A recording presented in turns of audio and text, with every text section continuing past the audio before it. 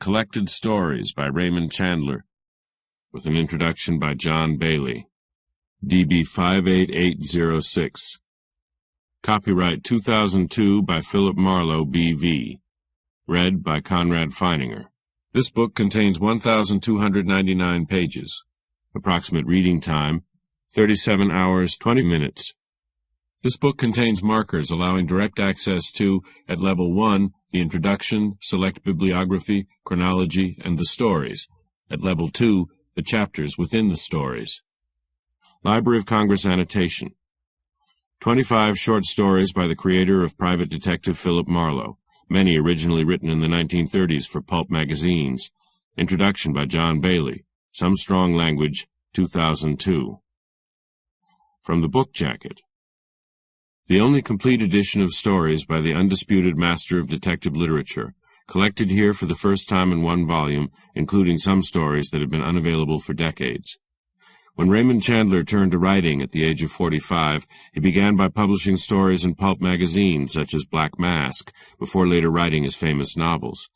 These stories are where Chandler honed his art and developed his uniquely vivid underworld, peopled with good cops and bad cops, informers and extortionists, lethally predatory blondes and redheads, and crime, sex, gambling, and alcohol in abundance. In addition to his classic hard-boiled stories, in which his signature atmosphere of depravity and violence swirls around the cool, intuitive loners whose type culminated in the famous detective Philip Marlowe, Chandler also turned his hand to fantasy and even a Gothic romance. This rich treasury of 25 stories shows Chandler developing the terse, laconic, understated style that would serve him so well in his later masterpieces, and immerses the reader in the richly realized fictional universe that has become an enduring part of our literary landscape. Contents. Introduction, page Roman numeral 9. Select Bibliography, page Roman numeral 24. Chronology, page Roman numeral 26. Blackmailers Don't Shoot, page 1. Smart-Aleck Kill, page 57. Fingerman, page 105. Killer in the Rain, page 165. Nevada Gas, page 217. Spanish Blood, page 271. Guns at Cyrano's, page 321. The Man Who Liked Dogs, page 379. Pickup on Noon Street, page 425. Goldfish, page 473. The Curtain, page 523. Try the Girl, page 571. Mandarin's Jade, page 621. Red Wind, page 683. The King in Yellow, page 741. Bay City Blues, page 801. The Lady in the Lake, page 877. Pearls Are a Nuisance, page 935. Trouble Is My Business, page 989. I'll Be Waiting, page 1053. The Bronze Door, page 1075. No Crime in the Mountains, page 1109. Professor Bingo's Snuff, page 1179. The Pencil, page 1231. English Summer, page 1271. Introduction. When my wife, Iris Murdoch, a novelist and herself a Chandler fan, was at school, the headmistress, a rather formidable woman, used periodically to descend on the girls in their recreation time, and if one of them happened to be reading anything, assume an interested and approving expression and ask what it was. One of Iris's schoolmates was found in this way with her nose in a book, and obviously deeply absorbed. "And what are you reading, Claire?" inquired the great lady benevolently, expecting the answer to be something high-minded on world politics. The school was both Quakerish and left-wing in tone, or perhaps some modern thinker of that time like H.G. Wells or Aldous Huxley. "Detection, mystery, and horror, Miss Baker," reported the maiden brightly and quite unabashed, her demure inability to manage the R's somehow lending her girlish tastes an extra dimension of depravity. Her schoolfellows, Iris among them, were too polite to start giggling, at least at that moment, and the great lady herself had for once no comeback, or so Iris reported to me many years later, but swept off with the sound usually represented by the monosyllable cha. One would like to think that the detection, mystery, and horror omnibus in which the enterprising girl was immersed might have included an early tale or two by the great master of the form, if the blanket title of the young lady's book could be said to describe a form, but given the time, the 1930s, and the place, that seems unlikely. Chandler's apprentice tales from the Black Mask magazine did not find their way to England or into an English collection of his own until some time after the war, when the true stature of his mature masterpieces had already been appreciated by a discerning audience of English critics and writers, fellow professionals, as it were, among whom were such varied performers in their own line as W. H. Auden and T. S. Eliot, J. B. Priestley, Graham Greene, and Elizabeth Bowen. In the wake of his rising fame, publication of the early stories naturally followed. Among these English devotees was a young journalist and man about town called Ian Fleming, who would himself shortly win fame of a much more spectacular and popular kind with the creation of his hero James Bond. As narrator and character, Bond is not in the same class as Philip Marlowe, but he, or rather his creator, does possess an unbounded admiration for Marlowe and for Chandler's personality and achievements. Towards the end of Goldfinger, in the moment of deceptive calm before the final crisis, James Bond finds time at the airport to buy Ben Hogan's The Modern Fundamentals of Golf. Although content himself to be an amateur, this is a sport in which he is seriously interested, but he is just as interested in the latest Raymond Chandler, which he also buys. Goldfinger was written in 1959, the year of Chandler's death, but neither Bond nor his creator would have worried about a little mistiming like that. Fleming's books were beginning by then to be increasingly successful, although he was still a long way from the bestseller he was ultimately to become. But the example of Chandler and the admiration Fleming felt for his work continued to act as an inspiration, although Fleming may well have wished that his hero Bond, with whom his public not unjustifiably identified him, had been more up to the intellectual level of Chandler and his Marlowe. Yet he had undoubtedly begun to see himself as carrying the great man's torch and writing in the same tradition.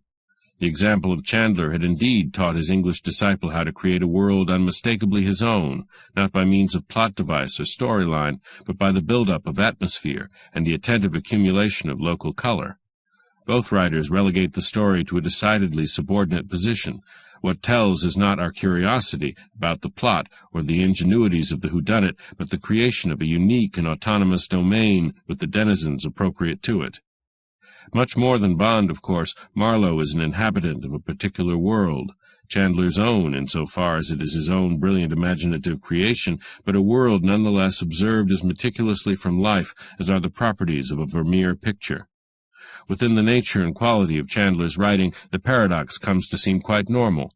The Southern Californian landscape, the settings urban and semi-urban, as if the whole huge, colorful country were a single town, the gardens sprawling and richly outlandish or sinister and compact, the house interiors as naturally and as closely observed as Vermeer's own, with their furniture and carpets and fittings. These are the scenes in which Chandler and his hero are at home, and a sense of place is immaculate, a pleasure unique and all of its own, whether we are in the opulent mansions of Bel Air, the grand ranch-type dwellings in the hills miles away from Hollywood, or the sleazy back streets of Bay City, as Santa Monica is usually referred to in the stories. In her book Good Bones, 1992, Margaret Atwood presents a picture as full of admiration as it is of amusement at the almost sensuous charms of Chandler's still-life interiors, implying that he would have been the ideal editor and contributor to a sort of Californian version of House and Garden. She imagines, too, the pleasures of having an affair with Raymond Chandler, along the lines of those English gentlemen who dreamed of an afternoon with Eleanor Glynn on her famous tiger skin. She would fall in love with his interest in upholstery, with the bouquet of sunlight on aging cloth, with his sofas stuffed to roundness, satin-covered, pale blue, like the eyes of his cold, blonde, unbodied, murderous women. Together they would drive out to some motel and come to grips only after they had lovingly appraised the furniture and inhaled the odor of dusty drapes and worn carpets, ancient cigarette and cigar smoke, martinis mixed and spilled long ago. This is a world which is inescapably cozy, even when it is at its most sinister.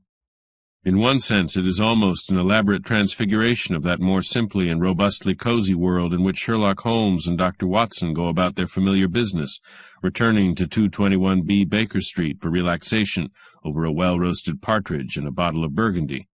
Both Holmes and Marlowe are domestic pipe smokers, but although Marlowe is both an austere and a dedicated drinking man, he despises all drugs and their addicts. Holmes's cocaine would not have been for him.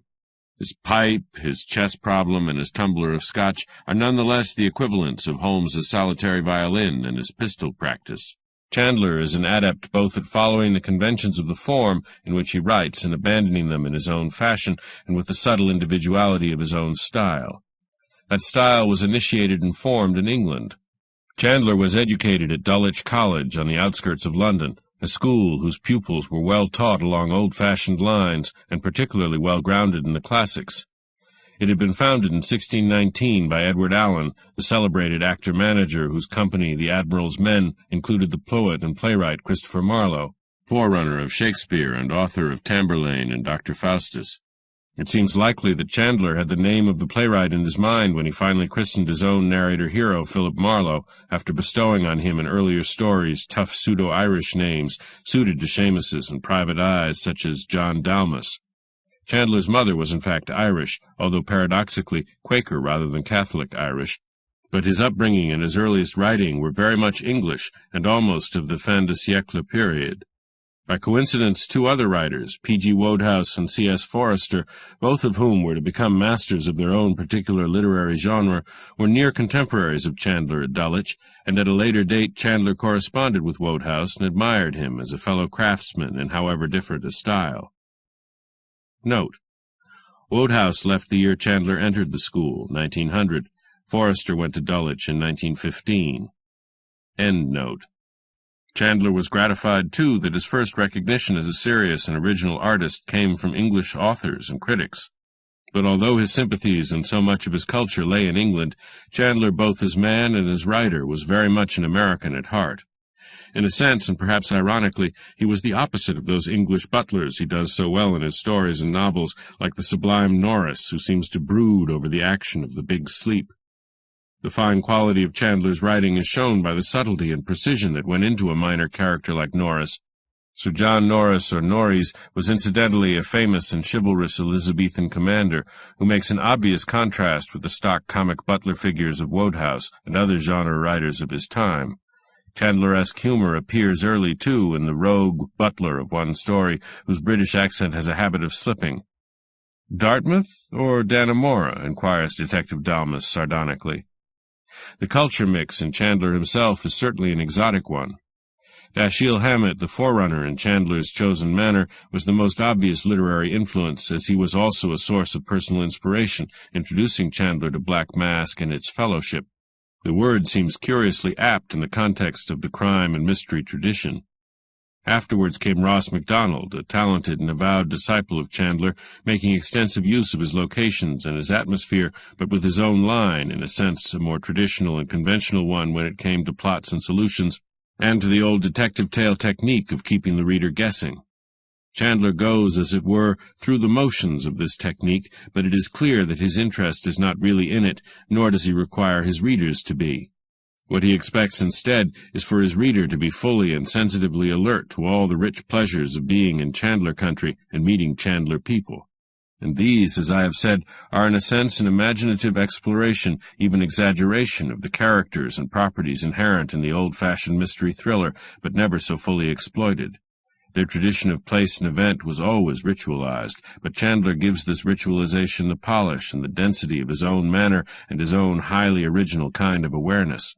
He dispenses with the traditional confidant, assistant, or faithful friend, whose function was often to provide light relief and to be a bit of a buffoon, as even the much-esteemed Dr. Watson can be to Holmes at times, and as Ricardo is to Inspector Hanot in A.E.W. Mason's novels, or as bluff colleague Petrie is to Sir Dennis Nayland Smith of Scotland Yard in Sax Rohmer's Fu Manchu stories. Unlike his many predecessors, Philip Marlowe is a lone wolf, a single operator walking on his own down mean streets, as Chandler was to put it, in his wry, cynical, understated endeavor not only to find out the truth, but to make justice prevail in a corrupt world, a world which neither knows nor cares for the meaning of the word.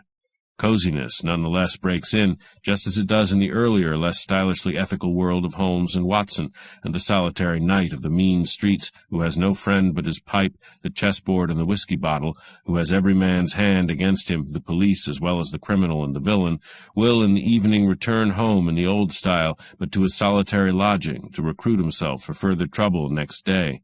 Trouble, as the title of one of the earlier stories claims, is my business. This rhythmical alternation of comfort and coziness with danger and thrills is the most effective feature of the tradition. James Bond will return to his Chelsea flat, where his veteran Scottish housekeeper will serve him boiled eggs, done just as he likes them, a curiously innocent form of celebration for the victor of 100 clashes with the evil power of Smersh.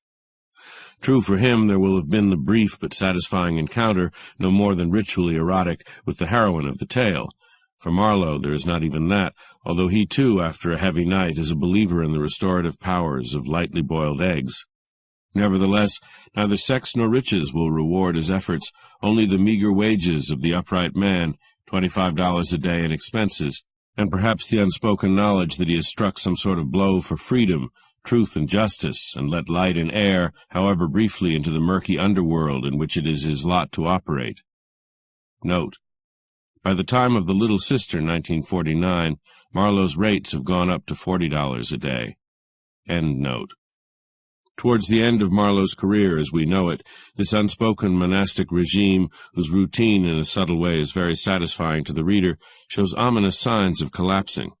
The trouble, which is not the sort which Marlowe has always made his business, began in 1954, the year which saw the publication of The Long Goodbye, a novel whose length, unusual for Chandler, does not belie its title.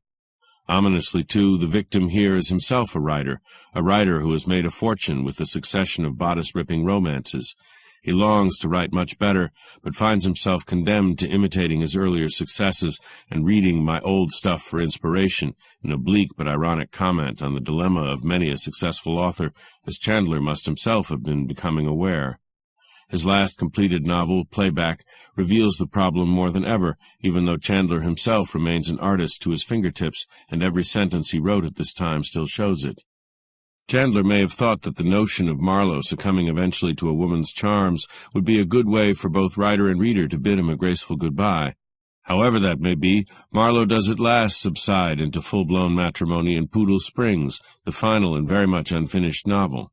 His personality as we know it would hardly have been capable of sustaining such a transformation any more than one of Henry James's unmarried heroes or heroines could have gone to the altar and yet survived as a character. Somebody once said that Sherlock Holmes might have miraculously survived the Reichenbach Falls, but he was never again quite the same man. With Chandler's Marlowe, a man at least as much of a legend to his readers today as Holmes had once been, the case is different, and rather more complex. Indeed, it poses a general problem to which I shall return. The point, meanwhile, is that the reader's loyalty to the world created by Chandler, a world to which the reader has by now become so happily accustomed, is tested almost to breaking point in Poodle Springs. Chandler's unique interior landscape and our belief in it are both under threat, even though the storyline and its conventions remain as strong as ever, and readers who most enjoy the machinery of his plotting still find it perfectly adequate for ordinary enjoyment. Even in The Long Goodbye there is no longer any of Chandler's lightness of touch. Marlowe's grim virtue and integrity begin by the end of the novel to get the reader down a bit, as does a general tendency, even more marked in Playback, to hold forth at length about society and its ills, and yet the narrative is still gripping. Chandler remained master, too, of what might be termed the Scheherazade effect. That wily princess told the Sultan only a little of her story at a time. In the same way, Chandler's masterpieces should ideally be sampled slowly, in small, appreciative mouthfuls. They depend upon Scheherazade's sense of timing, instead of baffling readers and compelling them, sometimes out of sheer exasperation, to press on to some unlikely solution presented in the last pages. A Chandler novel is a far cry from the kind of mystery the reader only wants to be finished and done with. If there should be a mild surprise in store, it comes with quizzical courtesy, as if to show the author is aware of the conventions of his genre, and prepared to respect them in the letter, if not in the spirit. What happened to Rusty Regan in The Big Sleep, and who projected whom through the high window which gives that novel its title, we shall find out in due course, but in the meantime we need not feel any great curiosity about the matter. The text offers too much else to be appreciated at our leisure. Pleasure comes from the elaboration of what was originally a much shorter and brisker type of narrative, often one of the Black Mask tales, in which Chandler twice used the death by cyanosis which also figures in The Big Sleep. Chandler relied heavily on these tales for the outlines of his later novel plots, and the fusion of short-story terseness with the rich, leisurely pace of the novel proved an effective formula. A later fiction like The Long Goodbye develops in a more leisurely manner, independent of the earlier story technique, and the results of this are not entirely beneficial. Like Shakespeare, Chandler was happy to take his plots where he found them. His tongue-in-cheek recipe for bracing up any tale whose pace seemed to be slackening was for a man to burst in pointing a gun. But he could be a shrewd and serious critic of the genre in which he wrote, most notably in an essay called The Simple Art of Murder. Fiction in any form, he begins, is always intended to be realistic. Only afterwards does the critic point out that it is in fact hidebound by conventions of all kinds, but the writer himself should not, must not, be too conscious of these. That Chandler himself was both creator and an admirable critic was one of his peculiar strengths. All art forms can be practiced badly, and it is exceedingly hard to practice any of them well, but really good specimens of the detective writer's art are much rarer than good serious novels. The good novel, says Chandler, is not at all the same sort of thing as the bad.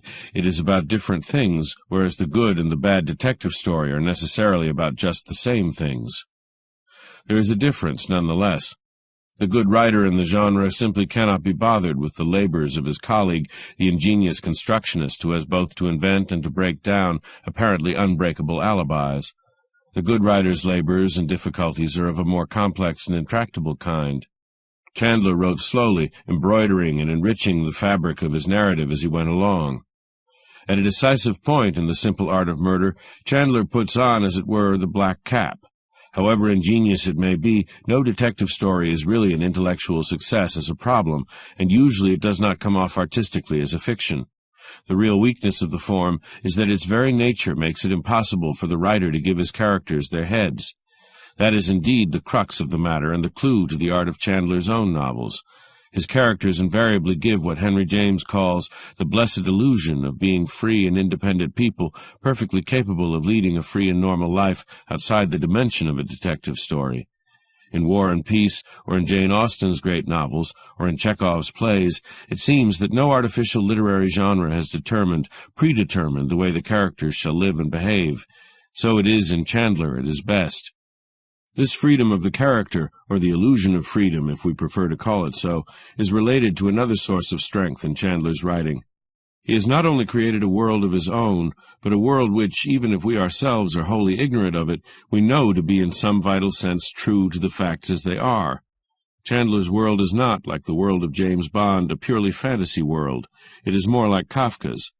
As Kafka's world can freely be compared with our own experiences, so in its more modest, less absolute way, can Chandler's. However pleasurably exotic and unfamiliar it may be, we feel we could live in it. Indeed, that we actually are living in it as we read, and this illusion of a complete reality must be all but unique in the annals of detective fiction. We may even imagine that we could lead a perfectly ordinary humdrum life inside a Chandler novel, quite outside the usual excitements and preoccupations of a detective story. We should not ourselves be shooting or being shot at, slugged on the head, or threatened by corrupt policemen, but just driving about in the Oldsmobile, visiting quick lunch counters and surveying with the eye of a connoisseur the streets and house interiors of Santa Monica. The permit supplied by Chandler would even entitle us to visit such opulent palaces as the Sternwood residence, to admire the family portraits, and to wonder at the magnificence of the entrance hall, wide enough to accommodate a troop of Indian elephants, and decorated by a giant stained-glass panel showing a knight in dark armor rescuing a lady who was tied to a tree and didn't have any clothes on but some very long and convenient hair.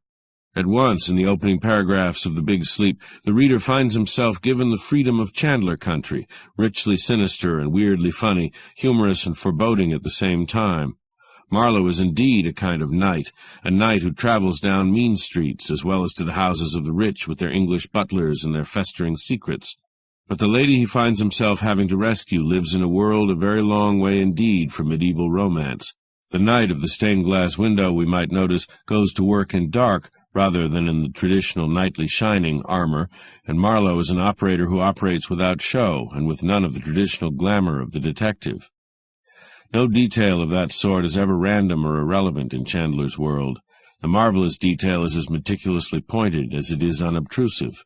Carmen Sternwood, the spoilt little rich girl and drug-taker who displays herself naked for the camera of the creepiest of photographers, is the best, or the worst, that the real world of Hollywood runs to in the way of a damsel in distress.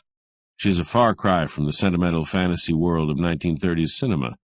Because he declined to make love to her and politely turned down her degraded charms, she is disposed of one doomed representative of the contemporary nightly world, her sister's husband, the ex-bootlegger and IRA man. He lies dishonored in the old oil sump which has helped to enrich the Sternwood family, a family whose patriarch still clings to an old-fashioned and outdated code of honor. Marlowe, the ironic knight-errant for $25 a day, can save himself from her fatal embrace by quick thinking, another ironic touch out of the medieval romance. But as a further twist of irony, he has himself had to be rescued by another lady, who appears in the role of damsel in distress, yet who turns out to be in love with her gangster husband and captor.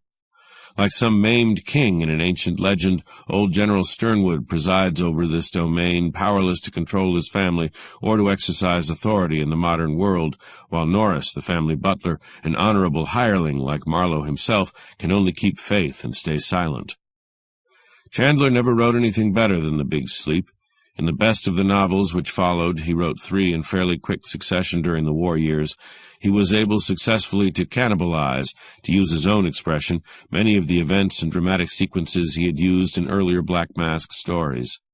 Writing in greater detail, and with the sophisticated and elaborate sense of place and people which he had now developed so successfully, he produced other masterpieces like Farewell, My Lovely in 1940, and The Lady in the Lake 3 years later. Both have bravura openings, each of a quite different sort, rivaling that of The Big Sleep, and transporting the reader at once into a new and vivid kind of Chandler landscape. The mountain setting of The Lady in the Lake is especially memorable. The California mountains, with their lakes and fish, birds and animals, come instantly alive, and together with the ambiguous figure of the caretaker at the mountain property, form a perfect and brilliantly realized background to the discovery of the body. Indeed, as so often happens in the best of Chandler, the detail of background and setting is more gripping than the mystery itself and its solution. In this novel, these are, nonetheless, effective enough, reminding us that the author during this period was a highly talented and inventive screenwriter who worked with success on the script of such screen masterpieces as Double Indemnity and had a hand in bringing to the cinema Dashiell Hammett's The Maltese Falcon and his own novels as well. Like all writers in the genre, Chandler made use of his favorite formulae. The villain invariably turns out to be a woman, young or old, who in terms of the story is all the more aesthetically effective for being female. By the time of The Long Goodbye in 1954, the formula had become rather too stereotyped, but it nevertheless remains an aesthetic plot device rather than a symptom of deeper misogyny on the part of the author. Chandler's sense of people is too acute, and thus too sympathetic, to lay him open to any crude charge of disliking women and making use of them in a monotonously wicked role for that reason. His humanity towards all his creations is never in doubt, but the female monster is a convenience he came increasingly to depend upon.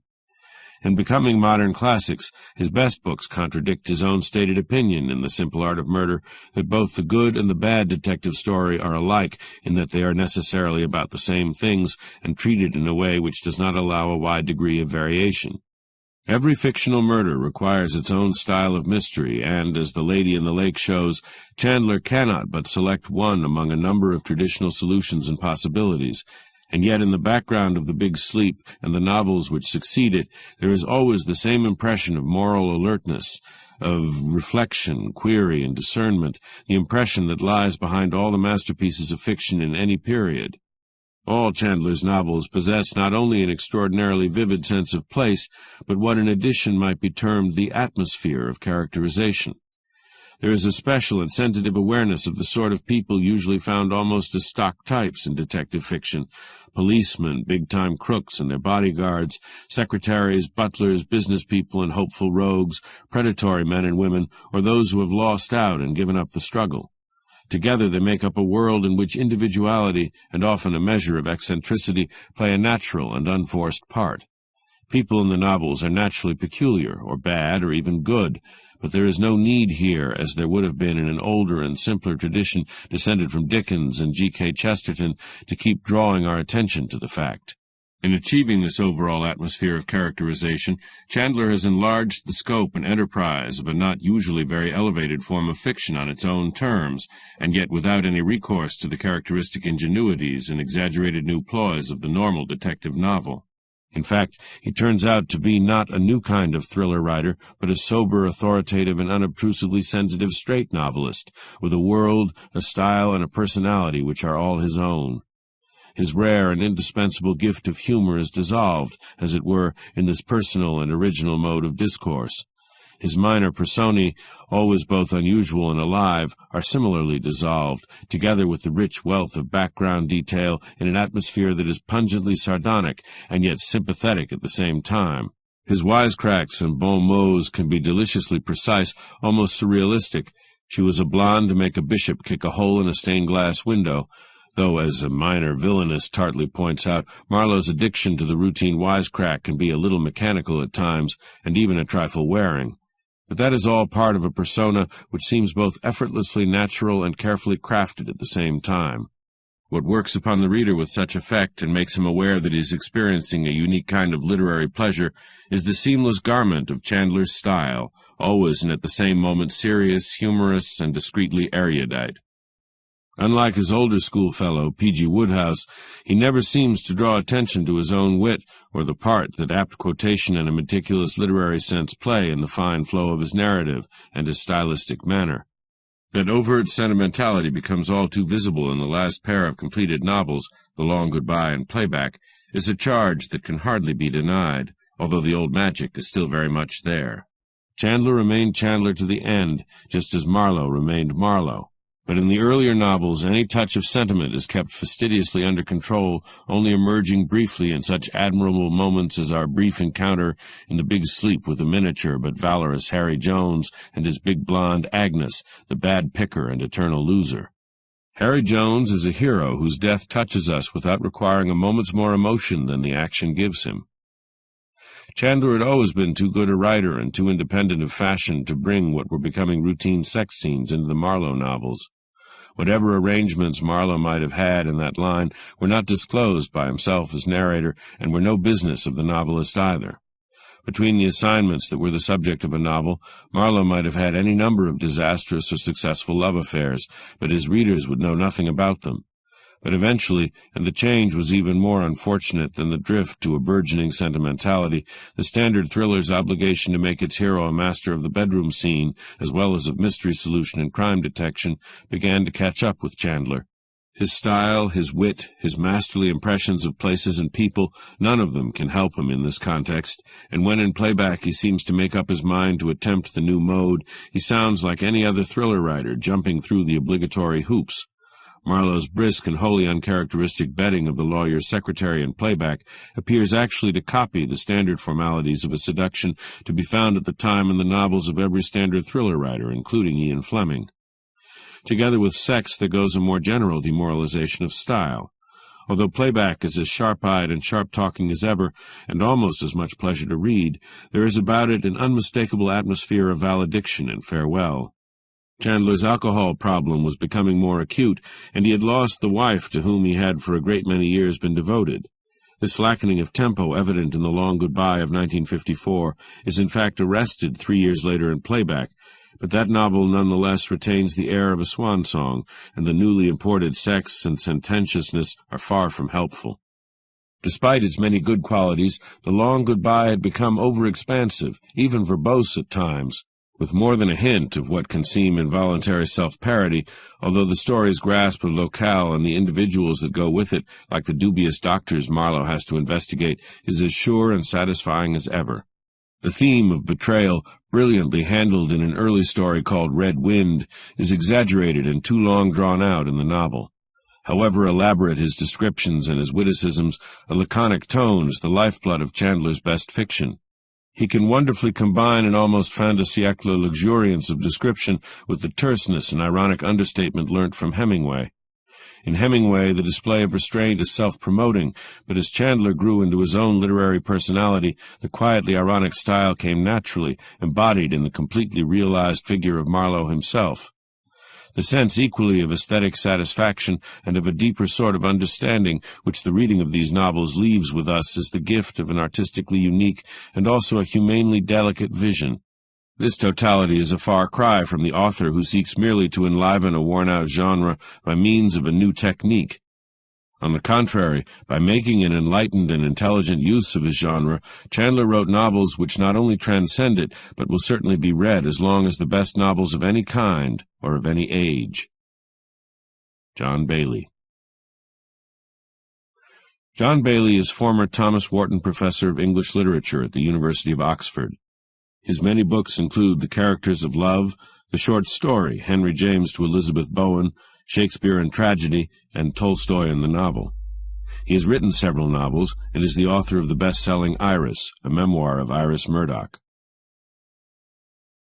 Select Bibliography. Novels. The Big Sleep, New York, Alfred A. Knopf, 1939. London, Hamish Hamilton, 1939. Farewell, My Lovely, New York, Alfred A. Knopf, 1940. London, Hamish Hamilton, 1940. The High Window, New York, Alfred A. Knopf, 1942. London, Hamish Hamilton, 1943. The Lady in the Lake, New York, Alfred A. Knopf, 1943. London, Hamish Hamilton, 1944. The Little Sister, London, Hamish Hamilton, 1949. Boston, Houghton Mifflin, 1949. The Long Goodbye, London, Hamish Hamilton, 1953. Boston, Houghton Mifflin, 1954. Playback, London, Hamish Hamilton, 1958. Boston, Houghton Mifflin, 1958. Stories. Blackmailers Don't Shoot, Black Mask, December 1933. Smart-Aleck Kill, Black Mask, July 1934. Finger Man, Black Mask, October 1934. Killer in the Rain, Black Mask, January 1935. Nevada Gas, Black Mask, June 1935. Spanish Blood, Black Mask, November 1935. Guns at Cyrano's, Black Mask, January 1936. The Man Who Liked Dogs, Black Mask, March 1936. Noon Street Nemesis, republished as Pickup on Noon Street, Detective Fiction Weekly, May 30th, 1936. Goldfish, Black Mask, June 1936. The Curtain, Black Mask, September 1936. Try the Girl, Black Mask, January 1937. Mandarin's Jade, Dime Detective Magazine, November 1937. Red Wind, Dime Detective Magazine, January 1938. The King in Yellow, Dime Detective Magazine, March 1938. Bay City Blues, Dime Detective Magazine, June 1938. The Lady in the Lake, Dime Detective Magazine, January 1939. Pearls Are a Nuisance, Dime Detective Magazine, April 1939. Trouble Is My Business, Dime Detective Magazine, August 1939. I'll Be Waiting, Saturday Evening Post, October 14, 1939. The Bronze Door, Unknown Magazine, November 1939. No Crime in the Mountains, Detective Story, September 1941. Professor Bingo's Snuff, Park East, June-August 1951. Go, June-July 1951. Marlowe Takes on the Syndicate, London Daily Mail, April 6 to 10, 1959, also published as Wrong Pigeon, Manhunt, February 1961, reprinted as The Pencil. English Summer, first published posthumously in the Notebooks of Raymond Chandler and English Summer, a Gothic romance by Raymond Chandler, editor Frank McShane, The Echo Press, New York, 1976. Biography. There are several biographies, including The Life of Raymond Chandler by Frank McShane, Cape, 1976, Raymond Chandler by William Marling, Twain, 1986, and Tom Heine's Raymond Chandler, an authorized biography, Chatto and Windus, 1997, Grove Atlantic, 2001. The Raymond Chandler Papers, edited by Tom Heine and Frank McShane, Hamish Hamilton, 2000, includes letters, essays, and stories. Miriam Gross's The World of Raymond Chandler, Weidenfeld and Nicholson, 1977, offers a pictorial biography and a lavishly illustrated study of the milieu of the Marlowe novels.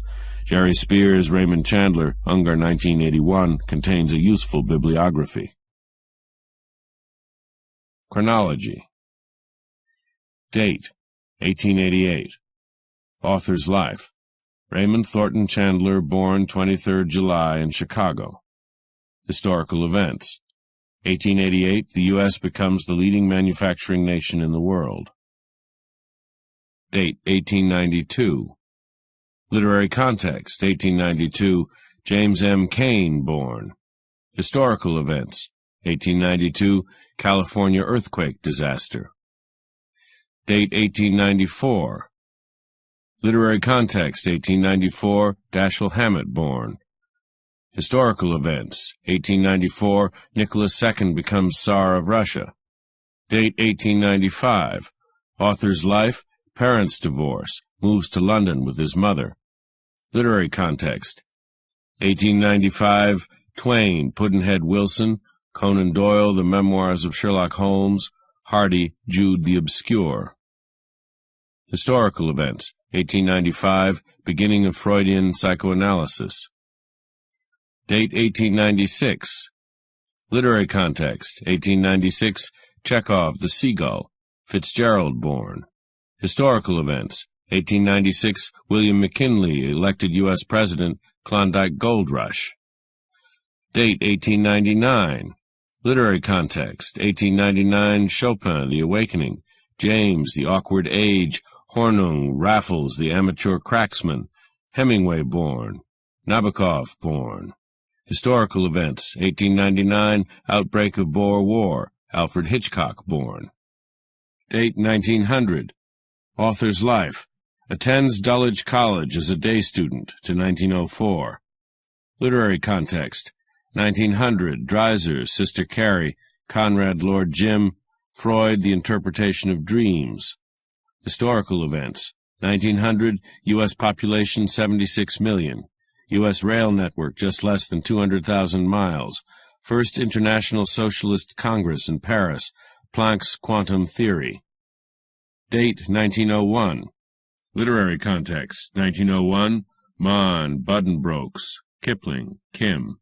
Historical events, 1901, President McKinley assassinated, succeeded by Theodore Roosevelt in a progressive era in American politics. Marconi transmits message across the Atlantic. Death of Queen Victoria, accession of Edward VII. Date 1902. Literary context, 1902, Conan Doyle, The Hound of the Baskervilles, Steinbeck born. Date 1904. Literary context, 1904, James, The Golden Bowl, Chekhov dies. Historical events, 1904, war breaks out between Japan and Russia. Date 1905 to 1906. Author's life, attends language schools in France and Germany in preparation for British civil service examinations. Literary context, 1905, Conan Doyle, The Return of Sherlock Holmes. 1906, Wharton, The House of Mirth. Beckett born. Historical events, 1905, Einstein's Theory of Relativity, general strikes, mutiny, and incipient revolution in Russia. 1906, San Francisco earthquake. Date, 1907, author's life, returns to London, works as a civil servant for the Admiralty. Literary context, 1907, Conrad, the Secret Agent, Auden born. Historical events, 1907, Cubist exhibition in Paris. Date, 1909 to 1912. Author's life, resigns from Admiralty and works as a literary journalist, contributing poems, reviews, sketches, and translations to the Westminster Gazette and the Academy. Literary context, 1909, Stein, Three Lives. 1910, Forster, Howard's End. Wells, The History of Mr. Polly. Historical events, 1909, first Ford Model T car. 1910, death of Edward VII, accession of George V. Date, 1912, author's life, returns to America, spends time in St. Louis and Omaha, then settles in California, does odd jobs, including working for a sporting goods firm and on a ranch. Literary context, 1912, Dreiser, The Financier, Mann, Death in Venice. Historical events, 1912, Woodrow Wilson elected U.S. President, sinking of Titanic, Charlie Chaplin's first film. Date, 1913 to 1917, author's life, enrolls in night school bookkeeping course and works as an accountant for the Los Angeles Creamery. His mother comes from England to live with him. Literary context, 1913, Frost, A Boy's Will, Cather, O Pioneers, Lawrence, Sons and Lovers. 1914, Burroughs, Tarzan of the Apes, Joyce, Dubliners. 1915, Ford, The Good Soldier, Lawrence, The Rainbow, Kafka, Metamorphosis. Historical events. 1913, completion of new Grand Central Terminal, New York. Post-Impressionist exhibition in New York. 1914, outbreak of World War I. President Wilson proclaims U.S. neutrality. Panama Canal opens. Date, 1917. Author's life. Enlists in Canadian Army, is assigned to 7th Battalion of Canadian Expeditionary Force, serves in trenches, and is made sergeant. Literary context. 1917, Conan Doyle, His Last Bow. Eliot, The Love Song of J. Alfred Prufrock. Historical events. 1917, U.S. declares war on Germany. Russian October Revolution. Date, 1918. Author's life. In June is transferred to Royal Air Force. Literary context. 1918, Cather, My Antonia. Historical events. 1918, World War I ends. Civil War in Russia to 1921. Date, 1919 to 1922. Author's life. Discharged and takes a job in a bank in San Francisco before returning to Los Angeles and working for the Daily Express. Has an affair with Sissy Pascal, who was 17 years his senior and now gets a second divorce. Literary context. 1919, Black Mask pulp magazine set up. Anderson, Winesburg, Ohio. Woodhouse, My Man Jeeves. 1920, Fitzgerald, This Side of Paradise. Lewis, Main Street. Wharton, The Age of Innocence. Pound, Hugh Selwyn Mauberley. Christie, The Mysterious Affair at Styles, first novel. 1921, Dos Passos, Three Soldiers, Lawrence, Women in Love. Pirandello, Six Characters in Search of an Author. Historical events. 1919, Versailles Peace Conference with Wilson's 14 points. 18th Amendment prohibiting the manufacture and sale of intoxicating liquors is ratified. The Red Scare in the U.S. and a year-long strike by steelworkers. 19th Amendment, female suffrage passed. 1920, League of Nations formed. Warren G. Harding elected U.S. President. The slump and the Jazz Age begin. 1921, Washington Conference on Disarmament to 1922.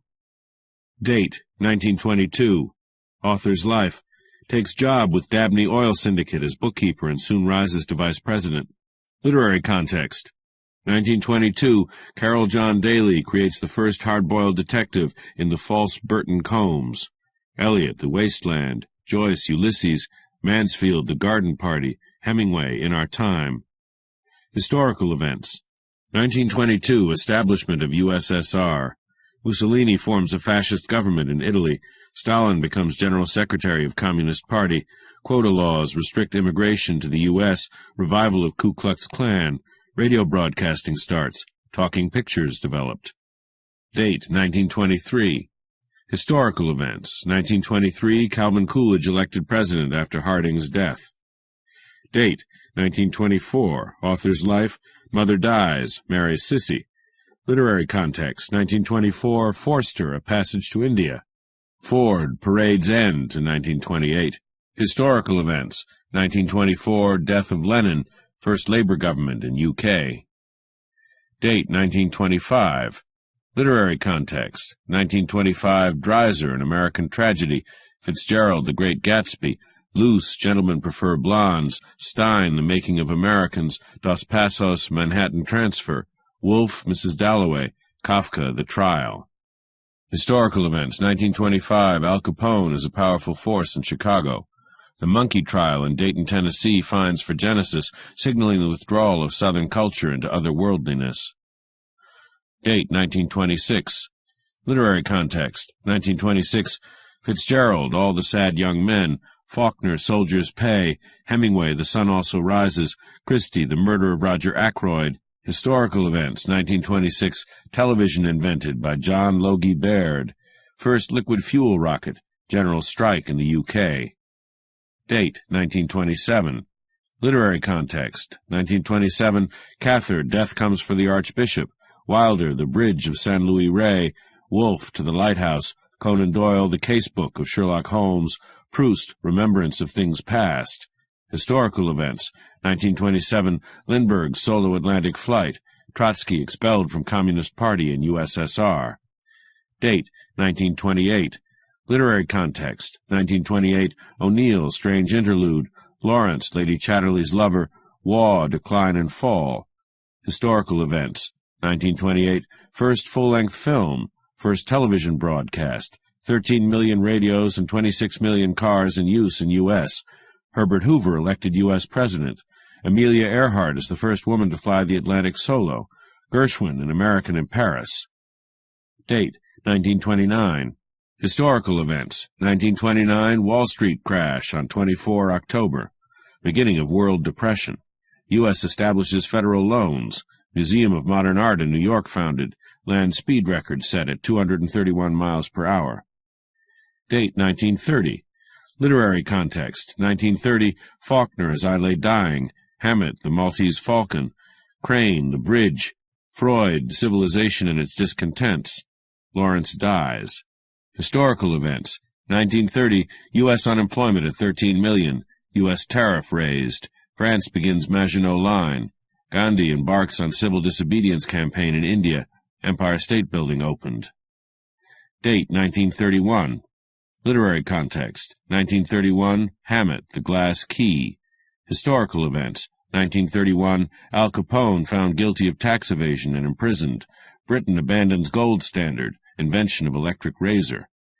Date, 1932, author's life, sacked for drinking and absenteeism, goes to Seattle without Sissy, but returns when he becomes ill.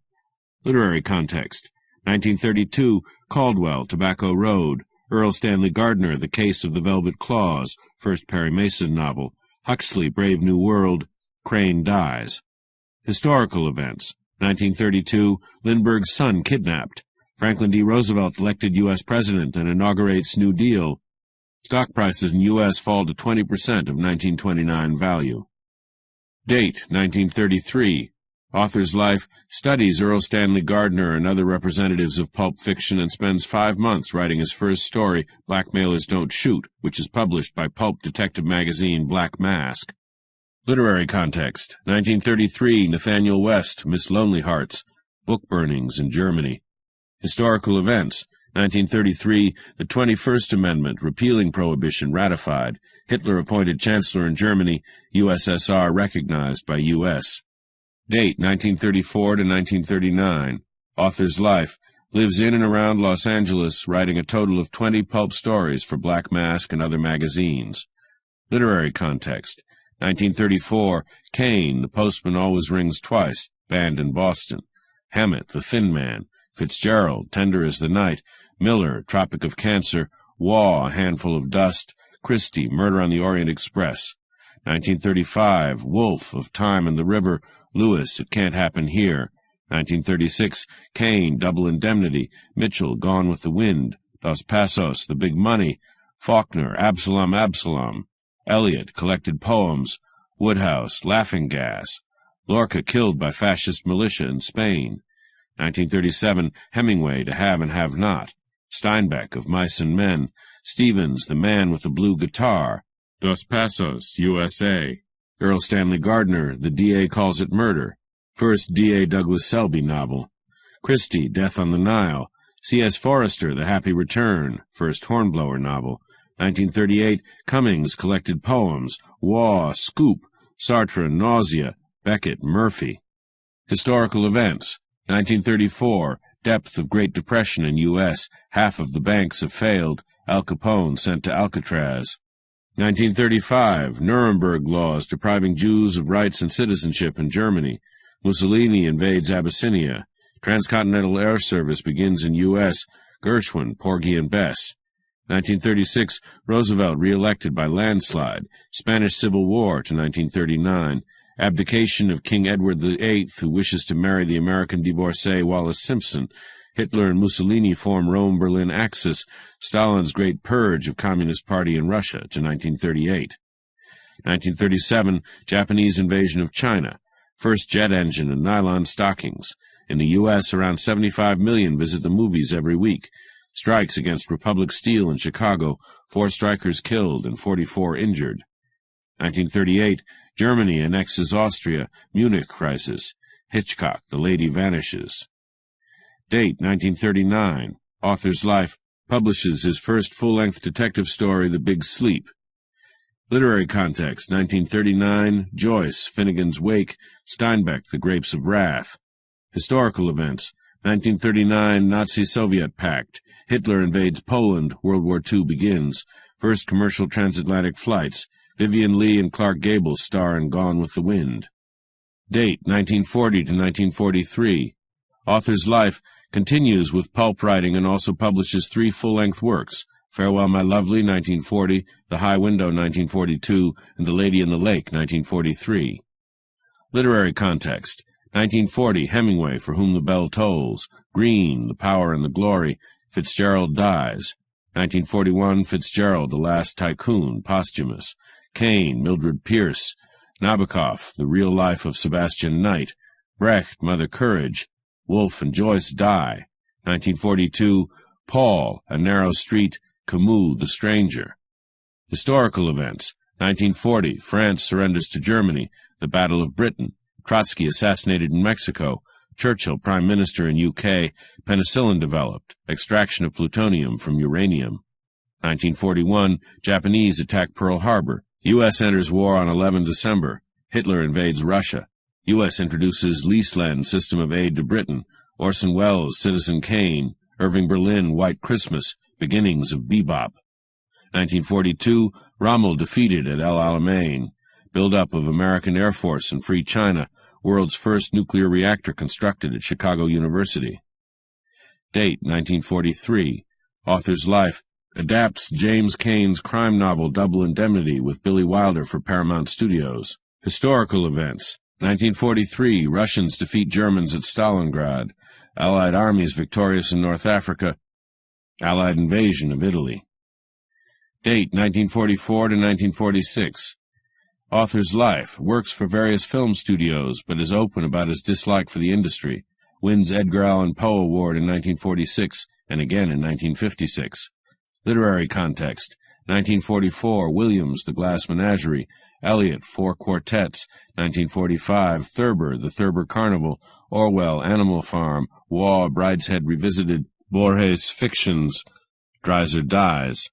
Historical events: 1944, Allied landings in Normandy, German retreat, liberation of Paris; Roosevelt elected for 4th term.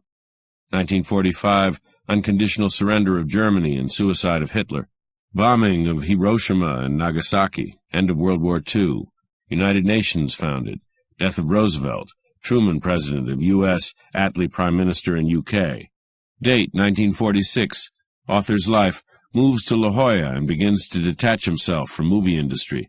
Literary context: 1946, Cain, Past All Dishonor; Goodis, Dark Passage. Historical events: 1946, Churchill makes Iron Curtain speech; Cold War begins. Film of The Big Sleep released with Humphrey Bogart and Lauren Bacall. Date 1947. Literary context: 1947, Williams, A Streetcar Named Desire; Cain, Butterfly. Historical events: 1947, India proclaimed independent; Marshall Plan, U.S. aid for European post-war recovery. Date 1948. Literary context: 1948, Mailer, The Naked and the Dead; Cain, The Moth; Eliot wins Nobel Prize. Historical events: 1948, Jewish State of Israel comes into existence; Soviet blockade of West Berlin; Gandhi assassinated; apartheid introduced in South Africa; month-long strike of coal miners in U.S., Hitchcock, Rope. Date 1949. Author's life: publishes first post-Hollywood novel, The Little Sister; works on The Long Goodbye to 1952 as Sissy's health deteriorates. Literary context: 1949, Miller, Death of a Salesman; Orwell, 1984, Green, The Third Man; Faulkner wins Nobel Prize.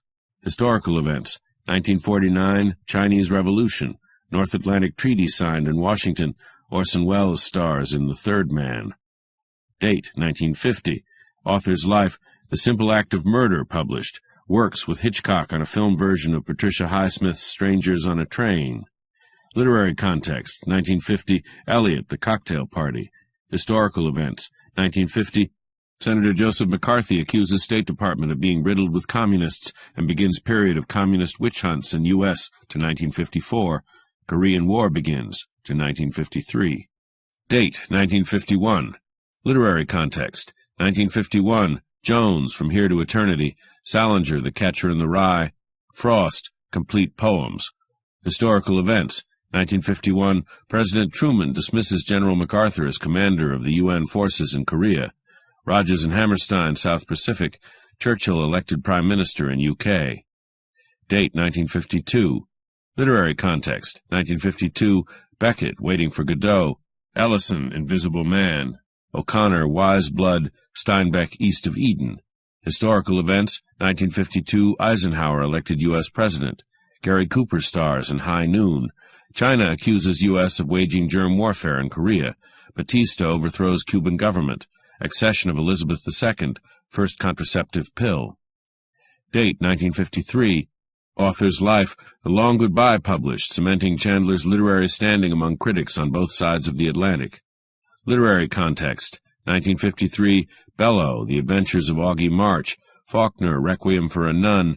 Williams, Camino Real. Fleming, Casino Royale. Historical events. 1953, Experiments in Color Television. Stalin dies.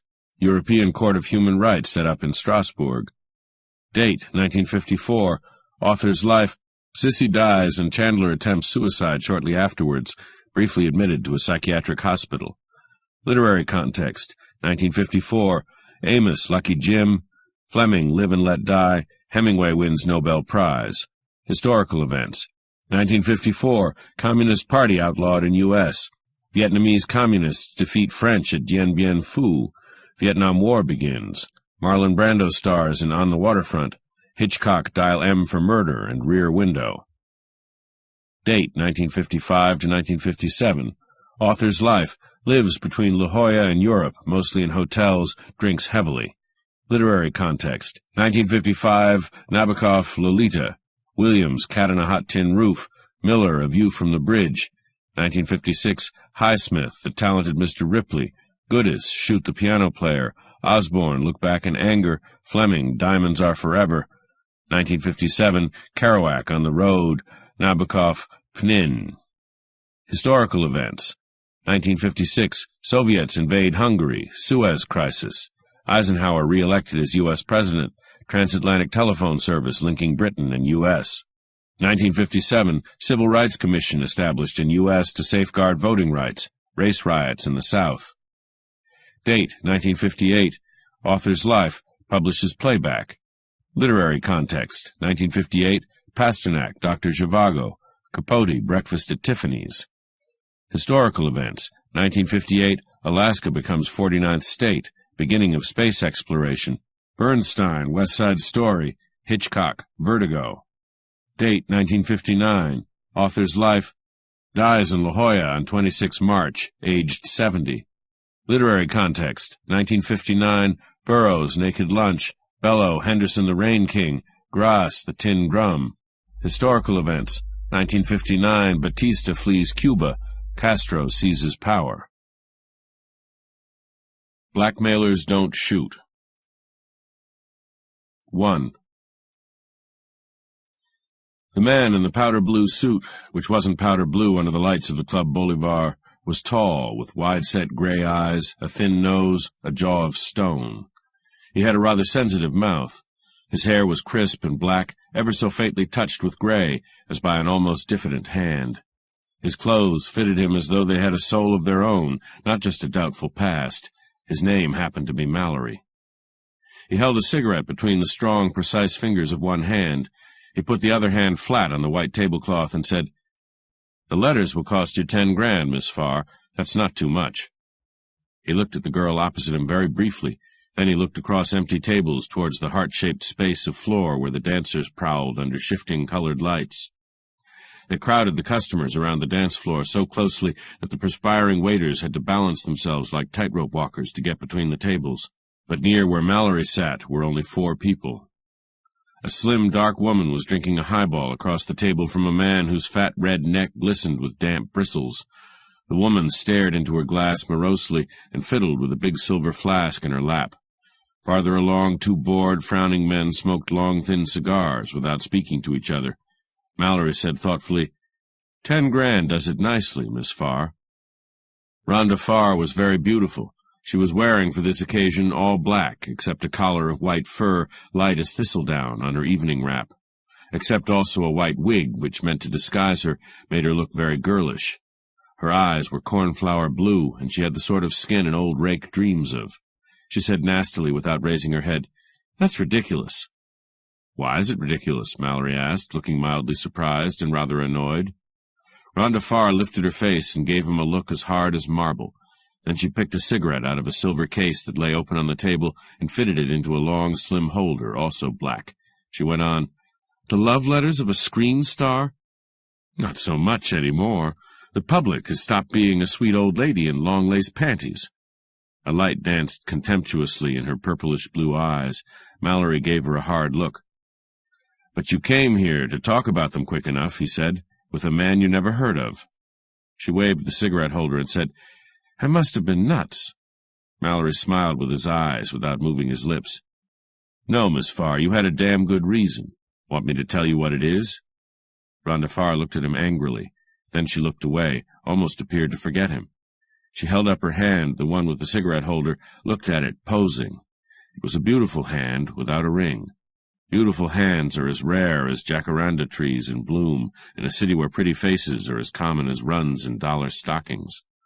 She turned her head and glanced at the stiff-eyed woman beyond her towards the mob around the dance floor. The orchestra went on being saccharine and monotonous. "I loathe these dives," she said thinly. "They look as if they only existed after dark, like ghouls. The people are dissipated, without grace, sinful, without irony." She lowered her hand to the white cloth. "Oh, yes, the letters. What makes them so dangerous? Blackmailer." Mallory laughed. He had a ringing laugh with a hard quality in it, a grating sound. "You're good," he said. "The letters are not so much, perhaps, just sexy tripe, the memoirs of a schoolgirl who's been seduced and can't stop talking about it." "That's lousy," Rhonda Farr said in a voice like iced velvet. "It's the man they're written to that makes them important," Mallory said coldly. "A racketeer, a gambler, a fast money boy, and all that goes with it. A guy you couldn't be seen talking to and stay in the cream." "I don't talk to him, Blackmailer. I haven't talked to him in years. Landry was a pretty nice boy when I knew him. Most of us have something behind us we'd rather not go into. In my case, it is behind." "Oh, yes? Make mine strawberry," Mallory said with a sudden sneer. "You just got through asking him to help you get your letters back." Her head jerked. Her face seemed to come apart, to become merely a set of features without control. Her eyes looked like the prelude to a scream, but only for a second. Almost instantly she got her self-control back. Her eyes were drained of color almost as gray as his own. She put the black cigarette holder down with exaggerated care, laced her fingers together. The knuckles looked white. "You know Landry that well?" she said bitterly. "Maybe I just get around, find things out. Do we deal, or do we just go on snarling at each other?" "Where did you get the letters?" Her voice was still rough and bitter. Mallory shrugged. "We don't tell things like that in our business." "I had a reason for asking. Some other people have been trying to sell me these same damned letters. That's why I'm here. It made me curious. But I guess you're just one of them trying to scare me into action by stepping the price." Mallory said, "No, I'm on my own." She nodded. Her voice was scarcely more than a whisper. "That makes it nice. Perhaps some bright mind thought of having a private edition of my letters made. Photostats. Well, I'm not paying. It wouldn't get me anywhere. I don't deal, Blackmailer. So far as I'm concerned, you can go out some dark night and jump off the dock with your lousy letters." Mallory wrinkled his nose, squinted down it with an air of deep concentration. "Nicely put, Miss Farr, but it doesn't get us anywhere."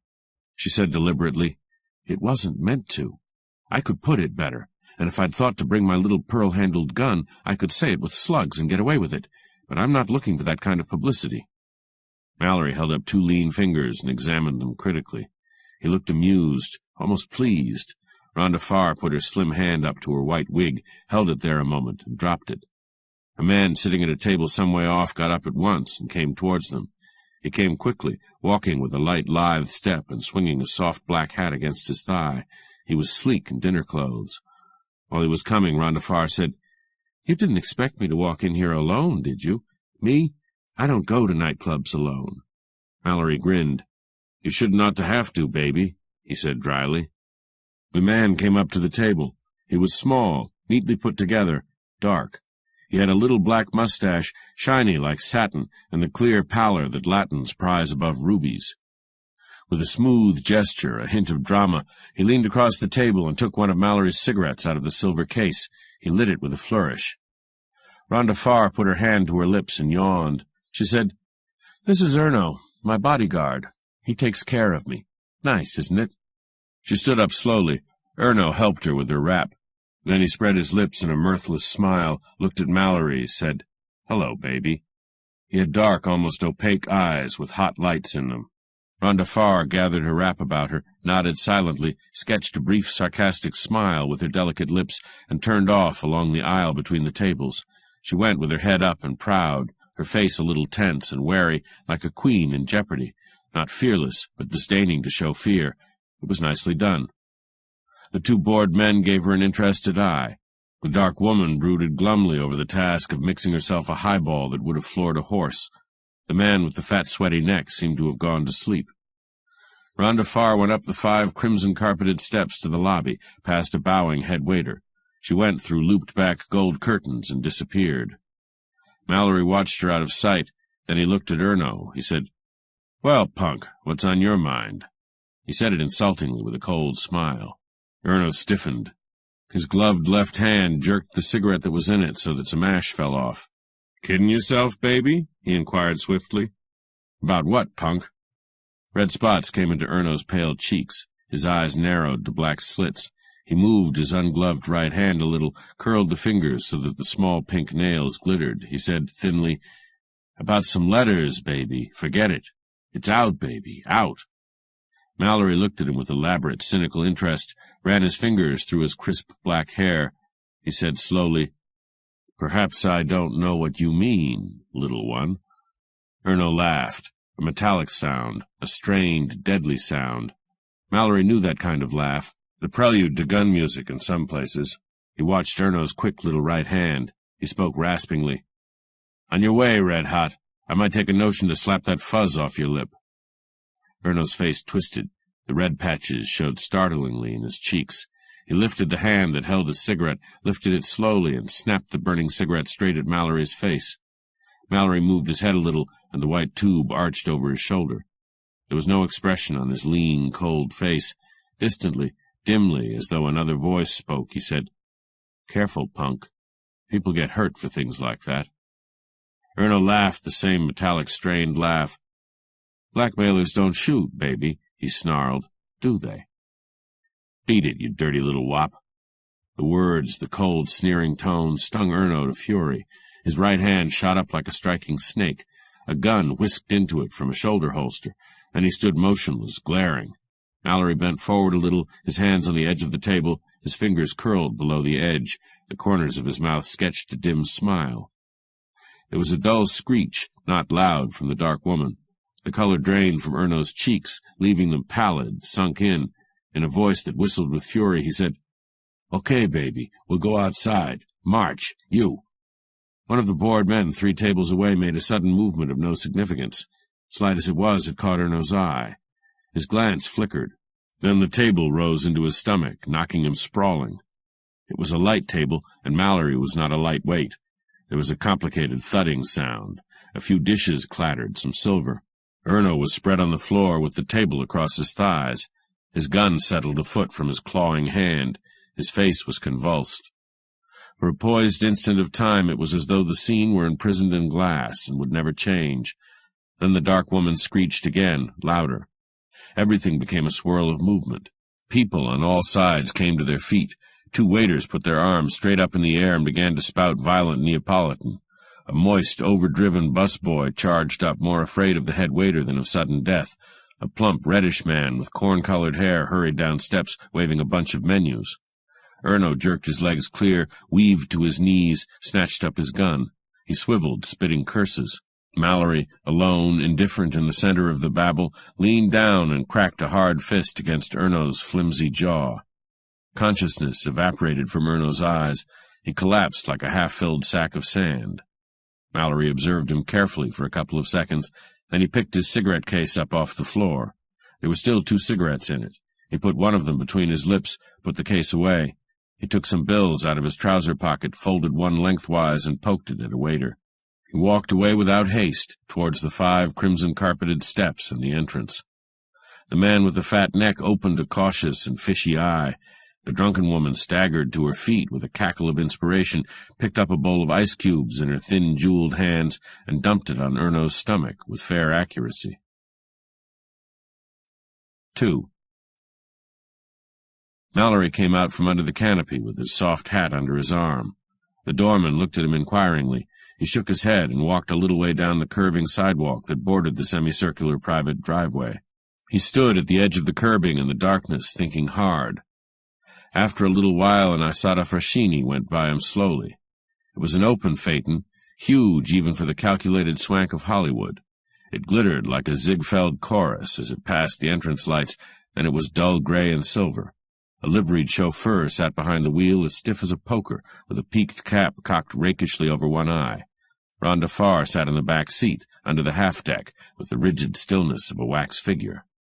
The car slid soundlessly down the driveway, passed between a couple of squat stone pillars, and was lost among the lights of the boulevard. Mallory put on his hat absently. Something stirred in the darkness behind him, between tall Italian cypresses. He swung around, looked at faint light on a gun barrel. The man who held the gun was very big and broad. He had a shapeless felt hat on the back of his head, and an indistinct overcoat hung away from his stomach. Dim light from a high-up, narrow window outlined bushy eyebrows, a hooked nose. There was another man behind him. He said, "This is a gun, buddy. It goes boom-boom and guys fall down. Want to try it?" Mallory looked at him emptily and said, "Grow up, Flatty. What's the act?" The big man laughed. His laughter had a dull sound, like the sea breaking on rocks in a fog. He said with heavy sarcasm, "Bright boy has us spotted, Jim. One of us must look like a cop." He eyed Mallory and added, "Saw you pull a rod on a little guy inside. Was that nice?" Mallory tossed his cigarette away, watched it arc through the darkness. He said carefully, "Would $20 make you see it some other way?" "Not tonight, mister. Most any other night, but not tonight." "A C-note?" "Not even that, mister." "That," Mallory said gravely, "must be damn tough." The big man laughed again, came a little closer. The man behind him lurched out of the shadows and planted a soft, fattish hand on Mallory's shoulder. Mallory slid sideways without moving his feet. The hand fell off. He said, "Keep your paws off me, gumshoe." The other man made a snarling sound. Something swished through the air. Something hit Mallory very hard behind his left ear. He went to his knees. He kneeled, swaying for a moment, shaking his head violently. His eyes cleared. He could see the lozenge design in the sidewalk. He got to his feet again rather slowly. He looked at the man who had blackjacked him and cursed him in a thick, dull voice with a concentration of ferocity that set the man back on his heels, with his slack mouth working like melting rubber. The big man said, "Damn your soul, Jim. What in hell'd you do that for?" The man called Jim put his soft, fat hand to his mouth and gnawed at it. He shuffled the blackjack into the side pocket of his coat. "Forget it," he said. "Let's take the blank and get on with it. I need a drink." He plunged down the walk. Mallory turned slowly, followed him with his eyes, rubbing the side of his head. The big man moved his gun in a businesslike way and said, "Walk, buddy. We're taking a little ride in the moonlight." Mallory walked. The big man fell in beside him. The man called Jim fell in on the other side. He hit himself hard in the pit of the stomach, said, "I need a drink, Mac. I've got the jumps." The big man said peacefully, "Who don't, you poor egg?" They came to a touring car that was double-parked near the squat pillars at the edge of the boulevard. The man who had hit Mallory got in behind the wheel. The big man prodded Mallory into the back seat and got in beside him. He held his gun across his big thigh, tilted his hat a little further back, and got out a crumpled pack of cigarettes. He lit one carefully with his left hand. The car went out into the sea of lights, rolled east a short way, then turned south down the long slope. The lights of the city were an endless, glittering sheet. Neon signs glowed and flashed. The languid ray of a searchlight prodded about among high, faint clouds. "It's like this," the big man said, blowing smoke from his wide nostrils. "We got you spotted. You were trying to peddle some phony letters to this Farr twist." Mallory laughed shortly, mirthlessly. He said, You flatties give me an ache." The big man appeared to think it over, staring in front of him. Passing electroliers threw quick waves of light across his broad face. After a while he said, "You're the guy, all right. We got to know these things in our business." Mallory's eyes narrowed in the darkness. His lips smiled. He said, "What business, copper?" The big man opened his mouth wide, shut it with a click. He said, "Maybe you better talk, bright boy. Now would be a hell of a good time. Jim and me ain't tough to get on with, but we got friends who ain't so dainty." Mallory said, "What would I talk about, Lieutenant?" The big man shook with silent laughter, made no answer. The car went past the oil well that stands in the middle of La Cienega Boulevard, then turned off onto a quiet street fringed with palm trees. It stopped halfway down the block in front of an empty lot. Jim cut the motor and the lights. Then he got a flat bottle out of the door pocket and held it to his mouth, sighed deeply, passed the bottle over his shoulder. The big man took a drink, waved the bottle, and said, "We got to wait here for a friend. Let's talk. My name's MacDonald, Detective Bureau. You was trying to shake the Farr girl down. Then her protection stepped in front of her. You bopped him. That was nice routine, and we liked it, but we didn't like the other part."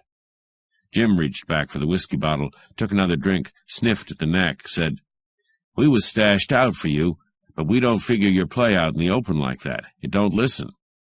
Mallory leaned an arm on the side of the car and looked out and up at the calm, blue, star-spattered sky. He said, "You know too much, copper, and you didn't get your dope from Miss Farr. No screen star would go to the police on a matter of blackmail." MacDonald jerked his big head around. His eyes gleamed faintly in the dark interior of the car. "We didn't say how we got our dope, bright boy, so you was trying to shake her down, huh?" Mallory said gravely, "Miss Farr is an old friend of mine. Somebody is trying to blackmail her, but not me. I just have a hunch." MacDonald said swiftly, "What the wop pull a gun on you for?" "He didn't like me," Mallory said in a bored voice. "I was mean to him." MacDonald said, "Horse feathers." He rumbled angrily. The man in the front seat said, "Smack him in the kisser, Mac. Make the blank like it." Mallory stretched his arms downward, twisting his shoulders like a man cramped from sitting. He felt the bulge of his Luger under his left arm. He said slowly, "You said I was trying to peddle some phony letters. What makes you think the letters would be phony?" MacDonald said softly, "Maybe we know where the right ones are." Mallory drawled, "That's what I thought, copper," and laughed. MacDonald moved suddenly, jerked his bald fist up, hit him in the face, but not very hard. Mallory laughed again, then he touched the bruised place behind his ear with careful fingers. "That went home, didn't it?" he said. MacDonald swore dully. "Maybe you're just a bit too damn smart, bright boy. I guess we'll find out after a while." He fell silent. The man in the front seat took off his hat and scratched at a mat of gray hair. Staccato horn blasts came from the boulevard a half-block away. Headlights streamed past the end of the street. After a time, a pair of them swung around in a wide curve, speared white beams along below the palm trees. A dark bulk drifted down the half-block, slid to the curb in front of the touring car. The lights went off. A man got out and walked back. MacDonald said, "Hi, Slippy. How'd it go?" The man was a tall, thin figure with a shadowy face under a pulled-down cap. He lisped a little when he spoke. He said, "Nothing to it. Nobody got mad." "Okay," MacDonald grunted. "Ditch the hot one and drive this heap." Jim got into the back of the touring car and sat on Mallory's left, digging a hard elbow into him.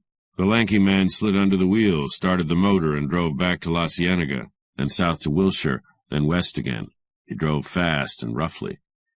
They went casually through a red light, past a big movie palace with most of its lights out and its glass cashier's cage empty, then through Beverly Hills, over interurban tracks. The exhaust got louder on a hill with high banks paralleling the road. MacDonald spoke suddenly. "Hell, Jim, I forgot to frisk this baby. Hold the gun a minute." He leaned in front of Mallory, close to him, blowing whiskey breath in his face. A big hand went over his pockets, down inside his coat, around the hips, up under his left arm. It stopped there a moment against the Luger in the shoulder holster. It went on to the other side, went away altogether. "Okay, Jim. No gun on Bright Boy." A sharp light of wonder winked into being deep in Mallory's brain. His eyebrows drew together. His mouth felt dry. "Mind if I light up a cigarette?" he asked after a pause. MacDonald said with mock politeness, "Now why would we mind a little thing like that, sweetheart?" 3. The apartment house stood on a hill above Westward Village and was new and rather cheap-looking. MacDonald and Mallory and Jim got out in front of it, and the touring car went on around the corner, disappeared. The three men went through a quiet lobby, past a switchboard where no one sat at the moment, up to the 7th floor in the automatic elevator. They went along a corridor, stopped before a door. MacDonald took a loose key out of his pocket, unlocked the door. They went in. It was a very new room, very bright, very foul with cigarette smoke. The furniture was upholstered in loud colors. The carpet was a mess of fat green and yellow lozenges. There was a mantel with bottles on it.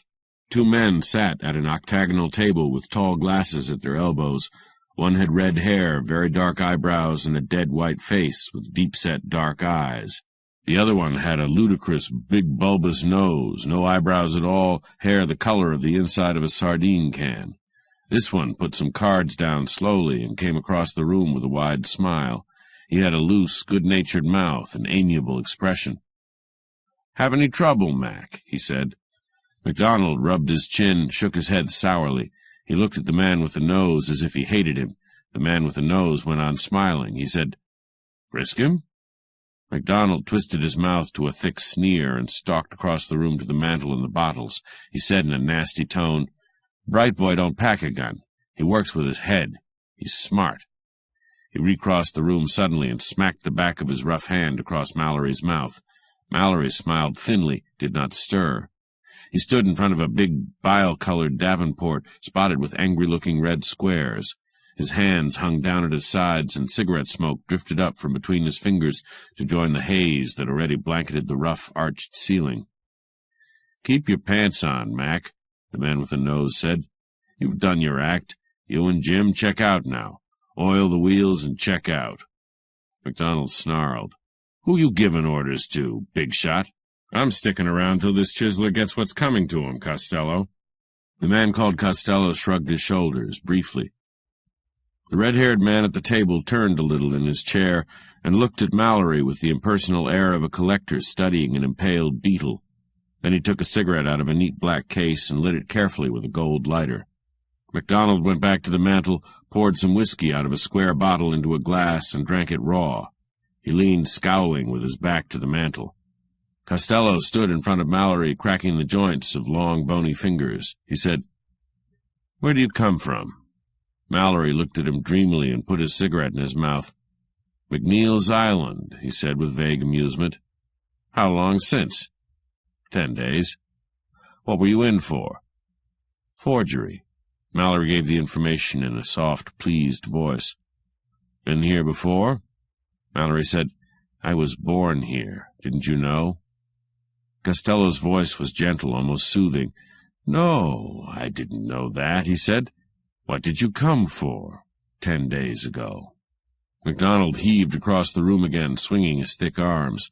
He slapped Mallory across the mouth a second time, leaning past Costello's shoulder to do it. A red mark showed on Mallory's face. He shook his head back and forth. Dull fire was in his eyes. "Geez, Costello, this crumb ain't from McNeil. He's ribbing you." His voice blared. "Bright boy's just a cheap chiseler from Brooklyn or K.C., one of those hot towns where the cops are all cripples." Costello put a hand up and pushed gently at MacDonald's shoulder. He said, "You're not needed in this, Mac," in a flat, toneless voice. MacDonald balled his fist angrily. Then he laughed, lunged forward, and ground his heel on Mallory's foot. Mallory said, "Blank damn," and sat down hard on the davenport. The air in the room was drained of oxygen. Windows were in one wall only, and heavy net curtains hung straight and still across them. Mallory got out a handkerchief and wiped his forehead, patted his lips. Costello said, "You and Jim check out, Mac," in the same flat voice. MacDonald lowered his head, stared at him steadily through a fringe of eyebrow. His face was shiny with sweat. He had not taken his shabby, crumpled overcoat off. Costello didn't even turn his head. After a moment, MacDonald barged back to the mantel, elbowed the gray-haired cop out of the way, and grabbed at the square bottle of scotch. "Call the boss, Costello," he blared over his shoulder. "You ain't got the brains for this deal.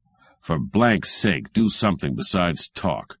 He turned a little towards Jim, thumped him on the back, said sneeringly, "Did you want just one more drink, copper?" "What did you come here for?" Costello asked Mallory again. "Looking for a connection." Mallory stared up at him lazily. The fire had died out of his eyes. "Funny way you went about it, boy." Mallory shrugged. "I thought if I made a play, I might get in touch with the right people." "Maybe you made the wrong kind of play," Costello said quietly.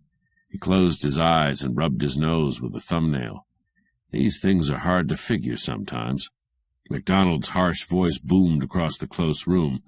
"Bright boy don't make mistakes, mister, not with his brains." Costello opened his eyes and glanced back over his shoulder at the red-haired man. The red-haired man swiveled loosely in his chair.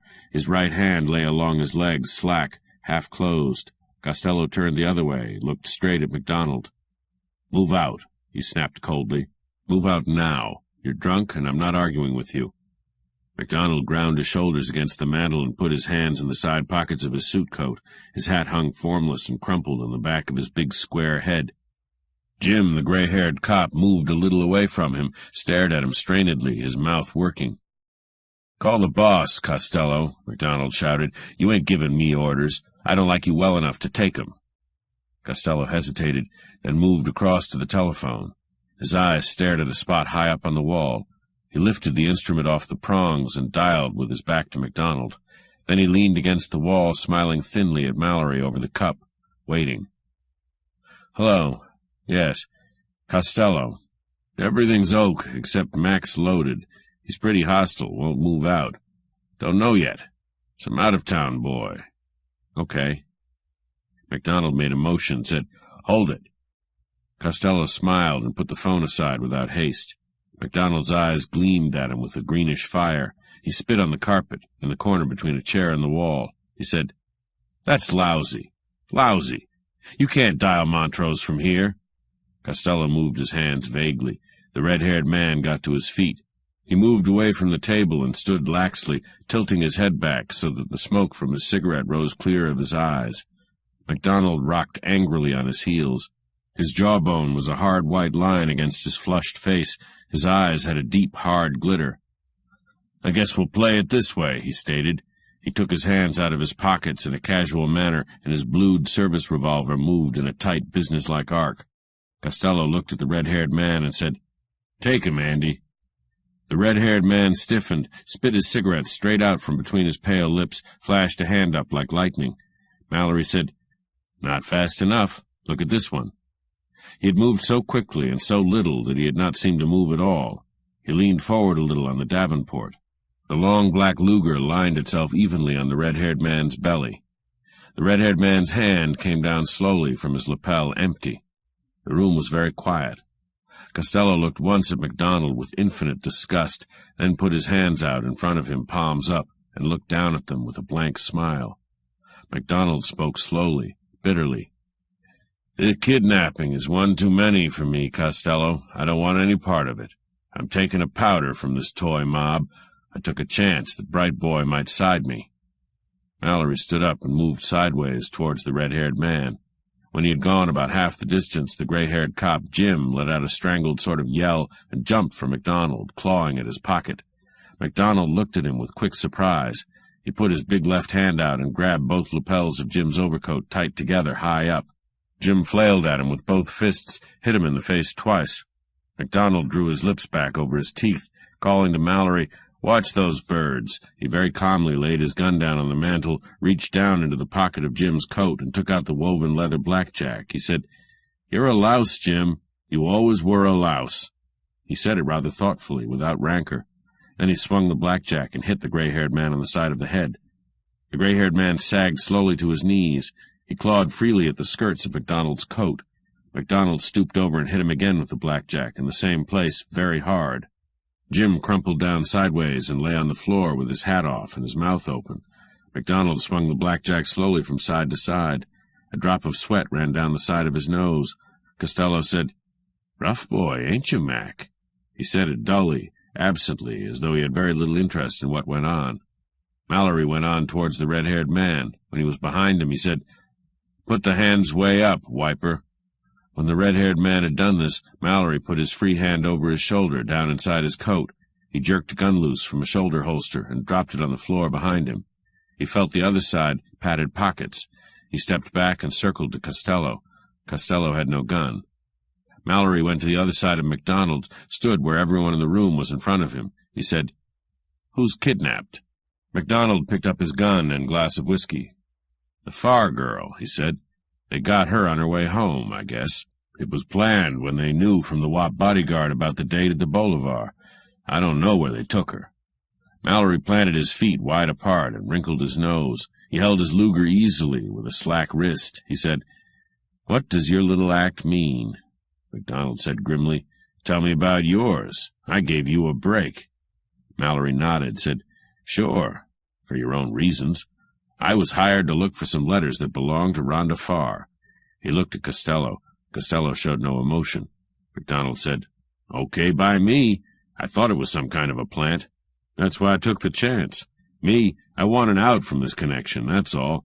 He waved his hand around to take in the room and everything in it. Mallory picked up a glass, looked into it to see if it was clean, then poured a little scotch into it and drank it in sips, rolling his tongue around in his mouth. "Let's talk about kidnapping," he said. "Who was Costello phoning to?" "Atkinson, big Hollywood lawyer, front for the boys. He's the Farr girl's lawyer, too. Nice guy, Atkinson. A louse." "He in on the kidnapping?" MacDonald laughed and said, "Sure." Mallory shrugged, said, "It seems like a dumb trick for him." He went past MacDonald, along the wall to where Costello stood. He stuck the muzzle of the Luger against Costello's chin, pushed his head back against the rough plaster. "Costello's a nice old boy," he said thoughtfully. "He wouldn't kidnap a girl, would you, Costello? A little quiet extortion, maybe, but nothing rough. That right, Costello?" Costello's eyes went blank. He swallowed. He said between his teeth, "Can it? You're not funny." Mallory said, "It gets funnier as it goes on, but perhaps you don't know it all." He lifted the Luger and drew the muzzle down the side of Costello's big nose, hard. It left a white mark that turned to a red wheal. Costello looked a little worried. MacDonald finished pushing a nearly full bottle of scotch into his overcoat pocket and said, "Let me work on the blank." Mallory shook his head gravely from side to side, looking at Costello. "Too noisy. You know how these places are built. Atkinson is the boy to see. Always see the head man, if you can get to him." Jim opened his eyes, flapped his hands on the floor, tried to get up. MacDonald lifted a large foot and planted it carelessly in the gray-haired man's face. Jim lay down again. His face was a muddy gray color. Mallory glanced at the red-haired man and went over to the telephone stand. He lifted the instrument down and dialed a number awkwardly with his left hand. He said, "I'm calling the man who hired me. He has a big, fast car. We'll put these boys in soak for a while." 4. Landry's big black Cadillac rolled soundlessly up the long grade to Montrose. Lights shone low on the left in the lap of the valley. The air was cool and clear, and the stars were very bright. Landry looked back from the front seat, draped an arm over the back of the seat, a long black arm that ended in a white glove. He said, for the third or fourth time, "So it's her own mouthpiece shaking her down. Well, well, well." He smiled smoothly, deliberately. All his movements were smooth and deliberate. Landry was a tall, pale man with white teeth and jet-black eyes that sparkled under the dome light. Mallory and MacDonald sat in the back seat. Mallory said nothing. He stared out of the car window. MacDonald took a pull at his square bottle of scotch, lost the cork on the floor of the car, and swore as he bent over to grope for it. When he found it, he leaned back and looked morosely at Landry's clear, pale face above the white silk scarf. He said, "You still got that place on Highland Drive?" Landry said, "Yes, Copper, I have, and it's not doing so well." MacDonald growled. He said, "That's a damn shame, Mr. Landry." Then he put his head back against the upholstery and closed his eyes. The Cadillac turned off the highway. The driver seemed to know just where he was going. He circled around into a landscaped subdivision of rambling, elaborate homes. Tree frogs sounded in the darkness, and there was a smell of orange blossoms. MacDonald opened his eyes and leaned forward. "The house on the corner," he told the driver. The house stood well back from a wide curve. It had a lot of tiled roof, an entrance like a Norman arch, and wrought iron lanterns lit on either side of the door. By the sidewalk there was a pergola covered with climbing roses. The driver cut his lights and drifted expertly up to the pergola. Mallory yawned and opened the car door. Cars were parked along the street around the corner. The cigarette tips of a couple of lounging chauffeurs spotted the soft bluish dark. "Party," he said. "That makes it nice." He got out, stood a moment looking across the lawn, then he walked over soft grass to a pathway of dull bricks spaced so that the grass grew between them. He stood between the wrought iron lanterns and rang the bell. A maid in cap and apron opened the door. Mallory said, "Sorry to disturb, Mr. Atkinson, but it's important. MacDonald is the name." The maid hesitated, then went back into the house, leaving the front door open a crack. Mallory pushed it open carelessly, looked into a roomy hallway with Indian rugs on the floor and walls. He went in. A few yards down the hallway, a doorway gave on a dim room lined with books smelling of good cigars. Hats and coats were spread around on the chairs. From the back of the house, a radio droned dance music. Mallory took his Luger out and leaned against the jamb of the door inside. A man in evening dress came along the hall. He was a plump man with thick white hair above a shrewd, pink, irritable face. Beautifully tailored shoulders failed to divert attention from rather too much stomach. His heavy eyebrows were drawn together in a frown. He walked fast and looked mad. Mallory stepped out of the doorway and put his gun in Atkinson's stomach. "You're looking for me," he said. Atkinson stopped, heaved a little, made a choked sound in his throat. His eyes were wide and startled. Mallory moved the Luger up, put the cold muzzle into the flesh at Atkinson's throat, just above the V of his wing collar. The lawyer partly lifted one arm, as though to make a sweep of the gun. Then he stood quite still, holding the arm up in the air. Mallory said, "Don't talk. Just think. You're sold out. MacDonald has ratted on you. Costello and 2 other boys are taped up at Westwood. We want Rhonda Farr." Atkinson's eyes were dull blue, opaque, without interior light. The mention of Rhonda Farr's name did not seem to make much impression on him. He squirmed against the gun and said, "Why do you come to me?" "We think you know where she is," Mallory said tonelessly, "but we won't talk about it here. Let's go outside." Atkinson jerked, sputtered. No, I have guests." Mallory said coldly, "The guest we want isn't here." He pressed on the gun. A sudden wave of emotion went over Atkinson's face. He took a short step back and snatched at the gun. Mallory's lips tightened. He twisted his wrist in a tight circle, and the gun sight flicked across Atkinson's mouth. Blood came out on his lips. His mouth began to puff. He got very pale. Mallory said, "Keep your head, fat boy, and you may live through the night." Atkinson turned and walked straight out of the open door, swiftly, blindly. Mallory took his arm and jerked him to the left onto the grass. "Make it slow," he said softly. They rounded the pergola. Atkinson put his hands out in front of him and floundered at the car. A long arm came out of the open door and grabbed him. He went in, fell against the seat. MacDonald clapped a hand over his face and forced him back against the upholstery. Mallory got in and slammed the car door. Tires squealed as the car circled rapidly and shot away. The driver drove a block before he switched the lights on again. Then he turned his head a little, said, "Where to, boss?" Mallory said, "Anywhere. Back to town. Take it easy." The Cadillac turned onto the highway again and began to drop down the long grade. Lights showed in the valley once more, little white lights that moved ever so slowly along the floor of the valley. Headlights. Atkinson heaved up in the seat, got a handkerchief out, and dabbed at his mouth.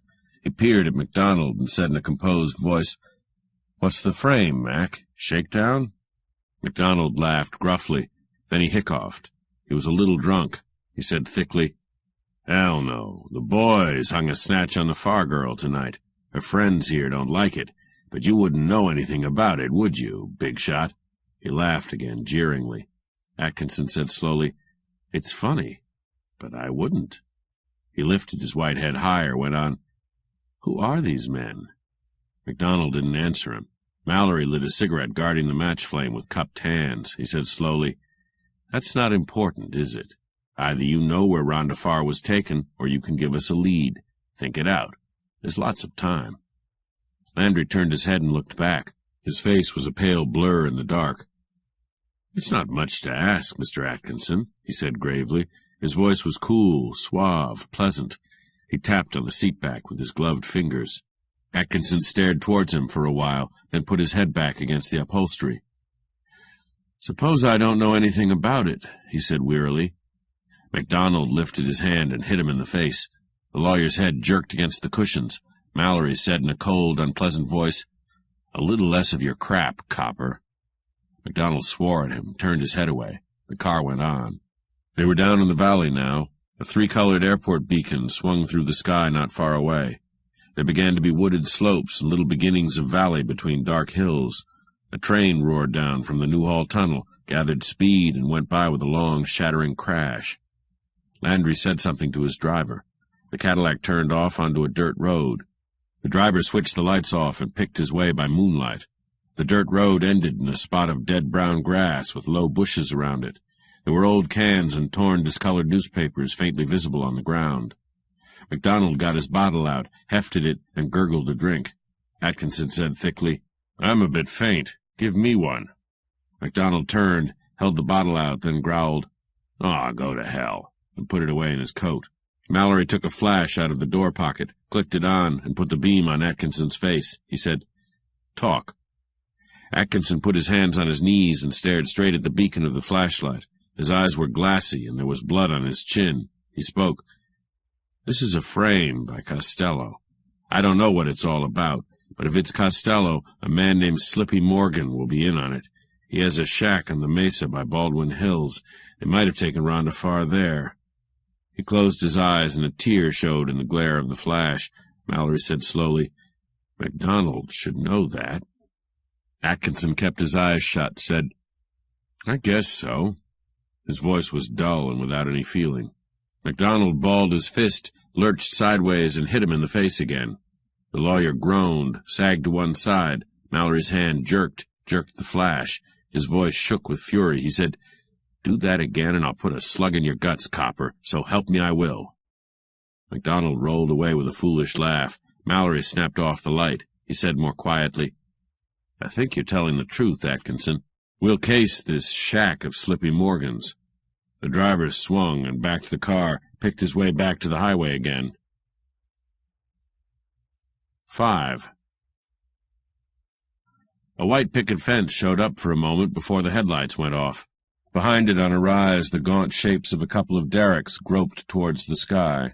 The darkened car went forward slowly, stopped across the street from a small frame house. There were no houses on that side of the street, nothing between the car and the oil field. The house showed no light. Mallory got to the ground and went across. A gravel driveway led along to a shed without a door. There was a touring car parked under the shed. There was thin, worn grass along the driveway and a dull patch of something that had once been a lawn at the back. There was a wire clothesline and a small stoop with a rusted screen door. The moon showed all this. Beyond the stoop there was a single window with the blind drawn. Two thin cracks of light showed along the edges of the blind. Mallory went back to the car, walking on the dry grass and the dirt road surface without sound. He said, "Let's go, Atkinson." Atkinson got out heavily, stumbled across the street like a man half asleep. Mallory grabbed his arm. The two men went up the wooden steps, crossed the porch quietly. Atkinson fumbled and found the bell. He pressed it. There was a dull buzz inside the house. Mallory flattened himself against the wall on the side where he would not be blocked by the opening screen door. Then the house door came open without sound, and a figure loomed behind the screen. There was no light behind the figure. The lawyer said mumblingly, "It's Atkinson." The screen hook was undone. The screen door came outward. "What's the big idea?" said a lisping voice that Mallory had heard before. Mallory moved, holding his Luger waist high. The man in the doorway whirled at him. Mallory stepped in on him swiftly, making a clucking sound with tongue and teeth, shaking his head reprovingly. "You wouldn't have a gun, would you, Slippy?" he said, nudging the Luger forward. "Turn slow and easy, Slippy. When you feel something against your spine, go on in, Slippy. We'll be right with you." The lanky man put his hands up and turned. He walked back into the darkness, Mallory's gun in his back. The small living room smelled of dust and casual cooking. A door had light under it. The lanky man put one hand down slowly and opened the door. An unshaded light bulb hung from the middle of the ceiling. A thin woman in a dirty white smock stood under it, limp arms at her sides. Dull, colorless eyes brooded under a mop of rusty hair. Her fingers fluttered and twitched in involuntary contractions of the muscles. She made a thin, plaintive sound, like a starved cat. The lanky man went and stood against the wall on the opposite side of the room, pressing the palms of his hands against wallpaper. There was a fixed, meaningless smile on his face. Landry's voice said from behind, "I'll take care of Atkinson's pals." He came into the room with a big automatic in his gloved hand. "Nice little home," he added pleasantly. There was a metal bed in a corner of the room. Rhonda Farr was lying on it, wrapped to the chin in a brown army blanket. Her white wig was partly off her head, and damp golden curls showed. Her face was bluish-white, a mask in which the rouge and lip paint glared. She was snoring. Mallory put his hand under the blanket, felt for her pulse, then he lifted an eyelid and looked closely at the upturned pupil. He said, "Doped." The woman in the smock wetted her lips. "A shot of M," she said in a slack voice. "No harm done, mister." Atkinson sat down on a hard chair that had a dirty towel on the back of it. His dress shirt was dazzling under the unshaded light. The lower part of his face was smeared with dry blood. The lanky man looked at him contemptuously and patted the stained wallpaper with the flat of his hands. Then MacDonald came into the room. His face was flushed and sweaty. He staggered a little and put a hand up along the doorframe. "Hi-ho, boys," he said vacantly. "I ought to rate a promotion for this." The lanky man stopped smiling. He ducked sideways very fast, and a gun jumped into his hand. Roar filled the room, a great crashing roar, and again a roar. The lanky man's duck became a slide, and the slide degenerated into a fall. He spread himself out on the bare carpet in a leisurely sort of way. He lay quite still, one half-open eye apparently looking at MacDonald. The thin woman opened her mouth wide, but no sound came out of it. MacDonald put his other hand up to the doorframe, leaned forward, and began to cough. Bright red blood came out on his chin. His hands came down the doorframe slowly, then his shoulder twitched forward. He rolled like a swimmer in a breaking wave and crashed. He crashed on his face, his hat still on his head, the mouse-colored hair at the nape of his neck showing below it in an untidy curl. Mallory said, "Two down," and looked at Landry with a disgusted expression. Landry looked down at his big automatic and put it away out of sight in the side pocket of his thin, dark overcoat. Mallory stooped over MacDonald, put a finger to his temple. There was no heartbeat. He tried the jugular vein with the same result. MacDonald was dead, and he still smelled violently of whiskey. There was a faint trace of smoke under the light bulb, an acrid fume of powder. The thin woman bent forward at the waist and scrambled towards the door. Mallory jerked a hard hand against her chest and threw her back. "You're fine where you are." Atkinson took his hands off his knees and rubbed them together as if all the feeling had gone out of them. Landry went over to the bed, put his gloved hand down, and touched Rhonda Farr's hair. "Hello, baby," he said lightly. "Long time no see." He went out of the room, saying, "I'll get the car over on this side of the street." Mallory looked at Atkinson. He said casually, "Who has the letters, Atkinson?" "The letters belonging to Rhonda Farr." Atkinson lifted his blank face slowly, squinted as though the light hurt his eyes. He spoke in a vague, far-off sort of voice. I don't know. Costello, maybe. I never saw them." Mallory let out a short, harsh laugh, which made no change in the hard, cold lines of his face. "Wouldn't it be funny as hell if that's true?" He stooped over the bed in the corner and wrapped the brown blanket closely around Rhonda Farr. When he lifted her, she stopped snoring, but she did not wake. 6. A window or two in the front of the apartment house showed light. Mallory held his wrist up and looked at the curved watch on the inside of it. The faintly glowing hands were at 3:30. He spoke back into the car. "Give me 10 minutes or so, then come on up. I'll fix the doors." The street entrance to the apartment house was locked. Mallory unlocked it with a loose key, put it on the latch. There was a little light in the lobby from one bulb and a floor lamp, and from a hooded light above the switchboard. A wizened, white-haired little man was asleep in a chair by the switchboard with his mouth open and his breath coming in long, wailing snores, like the sounds of an animal in pain. Mallory walked up one flight of carpeted steps. On the second floor, he pushed the button for the automatic elevator. When it came rumbling down from above, he got in and pushed the button marked 7. He yawned. His eyes were dull with fatigue. The elevator lurched to a stop, and Mallory went down the bright, silent corridor. He stopped at a gray olive-wood door and put his ear to the panel. Then he fitted the loose key slowly into the lock, turned it slowly, moved the door back an inch or two. He listened again, went in. There was light from a lamp with a red shade that stood beside an easy chair. A man was sprawled in the chair, and the light splashed on his face. He was bound at the wrists and ankles with strips of wide adhesive tape. There was a strip of adhesive across his mouth. Mallory fixed the door latch and shut the door. He went across the room with quick, silent steps. The man in the chair was Costello. His face was a purplish color above the white adhesive that plastered his lips together. His chest moved in jerks, and his breath made a snorting noise in his big nose. Mallory yanked the tape off Costello's mouth, put the heel of one hand on the man's chin, forced his mouth wide open. The cadence of the breathing changed a bit. Costello's chest stopped jerking, and the purplish color of his face faded to pallor. He stirred, made a groaning sound. Mallory took an unopened pint bottle of rye off the mantel and tore the metal strip from the cap with his teeth. He pushed Costello's head far back, poured some whiskey into his open mouth, slapped his face hard. Costello choked, swallowed convulsively. Some of the whiskey ran out of his nostrils. He opened his eyes, focused them slowly. He mumbled something confused. Mallory went through velour curtains that hung across a doorway at the inner end of the room into a short hall. The first door led into a bedroom with twin beds. A light burned, and a man was lying bound on each of the beds. Jim, the gray-haired cop, was asleep or still unconscious. The side of his head was stiff with congealed blood. The skin of his face was a dirty gray. The eyes of the red-haired man were wide open, diamond bright, angry. His mouth worked under the tape, trying to chew it.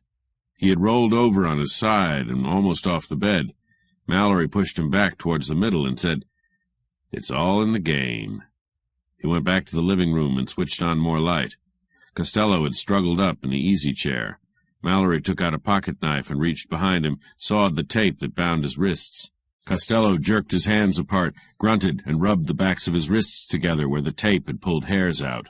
Then he bent over and tore tape off his ankles. He said, "That didn't do me any good. I'm a mouth breather." His voice was loose, flat, and without cadence. He got to his feet and poured 2 inches of rye into a glass, drank it at a gulp, sat down again, and leaned his head against the high back of the chair. Life came into his face. Glitter came into his washed-out eyes. He said, "What's new?" Mallory spooned at a bowl of water that had been ice, frowned, and drank some whiskey straight. He rubbed the left side of his head gently with his fingertips and winced. Then he sat down and lit a cigarette. He said, "Several things. Rhonda Farr is home. MacDonald and Slippy Morgan got gunned, but that's not important. I'm after some letters you were trying to peddle to Rhonda Farr. Dig 'em up." Costello lifted his head and grunted. He said, "I don't have the letters." Mallory said, "Get the letters, Costello. Now." He sprinkled cigarette ash carefully in the middle of a green and yellow diamond in the carpet design. Costello made an impatient movement. "I don't have them," he insisted. "I never saw them." Mallory's eyes were slate-gray, very cold, and his voice was brittle. He said, "What you heels don't know about your racket is just pitiful. I'm tired, Costello. I don't feel like an argument. You'd look lousy with that big beezer smashed over on one side of your face with a gun barrel." Costello put his bony hand up and rubbed the reddened skin around his mouth where the tape had chafed it. He glanced down the room. There was a slight movement of the velour curtains across the end door, as though a breeze had stirred them, but there was no breeze. Mallory was staring down at the carpet. Costello stood up from the chair slowly. He said, "I've got a wall safe. I'll open it up." He went across the room to the wall in which the outside door was, lifted down a picture, and worked the dial of a small inset circular safe. He swung the little round door open and thrust his arm into the safe. Mallory said, "Stay just like that, Costello." He stepped lazily across the room and passed his left hand down Costello's arm into the safe. It came out again, holding a small pearl-handled automatic. He made a sibilant sound with his lips and put the little gun into his pocket. "Just can't learn, can you, Costello?" he said in a tired voice. Costello shrugged, went back across the room. Mallory plunged his hands into the safe and tumbled the contents out onto the floor. He dropped on one knee. There were some long white envelopes, a bunch of clippings fastened with a paperclip, a narrow, thick checkbook, a small photograph album, an address book, some loose papers, some yellow bank statements with check inside. Mallory spread one of the long envelopes carelessly without much interest. The curtains over the end door moved again. Costello stood rigid in front of the mantel. A gun came through the curtains in a small hand that was very steady. A slim body followed the hand, a white face with blazing eyes. Erno. Mallory came to his feet, his hands breast high, empty. "Higher, baby," Erno croaked. "Much higher, baby." Mallory raised his hands a little more. His forehead was wrinkled in a hard frown. Erno came forward into the room. His face glistened. A lock of oily black hair drooped over one eyebrow. His teeth showed in a stiff grin. He said, "I think we'll give it to you right here, two-timer?" His voice had a questioning inflection, as if he waited Costello's confirmation. Costello didn't say anything. Mallory moved his head a little. His mouth felt very dry. He watched Erno's eyes, saw them tense. He said rather quickly, "You've been crossed, Mug, but not by me." Erno's grin widened to a snarl, and his head went back. His trigger finger whitened at the first joint. Then there was a noise outside the door, and it came open. Landry came in. He shut the door with a jerk of his shoulder and leaned against it dramatically. Both his hands were in the side pockets of his thin, dark overcoat. His eyes under the soft black hat were bright and devilish. He looked pleased. He moved his chin in the white silk evening scarf that was tucked carelessly about his neck. His handsome, pale face was like something carved out of old ivory. Erno moved his gun slightly and waited. Landry said cheerfully, "Bet you $1,000 you hit the floor first." Erno's lips twitched under his shiny little mustache. 2 guns went off at the same time. Landry swayed like a tree hit by a gust of wind. The heavy roar of his .45 sounded again, muffled a little by cloth and the nearness to his body. Mallory went down behind the davenport, rolled, and came up with the Luger straight out in front of him, but Erno's face had already gone blank. He went down slowly. His light body seemed to be drawn down by the weight of the gun in his right hand. He bent at the knees as he fell and slid forward on the floor. His back arched once and then went loose. Landry took his left hand out of his coat pocket and spread the fingers away from him as though pushing at something. Slowly and with difficulty he got the big automatic out of the other pocket and raised it inch by inch, turning on the balls of his feet. He swiveled his body towards Costello's rigid figure and squeezed the trigger again. Blaster jumped from the wall at Costello's shoulder. Landry smiled vaguely, said, "Damn," in a soft voice. Then his eyes went up in his head, and the gun plunged down from his nerveless fingers, bounded on the carpet. Landry went down joint by joint, smoothly and gracefully, kneeled, swaying a moment before he melted over sideways, spread himself on the floor almost without sound. Mallory looked at Costello and said in a strained, angry voice, "Boy, are you lucky."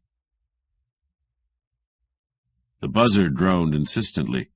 3 little lights glowed red on the panel of the switchboard.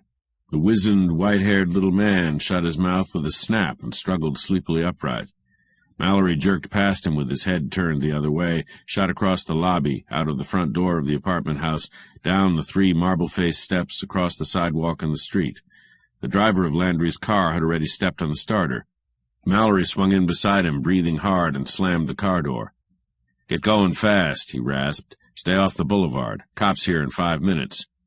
The driver looked at him and said, "Where's Landry? I heard shooting." Mallory held the Luger up, said swiftly and coldly, "Move, baby." The gears went in, the Cadillac jumped forward. The driver took a corner recklessly, the tail of his eye on the gun. Mallory said, "Landry stopped lead. He's cold."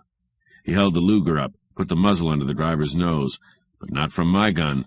Smell that, friend. It hasn't been fired." The driver said, "Geez," in a shattered voice, swung the big car wildly, missing the curb by inches. It was getting to be daylight. 7. Rhonda Farr said, "Publicity, darling. Just publicity. Any kind is better than none at all. I'm not so sure my contract is going to be renewed, and I'll probably need it." She was sitting in a deep chair in a large, long room. She looked at Mallory with lazy, indifferent, purplish-blue eyes and moved her hand to a tall, misted glass. She took a drink. The room was enormous. Mandarin rugs and soft colors swathed the floor. There was a lot of teak wood and red lacquer. Gold frames glinted high up on the walls, and the ceiling was remote and vague like the dusk of a hot day. A huge carved radio gave forth muted and unreal strains. Mallory wrinkled his nose and looked amused in a grim sort of way. He said, "You're a nasty little rat. I don't like you." Rhonda Farr said, "Oh, yes you do, darling. You're crazy about me." She smiled and fitted a cigarette into a jade-green holder that matched her jade-green lounging pajamas. Then she reached out her beautifully shaped hand and pushed the button of a bell that was set into the top of a low nacre and teakwood table at her side. A silent, white-coated Japanese butler drifted into the room and mixed more highballs. "You're a pretty wise lad, aren't you, darling?" Rhonda Farr said when he had gone out again. "And you have some letters in your pocket you think are body and soul to me. Nothing like it, mister. Nothing like it." She took a sip of the fresh highball. "The letters you have are phony. They were written about a month ago. Landry never had them. He gave his letters back a long time ago. What you have are just props." She put a hand to her beautifully waved hair. The experience of the previous night seemed to have left no trace on her. Mallory looked at her carefully. He said, "How do you prove that?" "The notepaper, if I have to prove it. There's a little man down at 4th and Spring who makes a study of that kind of thing." Mallory said, "The writing?" Rhonda Farr smiled dimly. "Writing's easy to fake if you have plenty of time, or so I'm told. That's my story, anyhow." Mallory nodded, sipped at his own highball. He put his hand into his inside breast pocket and took out a flat manila envelope, legal size. He laid it on his knee. "4 men got gunned out last night on account of these phony letters," he said carelessly. Rhonda Farr looked at him mildly. 2 crooks, a double-crossing policeman make 3 of them. I should lose my sleep over that trash. Of course I'm sorry about Landry." Mallory said politely, "It's nice of you to be sorry about Landry." She said peacefully, "Landry, as I told you once, was a pretty nice boy a few years ago when he was trying to get into pictures, but he chose another business, and in that business he was bound to stop a bullet sometime." Mallory rubbed his chin. "It's funny he didn't remember he'd given you back your letters. Very funny." "He wouldn't care, darling. He was that kind of actor, and he'd like the show. It gave him a chance for a swell pose. He'd like that terribly." Mallory let his face get hard and disgusted. He said, "The job looked on the level to me. I didn't know much about Landry, but he knew a good friend of mine in Chicago. He figured away to the boys who were working on you, and I played his hunch. Things happened that made it easier, but a lot noisier." Rhonda Farr tapped little bright nails against her little bright teeth. She said, "What are you back where you live, darling? One of those hoods they call Private Dicks?" Mallory laughed harshly, made a vague movement, and ran his fingers through his crisp dark hair. "Let it go, baby," he said softly. "Let it go." Rhonda Farr looked at him with a surprised glance, then laughed rather shrilly. "It gets mad, doesn't it?" she cooed.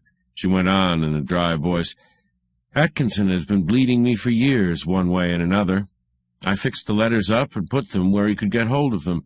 They disappeared. A few days afterwards, a man with one of those tough voices called up and began to apply the pressure. I let it ride. I figured I'd hang a pinch on Atkinson somehow, and our 2 reputations put together would be good for a write-up that wouldn't hurt me too much. But the thing seemed to be spreading out, and I got scared. I thought of asking Landry to help me out. I was sure he would like it." Mallory said roughly, "Simple, straightforward kid, ain't you? Like hell." "You don't know much about this Hollywood racket, do you, darling?" Rhonda Farr said. She put her head on one side and hummed softly. The strains of a dance band floated idly through the quiet air. "That's a gorgeous melody. It's swiped from a Weber sonata. Publicity has to hurt a bit out here, otherwise nobody believes it." Mallory stood up, lifting the manila envelope off his knee. He dropped it in her lap. $5,000 these are costing you," he said. Rhonda Farr leaned back and crossed her jade-green legs. One little green slipper fell off her bare foot to the rug, and the manila envelope fell down beside it. She didn't stir towards either one. She said, "Why?" "I'm a businessman, baby. I get paid for my work. Landry didn't pay me.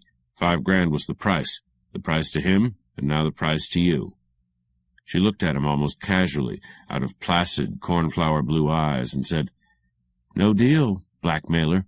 Just like I told you at the Bolivar. You have all my thanks, but I'm spending my money myself." Mallory said curtly, "This might be a damn good way to spend some of it." He leaned over and picked up her highball, drank a little of it. When he put the glass down, he tapped the nails of 2 fingers against the side for a moment. A small, tight smile wrinkled the corners of his mouth. He lit a cigarette and tossed the match into a bowl of hyacinths. He said slowly, "Landry's driver talked, of course. Landry's friends want to see me. They want to know how come Landry got rubbed out in Westwood. The cops will get around to me after a while. Someone is sure to tip them off. I was right beside 4 killings last night, and naturally I'm not going to run out on them. I'll probably have to spill the whole story. The cops will give you plenty of publicity, baby. Landry's friends, I don't know what they'll do. Something that will hurt a lot, I should say." Rhonda Farr jerked to her feet, fumbling with her toe for the green slipper. Her eyes had gone wide and startled. "You'd sell me out?" she breathed.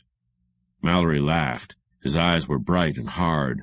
He stared along the floor at a splash of light from one of the standing lamps. He said in a bored voice, "Why the hell should I protect you? I don't owe you anything, and you're too damn tight with your dough to hire me. I haven't a record, but you know how the law boys love my sort. And Landry's friends will just see a dirty plant that got a good lad killed. Blank's sake, why should I front for a chiseler like you?" He snorted angrily. Red spots showed in his tanned cheeks. Rhonda Farr stood quite still and shook her head slowly from side to side. She said, "No deal, blackmailer. No deal." Her voice was small and tired, but her chin stuck out hard and brave. Mallory reached out and picked up his hat. "You're a hell of a guy," he said, grinning. "Christ, but you Hollywood frails must be hard to get on with." He leaned forward suddenly, put his left hand behind her head, and kissed her on the mouth hard. Then he flipped the tips of his fingers across her cheek. "You're a nice kid, in some ways," he said, "and a fair liar. Just fair. You didn't fake any letters, baby. Atkinson wouldn't fall for a trick like that." Rhonda Farr stooped over, snatched the manila envelope off the rug, and tumbled out what was in it. A number of closely written gray pages, deckle-edged with thin gold monograms. She stared down at them with quivering nostrils. She said slowly, "I'll send you the money." Mallory put his hand against her chin and pushed her head back. He said rather gently, "I was kidding you, baby. I have that bad habit. But there are 2 funny things about these letters. They haven't any envelopes, and there's nothing to show who they were written to. Nothing at all. The second thing is, Landry had them in his pocket when he was killed." He nodded and turned away. Rhonda Farr said sharply, "Wait." Her voice was suddenly terrified. Mallory said, "It gets you when it's over. Take a drink." He went a little way down the room, turned his head. He said, "I have to go. Got a date with a big black spot. Send me some flowers. Wild blue flowers, like your eyes." He went out under an arch. A door opened and shut heavily. Rhonda Farr sat without moving for a long time. 8. Cigarette smoke laced the air. A group of people in evening clothes stood sipping cocktails at one side of a curtained opening that led to the gambling rooms. Beyond the curtains, light blazed down on one end of a roulette table. Mallory put his elbows on the bar, and the bartender left 2 young girls in party gowns and slid a white towel along the polished wood towards him. He said, "What'll it be, Chief?" Mallory said, "A small beer." The bartender gave it to him, smiled, went back to the 2 girls. Mallory sipped the beer, made a face, and looked into the long mirror that ran all the way behind the bar and slanted forward a little so that it showed the floor all the way over to the far wall. A door opened in the wall, and a man in dinner clothes came through. He had a wrinkled brown face and hair the color of steel wool. He met Mallory's glance in the mirror and came across the room, nodding. He said, "I'm Mardon. Nice of you to come." He had a soft, husky voice, the voice of a fat man, but he was not fat. Mallory said, "It's not a social call." Mardon said, "Let's go up to my office." Mallory drank a little more of the beer, made another face, and pushed the glass away from him across the bar top. They went through the door, up a carpeted staircase that met another staircase halfway up. An open door shone light on the landing. They went in where the light was. The room had been a bedroom, and no particular trouble had been taken to make it over into an office. It had gray walls, 2 or 3 prints in narrow frames. There was a big filing cabinet, a good safe, chairs.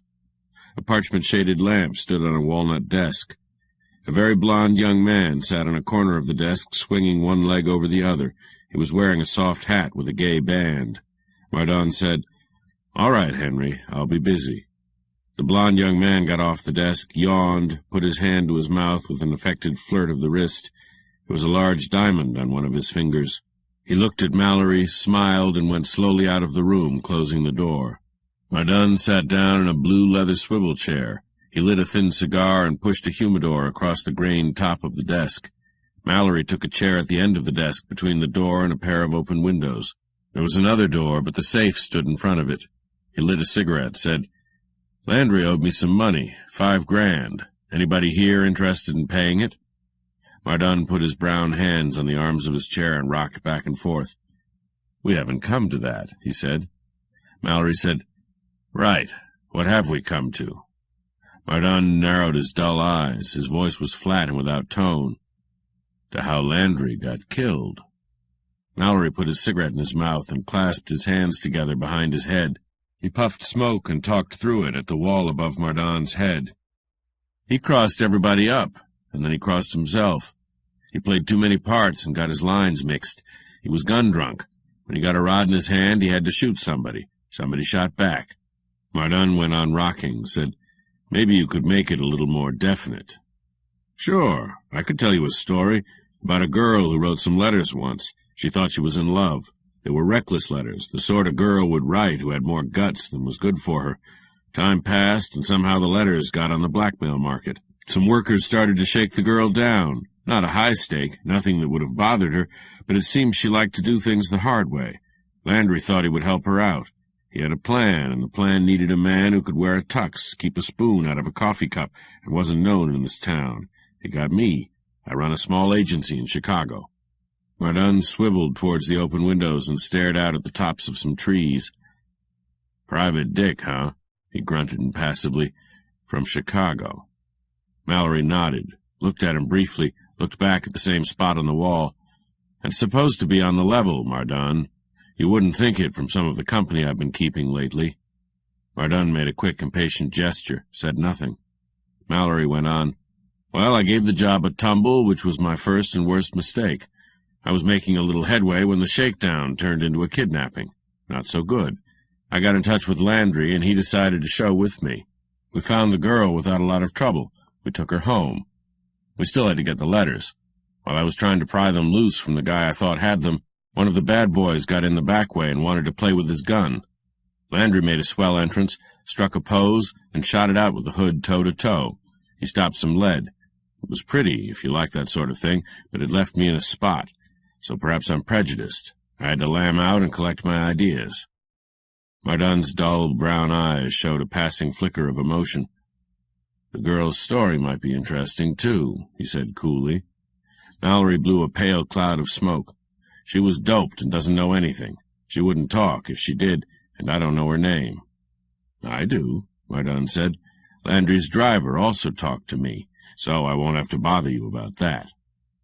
Mallory talked on placidly. "That's the tale from the outside without notes. The notes make it funnier and a hell of a lot dirtier. The girl didn't ask Landry for help, but he knew about the shakedown. He'd once had the letters because they were written to him. His scheme to get on their trail was for me to make a wrong pass at the girl myself, make her think I had the letters, talk her into a meeting at a nightclub where we could be watched by the people who were working on her. She'd come because she had that kind of guts. She'd be watched because there would be an inside, maid, chauffeur, or something. The boys would want to know about me. They'd pick me up, and if I didn't get conked out of hand, I might learn who was who in the racket. Sweet setup, don't you think so?" Mardon said coldly, "A bit loose in places. Go on talking." "When the decoy worked, I knew it was fixed. I stayed with it because for the time being I had to. After a while there was another sour play, unrehearsed this time. A big flatty who was taking graft money from the gang got cold feet and threw the boys for a loss. He didn't mind a little extortion, but a snatch was going off the deep end on a dark night. The break made things easier for me, and it didn't hurt Landry any, because the flatty wasn't in on the clever stuff. The hood who got Landry wasn't either, I guess. That one was just sore, thought he was being chiseled out of his cut. Mardon flipped his brown hands up and down on the chair arms like a purchasing agent getting restless under a sales talk. "Were you supposed to figure things out this way?" he asked with a sneer. "I used my head, Mardon. Not soon enough, but I used it. Maybe I wasn't hired to think, but that wasn't explained to me either. If I got wise, it was Landry's hard luck. He'd have to figure it out to that one. If I didn't, I was the nearest thing to an honest stranger he could afford to have around." Mardon said smoothly, "Landry had plenty of dough. He had some brains. Not a lot, but some. He wouldn't go for a cheap shake like that." Mallory laughed harshly. "It wasn't so cheap to him, Mardon. He wanted the girl. She'd got away from him, out of his class. He couldn't pull himself up, but he could pull her down. The letters were not enough to bring her into line. Add a kidnapping and a fake rescue by an old flame-turned-racketeer, and you have a story no rag could be made to soft-pedal. If it was spilled, it would blast her right out of her job. You guessed the price for not spilling it, Mardon." Mardon said, "Uh-huh," and kept on looking out of the window. Mallory said, "But all that's on the cuff now. I was hired to get some letters, and I got them, out of Landry's pocket when he was bumped. I'd like to get paid for my time." Mardon turned in his chair and put his hands flat on the top of the desk. "Pass them over," he said. "I'll see what they're worth to me." Mallory's eyes got sharp and bitter. "The trouble with you heels is that you can't figure anybody to be on the up and up. The letters are withdrawn from circulation. They passed around too much, and they wore out." "It's a sweet thought," Mardon sneered, "for somebody else. Landry was my partner, and I thought a lot of him. So you give the letters away, and I pay you dough for letting Landry get gunned. I ought to write that one in my diary. My hunch is you've been paid plenty already by Miss Rhonda Farr." Mallory said sarcastically, "I figured it would look like that to you. Maybe you'd like the story better this way. The girl got tired of having Landry trail her around. She faked some letters and put them where her smart lawyer could lift them, pass them along to a man who was running a strong-arm squad the lawyer used in his business sometimes. The girl wrote to Landry for help, and he got me. The girl got to me with a better bid. She hired me to put Landry on the spot. I played along with him until I got him under the gun of a wiper that was pretending to make a pass at me. The wiper let him have it, and I shot the wiper with Landry's gun to make it look good. Then I had a drink and went home to get some sleep." Mardon leaned over and pressed a buzzer on the side of his desk. He said, "I like that one a lot better. I'm wondering if I could make it stick." "You could try," Mallory said lazily. "I don't guess it would be a first lead quarter you've tried to pass." 9. The room door came open, and the blond boy strolled in. His lips were spread in a pleased grin, and his tongue came out between them. He had an automatic in his hand. Mardon said, "I'm not busy any more, Henry." The blond boy shut the door. Mallory stood up and backed slowly towards the wall. He said grimly, "Now for the funny stuff, eh?" Mardon put brown fingers up and pinched the fat part of his chin. He said curtly, "There won't be any shooting here. Nice people come to this house. Maybe you didn't spot Landry, but I don't want you around. You're in my way." Mallory kept on backing until he had his shoulders against the wall. The blond boy frowned, took a step towards him. Mallory said, "Stay right where you are, Henry. I need room to think. You might get a slug into me, but you wouldn't stop my gun from talking a little. The noise wouldn't bother me at all." Mardon bent over his desk, looking sideways. The blond boy slowed up. His tongue still peeped out between his lips. Mardon said, "I've got some C-notes in the desk here. I'm giving Henry 10 of them. He'll go to your hotel with you. He'll even help you pack. When you get on the train east, he'll pass you the dough. If you come back after that, it will be a new deal from a cold deck." He put his hand down slowly and opened the desk drawer. Mallory kept his eyes on the blond boy. "Henry might make a change in the continuity," he said pleasantly. "Henry looks kind of unstable to me." Mardon stood up, brought his hand from the drawer. He dropped a packet of notes on top of the desk. He said, "I don't think so. Henry usually does what he is told." Mallory grinned tightly. "Perhaps that's what I'm afraid of," he said. His grin got tighter still and crookeder. His teeth glittered between his pale lips. You said you thought a lot of Landry, Mardon. That's hooey. You don't care a thin dime about Landry now he's dead. You probably stepped right into his half of the joint, and nobody around to ask questions. It's like that in the rackets. You want me out because you think you can still peddle your dirt in the right place for more than this small-time joint would net in a year. But you can't peddle it, Mardon. The market's closed. Nobody's going to pay you a plugged nickel, either to spill it or not to spill it. Mardon cleared his throat softly. He was standing in the same position, leaning forward a little over the desk, both hands on top of it, and the packet of notes between his hands. He licked his lips, said, "All right, mastermind. Why not?" Mallory made a quick but expressive gesture with his right thumb. "I'm the sucker in this deal. You're the smart guy. I told you a straight story the first time, and my hunch says Landry wasn't in that sweet frame alone. You were in it up to your fat neck. But you aced yourself backwards when you let Landry pack those letters around with him. The girl can talk now. Not a whole lot, but enough to get backing from an outfit that isn't going to scrap a $1 million reputation because some cheap gambler wants to get smart. If your money says different, you're going to get a jolt that'll have you picking your eye teeth out of your socks. You're going to see the sweetest cover-up even Hollywood ever fixed." He paused, flashed a quick glance at the blond boy. "Something else, Mardon. When you figure on gunplay, get yourself a Lugan who knows what it's all about. The gay caballero here forgot to thumb back his safety." Mardon stood frozen. The blond boy's eyes flinched down to his gun for a split second of time. Mallory jumped fast along the wall, and his Luger snapped into his hand. The blond boy's face tensed, his gun crashed, then the Luger cracked, and a slug went into the wall beside the blond boy's gay felt hat. Henry faded down gracefully, squeezed lead again. The shot knocked Mallory back against the wall. His left arm went dead. His lips writhed angrily. He steadied himself. The Luger talked twice, very rapidly. The blond boy's gun arm jerked up, and the gun sailed against the wall high up. His eyes widened. His mouth came open in a yell of pain. Then he whirled, wrenched the door open, and pitched straight out on the landing with a crash. Light from the room streamed after him. Somebody shouted somewhere. A door banged. Mallory looked at Mardon, saying evenly, "Got me in the arm. Blank, I could have killed the bastard 4 times. Mardon's hand came up from the desk with a blued revolver in it. A bullet splashed into the floor at Mallory's feet. Mardon lurched drunkenly, threw the gun away like something red-hot. His hands groped high in the air. He looked scared stiff. Mallory said, "Get in front of me, big shot. I'm moving out of here." Mardon came out from behind the desk. He moved jerkily like a marionette. His eyes were as dead as stale oysters. Saliva drooled down his chin. Something loomed in the doorway. Mallory heaved sideways, firing blindly at the door, but the sound of the Luger was overborne by the terrific flat booming of a shotgun. Searing flame stabbed down Mallory's right side.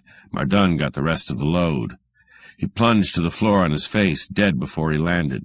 A sawed-off shotgun dumped itself in through the open door. A thick-bellied man in shirt-sleeves eased himself down in the doorframe, clutching and rolling as he fell. A strangled sob came out of his mouth, and blood spread on the pleated front of a dress shirt.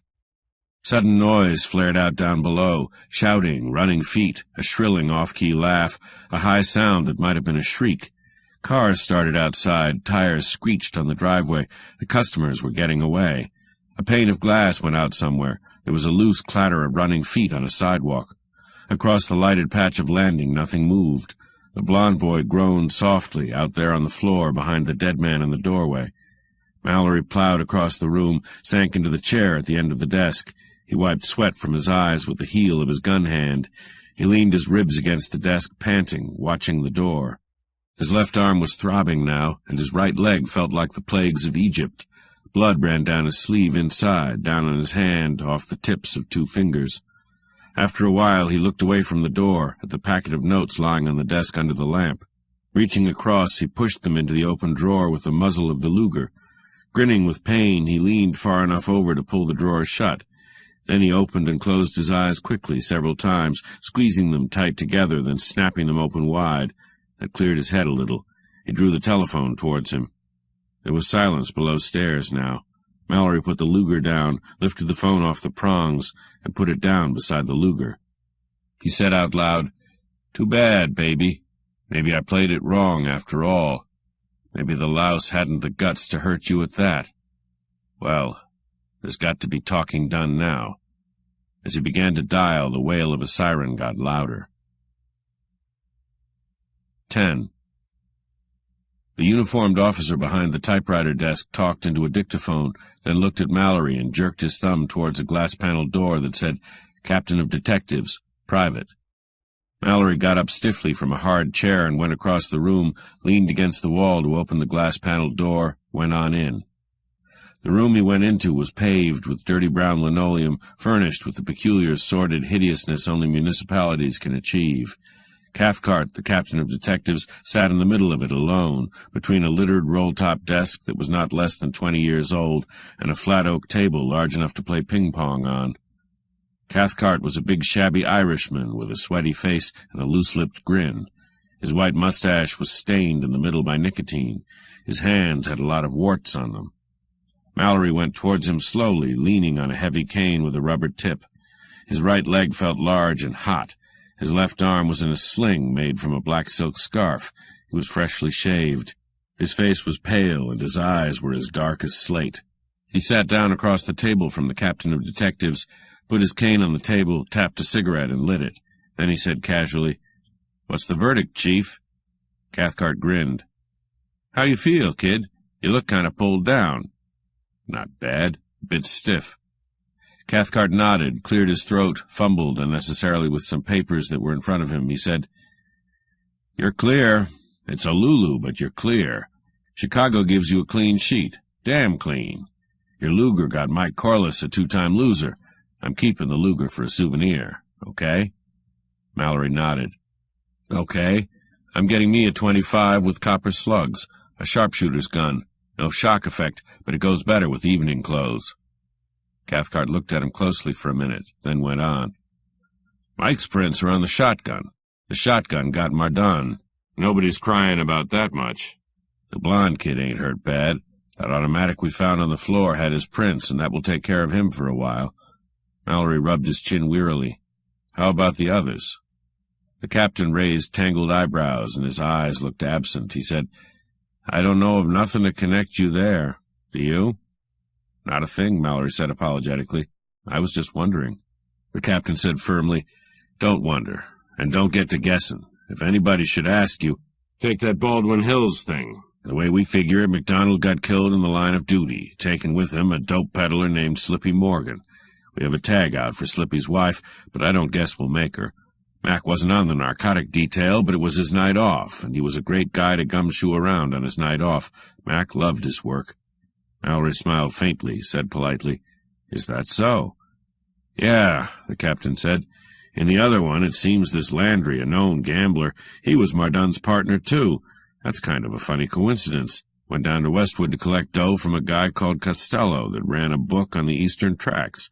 Jim Ralston, one of our boys, went with him. Hadn't ought to, but he knew Landry pretty well. There was a little trouble about the money. Jim got beaned with a blackjack, and Landry and some little hood fogged each other. There was another guy there we don't trace. We got Costello, but he won't talk, and we don't like to beat up an old guy. He's got a rap coming on account of the blackjack. He'll plead, I guess." Mallory slumped down in his chair until the back of his neck rested on top of it.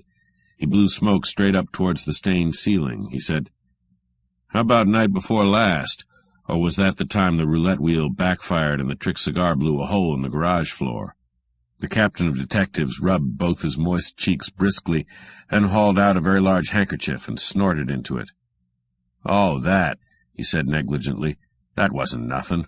The blonde kid, Henry Anson or something like that, says it was all his fault. He was Mardon's bodyguard, but that didn't mean he could go shooting anyone he might want to.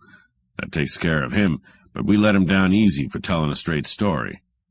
The captain stopped short and stared at Mallory, hard-eyed. Mallory was grinning. "Of course, if you don't like his story," the captain went on coldly. Mallory said, "I haven't heard it yet. I'm sure I'll like it fine." "Okay," Cathcart rumbled, mollified. "Well, this Anson says Mardon buzzed him in where you and the boss were talking. You were making a kick about something, maybe a crooked wheel downstairs. There was some money on the desk, and Anson got the idea it was a shake.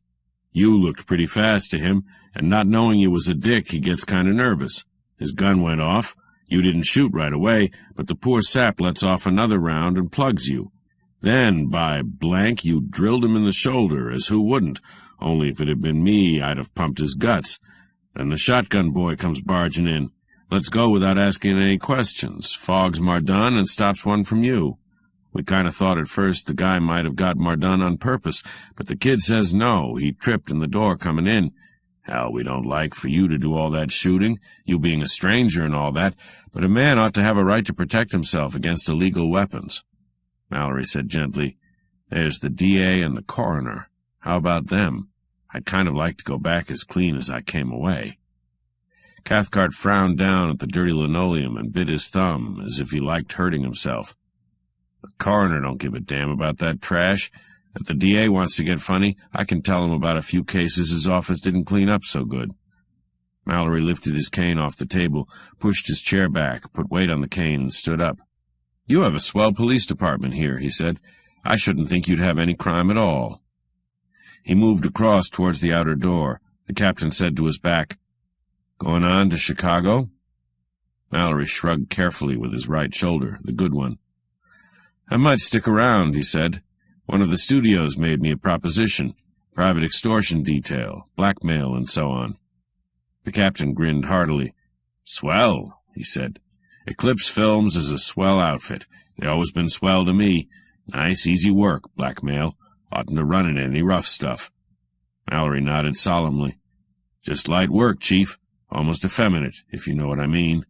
He went on out, down the hall to the elevator, down to the street. He got into a taxi. It was hot in the taxi. He felt faint and dizzy going back to his hotel. Smart-Aleck Kill 1. The doorman of the Kilmarnock was 6'2". He wore a pale blue uniform, and white gloves made his hands look enormous. He opened the door of the yellow taxi as gently as an old maid stroking a cat. Johnny Dalmas got out and turned to the red-haired driver. He said, Better wait for me around the corner, Joey. The driver nodded, tucked a toothpick a little farther back in the corner of his mouth, and swung his cab expertly away from the white-marked loading zone. Dalmas crossed the sunny sidewalk and went into the enormous, cool lobby of the Kilmarnock. The carpets were thick, soundless. Bellboys stood with folded arms, and the two clerks behind the marble desk looked austere. Dalmas went across to the elevator lobby. He got into a paneled car and said, End of the line, please. The penthouse floor had a small, quiet lobby with 3 doors opening off it, one to each wall. Dalmas crossed to one of them and rang the bell. Derek Walden opened the door. He was about 45, possibly a little more, and had a lot of powdery gray hair and a handsome, dissipated face that was beginning to go pouchy. He had on a monogrammed lounging robe and a glass full of whiskey in his hand. He was a little drunk. He said thickly, morosely, Oh, it's you.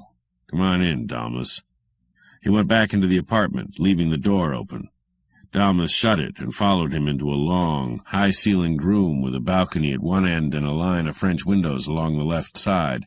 There was a terrace outside. Derek Walden sat down in a brown and gold chair against the wall and stretched his legs across a footstool. He swirled the whiskey around in his glass, looking down at it. "What's on your mind?" he asked. Dalmas stared at him a little grimly. After a moment he said, "I dropped in to tell you I'm giving you back your job." Walden drank the whiskey out of his glass and put it down on the corner of a table. He fumbled around for a cigarette, stuck it in his mouth, and forgot to light it. "That's so."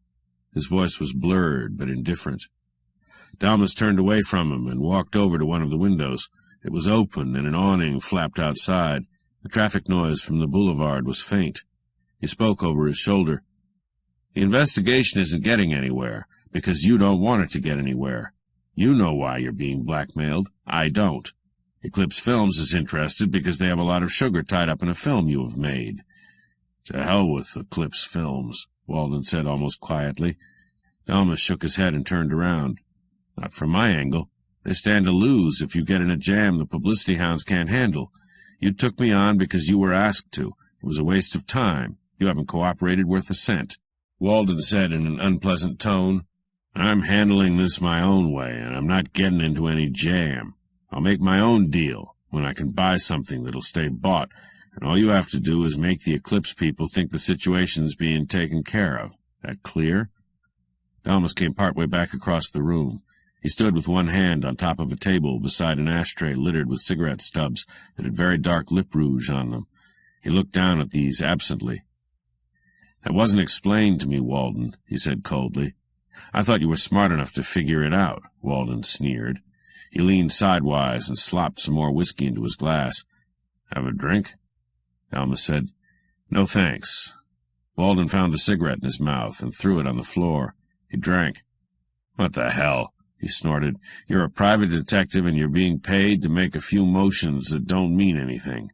It's a clean job, as your racket goes." Dalmas said, "That's another crack I could do without hearing." Walden made an abrupt, angry motion. His eyes glittered. The corners of his mouth drew down and his face got sulky. He avoided Dalmas's stare. Dalmas said, "I'm not against you, but I never was for you. You're not the kind of guy I could go for, ever. If you had played with me, I'd have done what I could. I still will, but not for your sake. I don't want your money, and you can pull your shadows off my tail any time you like." Walden put his feet on the floor. He laid his glass down very carefully on the table at his elbow. The whole expression of his face changed. "Shadows? I don't get you." He swallowed. "I'm not having you shadowed." Dalmas stared at him. After a moment he nodded. "Okay, then. I'll backtrack on the next one and see if I can make him tell who he's working for. I'll find out." Walden said very quietly, "I wouldn't do that if I were you. You're monkeying with people that might get nasty. I know what I'm talking about." "That's something I'm not going to let worry me," Dalmas said evenly. "If it's the people that want your money, they were nasty a long time ago." He held his hat out in front of him and looked at it. Walden's face glistened with sweat. His eyes looked sick. He opened his mouth to say something. The door buzzer sounded. Walden scowled quickly, swore. He stared down the room, but did not move. "Too damn many people come here without being announced," he growled. "My Jap boy is off for the day." The buzzer sounded again, and Walden started to get up. Dalmas said, "I'll see what it is. I'm on my way anyhow." He nodded to Walden, went down the room, and opened the door. Two men came in with guns in their hands. One of the guns dug sharply into Dalmas's ribs, and the man who was holding it said urgently, "Back up and make it snappy. This is one of those stick-ups you read about." He was dark and good-looking and cheerful. His face was as clear as a cameo, almost without hardness. He smiled. The one behind him was short and sandy-haired. He scowled. The dark one said, "This is Walden's dick, Noddy. Take him over and go through him for a gun." The sandy-haired man, Noddy, put a short-barreled revolver against Dalmas's stomach, and his partner kicked the door shut, then strolled carelessly down the room toward Walden. Noddy took a .38 Colt from under Dalmas's arm, walked around him, and tapped his pockets. He put his own gun away and transferred Dalmas's Colt to his business hand. "Okay, Riccio, this one's clean," he said in a grumbling voice. Dalmas let his arms fall, turned, and went back into the room. He looked thoughtfully at Walden. Walden was leaning forward with his mouth open and an expression of intense concentration on his face. Dalmas looked at the dark stick-up and said softly, "Riccio?" The dark boy glanced at him. "Over there by the table, sweetheart. I'll do all the talking." Walden made a hoarse sound in his throat. Riccio stood in front of him, looking down at him pleasantly, his gun dangling from one finger by the trigger guard. "You're too slow on the payoff, Walden. Too damn slow. We came to tell you about it. Tailed your dick here, too. Wasn't that cute?" Dalmas said gravely, quietly, "This punk used to be your bodyguard, Walden, if his name is Riccio." Walden nodded silently and licked his lips. Riccio snarled at Dalmas, "Don't crack wise, Dick. I'm telling you again." He stared with hot eyes, then looked back at Walden, looked at a watch on his wrist. "It's 8 minutes past 3, Walden. I figure a guy with your drag can still get dough out of the bank. We're giving you an hour to raise 10 grand, just an hour, and we're taking your Seamus along to arrange about delivery." Walden nodded again, still silent. He put his hands down on his knees and clutched them until his knuckles whitened. Riccio went on, "We'll play clean. Our racket wouldn't be worth a squashed bug if we didn't. You'll play clean, too. If you don't, your Seamus will wake up on a pile of dirt, only he won't wake up. Get it?" Dalmas said contemptuously. "And if he pays up, I suppose you turn me loose to put the finger on you." Smoothly, without looking at him, Riccio said, "There's an answer to that one, too. 10 grand today, Walden. The other 10 the first of the week. Unless we have trouble. If we do, we'll get paid for our trouble." Walden made an aimless, defeated gesture with both hands outspread. "I guess I can arrange it," he said hurriedly. "Swell. We'll be on our way, then." Riccio nodded shortly and put his gun away. He took a brown kid glove out of his pocket, put it on his right hand, moved across, then took Dalmas's Colt away from the sandy-haired man. He looked it over, slipped it into his side pocket, and held it there with the gloved hand. "Let's drift," he said with a jerk of his head. They went out. Derek Walden stared after them bleakly. The elevator car was empty except for the operator. They got off at the mezzanine and went across a silent writing room past a stained-glass window with lights behind it to give the effect of sunshine. Riccio walked half a step behind on Dalmas's left. The sandy-haired man was on his right, crowding him. They went down carpeted steps to an arcade of luxury shops, along that, out of the hotel through the side entrance. A small brown sedan was parked across the street. The sandy-haired man slid behind the wheel, stuck his gun under his leg, and stepped on the starter. Riccio and Dalmas got in the back. Riccio drawled, "East on the boulevard, Noddy. I've got to figure." Noddy grunted. "That's a kick," he growled over his shoulder, "riding a guy down Wilshire in daylight." "Drive the heap, bozo." The sandy-haired man grunted again and drove the small sedan away from the curb, slowed a moment later for the boulevard stop. An empty yellow pulled away from the west curb, swung around in the middle of the block, and fell in behind. Noddy made his stop, turned right, and went on. The taxi did the same. Riccio glanced back at it without interest. There was a lot of traffic on Wilshire. Dalmas leaned back against the upholstery and said thoughtfully, "Why wouldn't Walden use his telephone while we were coming down?" Riccio smiled at him. He took his hat off and dropped it in his lap, then took his right hand out of his pocket and held it under the hat with the gun in it. "He wouldn't want us to get mad at him, Dick. So he lets a couple of punks take me for the ride." Riccio said coldly, "It's not that kind of a ride. We need you in our business, and we ain't punks, see?" Dalmas rubbed his jaw with a couple of fingers. He smiled quickly and snapped, "Straight ahead at Robertson?" "Yeah, I'm still figuring," Riccio said. "What a brain," the sandy-haired man sneered. Riccio grinned tightly and showed even white teeth. The light changed to red half a block ahead. Noddy slid the sedan forward and was first in the line at the intersection. The empty yellow drifted up on his left, not quite level. The driver of it had red hair. His cap was balanced on one side of his head, and he whistled cheerfully past a toothpick. Dalmas drew his feet back against the seat and put his weight on them. He pressed his back hard against the upholstery. The tall traffic light went green, and the sedan started forward, then hung a moment for a car that crowded into a fast left turn. The yellow slipped forward on the left, and the red-haired driver leaned over his wheel, yanked it suddenly to the right. There was a grinding, tearing noise. The riveted fender of the taxi plowed over the low-slung fender of the brown sedan, locked over its left front wheel. The two cars jolted to a stop. Horn blasts behind the two cars sounded angrily, impatiently. Dalmas's right fist crashed against Riccio's jaw. His left hand closed over the gun in Riccio's lap. He jerked it loose as Riccio sagged in the corner. Riccio's head wobbled. His eyes opened and shut flickeringly. Dalmas slid away from him along the seat and slipped the Colt under his arm. Noddy was sitting quite still in the front seat. His right hand moved slowly towards the gun under his thigh. Dalmas opened the door of the sedan and got out, shut the door, took 2 steps, and opened the door of the taxi. He stood beside the taxi and watched the sandy-haired man.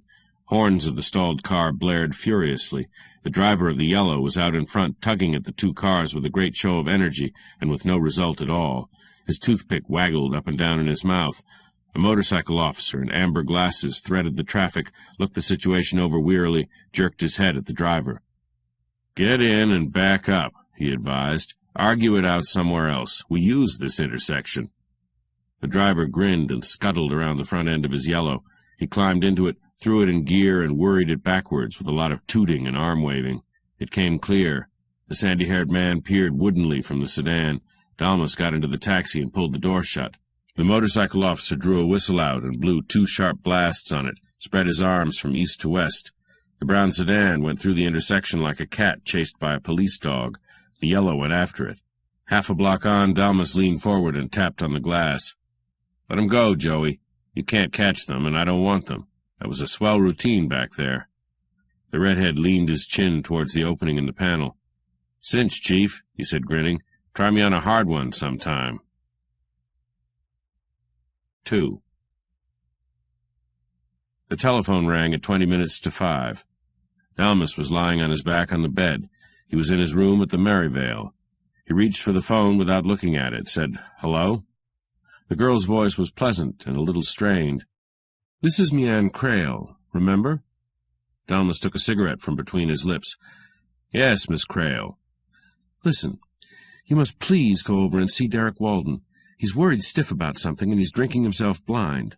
Something's got to be done." Dalmas stared past the phone at the ceiling. The hand holding his cigarette beat a tattoo on the side of the bed. He said slowly, "He doesn't answer his phone, Miss Crail. I've tried to call him a time or two." There was a short silence at the other end of the line. Then the voice said, "I left my key under the door. You'd better just go on in." Dalmas's eyes narrowed. The fingers of his right hand became still. He said slowly, "I'll get over there right away, Miss Crail. Where can I reach you?" "I'm not sure. At John Sutro's, perhaps. We were supposed to go there." Dalmas said, "That's fine." He waited for the click, then hung up and put the phone away on the night table. He sat up on the side of the bed and stared at a patch of sunlight on the wall for a minute or two. Then he shrugged, stood up. He finished a drink that stood beside the telephone, put on his hat, went down in the elevator, and got into the second taxi in the line outside the hotel. "Kilmarnock again, Joey. Step on it." It took 15 minutes to get to Kilmarnock. The tea dance had let out, and the streets around the big hotel were a mess of cars bucking their way out from the 3 entrances. Dalmas got out of the taxi half a block away and walked past groups of flushed debutantes and their escorts to the arcade entrance. He went in, walked up the stairs to the mezzanine, crossed the writing room, and got into an elevator full of people. They all got out before the penthouse floor. Dalmas rang Walden's bell twice. Then he bent over and looked under the door. There was a fine thread of light broken by an obstruction. He looked back at the elevator indicators, then stooped and teased something out from under the door with the blade of a penknife. It was a flat key. He went in with it. Stopped. Stared. There was death in the big room. Dalmas went towards it slowly, walking softly, listening. There was a hard light in his gray eyes, and the bone of his jaw made a sharp line that was pale against the tan of his cheek. Derek Walden was slumped almost casually in the brown and gold chair. His mouth was slightly open. There was a blackened hole in his right temple, and a lacy pattern of blood spread down the side of his face and across the hollow of his neck as far as the soft collar of his shirt. His right hand trailed in the thick nap of the rug. The fingers held a small black automatic. The daylight was beginning to fade in the room. Dalmas stood perfectly still and stared at Derek Walden for a long time. There was no sound anywhere. The breeze had gone down, and the awnings outside the French windows were still. Dalmas took a pair of thin suede gloves from his left hip pocket and drew them on. He kneeled on the rug beside Walden and gently eased the gun from the clasp of his stiffening fingers. It was a .32 with a walnut grip, a black finish. He turned it over and looked at the stock. His mouth tightened. The number had been filed off, and the patch of file marks glistened faintly against the dull black of the finish. He put the gun down on the rug and stood up, walked slowly towards the telephone that was on the end of a library table beside a flat bowl of cut flowers. He put his hand towards the phone but didn't touch it. He let the hand fall to his side. He stood there a moment, then turned and went quickly back and picked up the gun again. He slipped the magazine out and ejected the shell that was in the breech, picked that up and pressed it into the magazine. He forked 2 fingers of his left hand over the barrel, held the cocking piece back, twisted the breech block, and broke the gun apart. He took the butt piece over to the window. The number that was duplicated on the inside of the stock had not been filed off. He reassembled the gun quickly, put the empty shell into the chamber, pushed the magazine home, cocked the gun, and fitted it back into Derek Walden's dead hand. He pulled the suede gloves off his hands and wrote the number down in a small notebook. He left the apartment, went down in the elevator, left the hotel. It was 5:30, and some of the cars on the boulevard had switched on their lights. 3. The blond man who opened the door at Sutro's did it very thoroughly. The door crashed back against the wall, and the blond man sat down on the floor, still holding on to the knob. He said indignantly, "Earthquake, by gad!"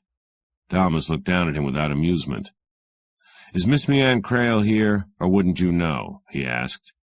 The blond man got off the floor and hurled the door away from him. It went shut with another crash. He said in a loud voice, "Everybody's here but the Pope's tomcat, and he's expected." Dalmas nodded.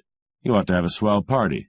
He went past the blond man down the hall and turned under an arch into a big old-fashioned room with built-in china closets and a lot of shabby furniture. There were 7 or 8 people in the room, and they were all flushed with liquor. A girl in shorts and a green polo shirt was shooting craps on the floor with a man in dinner clothes. A fat man with nose glasses was talking sternly into a toy telephone. He was saying, "Long distance? Sioux City, and put some snap into it, sister." The radio blared Sweet Madness. 2 couples were dancing around carelessly, bumping into each other and the furniture. A man who looked like Al Smith was dancing all alone, with a drink in his hand and an absent expression on his face. A tall, white-faced blonde weaved towards Dalmas, slopping liquor out of her glass. She shrieked, "Darling, fancy meeting you here." Dalmas went around her, went towards a saffron-colored woman who had just come into the room with a bottle of gin in each hand. She put the bottles on the piano and leaned against it, looking bored. Dalmas went up to her and asked for Miss Crale. The saffron-colored woman reached a cigarette out of an open box on the piano. "Outside, in the yard," she said tonelessly. Dalmas said, "Thank you, Mrs. Sutro." She stared at him blankly. He went under another arch into a darkened room with wicker furniture in it. A door led to a glassed-in porch, and a door out of that led down steps to a path that wound off through dim trees. Dalmas followed the path to the edge of a bluff that looked out over the lighted part of Hollywood.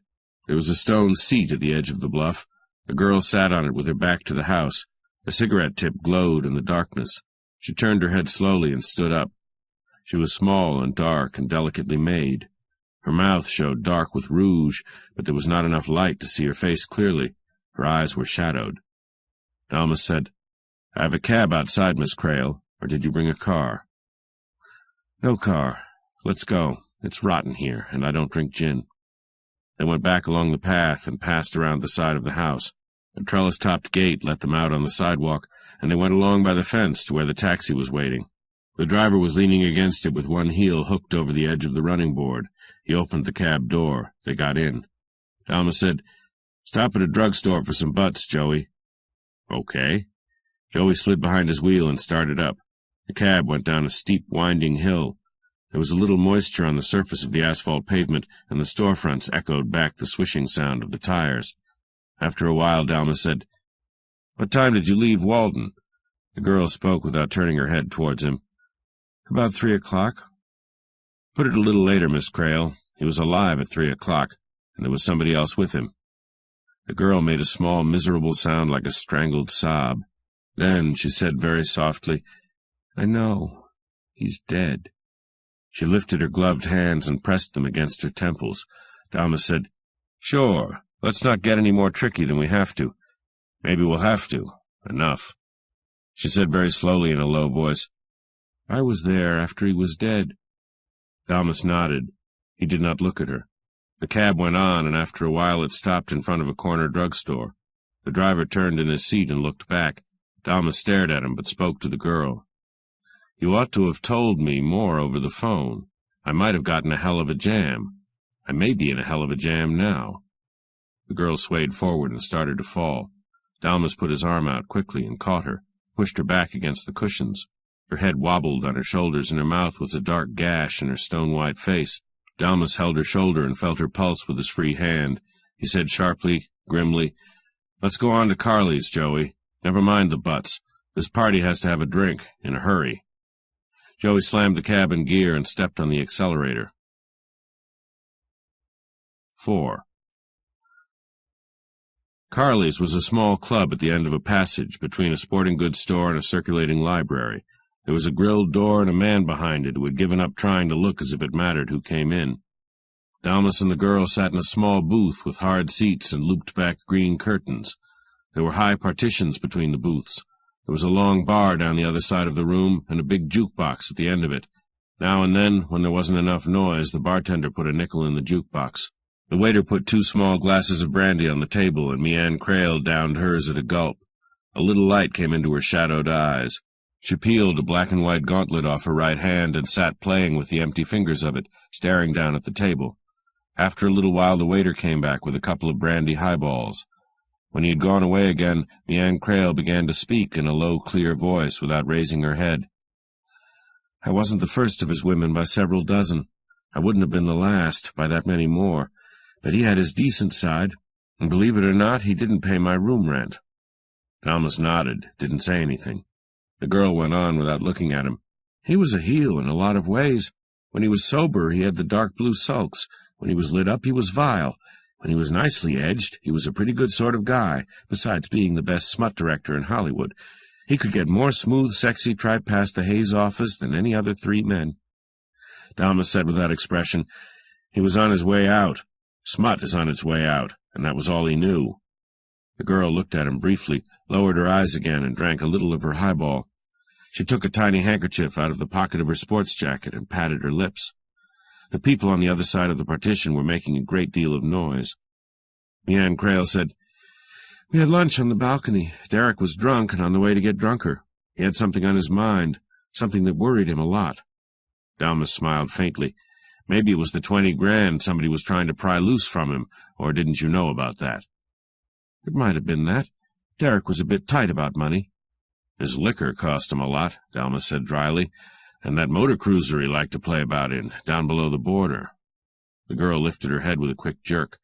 There were sharp lights of pain in her dark eyes. She said very slowly, "He bought all his liquor at Ensenada.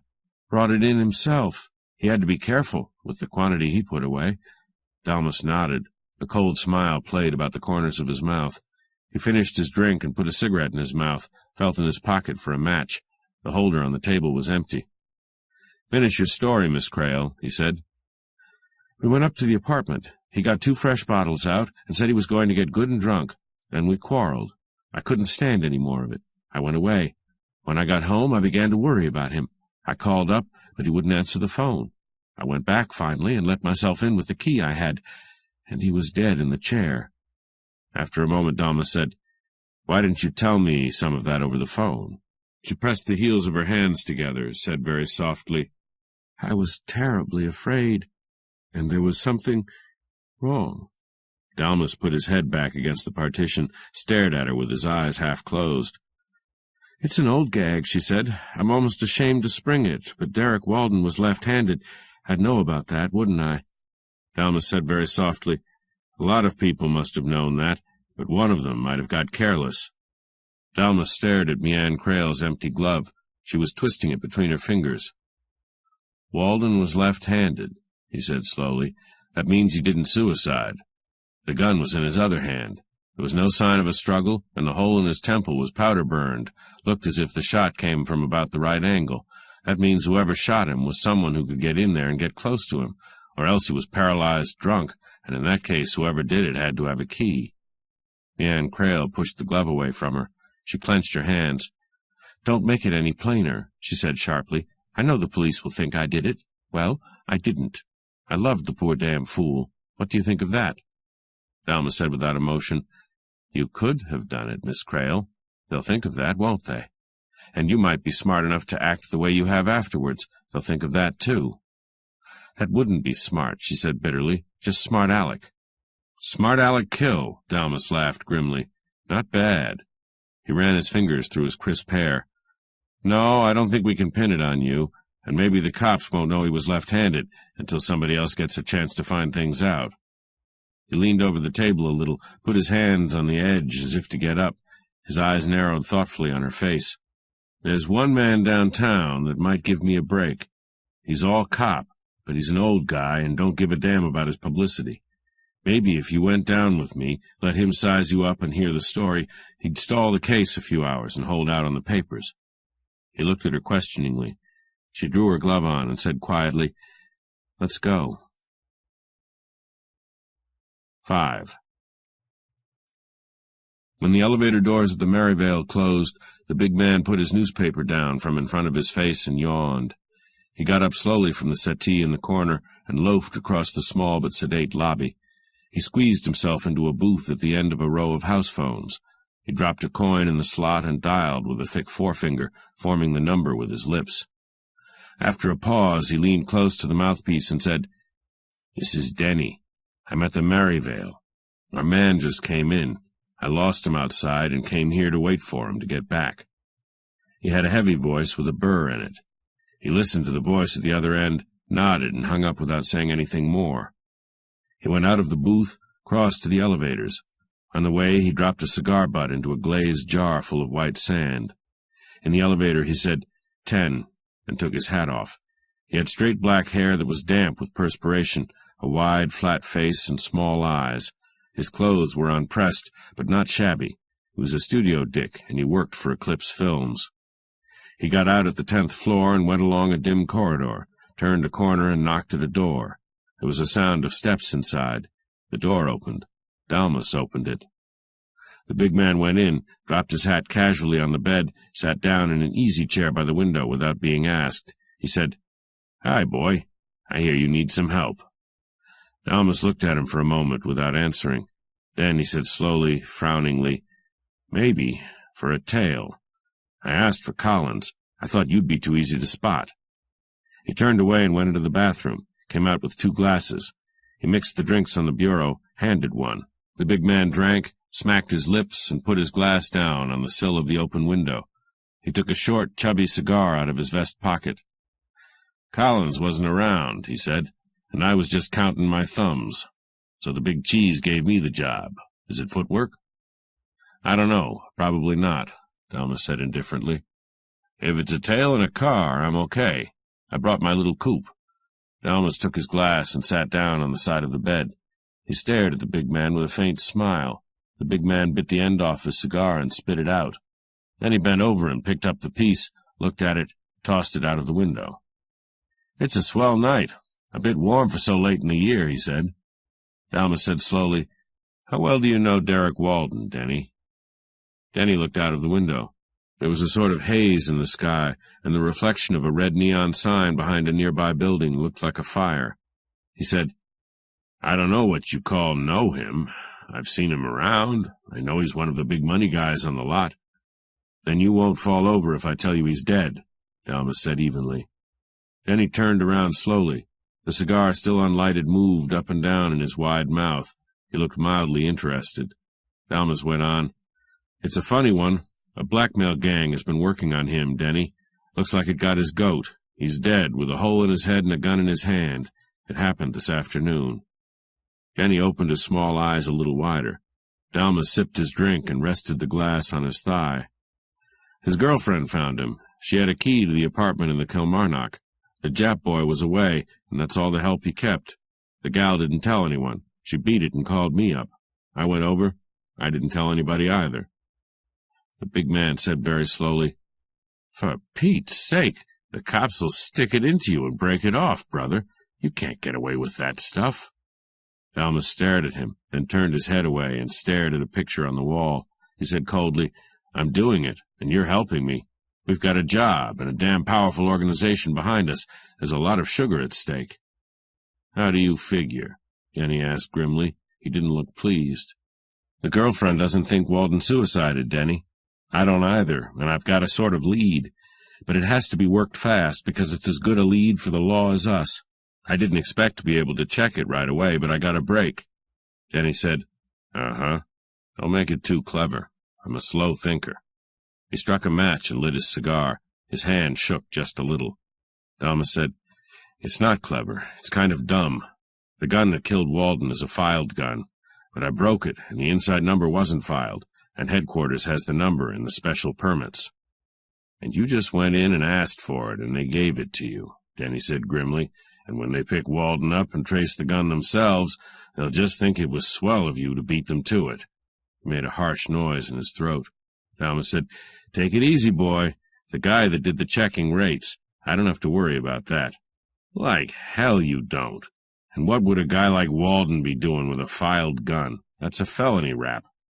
Dalmas finished his drink and carried his empty glass over to the bureau. He held the whiskey bottle out. Denny shook his head. He looked very disgusted. "If he had the gun, He might not have known about that, Denny, and it could be that it wasn't his gun at all. If it was a killer's gun, then the killer was an amateur. A professional wouldn't have that kind of artillery. The big man said slowly, "Okay.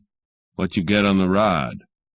Dalmas sat down on the bed again. He dug a package of cigarettes out of his pocket, lit one, and leaned forward to toss the match through the open window. He said, "The permit was issued about a year ago to a news hawk on the Press Chronicle, name of Dart Burwand. This Burwand was bumped off last April on the ramp of the Arcade Depot. He was all set to leave town, but he didn't make it. They never cracked the case, but the hunch is that this Burwand was tied to some racket, like the Lingle killing in Chai, and that he tried to shake one of the big boys. The big boy backfired on the idea, exit Burwand." The big man was breathing deeply. He had let his cigar go out. Dalmas watched him gravely while he talked. "I got that from Westfall's on the Press Chronicle," Dalmas said. "He's a friend of mine. There's more of it. This gun was given back to Burwand's wife, probably. She still lives here, out on North Kenmore. She might tell me what she did with the gun, and she might be tied to some racket herself, Denny. In that case, she wouldn't tell me, but after I talked to her, she might make some contacts we ought to know about. Get the idea?" Denny struck another match and held it on the end of his cigar. His voice said thickly, "What do I do? Tail the broad after you put the idea to her about the gun?" "Right." The big man stood up, pretended to yawn. "Can do," he grunted. "But why all the hush-hush about Walden? Why not let the cops work it out? We're just going to get ourselves a lot of bad marks at headquarters." Dalmas said slowly, "It's got to be risked. We don't know what the blackmail crowd had on Walden, and the studio stands to lose too much money if it comes out in the investigation and gets a front-page spread all over the country." Then he said, "You talk like Walden was spelled Valentino. Hell, the guy's only a director. All they got to do is take his name off a couple of unreleased pictures." "They figure different," Dalmas said, "but maybe that's because they haven't talked to you." Then he said roughly, "Okay, but me, I'd let the girlfriend take the damn rap. All the law ever wants is a fall guy." He went around the bed to get his hat, crammed it on his head. "Swell," he said sourly. "We gotta find out all about it before the cops even know Walden is dead." He gestured with one hand and laughed mirthlessly, like they do in the movies. Dalmas put the whiskey bottle away in the bureau drawer and put his hat on. He opened the door and stood aside for Denny to go out. He switched off the lights. It was 10 minutes to 9. 6. The tall blonde looked at Dalmas out of greenish eyes with very small pupils. He went in past her quickly, without seeming to move quickly. He pushed the door shut with his elbow. He said, "I'm a dick, private, Mrs. Burwand, trying to dig up a little dope you might know about." The blonde said, "The name is Dalton, Helen Dalton. Forget the Burwand stuff." Dalmas smiled and said, "I'm sorry, I should have known." The blonde shrugged her shoulders and drifted away from the door. She sat down on the edge of a chair that had a cigarette burn on the arm. The room was a furnished apartment living room with a lot of department store bric-a-brac spread around. 2 floor lamps burned. There were flounced pillows on the floor. A French doll sprawled against the base of one lamp, and a row of gaudy novels went across the mantel above the gas fire. Dalmas said politely, swinging his hat, "It's about a gun Dart Burwand used to own. It showed up on a case I'm working. I'm trying to trace it from the time you had it." Helen Dalton scratched the upper part of her arm. She had half-inch-long fingernails. She said curtly, "I don't have an idea what you're talking about." Dalmas stared at her and leaned against the wall. His voice got on edge. "Maybe you remember that you used to be married to Dart Burwand and that he got bumped off last April, or is that too far back?" The blonde bit one of her knuckles and said, "Smart guy, huh?" "Not unless I have to be, but don't fall asleep from that last shot in the arm." Helen Dalton sat up very straight, suddenly. All the vagueness went out of her expression. She spoke between tight lips. "What's the howl about the gun?" "It killed a guy, that's all," Dalmas said carelessly. She stared at him.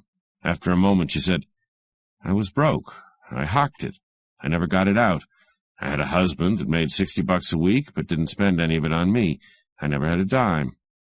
Dalmas nodded. "Remember the pawn shop where you left it?" he asked, "or maybe you still have the ticket." "No, it was on Main. The street's lined with them, and I don't have the ticket." Dalmas said, I was afraid of that. He walked slowly across the room, looked at the titles of some of the books on the mantel. He went on and stood in front of a small folding desk. There was a photo in a silver frame on the desk. Dalmas stared at it for some time. He turned slowly. It's too bad about the gun, Helen. A pretty important name was rubbed out with it this afternoon. The number was filed off the outside.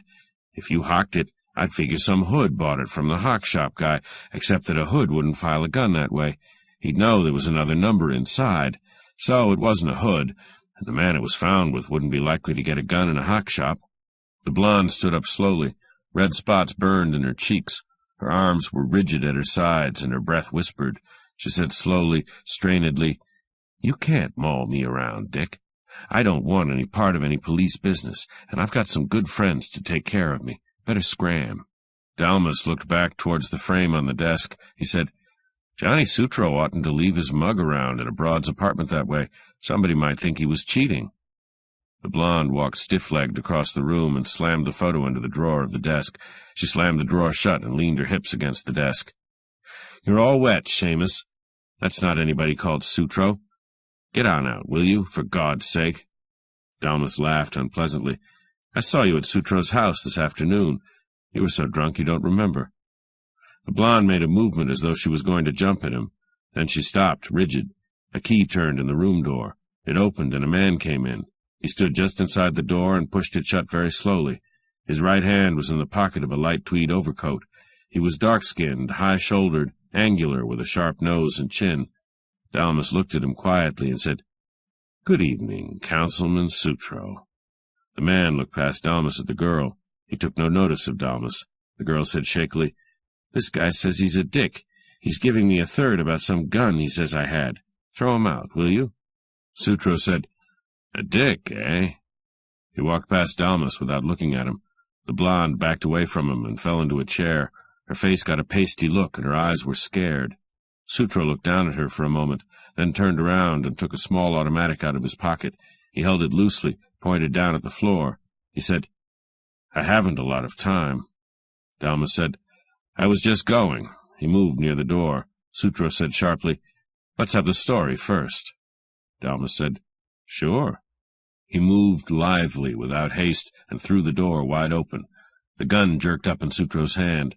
Dalmas said, "Don't be a sap. You're not starting anything here, and you know it." The two men stared at each other.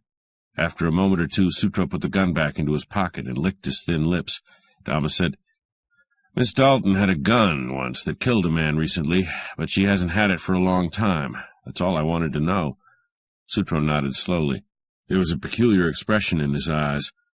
"Miss Dalton is a friend of my wife's. I wouldn't want her to be bothered," he said coldly. "That's right, you wouldn't," Dalmas said. "But a legitimate dick has a right to ask legitimate questions. I didn't break in here." Sutro eyed him slowly. "Okay, but take it easy on my friends. I draw water in this town, and I could hang a sign on you." Dalmas nodded. He went quietly out of the door and shut it. He listened a moment. There was no sound inside that he could hear. He shrugged and went on down the hall, down 3 steps and across a small lobby that had no switchboard. Outside the apartment house, he looked along the street. It was an apartment house district, and there were cars parked up and down the street. He went towards the lights of the taxi that was waiting for him. Joey, the red-haired driver, was standing on the edge of the curb in front of his hack.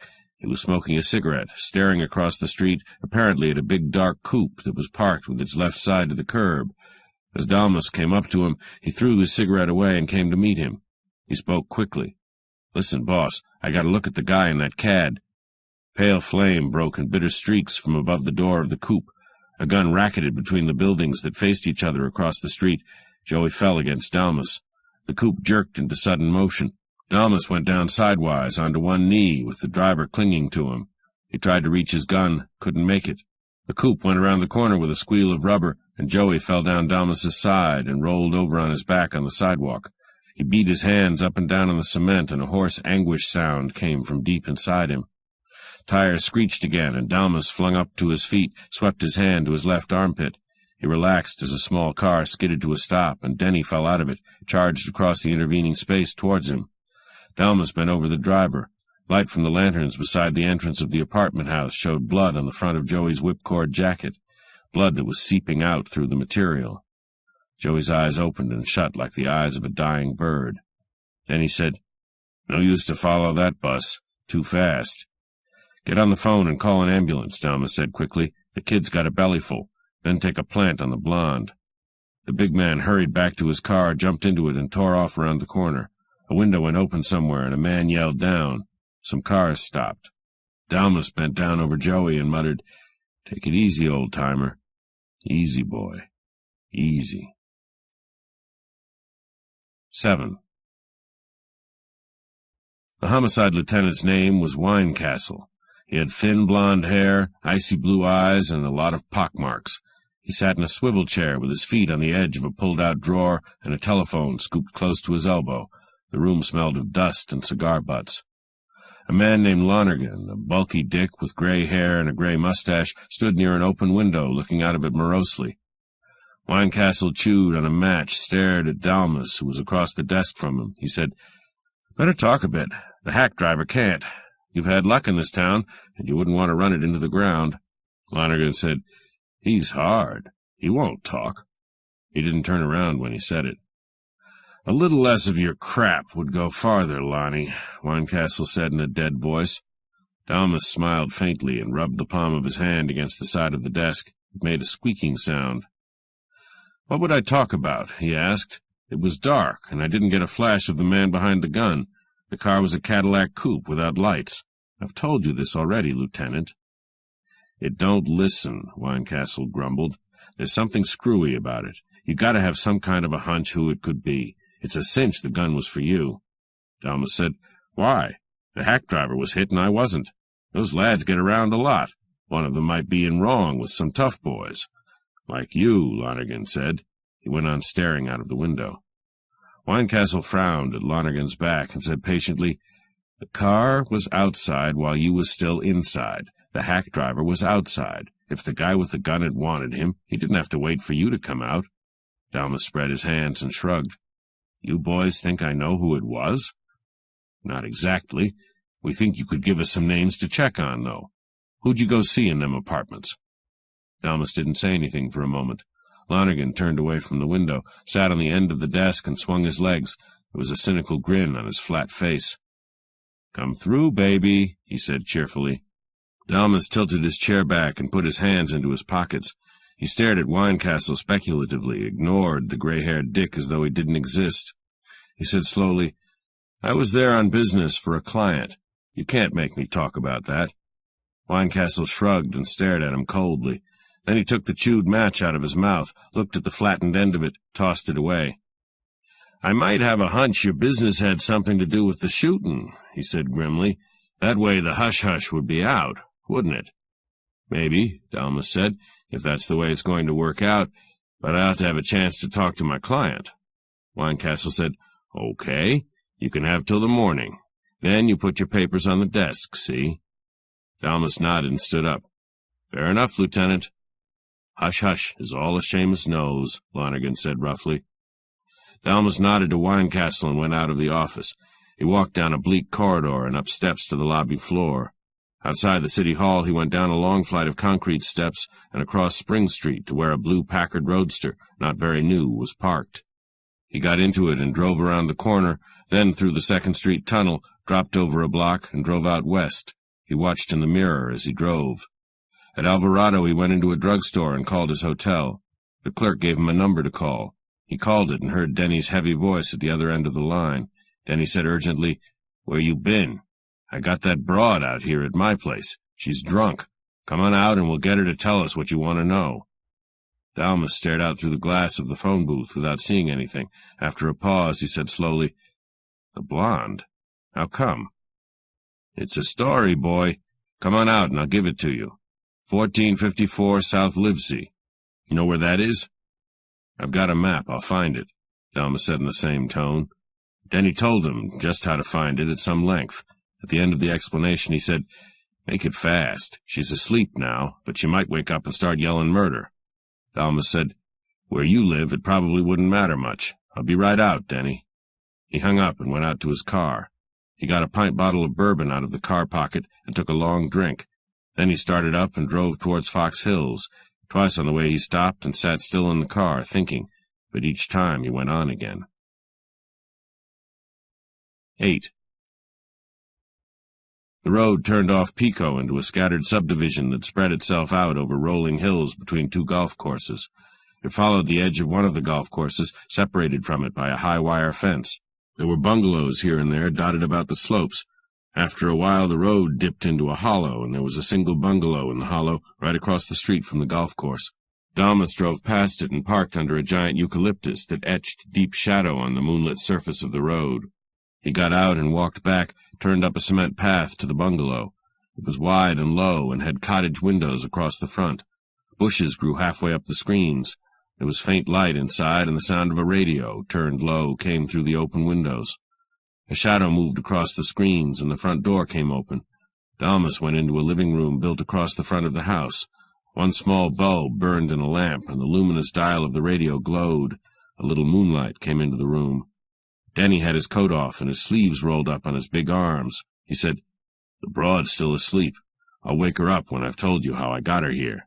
Dalmas said, "Sure you weren't tailed?" "Not a chance." Denny spread a big hand.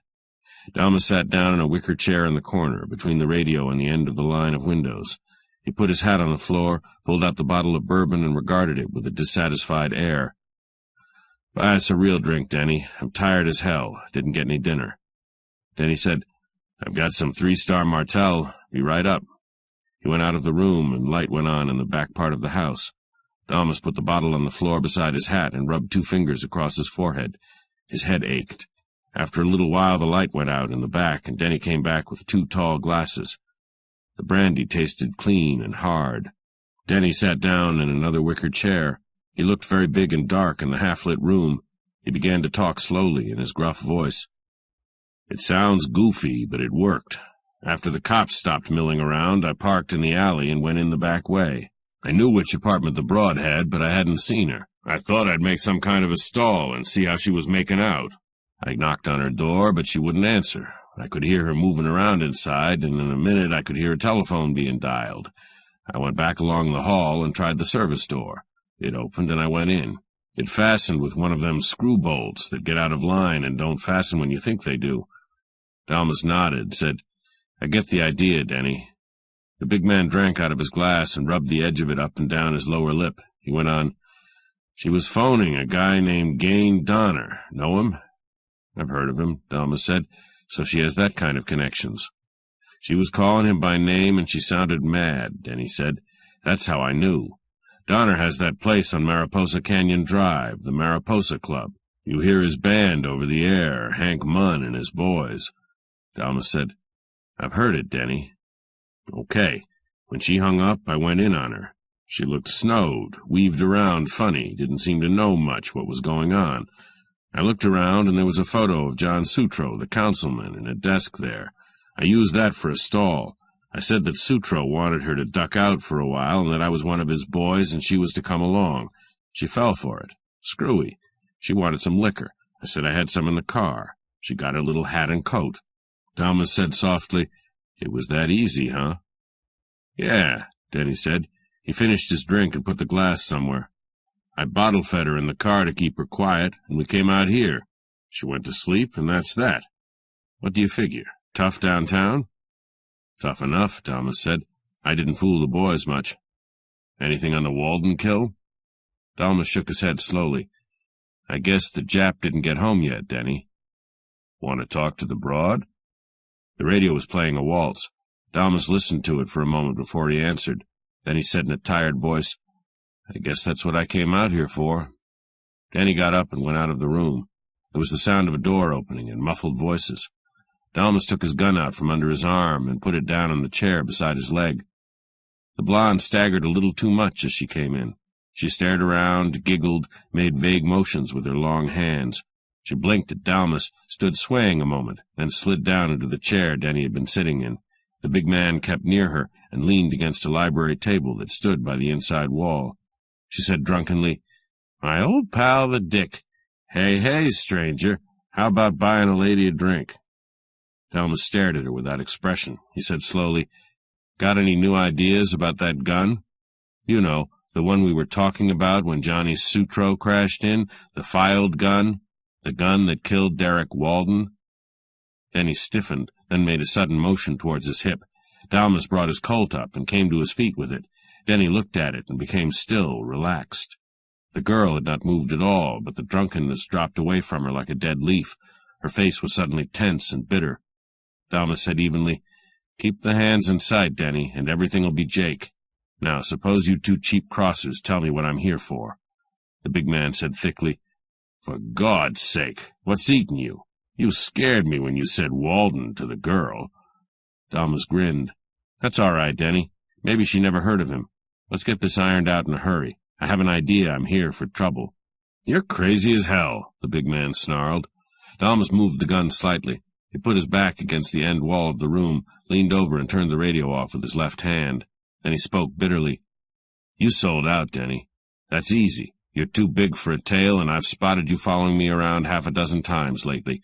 When you horned in on the deal tonight, I was pretty sure, and when you told me that funny story about how you got Baby out here, I was damn sure. Hell's sake, do you think a guy that stayed alive as long as I have would believe that one? Come on, Denny, be a sport and tell me who you're working for. I might let you take a powder. Who you working for? Donner? Sutro? Or somebody I don't know? And why the plant out here in the woods?" The girl shot to her feet suddenly and sprang at him. He threw her off with his free hand, and she sprawled on the floor. She yelled, "Get him, you big punk! Get him!" Denny didn't move.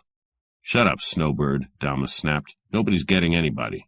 This is just a talk between friends. Get up on your feet and stop throwing curves." The blonde stood up slowly. Denny's face had a stony, immovable look in the dimness. His voice came with a dull rasp. He said, "I sold out. It was lousy. Okay, that's that. I got fed up with watching a bunch of extra girls trying to pinch each other's lipstick. You can take a plug at me if you feel like it." He still didn't move. Dalmas nodded slowly and said again, "Who is it, Denny? Who you working for?" Denny said, "I don't know. I call a number, get orders, and report that way. I get dough in the mail. I tried to break the twist here, but no luck. I don't think you're on the spot, and I don't know a damn thing about that shooting in the street." Dalmas stared at him. He said slowly, "You wouldn't be stalling to keep me here, would you, Denny?" The big man raised his head slowly. The room suddenly seemed to get very still. A car had stopped outside. The faint throbbing of its motor died. A red spotlight hit the top of the screens. It was blinding. Dalmas slid down on one knee, shifted his position sidewise very quickly, silently. Denny's harsh voice in the silence said, "Cops, for God's sake!" The red light dissolved the wire mesh of the screens into a rosy glow, threw a great splash of vivid color on the oiled finish of the inside wall. The girl made a choked sound, and her face was a red mask for an instant before she sank down out of the fan of light. Dalmas looked into the light, his head low behind the sill of the end window. The leaves of the bushes were black spear points in the red glare. Steps sounded on the walk. A harsh voice rasped, "Everybody out! Mitts in the air!" There was a sound of movement inside the house. Dalmas swung his gun, uselessly. A switch clicked, and a porch light went on. For a moment, before they dodged back, two men in blue police uniforms showed up in the cone of the porch light. One of them held a submachine gun, and the other had a long Luger with a special magazine fitted to it. There was a grating sound. Denny was at the door, pushing the peep panel. A gun came up in his hand and crashed. Something heavy clattered on the cement, and a man swayed forward into the light, swayed back again. His hands were against his middle. A stiff-visored cap fell down and rolled on the walk. Dalmas hit the floor low down against the baseboard as the machine gun cut loose. He ground his face into the wood of the floor. The girl screamed behind him. The chopper raked the room swiftly from end to end, and the air filled with plaster and splinters. A wall mirror crashed down. A sharp stench of powder fought with the sour smell of the plaster dust. This seemed to go on for a very long time. Something fell across Dalmas's legs. He kept his eyes shut and his face pressed against the floor. The stuttering and crashing stopped. The rain of plaster inside the walls kept on. A voice yelled, "How do you like it, pals?" Another voice far back snapped angrily, "Come on, let's go." Steps sounded again, and a dragging sound. More steps. The motor of the car roared into life. A door slammed heavily. Tires screeched on the gravel of the road, and the song of the motor swelled and died swiftly. Dalmas got up on his feet. His ears boomed and his nostrils were dry. He got his gun off the floor, unclipped a thin flash from an inside pocket, snapped it on. It probed weakly through the dusty air. The blonde lay on her back with her eyes wide open and her mouth twisted into a sort of grin. She was sobbing. Dalmas bent over her. There didn't seem to be a mark on her. He went on down the room. He found his hat untouched beside the chair that had half the top shot off. The bottle of bourbon lay beside the hat. He picked them both up. The man with the chopper had raked the room waist-high, back and forth, without lowering it far enough. Dalmas went on farther, came to the door. Denny was on his knees in front of the door. He was swaying backwards and forwards and holding one of his hands in the other. Blood dribbled between his thick fingers. Dalmas got the door open and went out. There was a smear of blood and a litter of shells on the walk. There was nobody in sight. He stood there with the blood beating in his face like little hammers. The skin around his nose prickled. He drank some whiskey out of the bottle and turned and went back into the house. Denny was up on his feet now. He had a handkerchief out and was tying it around his bloody hand. He looked dazed, drunk. He swayed on his feet. Dalmas put the beam of the flash on his face. He said, "Hurt much?" "No. Clipped on the hand," the big man said thickly. His fingers were clumsy on the handkerchief. "The blonde's scared blind," Dalmas said. "It's your party, boy. Nice pals you have. They meant to get all three of us. You rattled them when you took a pot out of the peephole. I guess I owe you something for that, Denny. The gunner wasn't so good." Denny said, "Where are you going?" "Where do you think?" Denny looked at him. "Sutro's your man," he said slowly. "I'm through. Washed up. They can all go to hell." Dalmas went through the door again, down the path to the street. He got into his car and drove away without lights.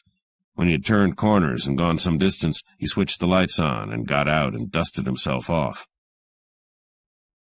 9. Black and silver curtains opened in an inverted V against a haze of cigarette and cigar smoke. The brasses of the dance band shot brief flashes of color through the haze. There was a smell of food and liquor and perfume and face powder. The dance floor was an empty splash of amber light and looked slightly larger than a screen star's bath mat. Then the band started up and the lights went down, and a headwaiter came up the carpeted steps tapping a gold pencil against the satin stripe of his trousers. He had narrow, lifeless eyes and blonde-white hair sleeked back off a bony forehead. Dalmas said, "I'd like to see Mr. Donner." The headwaiter tapped his teeth with his gold pencil. "I'm afraid he's busy. What name?" "Dalmas. Tell him I'm a special friend of Johnny Sutro's." The headwaiter said, "I'll try." He went across to a panel that had a row of buttons on it and a small one-piece phone. He took it off the hook and put it to his ear, staring at Dalmas across the cup with the impersonal stare of a stuffed animal. Dalmas said, "I'll be in the lobby." He went back through the curtains and prowled over to the men's room. Inside, he got out the bottle of bourbon and drank what was left of it, tilting his head back and standing splay-legged in the middle of the tiled floor. A wizened Negro in a white jacket fluttered at him, said anxiously, "No drinking in here, boss." Dalmas threw the empty bottle into a receptacle for towels. He took a clean towel off the glass shelf, wiped his lips with it, put a dime down on the edge of the basin, and went out. There was a space between an inner and outer door. He leaned against the outer door and took a small automatic about 4 inches long out of his vest pocket. He held it with 3 fingers against the inside of his hat and went on out, swinging the hat gently beside his body. After a while, a tall Filipino with silky black hair came into the lobby and looked around. Dalmas went towards him. The headwaiter looked out through the curtains and nodded at the Filipino. The Filipino spoke to Dalmas. "This way, boss." They went down a long, quiet corridor. The sound of the dance band died away behind them. Some deserted green-topped tables showed through an open door. The corridor turned into another that was at right angles, and at the end of this one some light came out through a doorway. The Filipino paused in mid-stride and made a graceful, complicated movement, at the end of which he had a big black automatic in his hand. He prodded it politely into Dalmas's ribs. "Got to frisk you, boss. House rules." Dalmas stood still and held his arms out from his sides. The Filipino took Dalmas's Colt away from him and dropped it into his pocket. He patted the rest of Dalmas's pockets, stepped back, and holstered his own cannon. Dalmas lowered his arms and let his hat fall on the floor, and the little automatic that had been inside the hat peered neatly at the Filipino's belly. The Filipino looked down at it with a shocked grin. Dalmas said, "That was fun, Spig. Let me do it." He put his Colt back where it belonged, took the big automatic from under the Filipino's arm, slipped the magazine out of it, and ejected the shell that was in the chamber. He gave the empty gun back to the Filipino. "You can still use it for a sap. If you stay in front of me, your boss don't have to know that's all it's good for." The Filipino licked his lips. Damas felt him for another gun, and they went on along the corridor, went in at the door that was partly open. The Filipino went first. It was a big room with walls paneled in diagonal strips of wood. A yellow Chinese rug on the floor, plenty of good furniture, countersunk doors that told of soundproofing, and no windows. There were several gilt gratings high up, and a built-in ventilator fan made a faint, soothing murmur. 4 men were in the room. Nobody said anything. Damas sat down on a leather divan and stared at Riccio, the smooth boy who had walked him out of Walden's apartment. Riccio was tied to a high-backed chair. His arms were pulled around behind it and fastened together at the wrists. His eyes were mad, and his face was a welter of blood and bruises. He had been pistol-whipped. The sandy-haired man, Noddy, who had been with him at the Kilmarnock, sat on a sort of stool in the corner, smoking. John Sutro was rocking slowly in a red leather rocker, staring down at the floor. He did not look up when Damas came into the room. The 4th man sat behind a desk that looked as if it had cost a lot of money. He had soft brown hair parted in the middle and brushed back and down, thin lips and reddish-brown eyes that had hot lights in them. He watched Mallory while he sat down and looked around. Then he spoke, glancing at Riccio. "The punk got a little out of hand. We've been telling him about it. I guess you're not sorry." Damas laughed shortly without mirth. "All right as far as it goes, Donner. How about the other one? I don't see any marks on him." "Noddy's all right. He worked under orders," Donner said evenly. He picked up a long-handled file and began to file one of his nails. "You and I have things to talk about. That's why you got in here. You look all right to me, if you don't try to cover too much ground with your private dick racket." Damas's eyes widened a little. He said, "I'm listening, Donner." Sutro lifted his eyes and stared at the back of Donner's head. Donner went on talking in a smooth, indifferent voice. "I know all about the play at Derek Walden's place, and I know about the shooting on Kenmore. If I'd thought Riccio would go that crazy, I'd have stopped him before. As it is, I figure it's up to me to straighten things out. And when we get through here, Mr. Riccio will go downtown and speak his piece." Here's how it happened. Riccio used to work for Walden when the Hollywood crowd went in for bodyguards. Walden bought his liquor in Ensenada, still does, for all I know, and brought it in himself. Nobody bothered him. Riccio saw a chance to bring in some white goods under good cover. Walden caught him at it. He didn't want a scandal, so he just showed Riccio the gate. Riccio took advantage of that by trying to shake Walden down, on the theory that he wasn't clean enough to stand the working over the feds would give him. Walden didn't shake fast enough to suit Riccio, so he went hog wild and decided on a strong-arm play. You and your driver messed it up, and Riccio went gunning for you. Donner put down his file and smiled. Damas shrugged and glanced at the Filipino, who was standing by the wall at the end of the divan. Damas said, "I don't have your organization, Donner, but I get around. I think that's a smooth story, and it would have got by with a little cooperation downtown, but it won't fit the facts as they are now." Donner raised his eyebrows. Sutro began to swing the tip of his polished shoe up and down in front of his knee. Damas said, "How does Mr. Sutro fit into all this?" Sutro stared at him and stopped rocking. He made a swift, impatient movement. Donner smiled. "He's a friend of Walden's.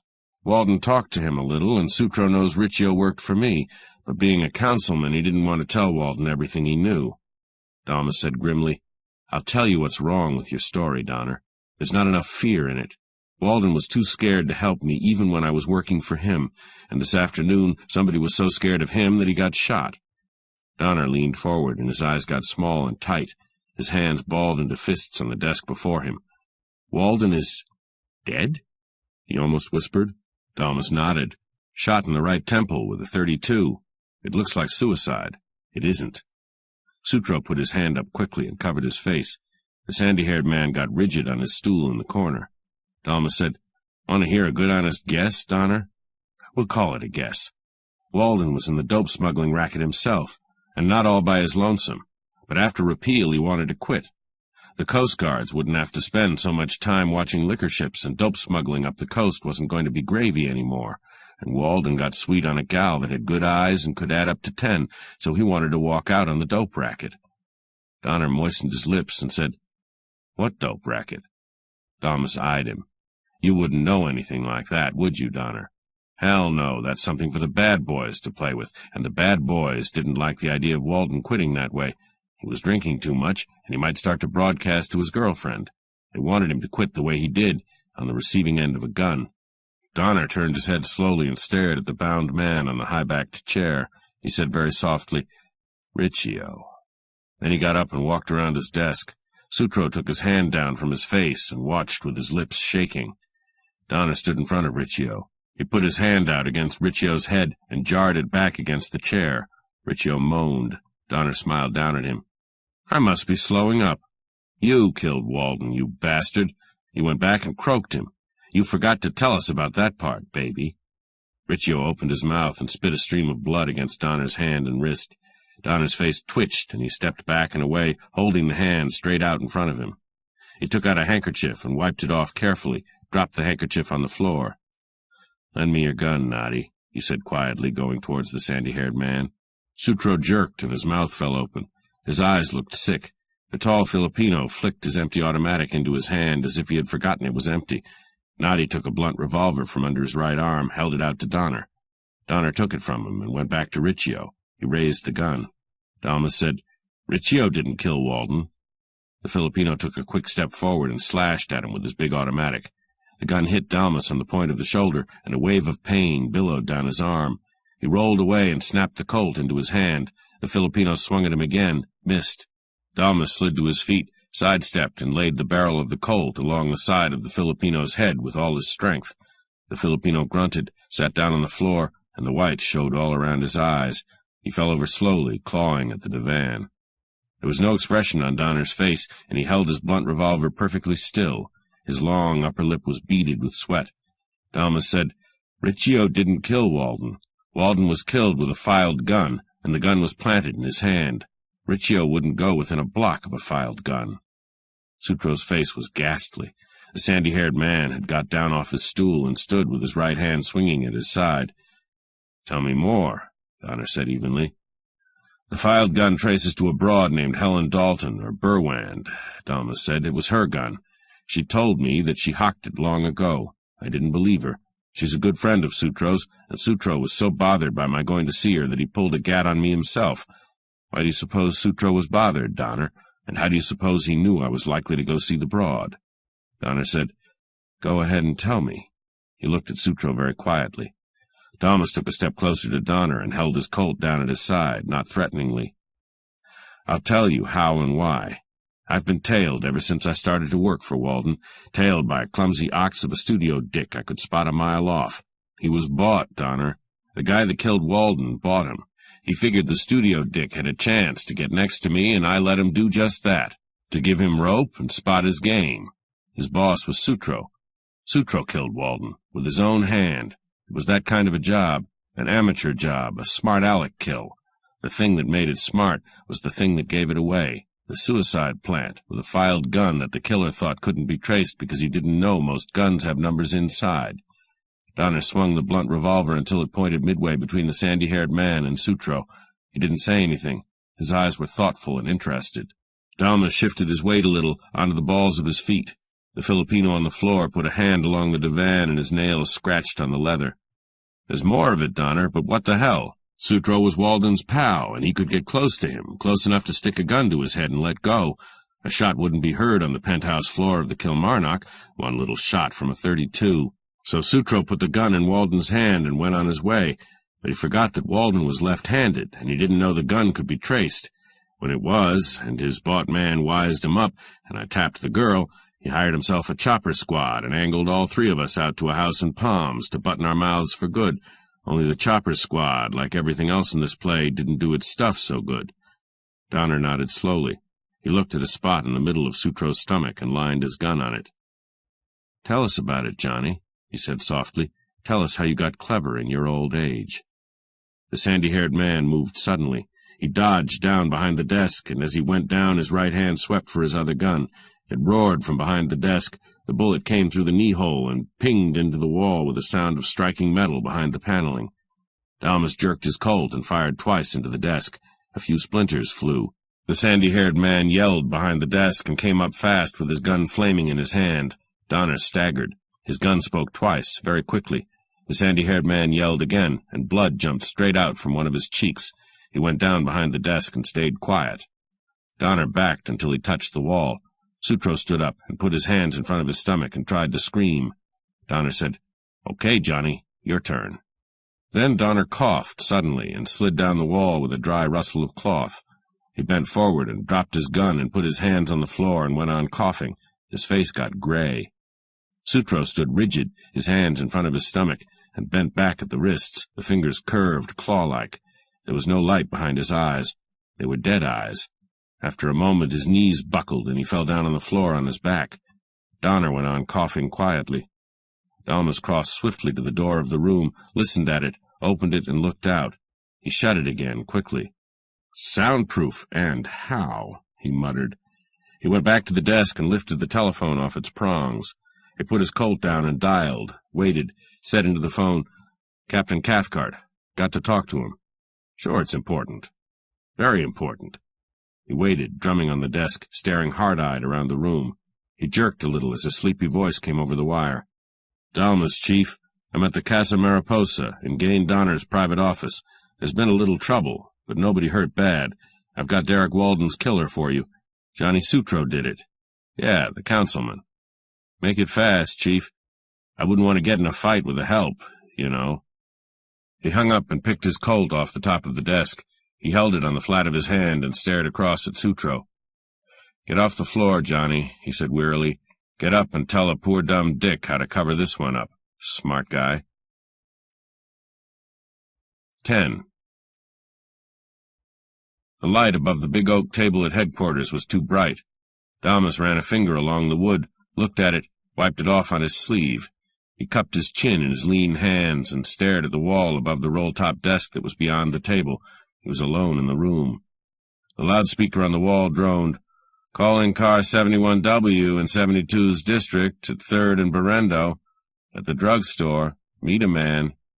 The door opened, and Captain Cathcart came in, shut the door carefully behind him. He was a big, battered man with a wide, moist face, a strained mustache, gnarled hands. He sat down between the oak table and the roll-top desk and fingered a cold pipe that lay in the ashtray. Dalmas raised his head from between his hands. Cathcart said, "Sutro's dead." Dalmas stared, said nothing. "His wife did it. He wanted to stop by his house a minute. The boys watched him good, but they didn't watch her. She slipped him the dose before they could move." Cathcart opened and shut his mouth twice. He had strong, dirty teeth. "She never said a damn word. Brought a little gun around from behind her and fed him 3 slugs, 1, 2, 3. Win, place, show, just like that. Then she turned the gun around in her hand, as nice as you could think of, and handed it to the boys. What in hell'd she do that for?" Dalmas said, "Get a confession?" Cathcart stared at him and put the cold pipe in his mouth. He sucked on it noisily. "From him?" "Yeah, not on paper, though. What do you suppose she'd done that for?" "She knew about the blonde," Dalmas said. "She thought it was her last chance. Maybe she knew about his rackets." The captain nodded slowly. "Sure," he said. "That's it. She figured it was her last chance. And why shouldn't she bop the bastard? If the DA's smart, he'll let her take a manslaughter plea. That'd be about 15 months at Tehachapi. A rest cure." Dalmas moved in his chair. He frowned. Cathcart went on, "It's a break for all of us. No dirt your way, no dirt on the administration. If she hadn't done it, it would have been a kick in the pants all around. She ought to get a pension." "She ought to get a contract from Eclipse Films," Dalmas said.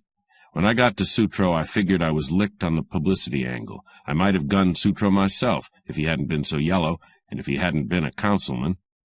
"Nix on that, baby. Leave that stuff to the law," Cathcart growled. "Here's how it looks. I don't figure we can get Walden on the book as a suicide. The filed gun is against it, and we got to wait for the autopsy and the gun shark's report, and a paraffin test on the hand ought to show he didn't fire the gun at all. On the other hand, the case is closed on Sutro, and what has to come out ought not to hurt too bad. Am I right?" Dalmas took out a cigarette and rolled it between his fingers. He lit it slowly and waved the match until it went out. "Walden was no lily," he said. "It's the dope angle that would raise hell, but that's cold. I guess we're Jake, except for a few loose ends." "Hell with the loose ends," Cathcart grinned. "Nobody's getting away with any fix that I can see. That sidekick of yours, Denny, will fade in a hurry, and if I ever get my paws on the Dalton frail, I'll send her to Mendocino for the cure. We might get something on Donner after the hospital gets through with him. We've got to put the rap on those hoods for the stick-up and the taxi driver, whichever of them did that, but they won't talk. They still got a future to think about, and the taxi driver ain't so bad hurt. That leaves the chopper squad. Cathcart yawned. Those boys must be from Frisco. We don't run to choppers around here much. Dalmas sagged in his chair. You wouldn't have a drink, would you, Chief? He said dully. Cathcart stared at him. There's just one thing, he said grimly. I want you to stay told about that. It was okay for you to break that gun, if you didn't spoil the prints, and I guess it was okay for you not to tell me, seeing the jam you were in, but I'll be damned if it's okay for you to beat our time by chiseling on our own records. Dalmas smiled thoughtfully at him. You're right all the way, Chief, he said humbly. It was the job, and that's all a guy can say. Cathcart rubbed his cheeks vigorously. His frown went away, and he grinned. Then he bent over and pulled out a drawer and brought up a quart bottle of rye. He put it on the desk and pressed a buzzer. A very large, uniformed torso came partway into the room. "Hey, Tiny," Cathcart boomed, "loan me that corkscrew you swiped out of my desk." The torso disappeared and came back. "What'll we drink to?" the captain asked a couple of minutes later. Dalmas said, "Let's just drink." Fingerman 1. I got away from the grand jury a little after 4, and then sneaked up the back stairs to Fenweather's office. Fenweather, the D.A., was a man with severe, chiseled features and the gray temples women love. He played with a pen on his desk and said, "I think they believed you. They might even indict Manny Tinnan for the Shannon kill this afternoon. If they do, then is the time you begin to watch your step." I rolled a cigarette around in my fingers and finally put it in my mouth. "Don't put any men on me, Mr. Fenweather. I know the alleys in this town pretty well, and your men couldn't stay close enough to do me any good." He looked towards one of the windows. "How well do you know Frank Dorr?" he asked, with his eyes away from me. "I know he's a big politico, a fixer you have to see if you want to open a gambling hall or a bawdy house, or if you want to sell honest merchandise to the city." "Right." Fenweather spoke sharply and brought his head around towards me. Then he lowered his voice. "Having the goods on Tinnan was a surprise to a lot of people. If Frank Dorr had an interest in getting rid of Shannon, who was the head of the board where Dorr is supposed to get his contracts, it's close enough to make him take chances, and I'm told he and Manny Tinnan had dealings. I'd sort of keep an eye on him if I were you." I grinned. "I'm just one guy," I said. "Frank Dorr covers a lot of territory, but I'll do what I can." Fenweather stood up and held his hand across the desk. He said, "I'll be out of town for a couple of days. I'm leaving tonight if this indictment comes through. Be careful, and if anything should happen to go wrong, see Bernie Oles, my chief investigator." I said, "Sure." We shook hands, and I went out past a tired-looking girl who gave me a tired smile and wound one of her lax curls up on the back of her neck as she looked at me. I got back to my office soon after 4:30. I stopped outside the door of the little reception room for a moment, looking at it. Then I opened it and went in, and of course there wasn't anybody there. There was nothing there but an old red Davenport, 2 odd chairs, a bit of carpet, and a library table with a few old magazines on it. The reception room was left open for visitors to come in and sit down and wait, if I had any visitors and they felt like waiting. I went across and unlocked the door into my private office lettered, "Philip Marlowe, Investigations." Lou Harger was sitting on a wooden chair on the side of the desk away from the window. He had bright yellow gloves clamped on the crook of a cane, a green snap-brim hat set too far back on his head. Very smooth black hair showed under the hat and grew too low on the nape of his neck. "Hello, I've been waiting," he said, and smiled languidly. "'Lo, Lou. How did you get in here?" "The door must have been unlocked, or maybe I had a key that fitted. Do you mind?" I went around the desk and sat down in the swivel chair. I put my hat down on the desk, picked up a bulldog pipe out of an ashtray and began to fill it up. "It's all right as long as it's you," I said. "I just thought I had a better lock." He smiled with his full red lips. He was a very good-looking boy. He said, "Are you still doing business, or will you spend the next month in a hotel room drinking liquor with a couple of headquarters boys?" "I'm still doing business, if there's any business for me to do." I lit a pipe, leaned back, and stared at his clear olive skin and straight, dark eyebrows. He put his cane on top of the desk and clasped his yellow gloves on the glass. He moved his lips in and out. "I have a little something for you. Not a hell of a lot, but there's carfare in it." I waited. "I'm making a little play at Las Olindas tonight," he said, "at Canales' place." "The White Smoke?" "Uh-huh. I think I'm going to be lucky, and I'd like to have a guy with a rod." I took a fresh pack of cigarettes out of a top drawer and slid them across the desk. Lou picked them up and began to break the pack open.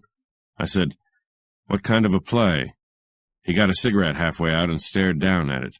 There was a little something in his manner I didn't like.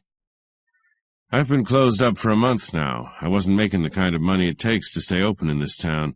The headquarters boys have been putting the pressure on since repeal. They have bad dreams when they see themselves trying to live on their pay." I said, "It doesn't cost any more to operate here than anywhere else, and here you pay it all to one organization. That's something." Lou Harger jabbed the cigarette in his mouth. "Yeah, Frank Dorr," he snarled, "that fat, blood-sucking son of a bitch." I didn't say anything. I was way past the age when it's fun to swear at people you can't hurt. I watched Lou light his cigarette with my desk lighter. He went on through a puff of smoke. "It's a laugh, in a way. Canales bought a new wheel from some grafters in the sheriff's office. I know Pina, Canales' head croupier, pretty well. The wheel is one they took away from me. It's got bugs, and I know the bugs. And Canales don't." "That sounds just like Canales," I said. Lou didn't look at me. "He gets a nice crowd down there," he said. "He has a small dance floor and a 5-piece Mexican band to help the customers relax. They dance a bit and then go back for another trimming, instead of going away disgusted." I said, "What do you do?" "I guess you might call it a system," he said softly, and looked at me under his long lashes. I looked away from him, looked around the room. It had a rust-red carpet, 5 green filing cases in a row under an advertising calendar, an old costumer in the corner, a few walnut chairs, net curtains over the windows. The fringe of the curtains was dirty from blowing about in the draft. There was a bar of late sunlight across my desk, and it showed up the dust.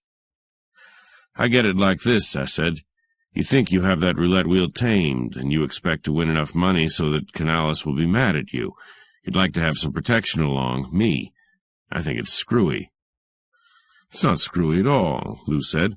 "Any roulette wheel has a tendency to work in a certain rhythm. If you know the wheel, very well indeed." I smiled and shrugged. "Okay, I wouldn't know about that. I don't know enough roulette. It sounds to me like you're being a sucker for your own racket, but I could be wrong, and that's not the point anyway." "What is?" Lou asked thinly. "I'm not much stuck on bodyguarding, but maybe that's not the point either. I take it I'm supposed to think this play is on the level. Suppose I don't and walk out on you and you get in a box. Or suppose I think everything is aces, but Canales don't agree with me and gets nasty." "That's why I need a guy with a rod," Lou said, without moving a muscle except to speak. I said evenly, "If I'm tough enough for the job, and I didn't know I was, that still isn't what worries me." "Forget it," Lou said. "It breaks me up enough to know you're worried." I smiled a little more and watched his yellow gloves moving around on top of the desk, moving too much. I said slowly, "You're the last guy in the world to be getting expense money that way just now. I'm the last guy to be standing behind you while you do it, that's all." Lou said, "Yeah." He knocked some ash off his cigarette down on the glass top, bent his head to blow it off. He went on, as if it was a new subject. "Miss Glenn is going with me. She's a tall redhead, a swell looker. She used to model. She's nice people in any kind of a spot, and she'll keep Canales from breathing on my neck. So we'll make out. I just thought I'd tell you." I was silent for a minute. Then I said, "You know damn well I just got through telling the grand jury it was Manny Tinnan I saw lean out of that car and cut the ropes on Art Shannon's wrists after they pushed him on the roadway, filled with lead." Lou smiled faintly at me. "That'll make it easier for the grafters on the big time. The fellows who take the contracts and don't appear in the business. They say Shannon was square and kept the board in line. It was a nasty bump-off." I shook my head. I didn't want to talk about that. I said, "Canales has a nose full of junk a lot of the time, and maybe he doesn't go for redheads." Lou stood up slowly and lifted his cane off the desk. He stared at the tip of one yellow finger. He had an almost sleepy expression. Then he moved towards the door, swinging his cane. "Well, I'll be seeing you sometime," he drawled. I let him get his hand on the knob before I said, "Don't go away sore, Lou. I'll drop down to Las Olindas if you have to have me, but I don't want any money for it, and for Pete's sake don't pay any more attention to me than you have to." He licked his lips softly and didn't quite look at me. "Thanks, Keed. I'll be careful as hell." He went out then, and his yellow glove disappeared around the edge of the door. I sat still for about 5 minutes, and then my pipe got too hot. I put it down, looked at my strap watch, and got up to switch on a small radio in the corner beyond the end of the desk. When the AC hum died down, the last tinkle of a chime came out of the horn, then a voice was saying, "KLI now brings you its regular early evening broadcast of local news releases. An event of importance this afternoon was the indictment returned late today against Maynard J. Tinnan by the grand jury. Tinnan is a well-known City Hall lobbyist and man about town. The indictment, a shock to his many friends, was based almost entirely on the testimony." My telephone rang sharply, and a girl's cool voice said in my ear, "One moment, please. Mr. Fenweather is calling you." He came on at once. "Indictment returned. Take care of the boy." I said I was just getting it over the radio. We talked a short moment, and then he hung up, after saying he had to leave at once to catch a plane. I leaned back in my chair again and listened to the radio without exactly hearing it. I was thinking what a damn fool Lou Harger was, and that there wasn't anything I could do to change that. 2. It was a good crowd for a Tuesday, but nobody was dancing. Around 10 o'clock, the little 5-piece band got tired of messing around with a rumba that nobody was paying any attention to.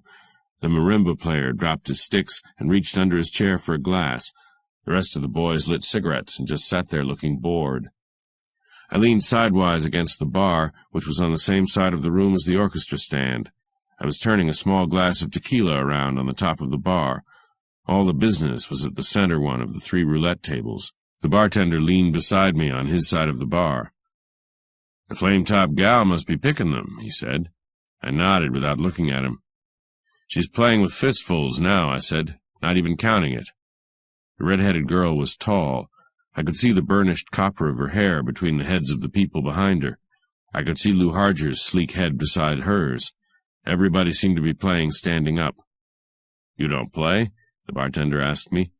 "Not on Tuesdays. I had some trouble on a Tuesday once." "Yeah? Do you like that stuff straight, or could I smooth it out for you?" "Smooth it out with what?" I said. "You got a wood rasp handy?" He grinned. I drank a little more of the tequila and made a face. "Did anybody invent this stuff on purpose?" "I wouldn't know, mister." "What's the limit over there?" "I wouldn't know that either. How the boss feels, I guess." The roulette tables were in a row near the far wall. A low railing of gilt metal joined their ends, and the players were outside the railing. Some kind of a confused wrangle started at the center table. Half a dozen people at the 2 end tables grabbed their chips up and moved across. Then a clear, very polite voice with a slightly foreign accent spoke out, "If you will just be patient, madame, Mr. Canales will be here in a minute." I went across, squeezed near the railing. 2 croupiers stood near me with their heads together and their eyes looking sidewise. One moved a rake slowly back and forth beside the idle wheel. It was staring at the red-haired girl. She wore a high-cut black evening gown. She had fine white shoulders, was something less than beautiful and more than pretty. She was leaning on the edge of the table in front of the wheel. Her long eyelashes were twitching. There was a big pile of money and chips in front of her. She spoke monotonously, as if she had said the same thing several times already. "Get busy and spin that wheel. You take it away fast enough, but you don't like to dish it out." The croupier in charge smiled a cold, even smile. He was tall, dark, disinterested. "The table can't cover your bet," he said with calm precision. "Mr. Canales, perhaps." He shrugged neat shoulders. The girl said, "It's your money, High Pockets. Don't you want it back?" Lou Harger licked his lips beside her, put a hand on her arm, stared at the pile of money with hot eyes. He said gently, "Wait for Canales." "To hell with Canales. I'm hot, and I want to stay that way." The door opened at the end of the tables, and a very slight, very pale man came into the room. He had straight, lusterless black hair, a high, bony forehead, flat, impenetrable eyes. He had a thin mustache that was trimmed in 2 sharp lines almost at right angles to each other, They came down below the corners of his mouth a full inch. The effect was oriental. His skin had a thick, glistening pallor. He slid behind the croupiers, stopped at a corner of the center table, glanced at the red-haired girl, and touched the ends of his mustache with 2 fingers, the nails of which had a purplish tint. He smiled suddenly, and the instant after it was as though he had never smiled in his life. He spoke in a dull, ironic voice. "Good evening, Miss Glenn. You must let me send somebody with you when you go home. I'd hate to see any of that money get in the wrong pockets." The red-haired girl looked at him, not very pleasantly. "I'm not leaving, unless you're throwing me out." Canales said, "No. What would you like to do?" "Bet the wad, dark meat." The crowd noise became a deathly silence. There wasn't a whisper of any kind of sound. Harger's face slowly got ivory white. Canales's face was without expression. He lifted a hand delicately, gravely, slipped a large wallet from his dinner jacket, and tossed it in front of the tall croupier. "10 grand, he said in a voice that was a dull rustle of sound. "That's my limit. Always." The tall croupier picked the wallet up, spread it, drew out 2 flat packets of crisp bills, riffled them, refolded the wallet, and passed it along the edge of the table to Canales. Canales did not move to take it. Nobody moved, except the croupier. The girl said, "Put it on the red." The croupier leaned across the table and very carefully stacked her money in chips. He placed her bet for her on the red diamond. He placed his hand along the curve of the wheel. "If no one objects," Canales said without looking at anyone, "this is just the 2 of us." Heads moved. Nobody spoke. The croupier spun the wheel and sent the ball skimming in the groove with a light flirt of his left wrist. Then he drew his hands back and placed them in full view of the edge of the table on top of it. The red-haired girl's eyes shone and her lips slowly parted. The ball drifted along the groove, dipped past one of the bright metal diamonds, slid down the flank of the wheel, and chattered along the tines beside the numbers. Movement went out of it suddenly with a dry click. It fell next to the 00 and read 27. The wheel was motionless. The croupier took up his rake and slowly pushed the 2 packets of bills across, adding them to the stake, pushed the whole thing off the field of play. Canales put his wallet back in his breast pocket, turned and walked slowly back to the door, went through it. I took my cramped fingers off the top of the railing, and a lot of people broke for the bar. 3. When Lou came up, I was sitting at a little tile-top table in a corner, fooling with some more of the tequila. The little orchestra was playing a thin, brittle tango, and one couple was maneuvering self-consciously on the dance floor. Lou had a cream-colored overcoat on, with the collar turned up around a lot of white silk scarf. He had a fine-drawn, glistening expression. He had white pigskin gloves this time, and he put one of them down on the table and leaned at me. "Over 22,000, he said softly. "Boy, what a take." I said, "Very nice money, Lou. What kind of car are you driving?" "See anything wrong with it?" "The play?" I shrugged, fiddled with my glass. "I'm not wised up on roulette, Lou. I saw plenty wrong with your broad's manners." "She's not a broad," Lou said. His voice got a little worried. "Okay.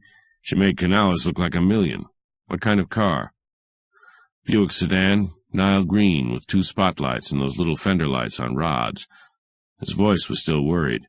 I said, "Take it kind of slow through town. Give me a chance to get in the parade."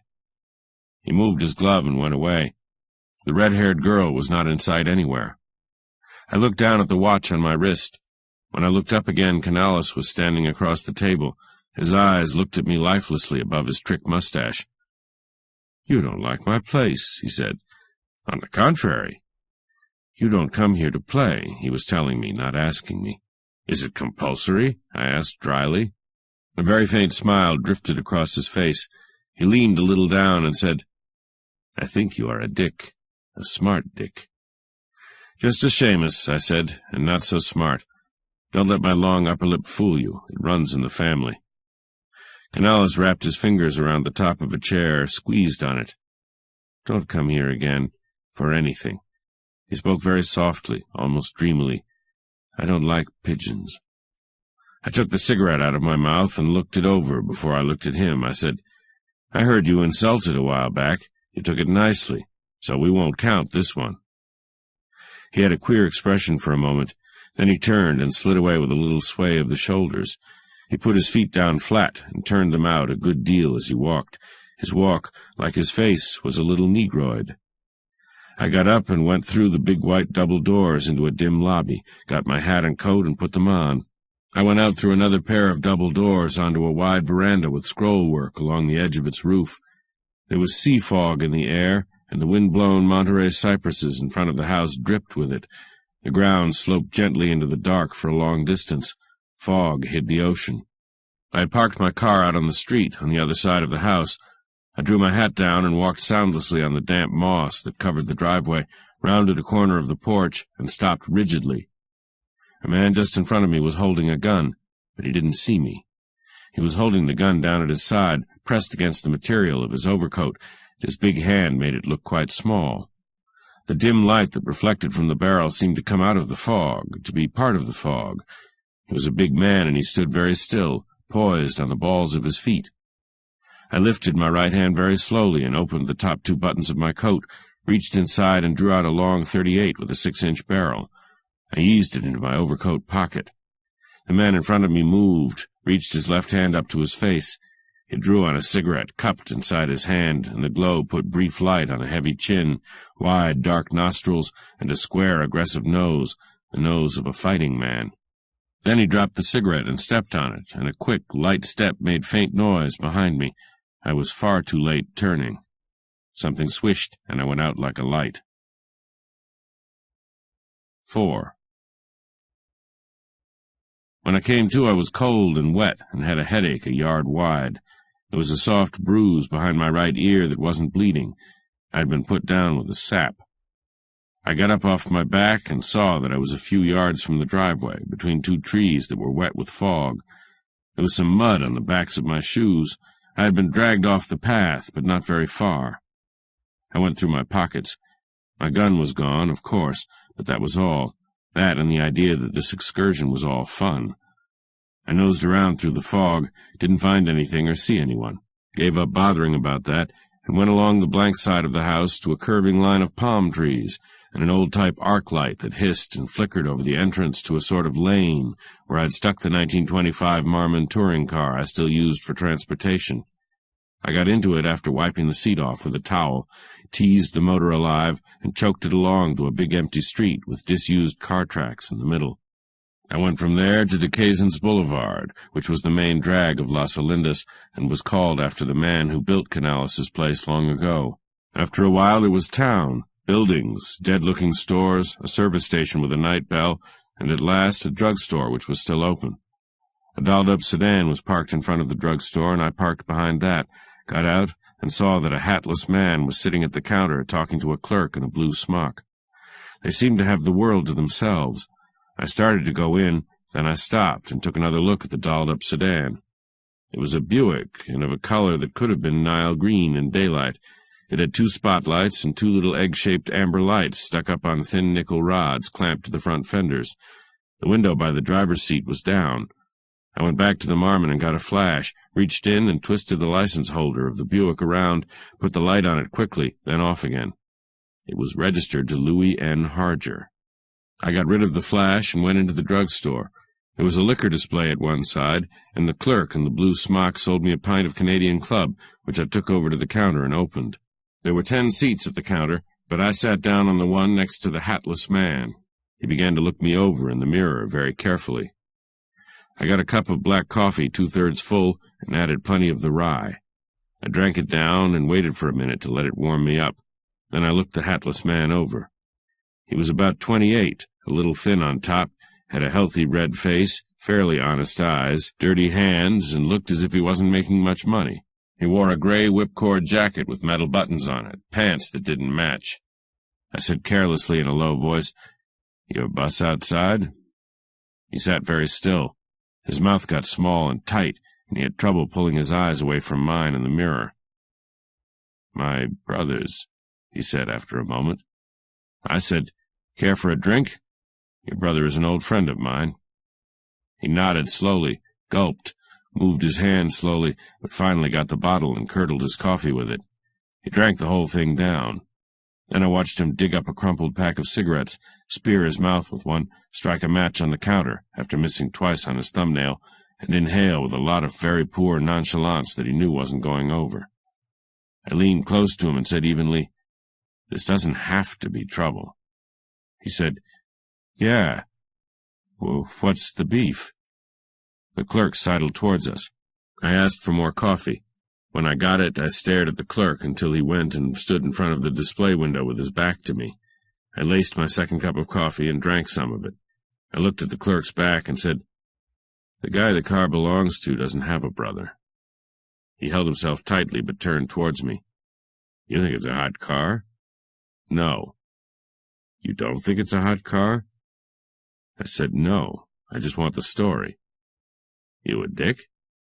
"Uh-huh. But it isn't a shakedown, if that's what worries you." He drew hard on his cigarette and moved his spoon around in his empty cup. "I can lose my job over this," he said slowly, "but I needed $100. I'm a hack driver." "I guessed that," I said. He looked surprised, turned his head, and stared at me. "Have another drink, and let's get on with it," I said. "Car thieves don't park them on the main drag and then sit around in drugstores." The clerk came back from the window and hovered near us, busying himself with rubbing a rag on the coffee urn. A heavy silence fell. The clerk put the rag down, went along to the back of the store behind the partition, and began to whistle aggressively. The man beside me took some more of the whiskey and drank it, nodding his head wisely at me. "Listen, I brought a fare out and was supposed to wait for him. A guy and a Jane came up alongside me in the Buick, and the guy offers me $100 to let him wear my cap and drive my hack into town. I'm to hang around here an hour, then take his heap to the Hotel Caroline on Town Boulevard. My cab will be there for me. He gives me the $100. "What was his story?" I asked. "He said they'd been to a gambling joint and had some luck for a change. They're afraid of hold-ups on the way in. They figure there's always spotters watching the play." I took one of his cigarettes and straightened it out in my fingers. "It's a story I can't hurt much," I said. "Could I see your cards?" He gave them to me. His name was Tom Snade. He was a driver for the Green Top Cab Company. I corked my pint, slipped it into my side pocket, and danced a $50 on the counter. The clerk came along and made change. He was almost shaking with curiosity. "Come on, Tom," I said in front of him. "Let's go get that cab. I don't think you should wait around here any longer." We went out, and I let the Buick lead me away from the straggling lights of Las Alindas, through a series of small beach towns with little houses built on sandlots close to the ocean and bigger ones built on the slopes of the hills behind. A window was lit here and there. The tires sang on the moist concrete, and the little amber lights on the Buick's fenders peeped back at me from the curves. At West Cimarron we turned inland, chugged on through Canal City, and met the San Angelo Cut. It took us almost an hour to get to 5640 Town Boulevard, which is the number of the Hotel Caroline. It is a big, rambling, slate-roofed building with a basement garage and a forecourt fountain on which they play a pale green light in the evening. Green Top cab number 469 was parked across the street on the dark side. I couldn't see where anybody had been shooting into it. Tom Snade found his cap in the driver's compartment, climbed eagerly under the wheel. "Does that fix me up? Can I go now?" His voice was strident with relief. I told him it was all right with me and gave him my card. It was 12 minutes past 1 as he took the corner. I climbed into the Buick and tooled it down the ramp to the garage and left it with a colored boy who was dusting cars in slow motion. I went around to the lobby. The clerk was an ascetic-looking young man who was reading a volume of California appellate decisions under the switchboard light. He said Lou was not in and had not been in since 11 when he came on duty. After a short argument about the lateness of the hour and the importance of my visit, he rang Lou's apartment, but there wasn't any answer. I went out and sat in my Marmon for a few minutes, smoked a cigarette, imbibed a little from my pint of Canadian Club. Then I went back into the Caroline and shut myself in a pay booth. I dialed the telegram, asked for the city desk, got a man named Von Ballen. He yelped at me when I told him who I was. "You still walking around? That ought to be a story. I thought Manny Tinnan's friends would have had you laid away in old lavender by this time." I said, "Can that and listen to this. Do you know a man named Lou Harger? He's a gambler, had a place that was raided and closed up a month ago." Von Ballen said he didn't know Lou personally, but he knew who he was. "Who around your rag would know him real well?" He thought a moment. "There's a lad named Jerry Cross here," he said. "That's supposed to be an expert on nightlife. What did you want to know?" Where would he go to celebrate? I said. Then I told him some of the story, not too much. I left out the part where I got sapped and the part about the taxi. He hasn't shown at his hotel, I ended. I ought to get a line on him.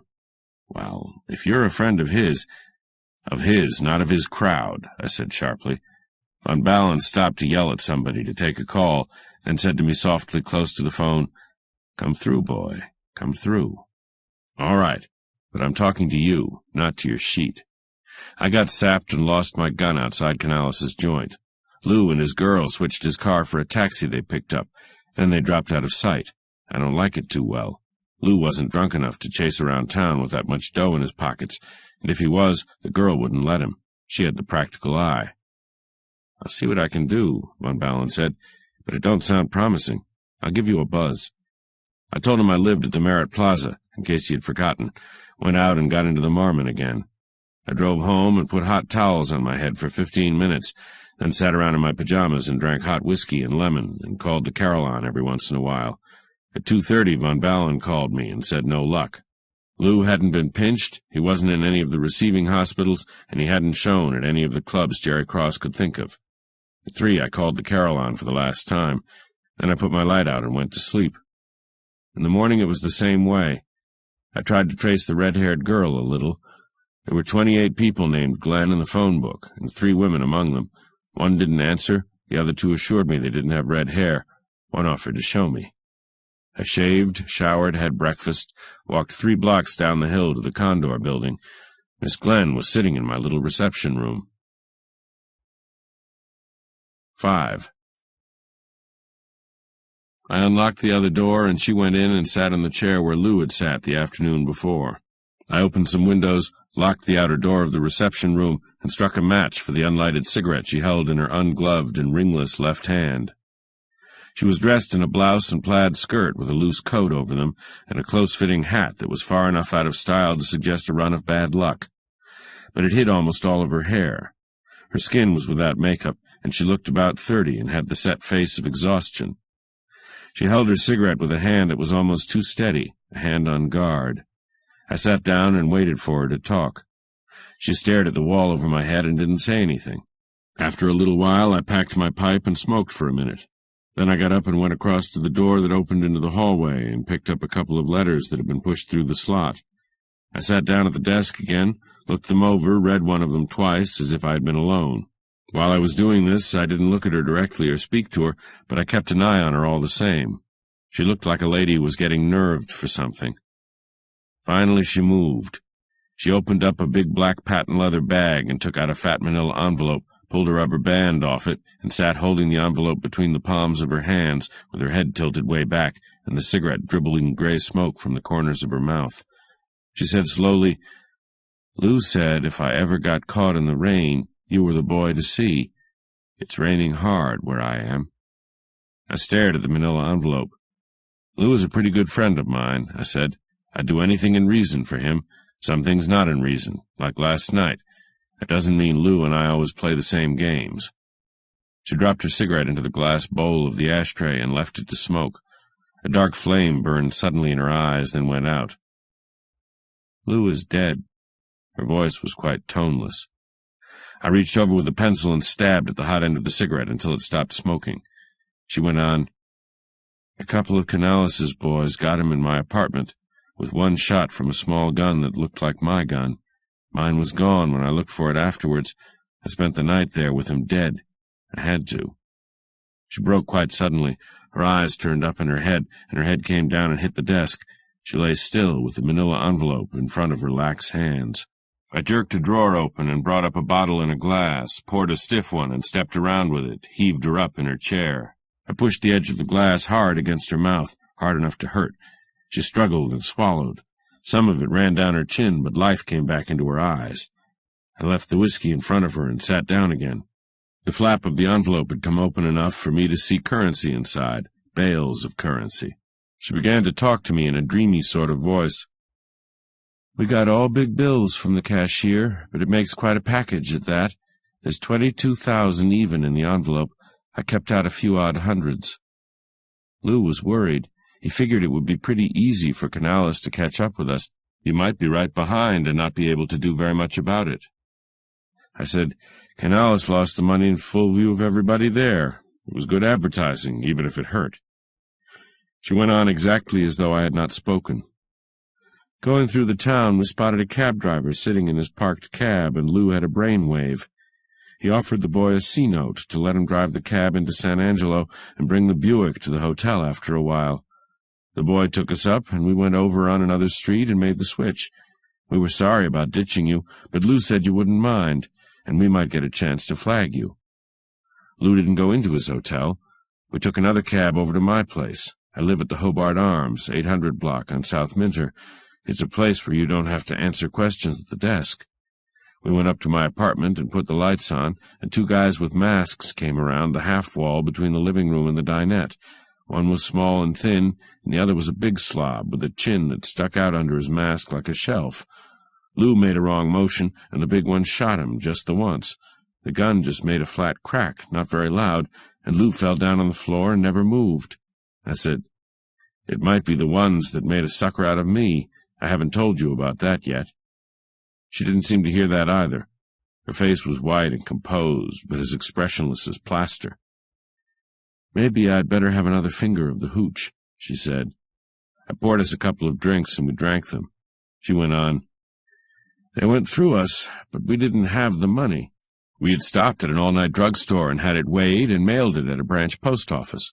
They went through the apartment, but of course we had just come in and hadn't had time to hide anything. The big one slammed me down with his fist, and when I woke up again they were gone, and I was alone with Lou dead on the floor." She pointed to a mark on the angle of her jaw. There was something there, but it didn't show much. I moved around in my chair a little and said, "They passed you on the way in. Smart boys would have looked to taxi over on that road. How did they know where to go?" "I thought that out during the night," Miss Glenn said. "Canales knows where I live. He followed me home once and tried to get me to ask him up." "Yeah," I said, "but why did they go to your place, and how did they get in?" "It's not hard. There's a ledge just below the windows, and a man could edge along it to the fire escape. They probably had other boys covering Lou's hotel. We thought of that chance, but we didn't think anything about my place being known to them." "Tell me the rest of it," I said. "The money was mailed to me," Miss Glenn explained. "Lou was a swell boy, but a girl has to protect herself. That's why I had to stay there last night with Lou dead on the floor, until the mail came. Then I came over here." I got up and looked out of the window. A fat girl was pounding a typewriter across the court. I could hear the clack of it.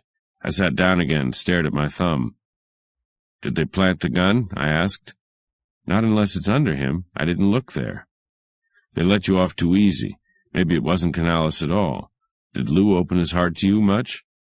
She shook her head quietly. Her eyes were slate blue now and thoughtful, without the blank stare. "All right," I said. "Just what did you think of having me do about it all?" She narrowed her eyes a little, then put a hand out and pushed the bulging envelope slowly across the desk. "I'm no baby, and I'm in a jam, but I'm not going to the cleaners just the same. Half of this money is mine, and I want it with a clean getaway, 1/2 net. If I'd called the law last night, there'd have been a way to chisel me out of it. I think Lou would like you to have his half, if you want to play with me." I said, "It's big money to flash at a private dick, Miss Glenn," and smiled wearily. "You're a little worse off for not calling cops last night, but there's an answer to anything they might say. I think I'd better go over there and see what's broken, if anything." She leaned forward quickly and said, "Will you take care of the money? Dare you?" "Sure, I'll pop downstairs and put it in a safe deposit box. You can hold one of the keys, and we'll talk split later on. I think it would be a swell idea if Canales knew he had to see me, and still sweller if you hid out in a little hotel where I have a friend, at least until I nose around a bit." She nodded. I put my hat on and put the envelope inside my belt. I went out telling her there was a gun in the top left-hand drawer if she felt nervous. When I got back, she didn't seem to have moved, but she said she had phoned Canales' place and left a message for him she thought he would understand. We went by rather devious ways to the Lorraine at Brant and Avenue C. Nobody shot at us going over, and as far as I could see, we were not trailed. I shook hands with Jim Dolan, the day clerk at the Lorraine, with a 20 folded in my hand. He put his hand in his pocket and said he would be glad to see that Miss Thompson was not bothered. I left. There was nothing in the noon paper about Lou Harger of the Hobart Arms. 6. The Hobart Arms was just another apartment house, and a block lined with them. It was 6 stories high and had a buff front. A lot of cars were parked at both curbs all along the block. I drove through slowly and looked things over. The neighborhood didn't have the look of having been excited about anything in the immediate past. It was peaceful and sunny, and the parked cars had a settled look, as if they were right at home. I circled into an alley with a high board fence on each side and a lot of flimsy garages cutting it. I parked beside one that had a for rent sign and went between 2 garbage cans into the concrete yard of the Hobart Arms, along the side to the street. A man was putting golf clubs into the back of a coupe. In the lobby, a Filipino was dragging a vacuum cleaner over the rug, and a dark Jewess was writing at the switchboard. I used the automatic elevator and prowled along an upper corridor to the last door on the left. I knocked, waited, knocked again, went in with Miss Glenn's key. Nobody was dead on the floor. I looked at myself in the mirror that was the back of a pull-down bed, went across and looked out of a window. There was a ledge below that had once been a coping. It ran along to the fire escape. A blind man could have walked in. I didn't notice anything like footmarks and the dust on it. There was nothing in the dinette or kitchen except what belonged there. The bedroom had a cheerful carpet and painted gray walls. There was a lot of junk in the corner around a wastebasket and a broken comb, and the dresser held a few strands of red hair. The closets were empty except for some gin bottles. I went back to the living room, looked behind the wall bed, stood around for a minute, left the apartment. The Filipino in the lobby had made about 3 yards with a vacuum cleaner. I leaned on the counter beside the switchboard. "Miss Glenn?" The dark Jewess said 524 and made a check mark on the laundry list. "She's not in. Has she been in lately?" She glanced up at me. "I haven't noticed. What is it, a bill?" I said I was just a friend, thanked her, and went away. That established the fact that there had been no excitement in Miss Glenn's apartment. I went back to the alley and the Marmon. I hadn't believed it quite the way Miss Glenn told it anyhow. I crossed Cordova, drove a block, and stopped beside a forgotten drugstore that slept behind 2 giant pepper trees in a dusty, cluttered window. It had a single pay booth in the corner. An old man shuffled towards me wistfully, then went away when he saw what I wanted, lowered a pair of steel spectacles onto the end of his nose, and sat down again with his newspaper. I dropped my nickel, dialed, and a girl's voice said, "Telegram," with a tinny drawl. I asked for Von Ballon. When I got him, and he knew who it was, I could hear him clearing his throat. Then his voice came closer to the phone and said very distinctly, "I've got something for you, but it's bad. I'm sorry as all hell. Your friend Harger is in the morgue. We got a flash about 10 minutes ago." I leaned against the wall of the booth and felt my eyes getting haggard. I said, "What else did you get?" "A couple of radio cops picked him up in somebody's front yard or something in West Cimarron. He was shot through the heart. It happened last night, but for some reason they only just put out the identification." I said, "West Cimarron, huh? Well, that takes care of that. I'll be in to see you." I thanked him and hung up, stood for a moment looking out through the glass at a middle-aged, gray-haired man who had come into the store and was pawing over the magazine rack. Then I dropped another nickel and dialed the Lorraine, asked for the clerk. I said, "Get your girl to put me onto the redhead, will you, Jim?" I got a cigarette out and lit it, puffed smoke at the glass of the door. The smoke flattened out against the glass and swirled about in the close air. Then the line clicked and the operator's voice said, "Sorry, your party does not answer." "Give me Jim again," I said. Then, when he answered, "Can you take time to run up and find out why she doesn't answer the phone? Maybe she's just being cagey." Jim said, "You bet. I'll shoot right up with a key." Sweat was coming out all over me. I put the receiver down on a little shelf and jerked the booth door open. The gray-haired man looked up quickly from the magazines, then scowled and looked at his watch. Smoke poured out of the booth. After a moment, I kicked the door shut and picked up the receiver again. Jim's voice seemed to come to me from a long way off. "She's not here. Maybe she went for a walk." I said, "Yeah, or maybe it was a ride." I pronged the receiver and pushed on out of the booth. The gray-haired stranger slammed the magazine down so hard that it fell to the floor. He stooped to pick it up as I went past him. Then he straightened up just behind me and said quietly but very firmly, "Keep the hands down and quiet. Walk on out to your heap. This is business." Out of the corner of my eye, I could see the old man peeking short-sightedly at us, but there wasn't anything for him to see, even if he could see that far. Something prodded my back. It might have been a finger, but I didn't think it was. We went out of the store very peacefully. A long gray car had stopped close behind the Marmon. Its rear door was open, and a man with a square face and a crooked mouth was standing with one foot out on the running board. His right hand was behind him, inside the car. My man's voice said, "Get in your car and drive west. Take the first corner and go about 25, not more." The narrow street was sunny and quiet, and the pepper trees whispered. Traffic threshed by on Cordova a short block away. I shrugged, opened the door of my car, and got under the wheel. The gray-haired man got in very quickly beside me, watching my hands. He swung his right hand around with a snub-nosed gun in it. "Careful getting your keys out, buddy." I was careful. As I stepped on the starter, a car door slammed behind. There were rapid steps, and someone got into the back seat of the Marmon. I let in the clutch and drove around the corner. In the mirror, I could see the gray car making the turn behind. Then it dropped back a little. I drove west on a street that paralleled Cordova, and when we had gone a block and a half, a hand came down over my shoulder from behind and took my gun away from me. The gray-haired man rested his short revolver on his leg and felt me over carefully with his free hand. He leaned back, satisfied. "Okay, drop over to the main drag and snap it up," he said. "But that don't mean trying to sideswipe a prowl car if you lamp one, or if you think it does, try it and see." I made the 2 turns, speeded up to 35, and held it there. We went through some nice residential districts, and then the landscape began to thin out. When it was quite thin, the gray car behind dropped back, turned towards town, and disappeared. "What's the snatch for?" I asked. The gray-haired man laughed and rubbed his broad red chin. "Just business. The big boy wants to talk to you." "Canales?" "Canales? Hell! I said the big boy."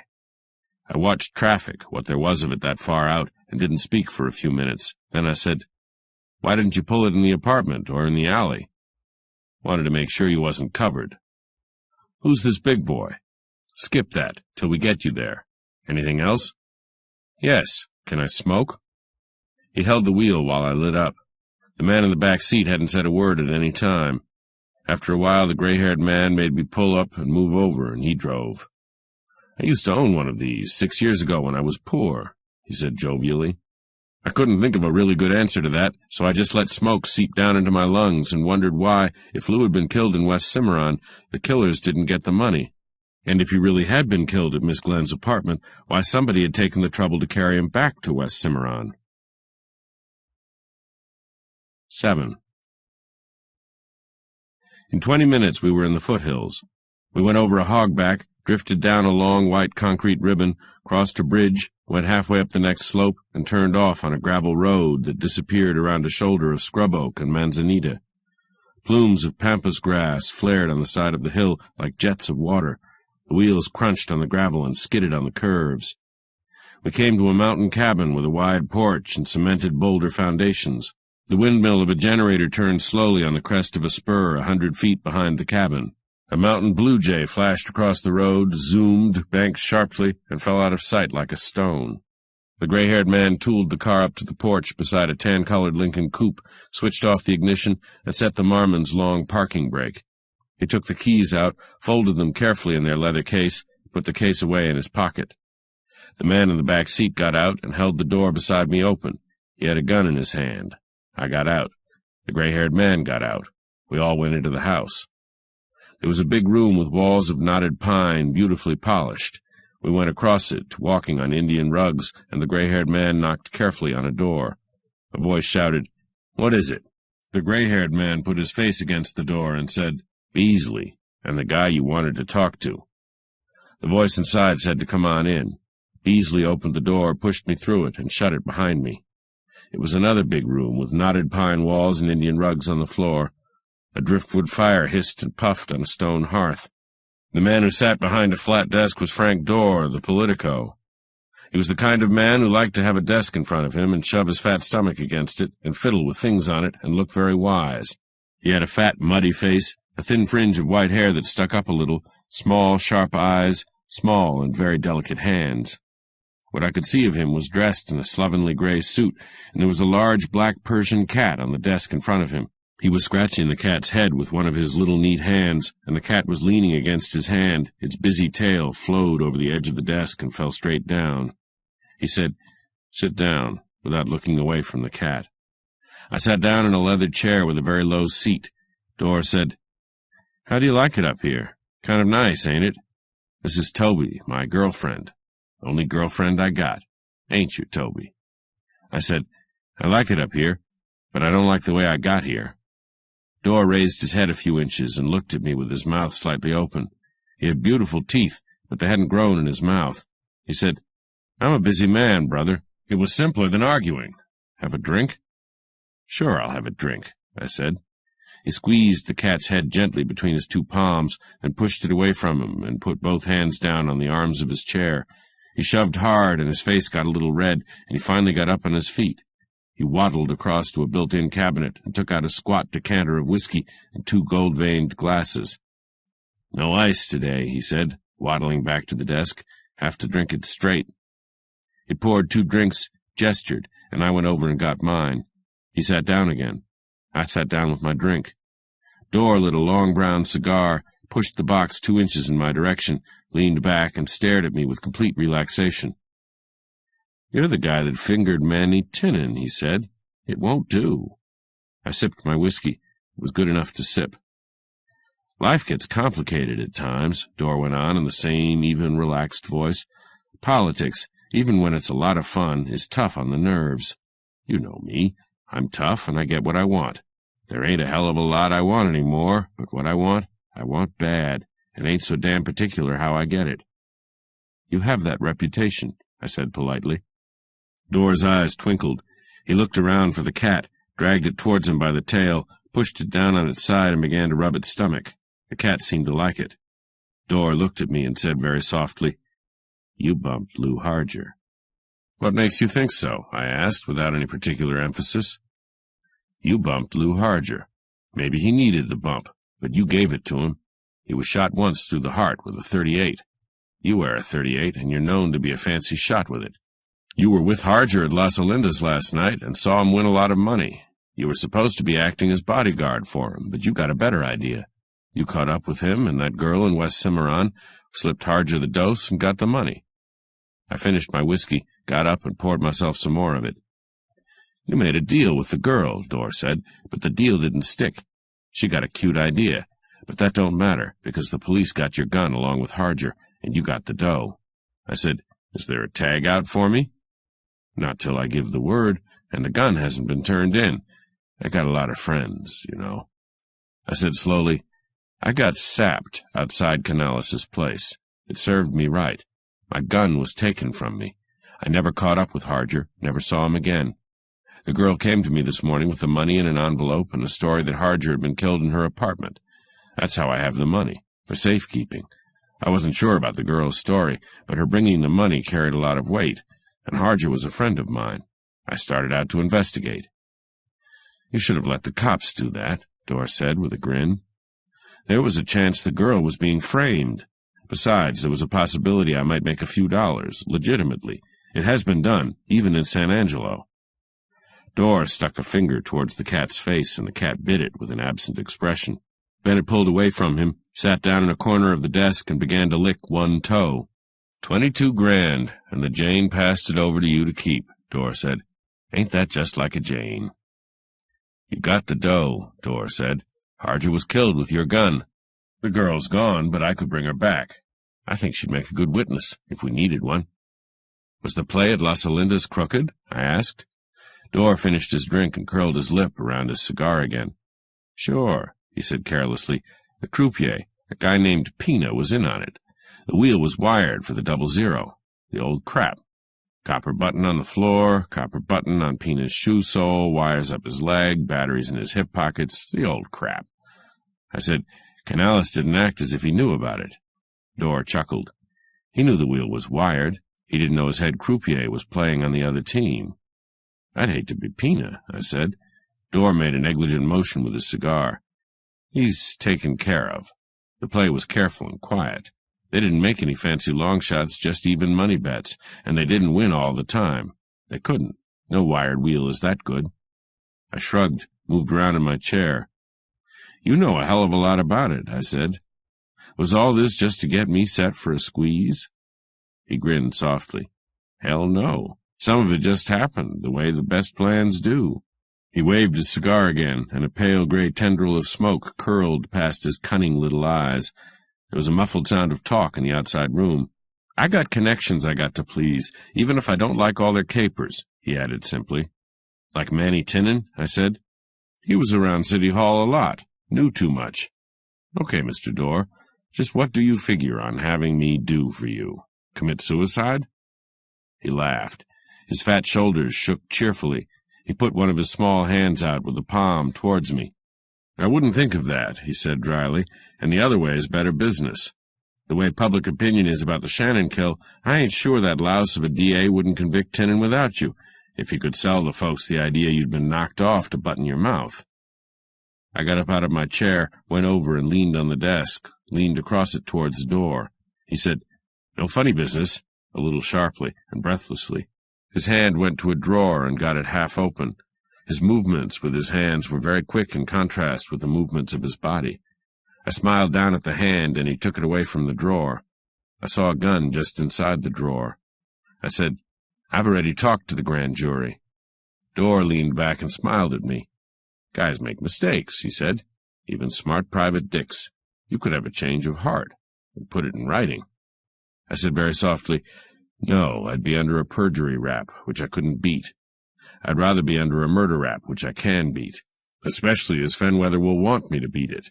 He won't want to spoil me as a witness. The Tinnan case is too important to him." Dorr said evenly, "Then you'll have to try and beat it, brother. And after you get through beating it, there'll still be enough mud on your neck so no jury will convict Manny on your say-so alone."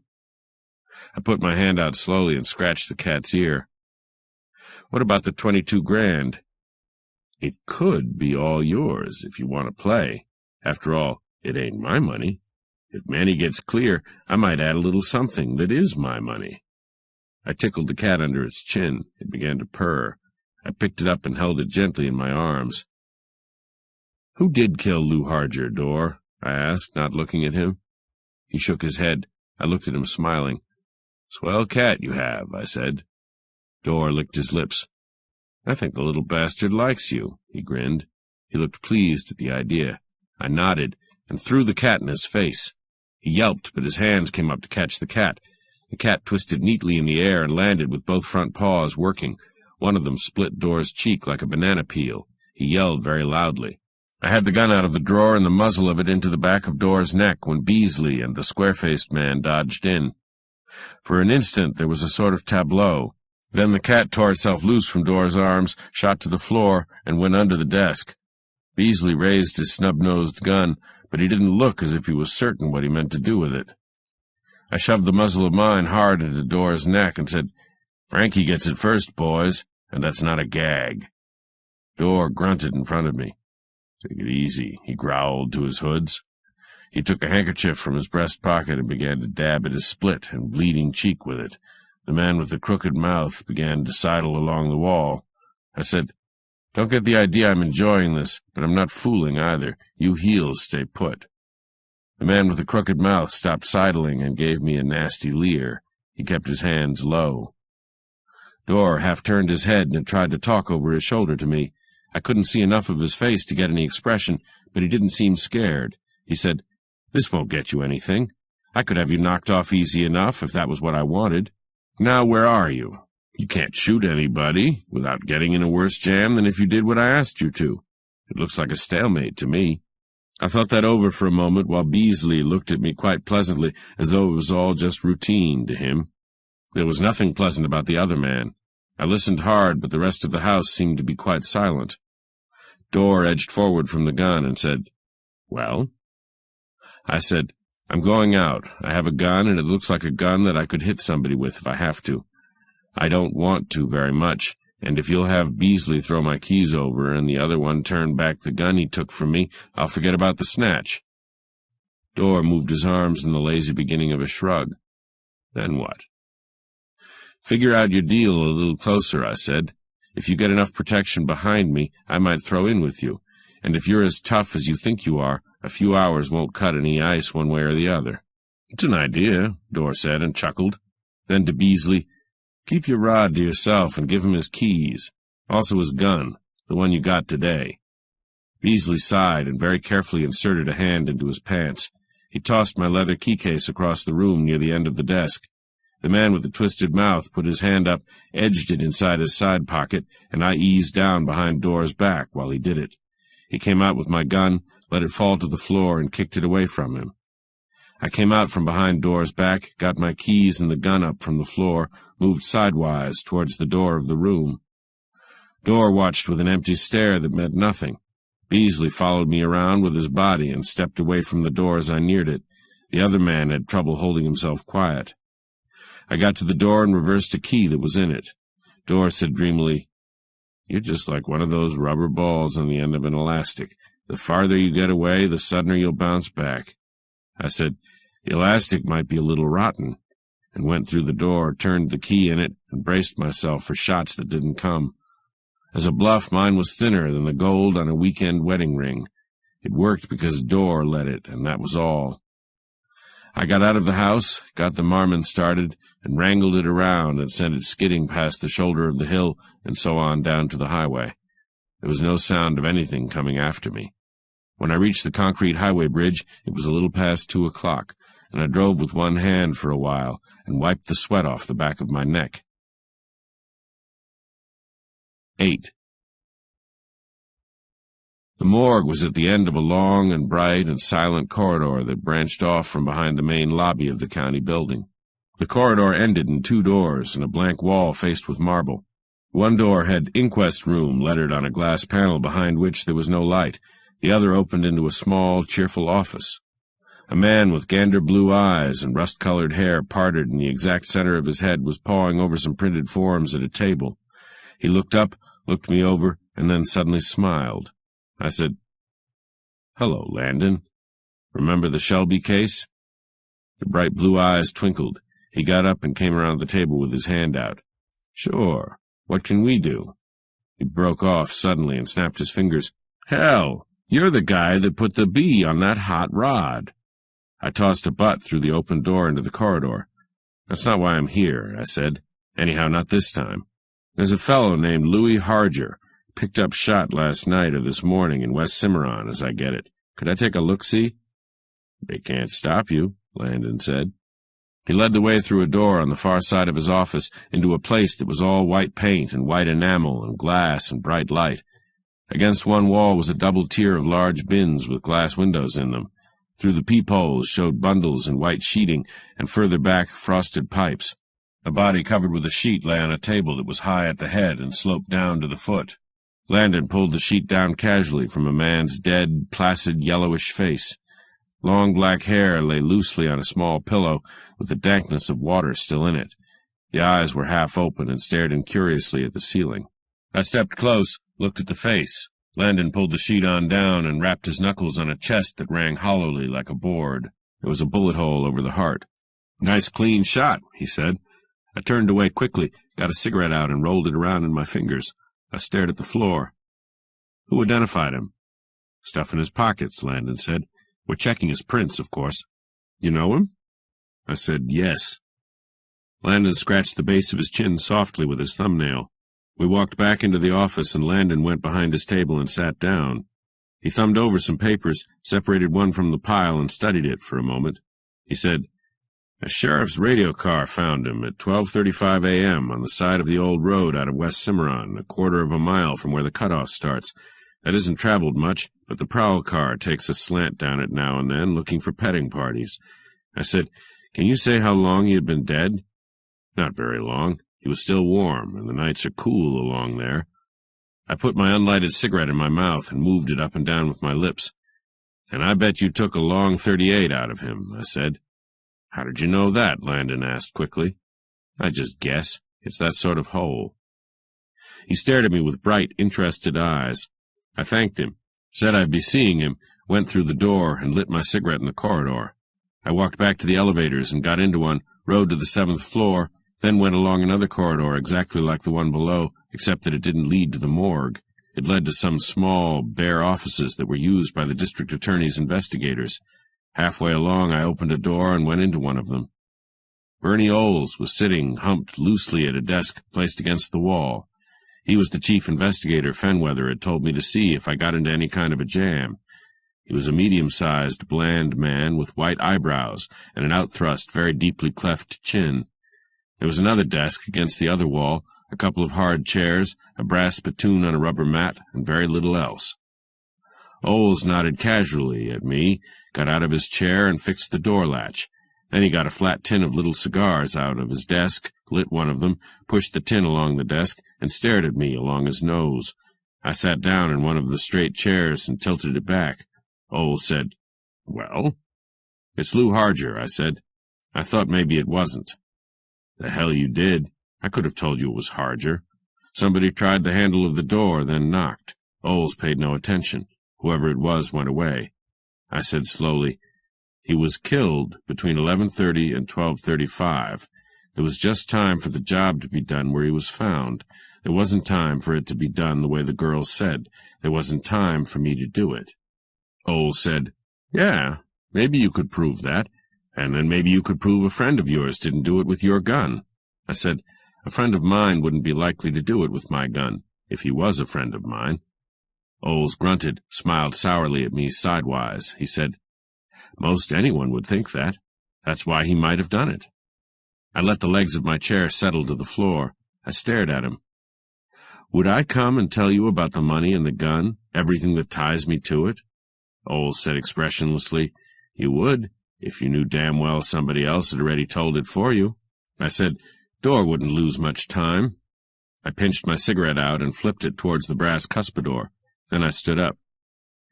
"Okay, there's no tag out for me yet, so I'll go over and tell my story." Oles said, "Sit down a minute." I sat down. He took his little cigar out of his mouth and flung it away from him with a savage gesture. It rolled along the brown linoleum and smoked in the corner. He put his arms down on the desk and drummed with the fingers of both hands. His lower lip came forward and pressed his upper lip back against his teeth. "Door probably knows you're here now," he said. "The only reason you ain't in the tank upstairs is they're not sure, but it would be better to knock you off and take a chance. If Fenweather loses the election, I'll be all washed up, if I mess around with you." I said, "If he convicts Manny Tinnan, he won't lose the election." Oles took another of the little cigars out of the box and lit it. He picked his hat off the desk, fingered it a moment, put it on. "Why'd the redhead give you that song and dance about the bump in her apartment, the stiff on the floor, all that hot comedy?" "They wanted me to go over there. They figured I'd go to see if a gun was planted, maybe just to check up on her. That got me away from the busy part of town. They could tell better if the DA had any boys watching my blind side." "That's just a guess," Oles said sourly. I said, "Sure." Oles swung his thick legs around, planted his feet hard, and leaned his hands on his knees. The little cigar twitched in the corner of his mouth. "I'd like to get to know some of these guys that let loose of 22 grand just to color up a fairy tale," he said nastily. I stood up again and went past him towards the door. Oles said, "What's the hurry?" I turned around and shrugged, looked at him blankly. "You don't act very interested," I said. He climbed to his feet, said wearily, "The hack driver's most likely a dirty little crook, but it might just be Door's lads don't know he rates in this. Let's go get him while his memory's fresh." 9. The Greentop garage was on Devi Veris, 3 blocks east of Maine. I pulled the Marmon up in front of a fire plug and got out. Oles slumped in the seat and growled, "I'll stay here. Maybe I can spot a tail." I went into a huge, echoing garage, in the inner gloom of which a few brand-new paint jobs were splashes of sudden color. There was a small, dirty, glass-walled office in the corner, and a short man sat there with a derby hat on the back of his head and a red tie under his stubbled chin. He was whittling tobacco into the palm of his hand. I said, "You the dispatcher?" "Yeah." "I'm looking for one of your drivers," I said. "Name of Tom Snade." He put down the knife and the plug and began to grind the cut tobacco between his 2 palms. "What's the beef?" he asked cautiously. "No beef. I'm a friend of his." "More friends, huh?"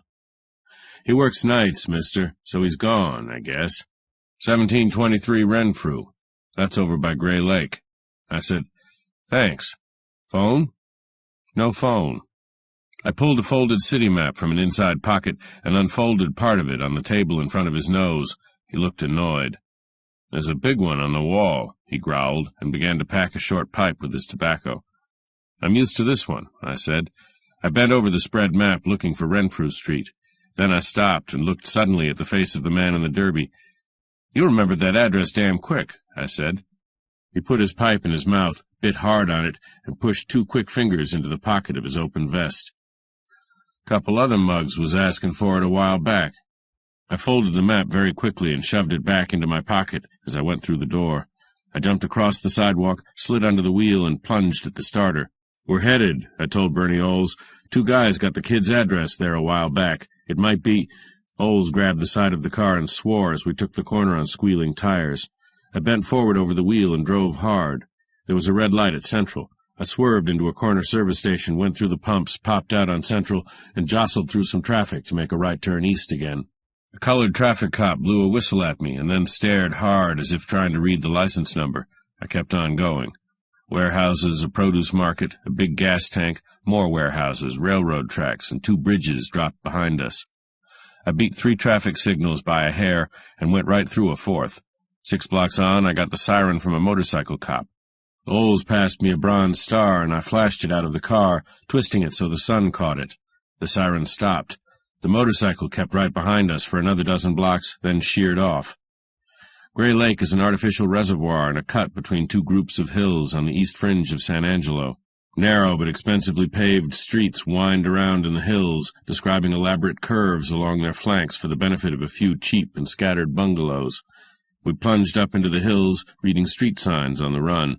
The gray silk of the lake dropped away from us, and the exhaust of the old Marmon roared between crumbling banks that shed dirt down on the unused sidewalks. Mongrel dogs quartered in the wild grass among the gopher holes. Renfrew was almost at the top. Where it began there was a small, neat bungalow in front of which a child in a diaper and nothing else fumbled around in a wire pen on a patch of lawn. Then there was a stretch without houses. Then there were 2 houses, then the road dropped, slipped in and out of sharp turns, went between banks high enough to put the whole street in shadow. Then a gun roared around a bend ahead of us. Olds sat up sharply, said, "Uh-oh, that's no rabbit gun," slipped his service pistol out and unlatched the door on his side. We came out of the turn and saw 2 more houses on the downside of the hill, with a couple of steep lots between them. A long gray car was slewed across the street in the space between the 2 houses. Its left front tire was flat, and both its front doors were wide open, like the spread ears of an elephant. A small, dark-faced man was kneeling on both knees in the street beside the open right-hand door. His right arm hung loose from his shoulder, and there was blood on the hand that belonged to it. With his other hand he was trying to pick up an automatic from the concrete in front of him. I skidded the Marmon to a fast stop, and Olds tumbled out. "Drop that, you!" he yelled. The man with the limp arm snarled, relaxed, fell back against the running board, and a shot came from behind the car and snapped in the air not very far from my ear. I was out on the road by that time. The gray car was angled enough towards the houses so that I couldn't see any part of its left side except the open door. The shot seemed to come from about there.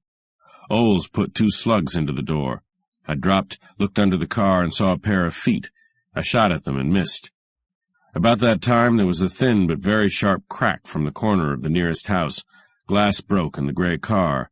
The gun behind it roared, and plaster jumped out of the corner of the house wall above the bushes. Then I saw the upper part of a man's body in the bushes. He was lying downhill on his stomach, and he had a light rifle to his shoulder. He was Tom Snade, the taxi driver. Olds grunted and charged the gray car. He fired twice more into the door, then dodged down behind the hood. More explosions occurred behind the car. I kicked the wounded man's gun out of his way, slid past him, and sneaked a look over the gas tank. But the man behind had too many angles to figure. He was a big man in a brown suit, and he made a clatter running hard for the lip of the hill between the 2 bungalows. Olds's gun roared. The man whirled and snapped a shot without stopping. Olds was in the open now. I saw his hat jerk off his head. I saw him stand squarely on well-spread feet, steady his pistol as if he was on the police range. But the big man was already sagging. My bullet had drilled through his neck. Olds fired at him very carefully, and he fell, and the 6th and last slug from his gun caught the man in the chest and twisted him around. The side of his head slapped the curb with a sickening crunch. We walked towards him from opposite ends of the car. Olds leaned down, heaved the man over on his back. His face in death had a loose, amiable expression in spite of the blood all over his neck. Oles began to go through his pockets. I looked back to see what the other one was doing. He wasn't doing anything but sitting on the running board, holding his right arm against his side and grimacing with pain. Tom Sneyd scrambled up the bank and came towards us. Oles said, "It's a guy named Poke Andrews. I've seen him around the pool rooms." He stood up and brushed off his knee. He had some odds and ends in his left hand. "Yeah, Poke Andrews. Gun work by the day, hour a week. I guess there was a living in it. For a while." "It's not the guy that sapped me," I said, "but it's the guy I was looking at when I got sapped. And if the redhead was giving out any truth at all this morning, it's likely the guy that shot Lou Harger." Oles nodded, went over and got his hat. There was a hole in the brim. "I wouldn't be surprised at all," he said, putting his hat on calmly.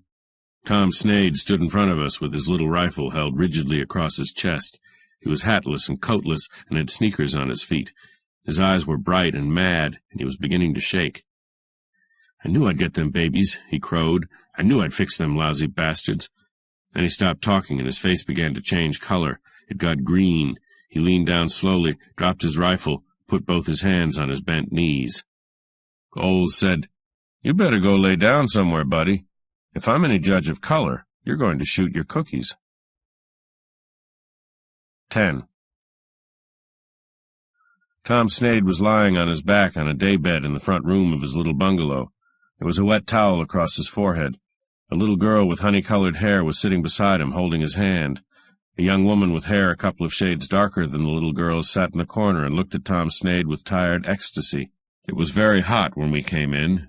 All the windows were shut and all the blinds down. Oles opened a couple of front windows and sat down beside them, looked out towards the gray car. The dark Mexican was anchored to its steering wheel by his good wrist. "It was what they said about my little girl," Tom Sneyd said from under the towel. "That's what sent me screwy. They said they'd come back and get her if I didn't play with them." Oles said, "Okay, Tom, let's have it from the start." He put one of his little cigars in his mouth, looked at Tom Sneyd doubtfully, and didn't light it. I sat in a very hard Windsor chair and looked down at the cheap new carpet. "I was reading a mag, waiting for time to eat and go to work," Tom Sneyd said carefully. "The little girl opened the door. They come in with guns on us, got us all in here and shut the windows. They pulled down all the blinds but one, and the Mex sat by that and kept looking out. He never said a word. The big guy sat on the bed here and made me tell him all about last night, twice. Then he said I was to forget I'd met anybody or come into town with anybody. The rest was okay." Oles nodded and said, "What time did you first see this man here?" "I didn't notice," Tom Sneyd said. "Say 11:30, 11:45. I checked into the office at 1:15, right after I got my hack at the Carillon. It took us a good hour to make town from the beach. We was in the drugstore talking, say 15 minutes, maybe longer." "That figures back to around midnight when you met him," Oles said. Tom Sneyd shook his head, and the towel fell down over his face. He pushed it back up again. "Well, no," Tom Sneyd said. "The guy in the drugstore told me he closed up at 12. He wasn't closing up when we left." Oles turned his head and looked at me without expression. He looked back at Tom Sneyd. "Tell us the rest about the two gunnies," he said. "The big guy said most likely I wouldn't have to talk to anybody about it. If I did, and talked right, they'd be back with some dough. If I talked wrong, they'd be back for my little girl." "Go on," Oles said. "They're full of crap." "They went away. When I saw them go on up the street, I got screwy. Renfrew is just a pocket, one of them graft jobs. It goes on around the hill half a mile, then stops. There's no way to get off it. So they had to come back this way. I got my .22, which is all the gun I have, and hid in the bushes. I got the tire with the second shot. I guess they thought it was a blowout. I missed with the next, and that put 'em wise. They got guns loose. I got the Mex then, and the big guy ducked behind the car. That's all there was to it. Then you come along." Oles flexed his thick, hard fingers and smiled grimly at the girl in the corner. "Who lives in the next house, Tom?"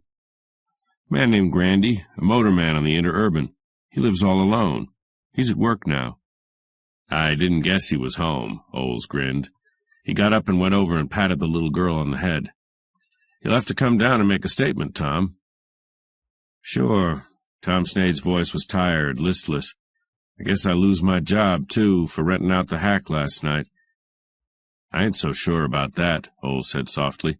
Not if your boss likes guys with a few guts to run his hacks. He patted the little girl on the head again, went towards the door, and opened it. I nodded at Tom Snade and followed Oles out of the house. Oles said quietly, "You don't know about the kill yet. No need to spring it in front of the kid." We went over to the gray car. We had got some sacks out of the basement and spread them over the late Andrews, weighted them down with stones. Oles glanced that way and said absently, "I got to get to where there's a phone pretty quick."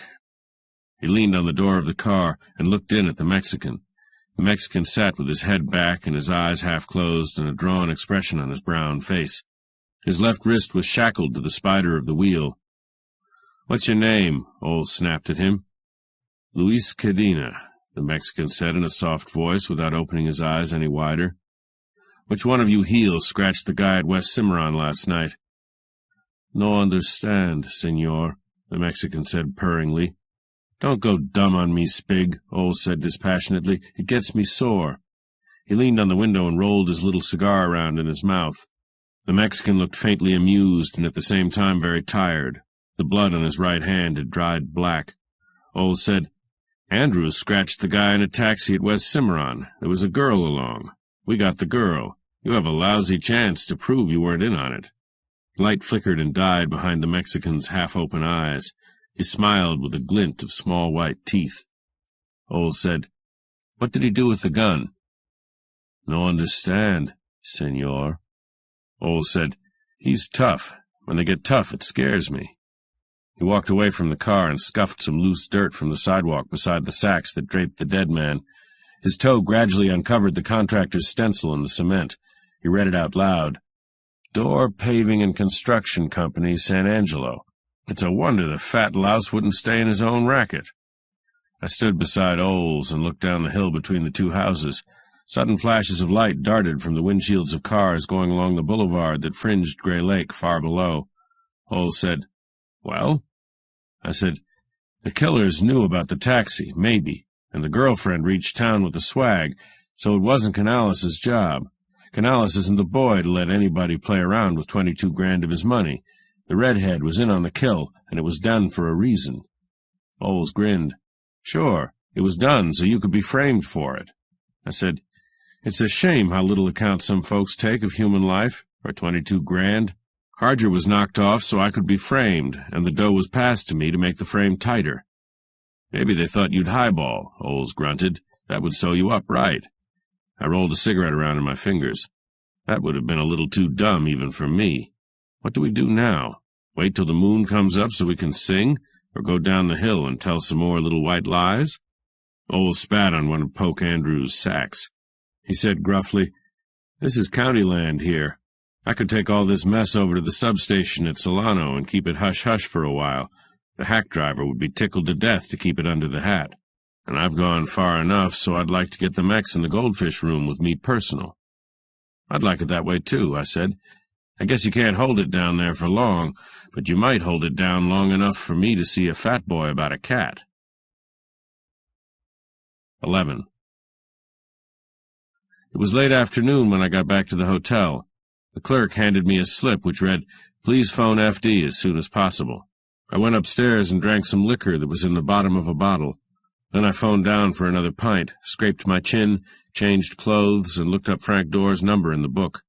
He lived in a beautiful old house on Greenview Park Crescent. I made myself a tall, smooth one with a tinkle and sat down in an easy chair with the phone at my elbow. I got a maid first. Then I got a man who spoke Mr. Doerr's name as though he thought it might blow up in his mouth. After him, I got a voice with a lot of silk in it. Then I got a long silence, and at the end of the silence I got Frank Doerr himself. He sounded glad to hear from me. He said, "I've been thinking about our talk this morning, and I have a better idea. Drop out and see me, and you might bring that money along. You'd just have time to get it out of the bank." I said, "Yeah, the safe deposit closes at 6, but it's not your money." I heard him chuckle. "Don't be foolish. It's all marked, and I wouldn't want to have to accuse you of stealing it."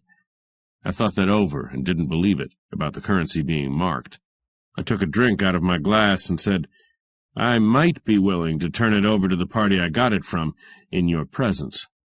He said, "Well, I told you that party left town, but I'll see what I can do. And no tricks, please."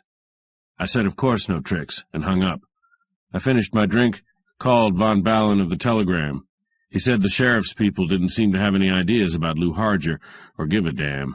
He was a little sore that I still wouldn't let him use my story. I could tell from the way he talked that he hadn't got the doings over near Gray Lake. I called Oles, couldn't reach him. I mixed myself another drink, swallowed half of it, and began to feel it too much.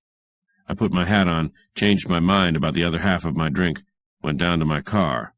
The early evening traffic was thick with householders riding home to dinner. I wasn't sure whether 2 cars tailed me or just one. At any rate, nobody tried to catch up and throw a pineapple in my lap. The house was a square 2-storied place of old red brick, with beautiful grounds and a red brick wall with a white stone coping around them. A shiny black limousine was parked under the porte-cochere at the side. I followed a red-flagged walk up over 2 terraces, and a pale wisp of a man in a cutaway coat let me into a wide, silent hall with dark old furniture and a glimpse of garden at the end. He led me along that and along another hall at right angles and ushered me softly into a paneled study that was dimly lit against the gathering dusk. He went away, leaving me alone. The end of the room was mostly open French windows, through which a brass-colored sky showed behind a line of quiet trees. In front of the trees, a sprinkler swung slowly on a patch of velvety lawn that was already dark. There were large, dim oils on the walls, a huge black desk with books across one end, a lot of deep lounging chairs, a heavy soft rug that went from wall to wall. There was a faint smell of good cigars, and beyond that somewhere a smell of garden flowers and moist earth. The door opened, and a youngish man in nose-glasses came in, gave me a slight formal nod, looked around vaguely, and said that Mr. Dorr would be there in a moment. He went out again, and I lit a cigarette. In a little while the door opened again, and Beasley came in, walked past me with a grin, and sat down just inside the windows. Then Dorr came in, and behind him Miss Glenn. Dorr had his black cat in his arms, and 2 lovely red scratches, shiny with collodion, down his right cheek. Miss Glenn had on the same clothes I had seen on her in the morning. She looked dark and drawn and spiritless, and she went past me as though she had never seen me before. Dorr squeezed himself into the high-backed chair behind the desk and put the cat down in front of him. The cat strolled over to one corner of the desk and began to lick its chest with a long, sweeping, businesslike motion. Dorr said, "Well, well, here we are," and chuckled pleasantly. The man in the cutaway came in with a tray of cocktails, passed them around, put the tray with the shaker down on a low table beside Miss Glenn. He went out again, closing the door as if he was afraid he might crack it. We all drank and looked very solemn. I said, "We're all here but 2. I guess we have a quorum." Dorr said, "What's that?" sharply, and put his head to one side. I said, "Lou Harger's in the morgue, and Canales is dodging cops. Otherwise we're all here, all the interested parties." Miss Glenn made an abrupt movement, then relaxed suddenly and picked at the arm of her chair. Dorr took 2 swallows of his cocktail, put the glass aside, and folded his small, neat hands on the desk. His face looked a little sinister. "The money," he said coldly.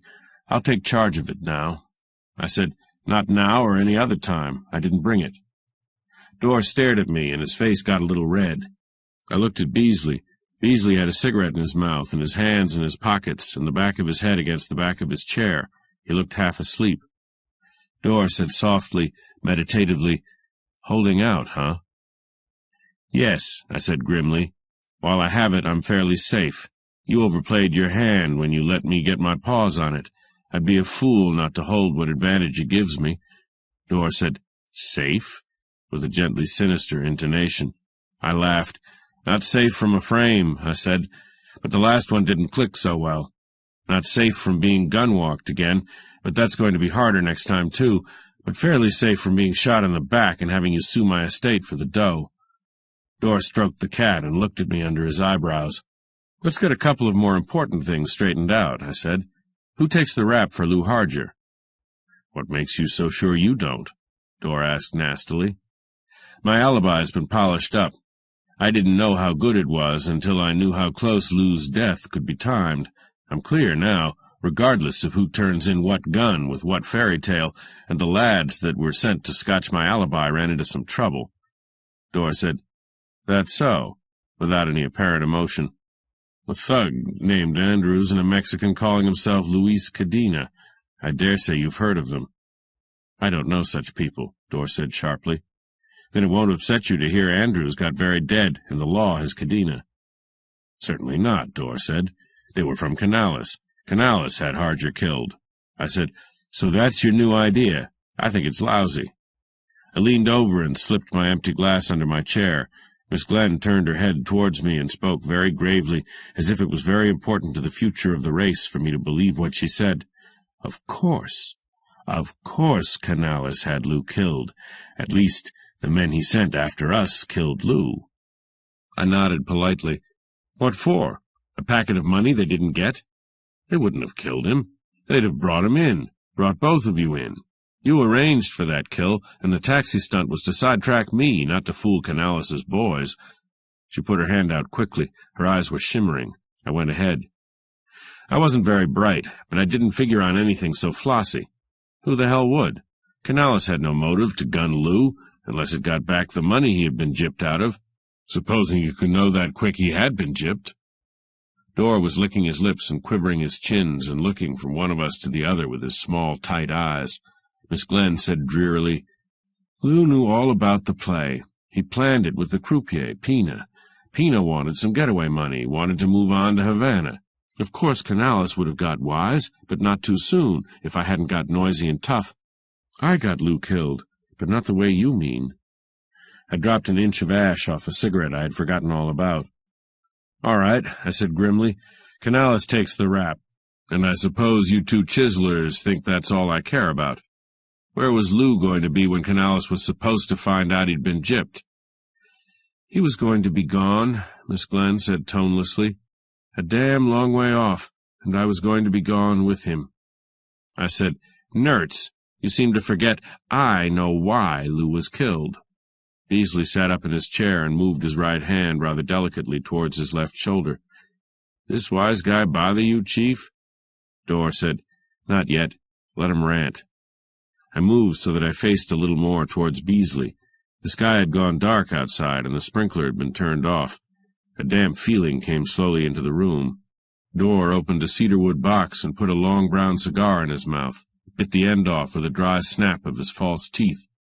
There was the harsh noise of a match striking, then the slow, rather labored puffing of his breath in the cigar.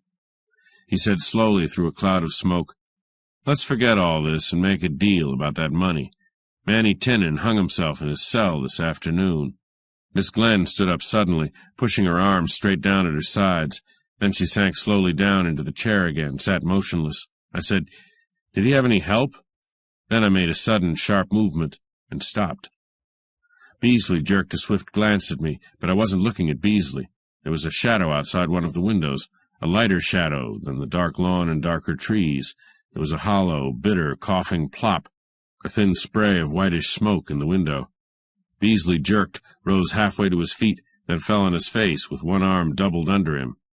Canales stepped through the windows, past Beasley's body, came 3 steps further, and stood silent with a long, black, small-calibered gun in his hand, the larger tube of a silencer flaring from the end of it.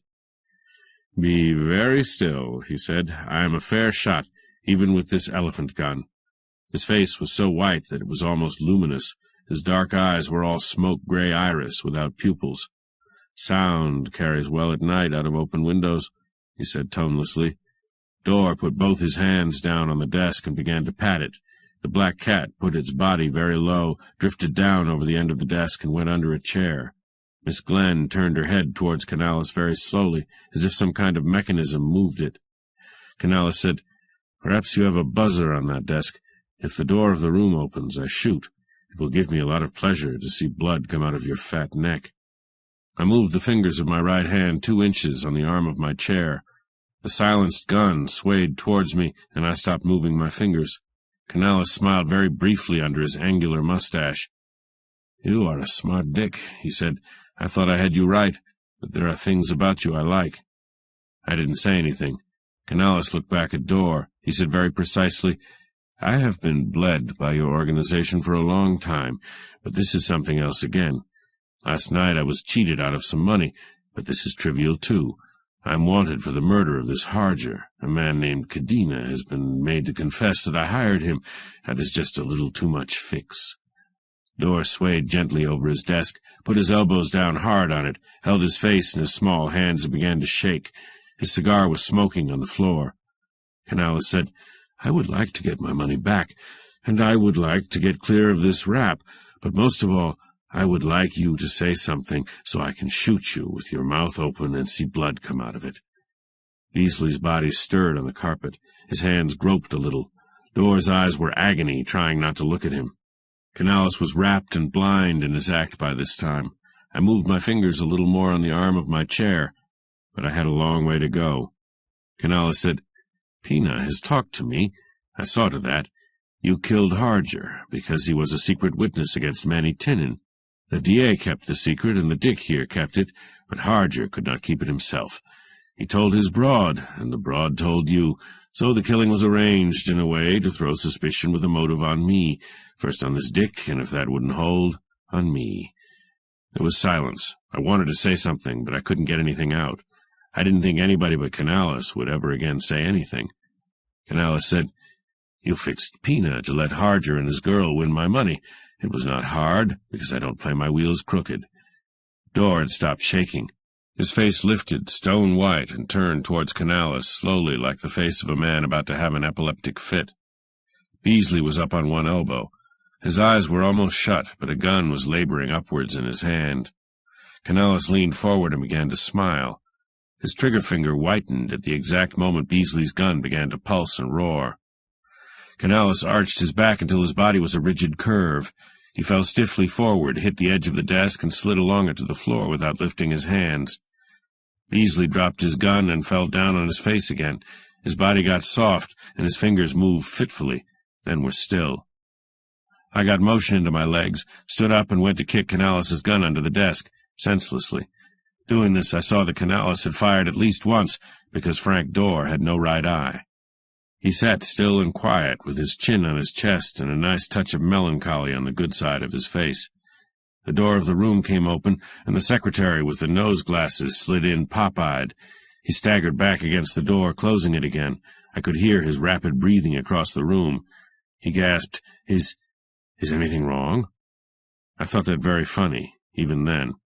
Then I realized that he might be short-sighted, and from where he stood Frank Dorr looked natural enough.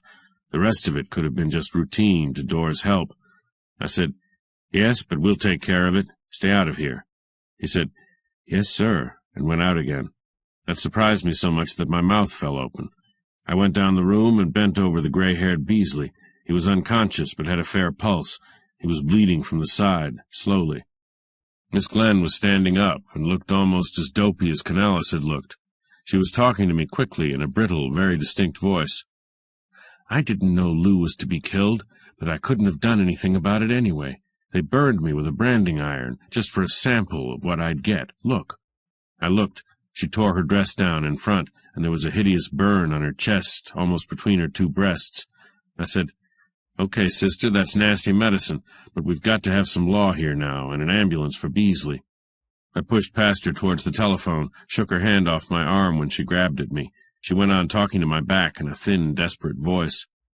"I thought they'd just hold Lou out of the way until after the trial, but they dragged him out of the cab and shot him without a word. Then the little one drove the taxi into town, and the big one brought me up into the hills to a shack. Dorr was there. He told me how you had to be framed. He promised me the money if I went through with it, and torture till I died if I let them down." It occurred to me that I was turning my back too much to people. I swung around, got the telephone in my hand, still on the hook, and put my gun down on the desk. "Listen, give me a break," she said wildly. "Dorr framed it all with Pina, the croupier. Pina was one of the gang that got Shannon where they could fix him. I didn't—" I said, "Sure, that's all right. Take it easy." The room, the whole house, seemed very still, as if a lot of people were hunched outside the door listening. "It wasn't a bad idea," I said, as if I had all the time in the world. Lou was just a white chip to Frank Dorr. The play he figured put us both out as witnesses, but it was too elaborate, took in too many people. That sort always blows up in your face.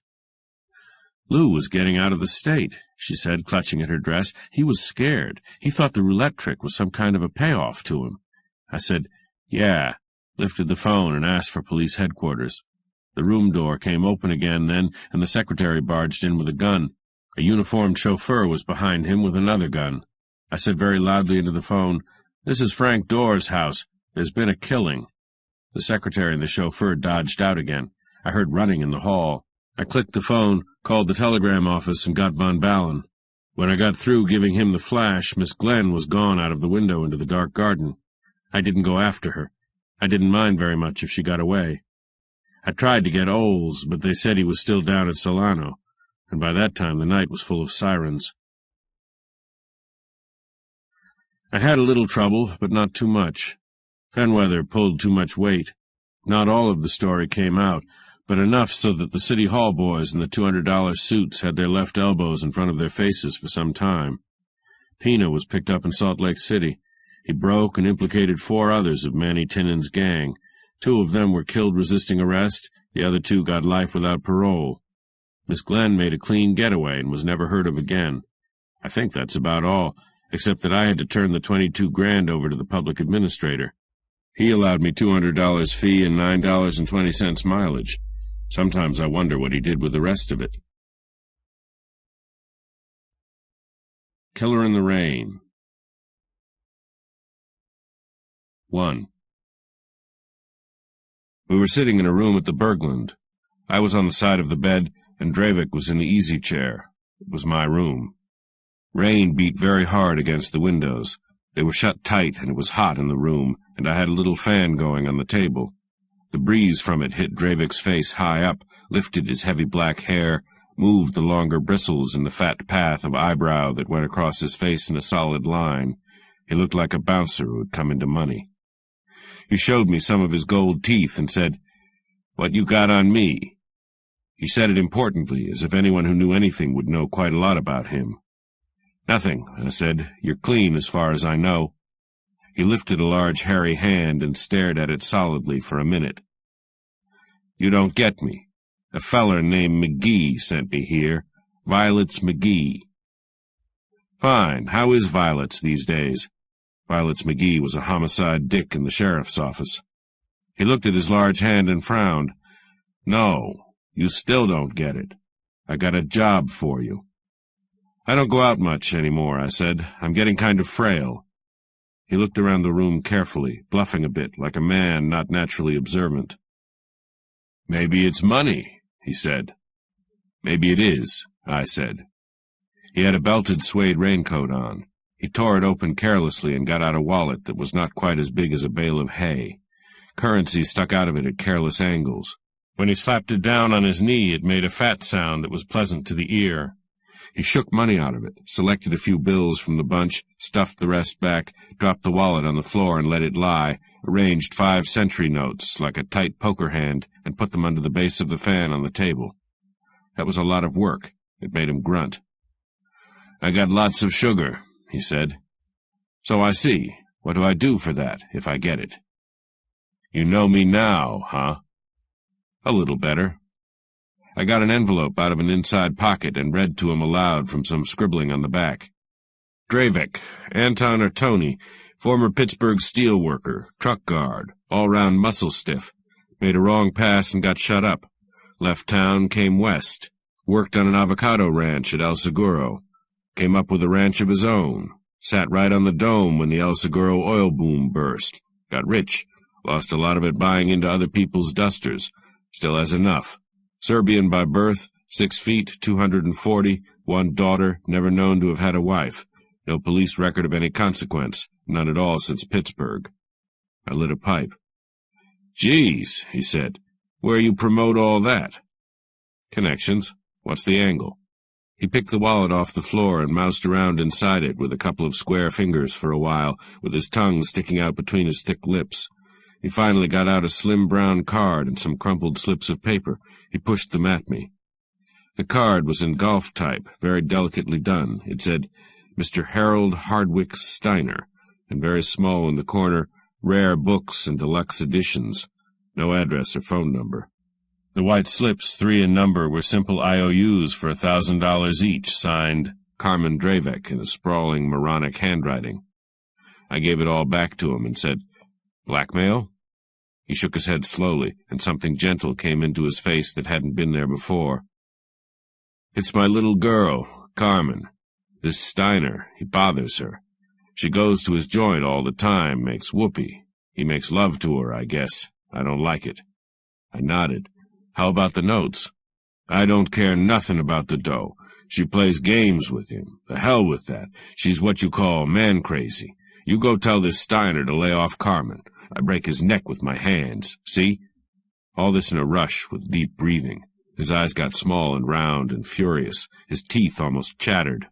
I said, "Why have me tell him? Why not tell him yourself?"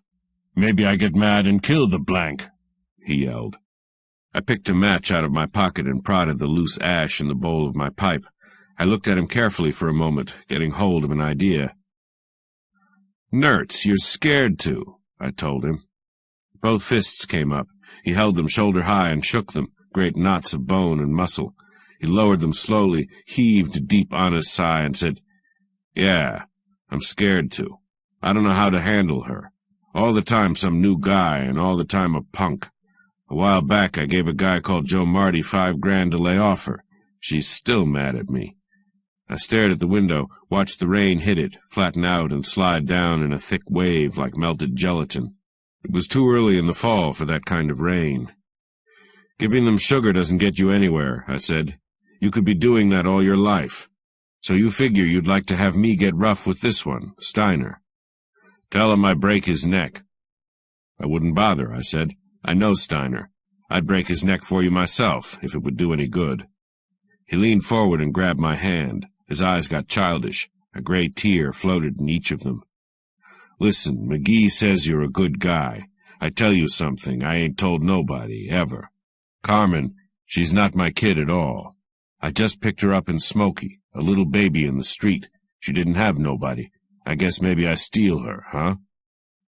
"Sounds like it," I said, and had to fight to get my hand loose. I rubbed feeling back into it with the other one. The man had a grip that would crack a telephone pole. "I go straight, then," he said grimly and yet tenderly. "I come out here and make good. She grows up, I love her." I said, "Uh-huh, that's natural. You don't get me. I want to marry her." I stared at him.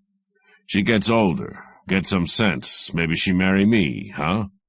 His voice implored me as if I had the settling of that. "Ever ask her?" "I'm scared to," he said humbly. "She soft on Steiner, do you think?" He nodded, "But that don't mean nothing." I could believe that. I got off the bed, threw a window up, and let the rain hit my face for a minute. "Let's get this straight," I said, lowering the window again and going back to the bed. "I can take Steiner off your back. That's easy. I just don't see what it buys you." He grabbed for my hand again, but I was a little too quick for him this time. "You came in here a little tough, flashing your wad," I said. "You're going out soft. Not from anything I've said. You knew it already. I'm not Dorothy Dix, and I'm only partly a prune, but I'll take Steiner off you if you really want that." He stood up clumsily, swung his hat, and stared down at my feet. "You take him off my back, like you said. He ain't her sort anyway. It might hurt your back a little." "That's okay. That's what it's for," he said. He buttoned himself up, dumped his hat on his big shaggy head, and rolled on out. He shut the door carefully, as if he was going out of a sick room. I thought he was as crazy as a pair of waltzing mice, but I liked him. I put his goldbacks in a safe place, mixed myself a long drink, and sat down on the chair that was still warm from him. While I played with the drink, I wondered if he had any idea what Steiner's racket was. Steiner had a collection of rare and half-rare smut books, which he loaned out as high as $10 a day to the right people. 2. It rained all the next day. Late in the afternoon, I sat parked in a blue Chrysler Roadster, diagonally across the boulevard from a narrow storefront, over which a green neon sign in script letters said, H. H. Steiner. The rain splashed knee-high off the sidewalks, filled the gutters, and big cops and slickers that shone like gun barrels had a lot of fun carrying little girls in silk stockings and cute little rubber boots across the bad places with a lot of squeezing. The rain drummed on the hood of the Chrysler, beat and tore at the taut material of the top, leaked in at the buttoned places, and made a pool on the floorboards for me to keep my feet in. I had a big flask of scotch with me. I used it often enough to keep interested. Steiner did business, even in that weather, perhaps especially in that weather.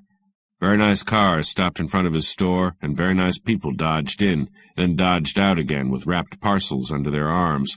Of course, they could have been buying rare books and deluxe editions. At 5:30, a pimply-faced kid in a leather windbreaker came out of the store and sloped up the side street at a fast trot. He came back with a neat cream-and-gray coupé. Steiner came out and got into the coupé.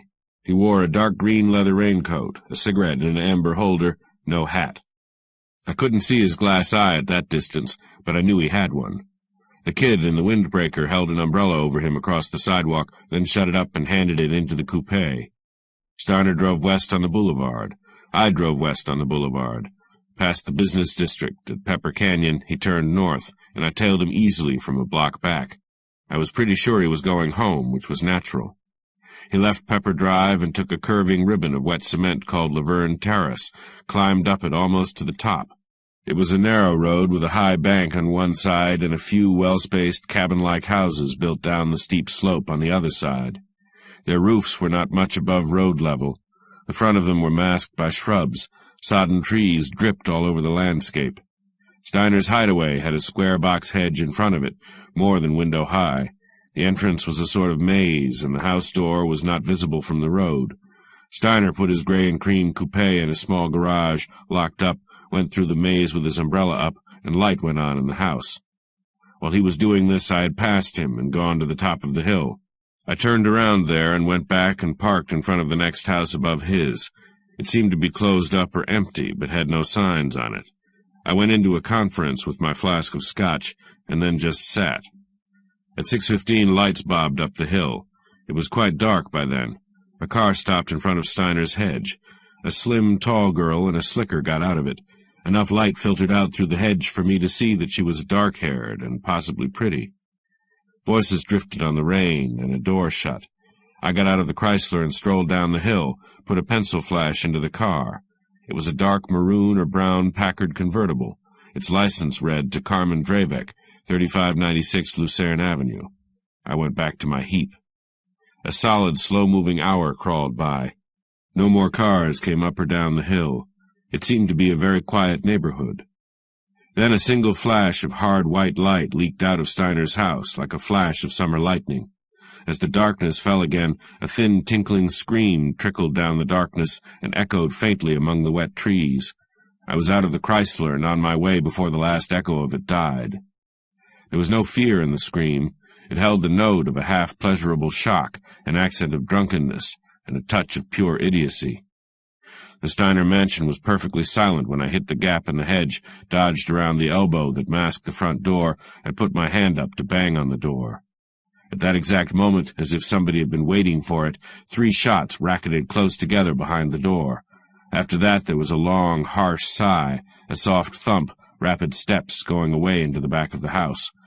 I wasted time hitting the door with my shoulder without enough start. It threw me back like a kick from an army mule. The door fronted on a narrow runway like a small bridge that led from the banked road. There was no side porch, no way to get at the windows in a hurry. There was no way around to the back except through the house or up a long flight of wooden steps that went up to the back door from the alley-like street below. On these steps I now heard a clatter of feet. That gave me the impulse, and I hit the door again, from the feet up. It gave at the lock, and I pitched down 2 steps into a big, dim, cluttered room. I didn't see much of what was in the room then. I wandered through to the back of the house. I was pretty sure there was death in it. A car throbbed in the street below as I reached the back porch. The car went away fast, without lights. That was that. I went back to the living room. 3. That room reached all the way across the front of the house and had a low, beamed ceiling, walls painted brown. Strips of tapestry hung all around the walls. Books filled low shelves. There was a thick pinkish rug on which some light fell from 2 standing lamps with pale green shades. In the middle of the rug there was a big low desk and a black chair with a yellowish satin cushion at it. There were books all over the desk. On a sort of dais near one end wall there was a teakwood chair with arms and a high back. A dark-haired girl was sitting in the chair on a fringed red shawl. She sat very straight, with her hands on the arms of the chair, her knees close together, her body stiffly erect, her chin level. Her eyes were wide open and mad and had no pupils. She looked unconscious of what was going on, but she didn't have the pose of unconsciousness. She had a pose as if she was doing something very important and making a lot of it. Out of her mouth came a tinny, chuckling noise, which didn't change her expression or move her lips. She didn't seem to see me at all. She was wearing a pair of long jade earrings, and apart from those, she was stark naked. I looked away from her to the other end of the room. Steiner was on his back on the floor, just beyond the edge of the pink rug, and in front of a thing that looked like a small totem pole. It had a round, open mouth in which the lens of a camera showed. The lens seemed to be aimed at the girl in the teakwood chair. There was a flashbulb apparatus on the floor beside Steiner's outflung hand and a loose silk sleeve. The cord of the flashbulb went behind the totem pole thing. Steiner was wearing Chinese slippers with thick white felt soles. His legs were in black satin pajamas, and the upper part of him in an embroidered Chinese coat. The front of it was mostly blood. His glass eye shone brightly, and was the most lifelike thing about him. At a glance, none of the 3 shots had missed. The flashbulb was the sheet lightning I had seen leak out of the house, and the half-giggling scream was the doped and naked girl's reaction to that. The 3 shots had been somebody else's idea of how the proceedings ought to be punctuated, presumably the idea of the lad who had gone very fast down the back steps. I could see something in his point of view. At that stage I thought it was a good idea to shut the front door and fasten it with the short chain that was on it. The lock had been spoiled by my violent entrance. A couple of thin purple glasses stood on a red lacquer tray on one end of the desk, also a pot-bellied flagon of something brown. The glasses smelled of ether and laudanum, a mixture I had never tried, but it seemed to fit the scene pretty well. I found the girl's clothes on a divan in the corner, picked up a brown-sleeved dress to begin with, and went over to her. She smelled of ether also, at a distance of several feet. The tinny chuckling was still going on, and a little froth was oozing down her chin. I slapped her face, not very hard. I didn't want to bring her out of whatever kind of trance she was in into a screaming fit. "Come on," I said brightly. "Let's be nice. Let's get dressed." She said, Go to hell," without any emotion that I could notice. I slapped her a little more. She didn't mind the slaps, so I went to work getting the dress on her. She didn't mind the dress either. She let me hold her arms up, but she spread her fingers wide, as if that was very cute. It made me do a lot of finagling with the sleeves. I finally got the dress on. I got her stockings on, and her shoes, and then got her up on her feet. "Let's take a little walk," I said. "Let's take a nice little walk." We walked. Part of the time her earrings banged against my chest, and part of the time we looked like a couple of adagio dancers doing the splits. We walked over to Steiner's body and back. She didn't pay any attention to Steiner and his bright glass eye. She found it amusing that she couldn't walk and tried to tell me about it, but only bubbled. I put her arm on the divan while I wadded her underclothes up and shoved them into a deep pocket of my raincoat, put her handbag in my other deep pocket. I went through Steiner's desk and found a little blue notebook written in code that looked interesting. I put that in my pocket, too. Then I tried to get at the back of the camera, in the totem pole, to get the plate, but couldn't find the catch right away.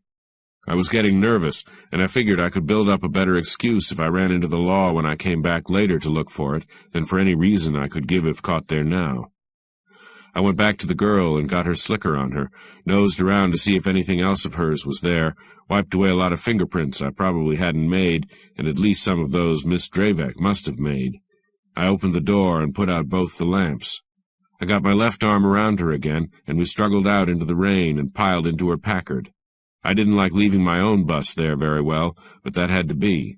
Her keys were in her car. We drifted off down the hill. Nothing happened on the way to Lucerne Avenue except that Carmen stopped bubbling and giggling and went to snoring. I couldn't keep her head off my shoulder. It was all I could do to keep it out of my lap. I had to drive rather slowly, and it was a long way anyhow, clear over to the west edge of the city. The Dravek home was a large, old-fashioned brick house in large grounds with a wall around them. A gray composition driveway went through iron gates and up a slope past flower beds and lawns to a big front door with narrow leaded panels on each side of it. There was dim light behind the panels, as if nobody much was home. I pushed Carmen's head into the corner and shed her belongings in the seat and got out. The maid opened the door. She said Mr. Dravik wasn't in, and she didn't know where he was. Downtown somewhere. She had a long, yellowish, gentle face, a long nose, no chin, and large, wet eyes.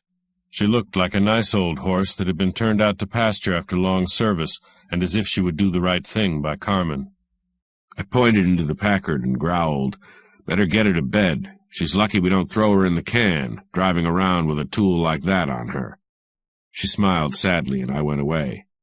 I had to walk 5 blocks in the rain before a narrow apartment house let me into its lobby to use a phone. Then I had to wait another 25 minutes for a taxi. While I waited, I began to worry about what I hadn't completed. I had yet to get the used plate out of Steiner's camera. 4. I paid the taxi off on Pepper Drive in front of a house where there was company and walked back up the curving hill of Laverne Terrace to Steiner's house behind its shrubbery. Nothing looked any different. I went in through the gap in the hedge, pushed the door open gently, and smelled cigarette smoke. It hadn't been there before. There had been a complicated set of smells, including the sharp memory of smokeless powder, but cigarette smoke hadn't stood out from the mixture. I closed the door and slipped down on one knee and listened, holding my breath. I didn't hear anything but the sound of the rain on the roof. I tried throwing the beam of my pencil flash along the floor. Nobody shot at me. I straightened up, found the dangling tassel of one of the lamps, and made light in the room. The first thing I noticed was that a couple of strips of tapestry were gone from the wall. I hadn't counted them, but the spaces where they had hung caught my eye. Then I saw Steiner's body was gone from in front of the totem pole thing with the camera eye in its mouth. On the floor below, beyond the margin of the pink rug, somebody had spread down a rug over the place where Steiner's body had been. I didn't have to lift the rug to know why it had been put there. I lit a cigarette and stood there in the middle of the dimly lighted room and thought about it. After a while I went to the camera and the totem pole. I found the catch this time. There wasn't any plate holder in the camera. My hand went towards the mulberry-colored phone on Steiner's low desk, but didn't take hold of it.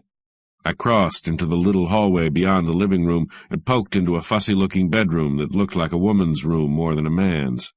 The bed had a long cover with a flounced edge. I lifted that and shot my flash under the bed. Steiner wasn't under the bed. He wasn't anywhere in the house. Somebody had taken him away. He couldn't very well have gone by himself. It wasn't the law, or somebody would have been there still. It was only an hour and a half since Carmen and I left the place, and it was none of the mess police photographers and fingerprint men would have made. I went back to the living room, pushed the flashbulb apparatus around the back of the totem pole with my foot, switched off the lamp, left the house, got into my rain-soaked car, and choked it to life. It was all right with me if somebody wanted to keep the Steiner kill hush-hush for a while. It gave me a chance to find out whether I could tell it, leaving Carmen Dravik and the nude photo angle out. It was after 10 when I got back to the Bergland and put my heap away and went upstairs to the apartment. I stood under a shower, then put pajamas on and mixed up a batch of hot grog. I looked at the phone a couple of times, thought about calling to see if Dravik was home yet, thought it might be a good idea to let him alone until the next day. I filled a pipe and sat down with my hot grog and Steiner's little blue notebook. It was in code, but the arrangement of the entries and the indented leaves made it a list of names and addresses. There were over 450 of them. If this was Steiner's sucker list, he had a gold mine, quite apart from the blackmail angles. Any name on the list might be a prospect as the killer. I didn't envy the cops their job when it was handed to them. I drank too much whiskey trying to crack the code. About midnight I went to bed and dreamed about a man in a Chinese coat with blood all over the front who chased a naked girl with long jade earrings while I tried to photograph the scene with a camera that didn't have any plate in it. 5. Violet McGee called me up in the morning before I was dressed, but after I had seen the paper and not found anything about Steiner in it. His voice had the cheerful sound of a man who had slept well and didn't owe too much money.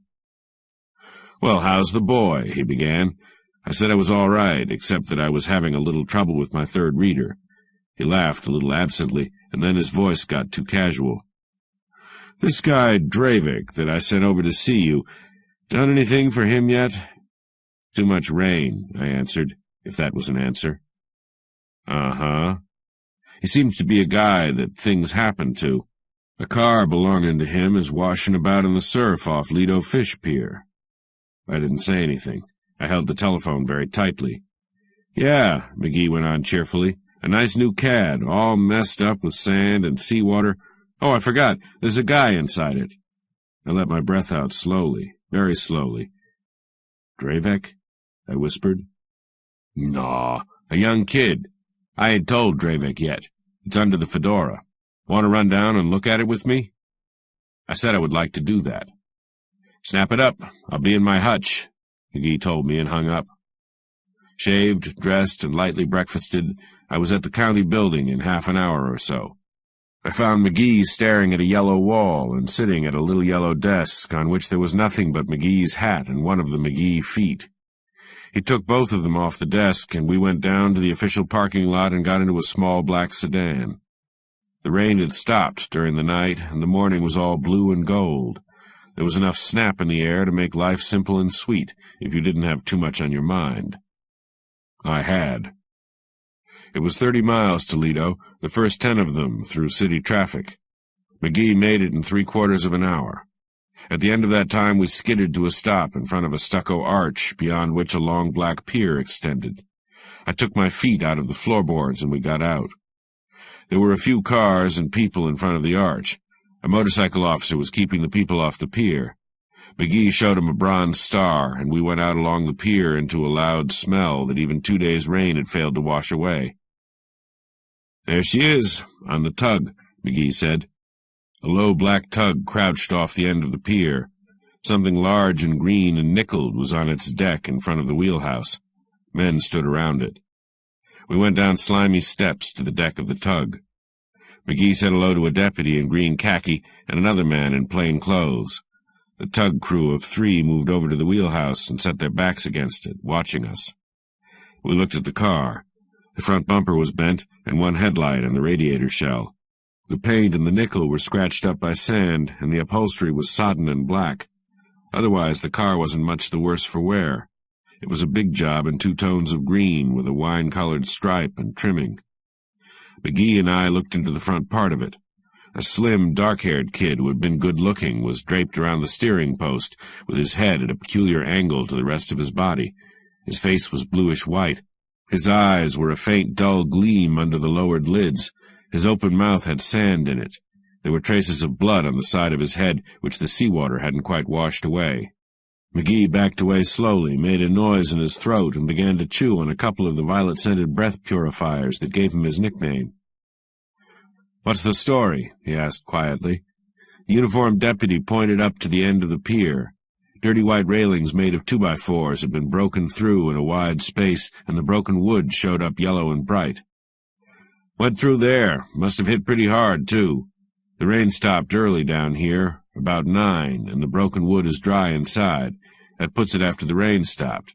That's all we know, except she fell in plenty of water not to be banged up worse, at least half-tide, I'd say. That would be right after the rain stopped. She showed under the water when the boys came down to fish this morning. We got the tug to lift her out. Then we find the dead guy." The other deputy scuffed at the deck with the toe of his shoe. McGee looked sideways at me with foxy little eyes. I looked blank and didn't say anything. "Pretty drunk, that lad," McGee said gently. "Showing off all alone in the rain. I guess he must have been fond of driving." "Yeah, pretty drunk." "Drunk hell," the plainclothes deputy said. "The hand throttle's set halfway down, and the guy's been sapped on the side of the head. Ask me, and I'll call it murder." McGee looked at him politely, then at the uniformed man. "What do you think?" "It could be suicide, I guess. His neck's broke, and he could have hurt his head in the fall, and his hand could have knocked the throttle down. I kind of like murder myself, though." McGee nodded, said, "Frisked him? Know who he is?" The 2 deputies looked at me, then at the tug crew. "Okay, save that part," McGee said. "I know who he is." A small man with glasses and a tired face and a black bag came slowly along the pier and down the slimy steps. He picked out a fairly clean place on the deck and put his bag down. He took his hat off and rubbed the back of his neck and smiled wearily. "Hello, Doc. There's your patient," McGee told him. "Took a dive off the pier last night. That's all we know now." The medical examiner looked in at the dead man morosely. He fingered the head, moved it around a little, felt the man's ribs. He lifted one lax hand and stared at the fingernails. He let it fall, stepped back, and picked his bag up again. "About 12 hours, he said. "Broken neck, of course. I doubt if there's any water in him. Better get him out of there before he starts to get stiff on us. I'll tell you the rest when I get him on a table." He nodded around, went back up the steps and along the pier. An ambulance was backing into position beside the stucco arch at the pier head. The two deputies grunted and tugged to get the dead man out of the car and lay him down on the deck on the side of the car away from the beach. "Let's go," McGee told me. "That ends this part of the show." We said goodbye, and McGee told the deputies to keep their chins buttoned until they heard from him. We went back along the pier and got into the small black sedan and drove back towards the city along a white highway washed clean by the rain, past low rolling hills of yellow-white sand terraced with moss. A few gulls wheeled and swooped over something in the surf. Far out to sea, a couple of white yachts on the horizon looked as if they were suspended in the sky. We laid a few miles behind us without saying anything to each other. Then McGee cocked his chin at me and said, "Got ideas?" "Loosen up," I said. "I never saw the guy before. Who is he?" "Hell, I thought you were going to tell me about it." "Loosen up, Violets," I said. He growled, shrugged, and we nearly went off the road into the loose sand. "Dreivik's chauffeur, a kid named Carl Owen. How do I know? We had him in the cooler a year ago on a man-act rap. He run Dreivik's hotshot daughter off to Yuma. Dreivik went after them and brought them back and had the guy heaved in the goldfish bowl. Then the girl gets to him, and next morning the old man steams downtown and begs the guy off, says the kid meant to marry her, only she wouldn't. Then, by heck, the kid goes back to work for him and been there ever since. What do you think of that?" "It sounds just like Dreivik," I said. "Yeah, but the kid could have had a relapse." McGee had silvery hair and a knobby chin and a little pouting mouth made to kiss babies with. I looked at his face sideways, and suddenly I got his idea. I laughed. "You think maybe Dreivik killed him?" I asked. "Why not? The kid makes another pass at the girl, and Dreivik cracks down at him too hard. He's a big guy and could break a neck easy. Then he's scared. He runs the car down to Lido in the rain and lets it slide off the end of the pier. Thinks it won't show. Maybe don't think at all, just rattled." "It's a kick in the pants," I said. "Then all he had to do was walk home 30 miles in the rain." "Go on, kid me." "Dreivik killed him, sure," I said, "but they were playing leapfrog. Dreivik fell on him." "Okay, pal. Someday you'll want to play with my catnip mouse." "Listen, Violets," I said seriously, "if the kid was murdered, and you're not sure it's murder at all, it's not Dreivik's kind of crime. He might kill a man in a temper, but he'd let him lay. He wouldn't go to all that fuss." We shuttled back and forth across the road while McGee thought about that. "What a pal," he complained. "I have me a swell theory, and look what you've done to it. I wish the hell I hadn't brought you. Hell with you. I'm going after Dreivik just the same." "Sure," I agreed. "You'd have to do that. But Dreivik never killed that boy. He's too soft inside to cover up on it." It was noon when we got back to town. I hadn't had any dinner but whiskey the night before, and very little breakfast that morning. I got off on the boulevard and let McGee go on alone to see Dreivik. I was interested in what had happened to Carl Owen, but I wasn't interested in the thought that Dreivik might have murdered him. I ate lunch at a counter and looked casually at an early afternoon paper. I didn't expect to see anything about Steiner in it, and I didn't. After lunch, I walked along the boulevard 6 blocks to have a look at Steiner's store. 6. It was a half-store frontage, the other half being occupied by a credit jeweler. The jeweler was standing in his entrance, a big white-eared, black-eyed Jew with about 9 carats of diamond on his hand. A faint, knowing smile curved his lips as I went past him into Steiner's. A thick blue rug paved Steiner's from wall to wall. There were blue leather easy chairs with smoke stands beside them. A few sets of tooled leather books were put on narrow tables. The rest of the stock was behind glass. A paneled partition with a single door in it cut off a back part of the store, and in the corner by this a woman sat behind a small desk with a hooded lamp on it. She got up and came towards me, swinging lean thighs and a tight dress of some black material that didn't reflect any light. She was an ash blonde with greenish eyes under heavily mascaraed lashes. There were large jet buttons in the lobes of her ears, her hair waved back smoothly from behind them, her fingernails were silvered. She gave me what she thought was a smile of welcome, but what I thought was a grimace of strain. Was it something? I pulled my hat low over my eyes and fidgeted. I said, "Steiner?" "He won't be in today. May I show you—" "I'm selling," I said. "Something he's wanted for a long time." The silvered fingernails touched the hair over one ear. "Oh, a salesman. Well, you might come in tomorrow." "He's sick? I could go up to the house," I suggested hopefully. "He'd want to see what I have."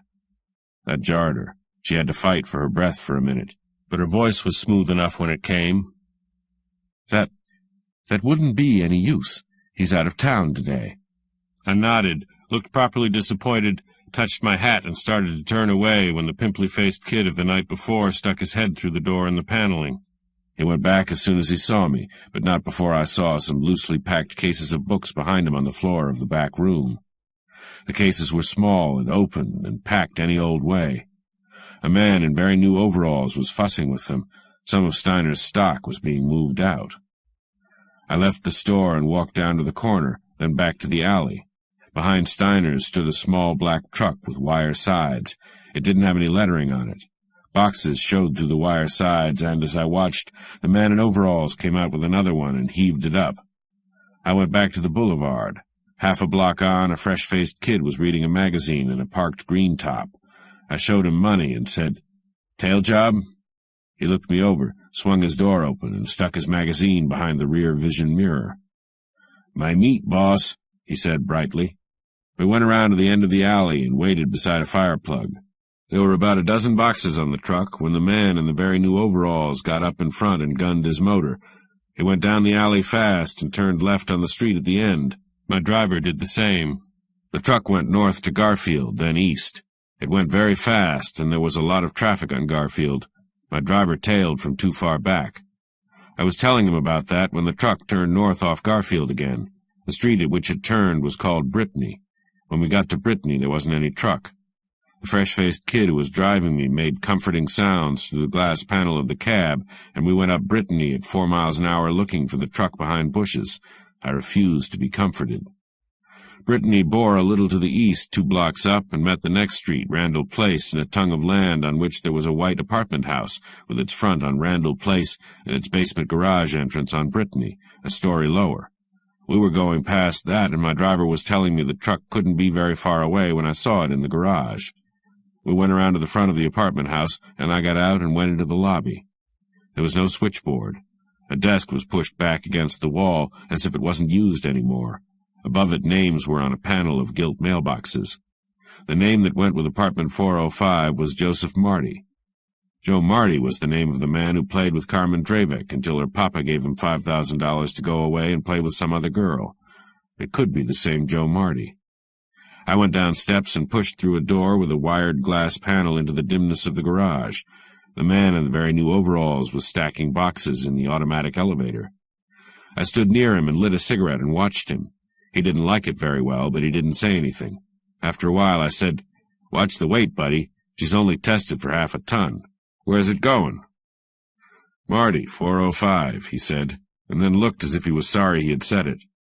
"Fine," I told him. "It looks like a nice lot of reading." I went back up the steps and out of the building, got into my green top again. We drove back downtown to the building where I have an office. I gave the driver too much money, and he gave me a dirty card which I'd dropped into the brass spittoon beside the elevators. Drevek was holding up the wall outside the door of my office. 7. After the rain, it was warm and bright, but he still had the belted suede raincoat on. It was open down the front, as were his coat and vest underneath. His tie was under one ear. His face looked like a mask of gray putty with a black stubble on the lower part of it. He looked awful. I unlocked the door and patted his shoulder and pushed him in and got him into a chair. He breathed hard but didn't say anything. I got a bottle of rye out of the desk and poured a couple of ponies. He drank both of them without a word. Then he slumped in the chair and blinked his eyes and groaned and took a square white envelope out of an inner pocket. He put it down on the desktop and held his big hairy hand over it. "Tough about Carl," I said. "I was with McGee this morning." He looked at me emptily. After a little while, he said, "Yeah, Carl was a good kid. I ain't told you about him much." I waited, looking at the envelope under his hand. He looked down at it himself. "I gotta let you see it," he mumbled. He pushed it slowly across the desk and lifted his hand off it, as if with the movement he was giving up most everything that made life worth living. 2 tears welled up in his eyes and slid down his unshaven cheeks. I lifted the square envelope and looked at it. It was addressed to him at his house in neat pen-and-ink printing and bore a special delivery stamp. I opened it and looked at the shiny photograph that was inside. Carmen Drevick sat in Steiner's teakwood chair, wearing her jade earrings. Her eyes looked crazier, if anything, than as I had seen them. I looked at the back of the photo, saw that it was blank, and put the thing face down on my desk. "Tell me about it," I said carefully. Drevick wiped the tears off his face with his sleeve, put his hands flat on the desk, and stared down at the dirty nails. His fingers trembled on the desk. "A guy called me," he said in a dead voice. $10 grand for the plate and the prints. The deal's got to be closed tonight, or they give the stuff to some scandal sheet." "That's a lot of hooey," I said. "A scandal sheet couldn't use it, except to back up a story. What's the story?" He lifted his eyes slowly, as if they were very heavy. "That ain't all. The guy says there's a jam to it. I better come through fast, or I'd find my girl in the cooler." "What's the story?" I asked again, filling my pipe. "What does Carmen say?" He shook his big shaggy head. "I ain't asked her. I ain't got the heart. Poor little girl. No clothes on her. No, I ain't got the heart. You ain't done nothing on Steiner yet, I guess." "I didn't have to," I told him. "Somebody beat me to it." He stared at me open-mouthed, uncomprehending. It was obvious he knew nothing about the night before. "Did Carmen go out at all last night?" I asked carelessly. He was still staring with his mouth open, groping in his mind. "No, she's sick. She's sick in bed when I get home. She don't go out at all." "What do you mean, about Steiner?" I reached for the bottle of rye and poured us each a drink. Then I lit my pipe. "Steiner's dead," I said. "Somebody got tired of his tricks and shot him full of holes last night in the rain." "Geez," he said wonderingly. "You was there?" I shook my head. "Not me. Carmen was there. That's the jam your man spoke of. She didn't do the shooting, of course." Drevick's face got red and angry. He balled his fists. His breath made a harsh sound, and a pulse beat visibly in the side of his neck. "That ain't true. She's sick. She don't go out at all. She's sick in bed when I get home." "You told me that," I said. "That's not true. I brought Carmen home myself. The maid knows, only she's trying to be decent about it. Carmen was at Steiner's house, and I was watching outside. A gun went off, and someone ran away. I didn't see him. Carmen was too drunk to see him. That's why she's sick." His eyes tried to focus on my face, but they were vague and empty, as if the light behind them had died. He took hold of the arms of the chair. His big knuckles strained and got white. "She don't tell me," he whispered. "She don't tell me. Me that would do anything for her." There was no emotion in his voice, just the dead exhaustion of despair. He pushed his chair back a little. "I go get the dough," he said. "The 10 grand. Maybe the guy don't talk." Then he broke. His big rough head came down on the desk, and sobs shook his whole body. I stood up and went around the desk and patted his shoulder, kept on patting it, not saying anything. After a while he lifted his face, smeared with tears, and grabbed for my hand. "Geez, you're a good guy," he sobbed. "You don't know the half of it." I pulled my hand away from him and got a drink into his paw, helped him lift it and down it. Then I took the empty glass out of his hand and put it back on the desk. I sat down again. "You've got to brace up," I told him grimly. "The law doesn't know about Steiner yet. I brought Carmen home and kept my mouth shut. I wanted to give you and Carmen a break. That puts me in a jam. You've got to do your part." He nodded slowly, heavily. "Yeah, I do what you say. Anything you say." "Get the money," I said. "Have it ready for the call. I've got ideas, and you may not have to use it, but it's no time to get foxy. Get the money and sit tight and keep your mouth shut. Leave the rest to me. Can you do that?" "Yeah," he said. "Geez, you're a good guy." Don't talk to Carmen, I said. The less she remembers out of her drunk, the better. This picture, I touched the back of the photo on the desk, shows somebody was working with Steiner. We've got to get him, and get him quick, even if it costs 10 grand to do it. He stood up slowly. That's nothing. That's just dough. I go get it now. Then I go home. You do it like you want to. Me, I do just like you say. He grabbed from my hand again, shook it, and went slowly out of the office. I heard his heavy steps drag down the hall. I drank a couple of drinks fast and mopped my face. 8. I drove my Chrysler slowly up Laverne Terrace toward Steiner's house. In the daylight I could see the steep drop of the hill and the flight of wooden steps down which the killer had made his escape. The street below was almost as narrow as an alley. 2 small houses fronted on it, not very near Steiner's place. With the noise the rain had been making, it was doubtful if anyone in them had paid much attention to the shots. Steiner's looked peaceful under the afternoon sun. The unpainted shingles of the roof were still damp from the rain. The trees on the other side of the street had new leaves on them. There were no cars on the street. Something moved behind the square growth of box hedge that screened Steiner's front door. Carmen Dravik, in a green and white checkered coat and no hat, came out through the opening, stopped suddenly, looked at me wild-eyed, as if she hadn't heard the car. She went back quickly behind the hedge. I drove on and parked in front of the empty house. I got out and walked back. In the sunlight it felt like an exposed and dangerous thing to do. I went in through the hedge, and the girl stood there, very straight and silent against the half-open house door. One hand went slowly to her mouth, and her teeth bit at a funny-looking thumb that was like an extra finger. There were deep, purple-black smudges under her frightened eyes. I pushed her back into the house without saying anything, shut the door. We stood looking at each other inside. She dropped her hand slowly and tried to smile. Then all expression went out of her white face, and it looked as intelligent as the bottom of a shoebox. I got gentleness into my voice and said, "Take it easy. I'm pals. Sit down in that chair by the desk. I'm a friend of your father's. Don't get panicky." She went and sat down in the yellow cushion in the black chair at Steiner's desk. The place looked decadent and off-color by daylight. It still stank of the ether. Carmen licked the corners of her mouth with the tip of a whitish tongue. Her dark eyes were stupid and stunned rather than scared now. I rolled a cigarette around in my fingers and pushed some books out of the way to sit on the edge of the desk. I lit my cigarette, puffed it slowly for a moment, then asked, "What are you doing here?" She picked at the material of her coat, didn't answer. I tried again. "How much do you remember about last night?" She answered that. "Remember what? I was sick last night, at home." Her voice was a cautious, throaty sound that only just reached my ears. "Before that," I said, "before I brought you home, here." A slow flush crept up her throat, and her eyes widened. You? You were the one?"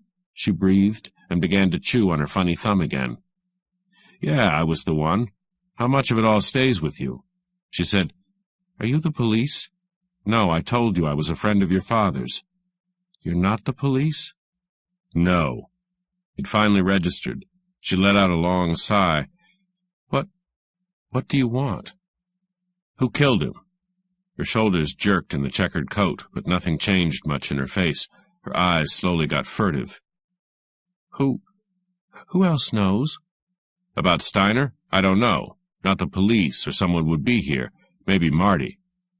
It was just a stab in the dark, but it got a sudden, sharp cry out of her. "Marty?" We were both silent for a minute. I puffed on my cigarette, and she chewed on her thumb. "Don't get clever," I said. "Did Marty kill him?" Her chin came down an inch. "Yes." "Why did he do it?" I don't know." Very dully. "Seen much of him lately?" Her hands clenched. "Just once or twice." "Know where he lives?" "Yes." She spat it at me. "What's the matter? I thought you liked Marty." "I hate him," she almost yelled. "Then you'd like him for the spot," I said. She was blank to that. I had to explain it. "I mean, are you willing to tell the police it was Marty?" Sudden panic flamed in her eyes. "If I kill the nude photo angle," I said soothingly. She giggled. That gave me a nasty feeling. If she had screeched or turned white or even keeled over, that would have been fairly natural, but she just giggled. I began to hate the sight of her. Just looking at her made me feel dopey. Her giggles went on, ran around the room like rats. They gradually got hysterical. I got off the desk, took a step towards her, and slapped her face. "Just like last night," I said. The giggling stopped at once, and the thumb-chewing started again. She still didn't mind my slaps, apparently. I sat on the edge of the desk once more.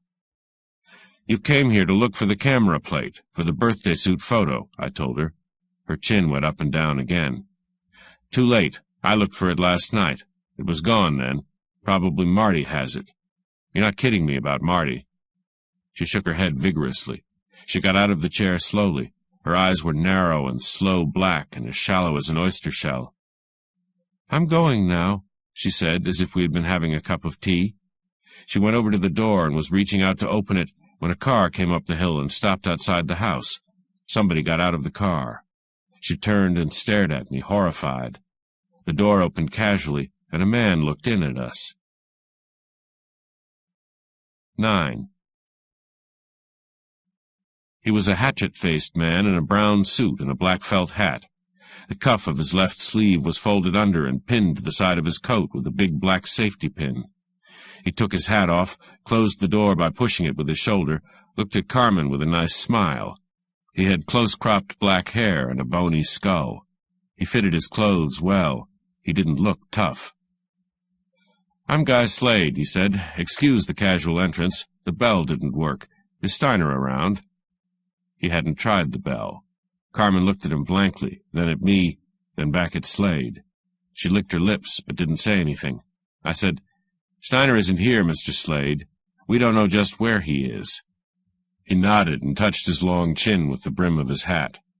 "You friends of his?" "We just dropped by for a book," I said, and gave him back his smile. "The door was half open. We knocked, then stepped inside.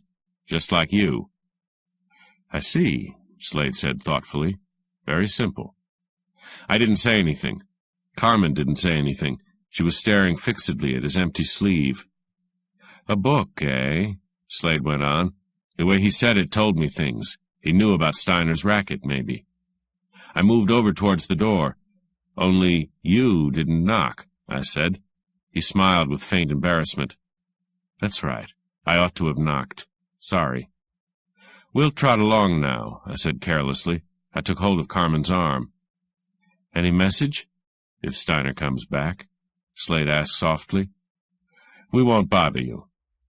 "That's too bad," he said, with too much meaning. I let go of Carmen's arm and took a slow step away from her. Slade still had his hat in his hand. He didn't move. His deep-set eyes twinkled pleasantly. I opened the door again. Slade said, "The girl can go, but I'd like to talk to you a little." I stared at him, trying to look very blank. "Kidder, eh?" Slade said nicely. Carmen made a sudden sound at my side and ran out through the door. In a moment I heard her steps going down the hill. I hadn't seen her car, but I guessed it was around somewhere. I began to say, "What the hell?" "Save it," Slade interrupted coldly. "There's something wrong here. I'll just find out what it is." He began to walk around the room carelessly, too carelessly. He was frowning, not paying much attention to me. That made me thoughtful. I took a quick glance out of the window, but I couldn't see anything but the top of his car above the hedge. Slade found the pot-bellied flagon and the two thin purple glasses on the desk. He sniffed at one of them. A disgusted smile wrinkled his thin lips. "A lousy pimp," he said tonelessly. He looked at the books on the desk, touched one or two of them, went on around the back of the desk, and was in front of the totem pole thing. He stared at that. Then his eyes went down to the floor, to the thin rug that was over the place where Steiner's body had been. Slade moved the rug with his foot and suddenly tensed, staring down. It was a good act, or else Slade had a nose I could have used in my business. I wasn't sure which, yet, but I was giving it a lot of thought. He went slowly down to the floor on one knee. The desk partly hid him from me. I slipped a gun out from under my arm and put both hands behind my body and leaned against the wall. There was a sharp, swift exclamation, then Slade shot to his feet. His arm flashed up. A long black Luger slid into it expertly. I didn't move. Slade held the Luger in long, pale fingers, not pointing it at me, not pointing it at anything in particular. "Blood," he said quietly, grimly, his deep-set eyes black and hard now. "Blood on the floor there, under a rug. A lot of blood." I grinned at him. "I noticed it," I said. "It's old blood. Dried blood." He slid sideways into the black chair behind Steiner's desk and raked the telephone towards him by putting the Luger around it. He frowned at the telephone, then frowned at me. "I think we'll have some law," he said. "Suits me." Slade's eyes were narrow and as hard as jet. He didn't like my agreeing with him. The veneer had flaked off him, leaving a well-dressed hard boy with a Luger, looking as if he could use it. "Just who the hell are you?" he growled. "A Seamus. The name doesn't matter. The girl is my client. Steiner's been riding her with some blackmail dirt. We came to talk to him. He wasn't here." "Just walk in, huh?" "Correct. So what? Think we gunned Steiner, Mr. Slade?" He smiled slightly, thinly, but said nothing. "Or do you think Steiner gunned somebody and ran away?" I suggested. "Steiner didn't gun anybody," Slade said. "Steiner didn't have the guts of a sick cat." I said, "You don't see anybody here, do you? Maybe Steiner had chicken for dinner and liked to kill his chickens in the parlor." "I don't get it. I don't get your game." I grinned again. "Go ahead and call your friends downtown, only you won't like the reaction you'll get." He thought that over without moving a muscle. His lips went back against his teeth. "Why not?" he asked finally, in a careful voice. I said, "I know you, Mr. Slade. You run the Aladdin Club down on the Palisades. Flash gambling, soft lights and evening clothes, and a buffet supper on the side. You know Steiner well enough to walk into his house without knocking. Steiner's racket needed a little protection now and then. You could be that." Slade's finger tightened on the Luger, then relaxed. He put the Luger down on the desk, kept his fingers on it. His mouth became a hard, white grimace. "Somebody got to Steiner," he said softly, his voice and the expression on his face seeming to belong to two different people. "He didn't show at the store today. He didn't answer his phone. I came up to see about it." "Glad to hear you didn't gun Steiner yourself," I said. The Luger swept up again and made a target of my chest. I said, "Put it down, Slade. You don't know enough to pop off yet. Not being bulletproof is an idea I've had to get used to. Put it down. I'll tell you something, if you don't know it. Somebody moved Steiner's books out of his store today.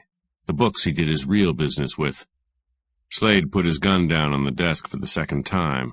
He leaned back and wrestled an amiable expression onto his face. "I'm listening," he said. "I think somebody got to Steiner, too," I told him. "I think that blood is his blood. The books being moved out from Steiner's store gives us a reason for moving his body away from here.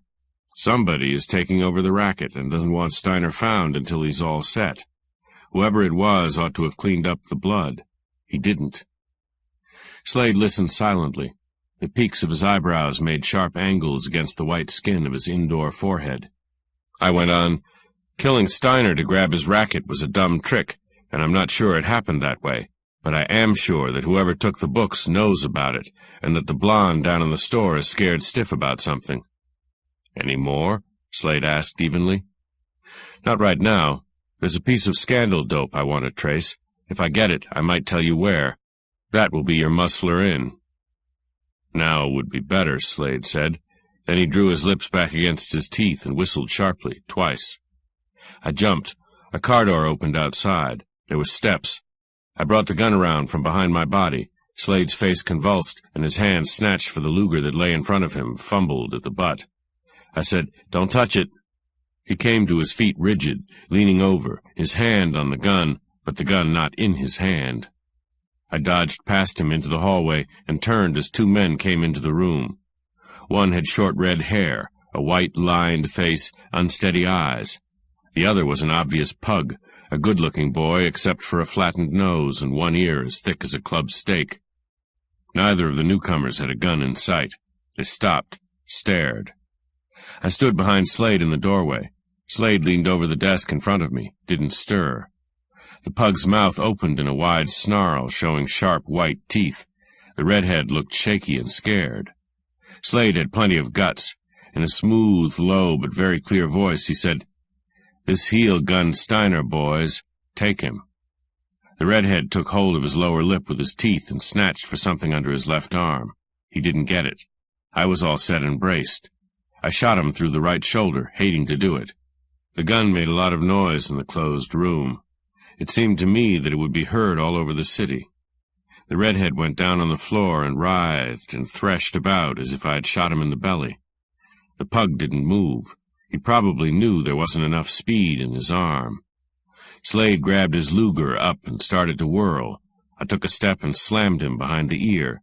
He sprawled forward over the desk, and the Luger shot against a row of books. Slade didn't hear me say, "I hate to hit a one-armed man from behind, Slade, and I'm not crazy about the show-off. You made me do it." The pug grinned at me and said, "Okay, pal, what next?" "I'd like to get out of here, if I can do it without any more shooting, or I can stick around for some law. It's all one to me."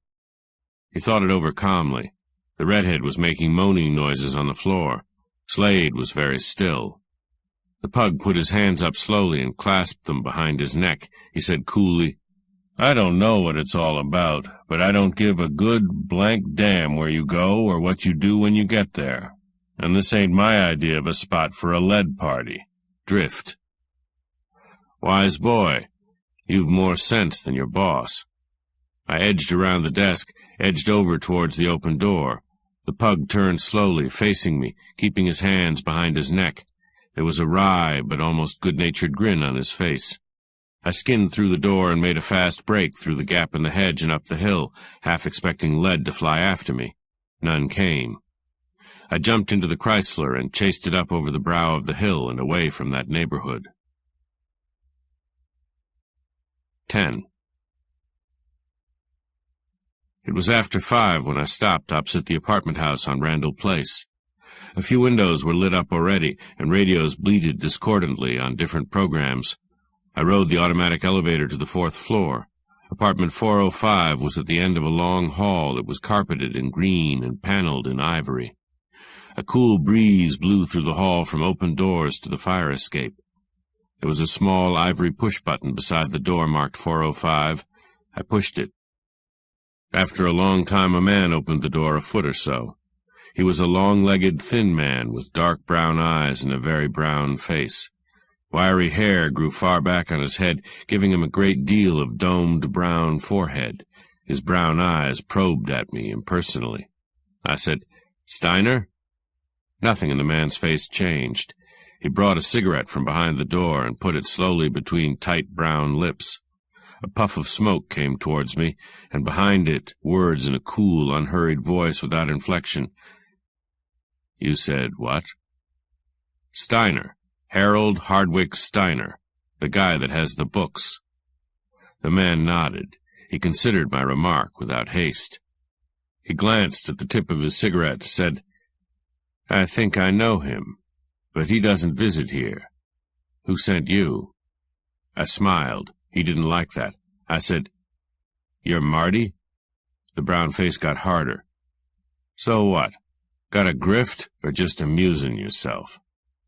I moved my left foot casually, enough so that he couldn't slam the door. "You got the books," I said. "I got the sucker list. How's to talk it over?" Marty didn't shift his eyes from my face. His right hand went behind the panel of the door again, and his shoulder had a look as if he was making motions with a hand. There was a faint sound in the room behind him, very faint. A curtain ring clicked lightly on a rod. Then he opened the door wide. "Why not? If you think you've got something," he said coolly. I went past him into the room. It was a cheerful room, with good furniture and not too much of it. French windows in the end wall looked across a stone porch at the foothills, already getting purple in the dusk. Near the windows a door was shut. Another door in the same wall at the near end of the room had curtains drawn across it on a brass rod below the lintel. I sat down on a davenport against the wall in which there were no doors. Marty shut the door and walked sideways to a tall oak writing desk studded with square nails. A cedarwood cigar box with gilt hinges rested on the lower leaf of the desk. Marty picked it up without taking his eyes off me, carried it to a low table beside an easy chair. He sat down in the easy chair. I put my hat beside me and opened the top button of my coat and smiled at Marty. "Well, I'm listening," he said. He snubbed his cigarette out, lifted the lid of the cigar box, and took out a couple of fat cigars. "Cigar?" he suggested casually, and tossed one at me. I reached for it, and that made me a sap. Marty dropped the other cigar back into the box and came up very swiftly with a gun. I looked at the gun politely. It was a black police Colt, a .38. I had no argument against it at the moment. "Stand up a minute," Marty said. "Come forward just about 2 yards. You might grab a little air while you're doing that." His voice was elaborately casual. I was mad inside, but I grinned at him. I said, "You're the second guy I've met today that thinks a gun in the hand means the world by the tail. Put it away and let's talk." Marty's eyebrows came together, and he pushed his chin forward a little. His brown eyes were vaguely troubled. We stared at each other. I didn't look at the pointed black slipper that showed under the curtains across the doorway to my left. Marty was wearing a dark blue suit, a blue shirt, and a black tie. His brown face looked somber above the dark colors.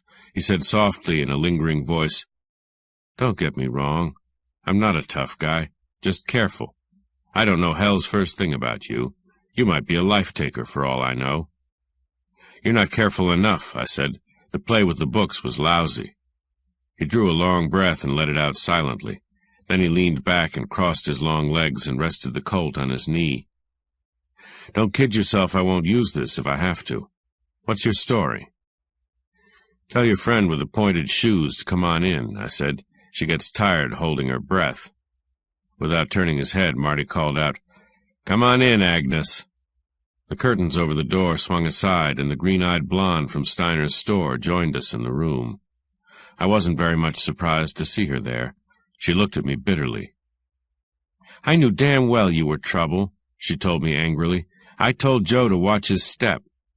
"Save it," Marty snapped. "Joe's watching his step plenty. Put some light on so I can see to pop this guy, if it works out that way." The blonde lit a large floor lamp with a square red shade. She sat down under it in a big velour chair and held a fixed, painful smile on her face. She was scared to the point of exhaustion. I remembered the cigar I was holding and put it in my mouth. Marty's Colt was very steady on me while I got matches out and lit it.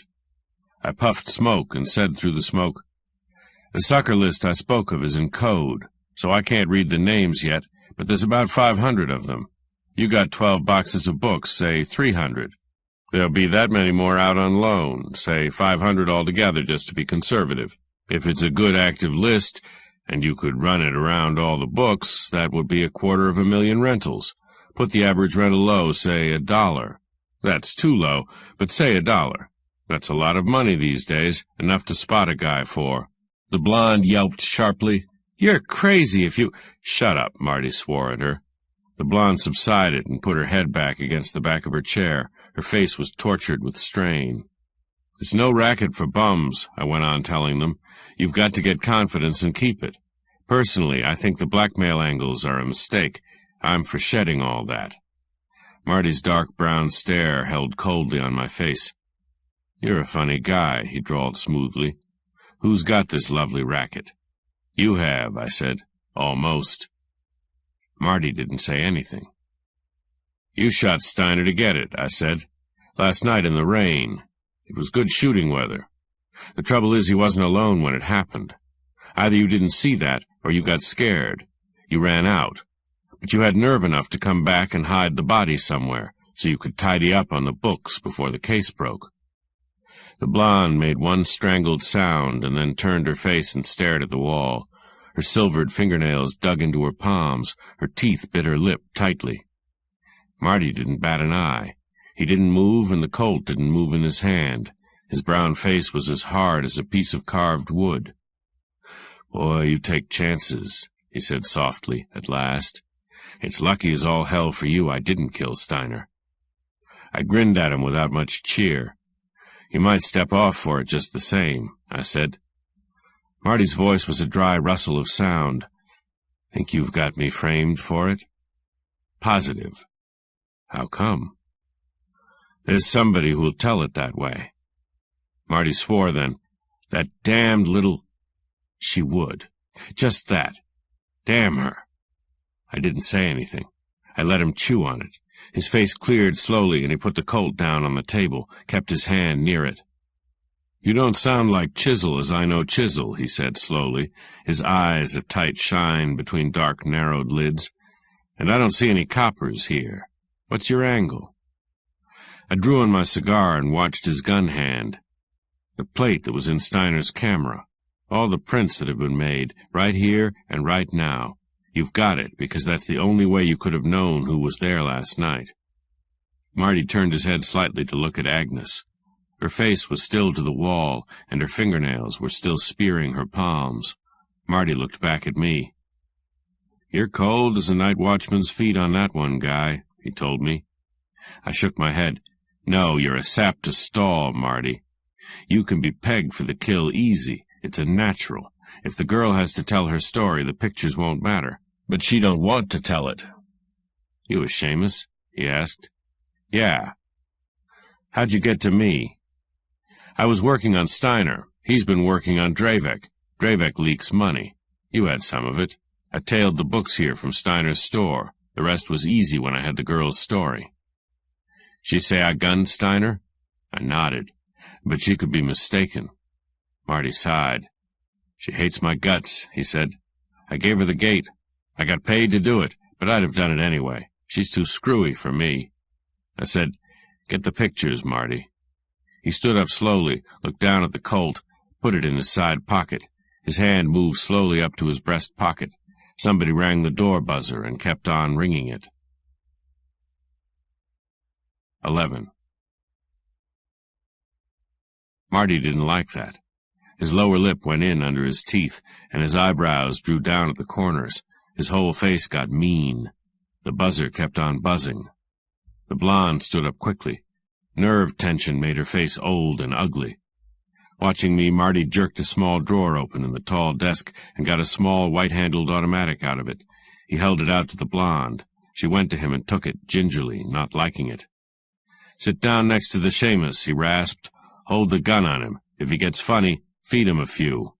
The blonde sat down on the davenport about 3 feet from me, on the side away from the door. She lined the gun on my leg. I didn't like the jerky look in her green eyes.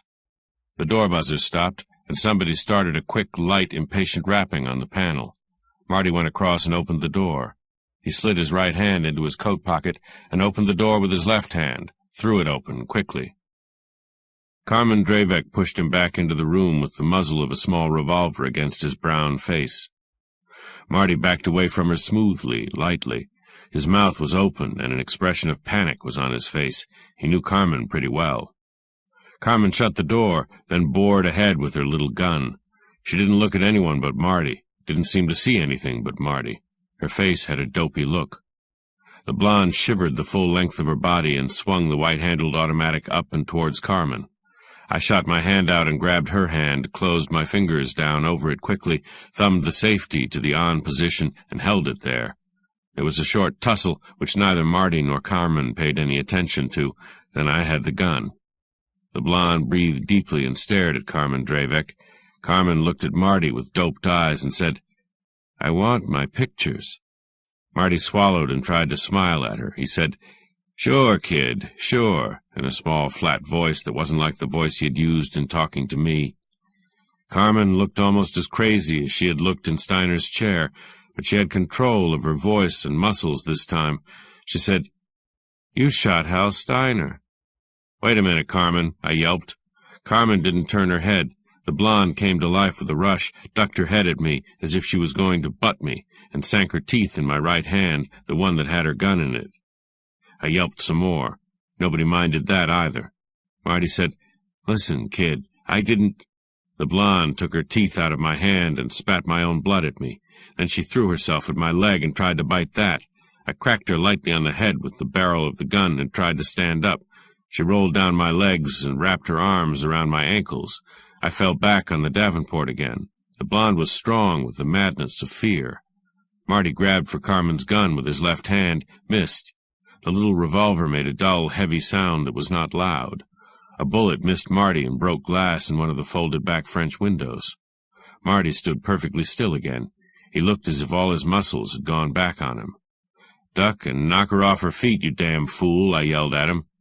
Then I hit the blonde on the side of the head again, much harder, and she rolled off my feet. I got loose and slid away from her. Marty and Carmen were still facing each other like a couple of images. Something very large and heavy hit the outside of the door, and the panel split diagonally from top to bottom. That brought Marty to life. He jerked the Colt out of his pocket and jumped back. I snapped a shot at his right shoulder and missed, not wanting to hurt him much. The heavy thing hit the door again with a crash that seemed to shake the whole building. I dropped the little automatic and got my own gun loose as Dravik came in with the smashed door. He was wild-eyed, raging drunk, berserk.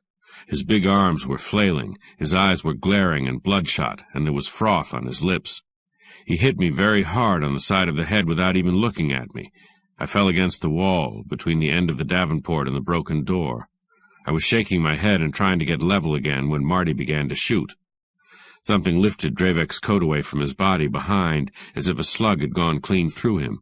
He stumbled, straightened immediately, charged like a bull. I lined my gun and shot Marty through the body. It shook him, but the Colt in his hand continued to leap and roar. Then Dravik was between us, and Carmen was knocked out of the way like a dead leaf, and there was nothing more that anybody could do about it. Marty's bullets couldn't stop Dravik. Nothing could. If he had been dead, he would still have got Marty.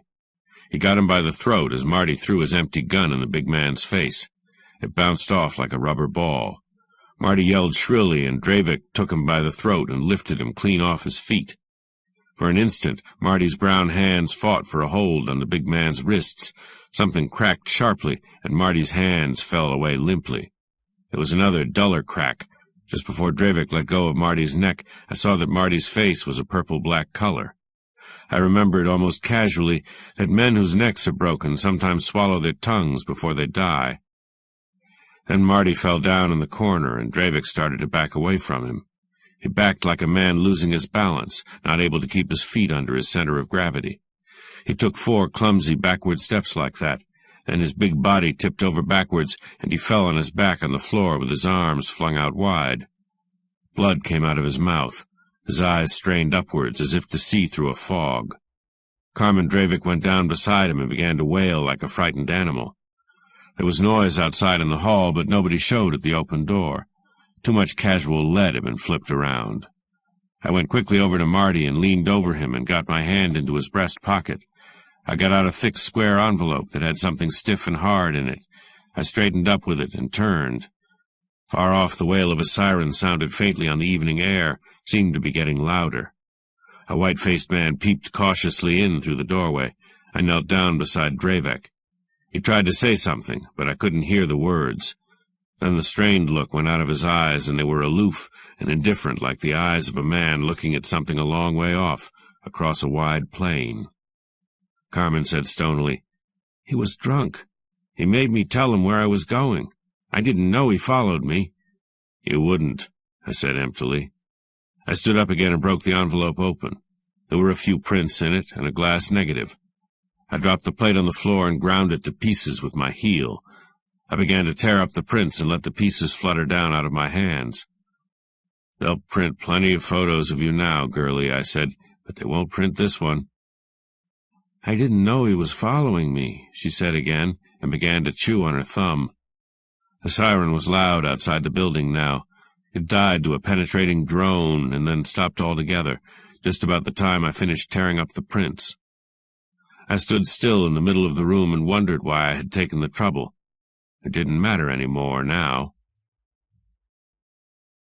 12. Leaning his elbow on the end of the big walnut table in Inspector Isham's office and holding a burning cigarette idly between his fingers, Guy Slade said, without looking at me, "Thanks for putting me on the pan, Seamus. I like to see the boys at headquarters once in a while." He crinkled the corners of his eyes in an unpleasant smile. I was sitting at the long side of the table across from Isham. Isham was lanky and gray and wore nose glasses. He didn't look, act, or talk copper. Violets McGee and a merry-eyed Irish dick named Grinnell were in a couple of round-back chairs against a glass-top partition wall that cut part of the office off into a reception room. I said to Slade, "I figured you found that blood a little too soon. I guess I was wrong. My apologies, Mr. Slade." "Yeah, that makes it just like it never happened." He stood up, picked a Malacca cane and one glove off the table. "That all for me, Inspector?" "That's all tonight, Slade." Isham's voice was dry, cool, sardonic. Slade caught the crook of his cane over his wrist to open the door. He smiled around before he strolled out. The last thing his eyes rested on was probably the back of my neck, but I wasn't looking at him. Isham said, "I don't have to tell you how a police department looks at that kind of a cover-up on a murder." I sighed. "Gunfire," I said. "A dead man on the floor, a naked, doped girl in a chair not knowing what had happened. A killer I couldn't have caught and you couldn't have caught, then. Behind all this, a poor old roughneck that was breaking his heart trying to do the right thing in a miserable spot. Go ahead, stick it into me. I'm not sorry." Isham waved all that aside. "Who did kill Steiner?" "The blonde girl will tell you." "I want you to tell me." I shrugged. "If you want me to guess, Dravek's driver, Carl Owen." Isham didn't look too surprised. Violet's McGee grunted loudly. "What makes you think so?" Isham asked. "I thought for a while it could be Marty, partly because the girl said so, but that doesn't mean anything. She didn't know, and jumped at the chance to stick a knife into Marty, and she's a type that doesn't let loose of an idea very easily, but Marty didn't act like a killer, and a man as cool as Marty wouldn't have run out that way. I hadn't even banged on the door when the killer started to scram. Of course I thought of Slade, too, but Slade's not quite the type either. He packs 2 gunmen around with him, and they'd have made some kind of a fight of it. And Slade seemed genuinely surprised when he found the blood on the floor this afternoon. Slade was in with Steiner and keeping tabs on him, but he didn't kill him, didn't have any reason to kill him, and wouldn't have killed him that way in front of a witness if he had a reason. But Carl Owen would. He was in love with the girl once, probably never got over it. He had chances to spy on her, find out where she went and what she did. He lay for Steiner, got in the back way, saw the nude photo stunt, and blew his top. He let Steiner have it. Then the panic got him, and he just ran. Ran all the way to Lido Pier, and then off the end of that, Isham said dryly. "Aren't you forgetting that the Owen boy had a sap wound on the side of his head?" I said, "No, and I'm not forgetting that somehow or other Marty knew what was on that camera plate, or nearly enough to make him go in and get it, and then hide a body in Steiner's garage to give him room." Isham said, "Get Agnes Laurel in here, Grinnell." Grinnell heaved up out of his chair and strolled the length of the office, disappeared through a door. Violet's McGee said, "Baby, are you a pal?" I didn't look at him. Isham pulled the loose skin in front of his Adam's apple and looked down at the fingernails of his other hand. Grinnell came back with the blonde. Her hair was untidy above the collar of her coat. She had taken the jet buttons out of her ears. She looked tired, but she didn't look scared anymore. She let herself down slowly into the chair at the end of the table where Slade had sat, folded her hands with the silvered nails in front of her. Isham said quietly, "All right, Miss Laurel, we'd like to hear from you now." The girl looked down at her folded hands and talked without hesitation in a quiet, even voice. "I've known Joe Marty about 3 months. He made friends with me because I was working for Steiner, I guess. I thought it was because he liked me. I told him all I knew about Steiner. He already knew a little. He had been spending money he had got from Carmen Dravek's father, but it was gone, and he was down to nickels and dimes, ready for something else. He decided Steiner needed a partner, and he was watching him to see if he had any tough friends in the background. Last night he was in his car down on the street back of Steiner's house. He heard the shots, saw the kid tear down the steps, jump into a big sedan, and take it on the lam. Joe chased him. Halfway to the beach, he caught him and ran him off the road. The kid came up with a gun, but his nerve was bad, and Joe sapped him down. While he was out, Joe went through him and found out who he was. When he came around, Joe played copper, and the kid broke and gave him the story. While Joe was wondering what to do about it, the kid came to life and knocked him off the car and scrammed again. He drove like a crazy guy, and Joe let him go. He went back to Steiner's house. I guess you know the rest. When Joe had the plate developed and saw what he had, he went for a quick touch so he could get out of town before the law found Steiner. We were going to take some of Steiner's books and set up shop in another city. Agnes Laurel stopped talking. Isham tapped with his fingers, said, "Marty told you everything, didn't he?" "Uh-huh." "Sure he didn't murder this Carl Owen?" "I wasn't there. Joe didn't act like he'd killed anybody." Isham nodded. "That's all for now, Miss Laurel. We'll want all that in writing. We'll have to hold you, of course." The girl stood up. Grinnell took her out. She went out without looking at anyone. Isham said, "Marty couldn't have known Carl Owen was dead, but he was sure he'd try to hide out. By the time we got to him, Marty would have collected from Dravek and moved on. I think the girl's story sounds reasonable." Nobody said anything. After a moment, Isham said to me, "You made one bad mistake. You shouldn't have mentioned Marty to the girl until you were sure he was your man. That got 2 people killed quite unnecessarily." I said, "Uh-huh. Maybe I better go back and do it over again." "Don't get tough." "I'm not tough. I was working for Dravek and trying to save him from a little heartbreak. I didn't know the girl was as screwy as all that, or that Dravek would have a brainstorm. I wanted the pictures. I didn't care a lot about trash like Steiner or Joe Marty and his girlfriend, and still don't." "Okay. Okay," Isham said impatiently. "I don't need you any more tonight. You'll probably be panned plenty at the inquest." He stood up, and I stood up. He held out his hand. "But that will do you a hell of a lot more good than harm," he added dryly. I shook hands with him and went out. McGee came out after me. We rode down in the elevator together without speaking to each other. When we got outside the building, McGee went around to the right side of my Chrysler and got into it. "Got any liquor at your dump?" "Plenty," I said. "Let's go get some of it." I started the car and drove west along First Street through a long, echoing tunnel. When we were out of that, McGee said, "Next time I send you a client, I won't expect you to snitch on him, boy." We went on through the quiet evening to the Bergland. I felt tired and old and not much use to anybody.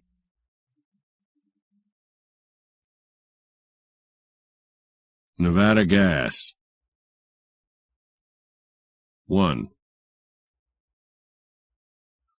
Hugo Candless stood in the middle of the squash court, bending his big body at the waist, holding the little black ball delicately between left thumb and forefinger.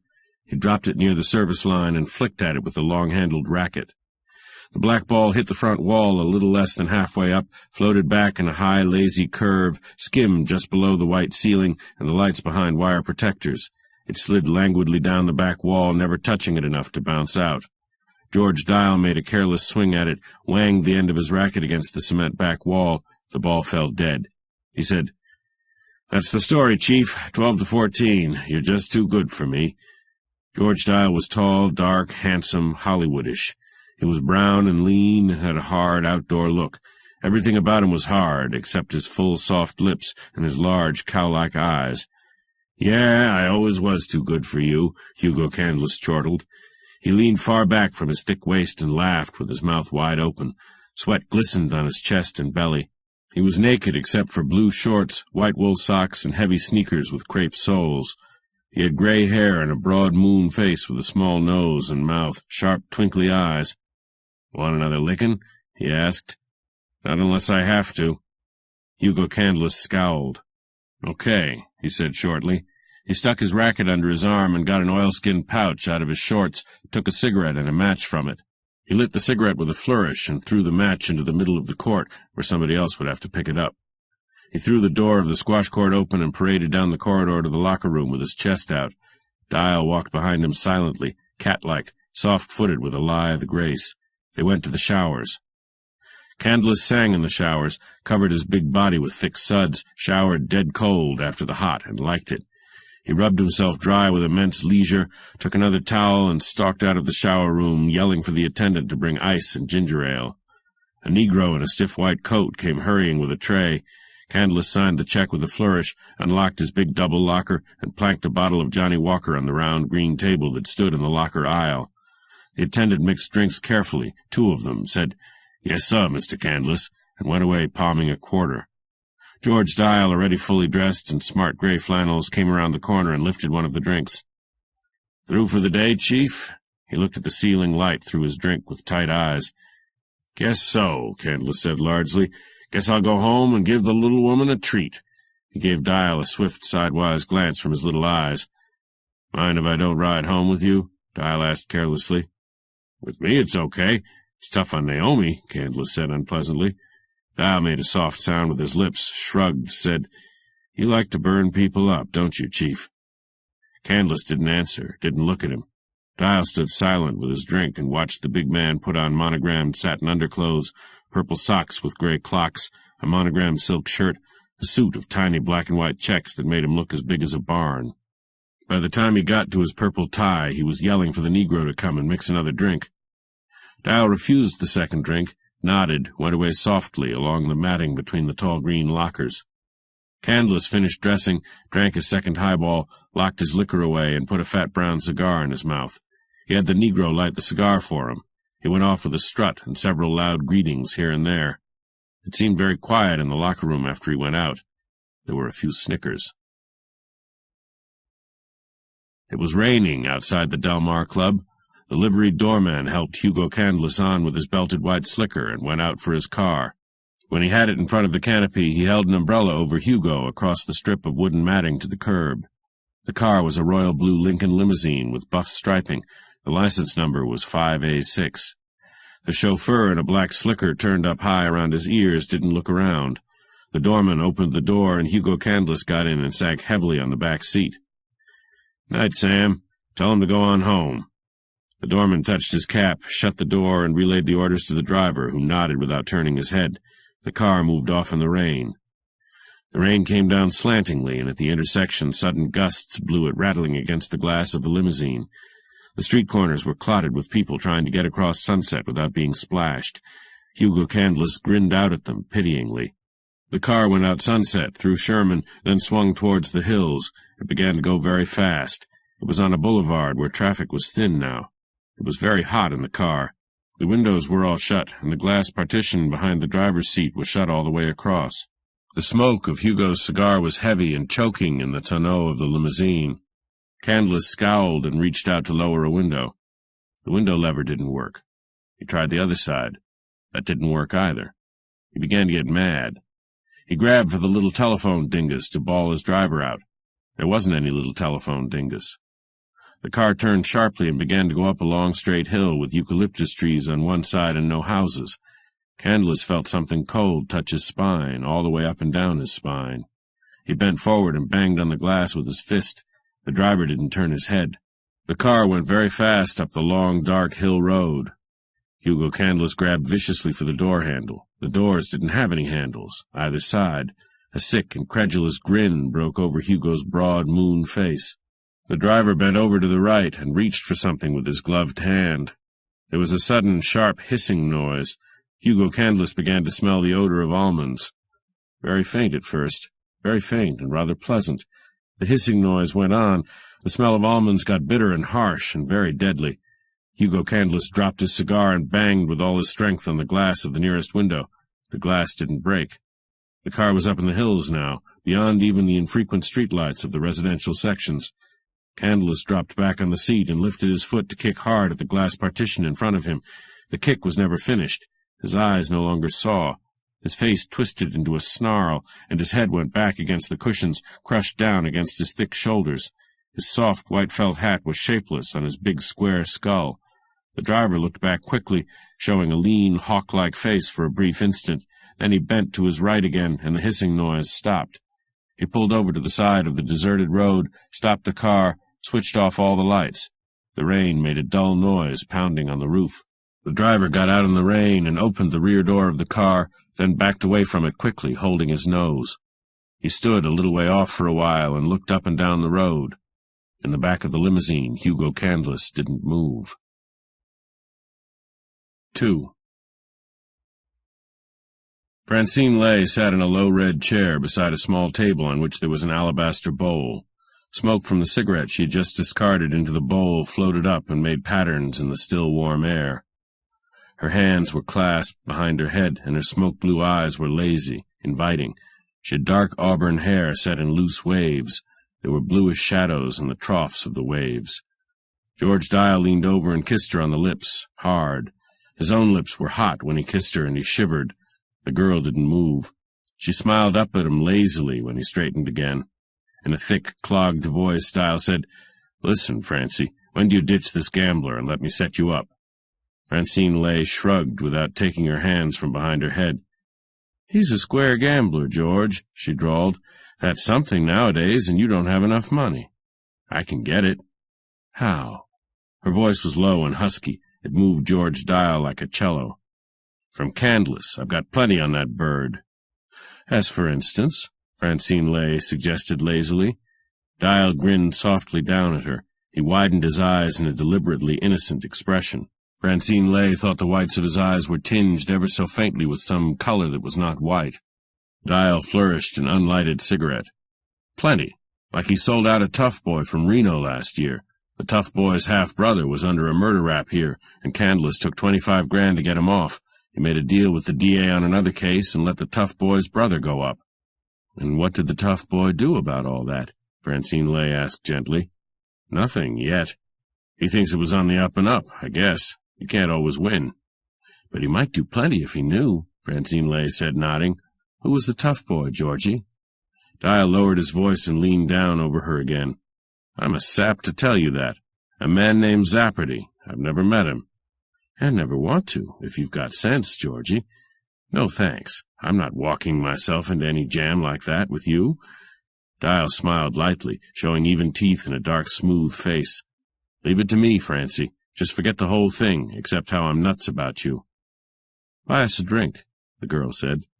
The room was a living room in a hotel apartment. It was all red and white, with embassy decorations, too stiff. The white walls had red designs painted on them. The white Venetian blinds were framed in white box drapes. There was a half-round red rug with a white border in front of the gas fire. There was a kidney-shaped white desk against one wall between the windows. Dial went over to the desk and poured scotch into 2 glasses, added ice and charged water, carried the glasses back across the room to where a thin wisp of smoke still plumed upward from the alabaster bowl. "Ditch the gambler," Dial said, handing her a glass. "He's the one will get you in a jam." She sipped the drink, nodded. Dial took the glass out of her hand, sipped from the same place on the rim, leaned over holding both glasses, and kissed her on the lips again. There were red curtains over a door to a short hallway. They were parted a few inches, and a man's face appeared in the opening.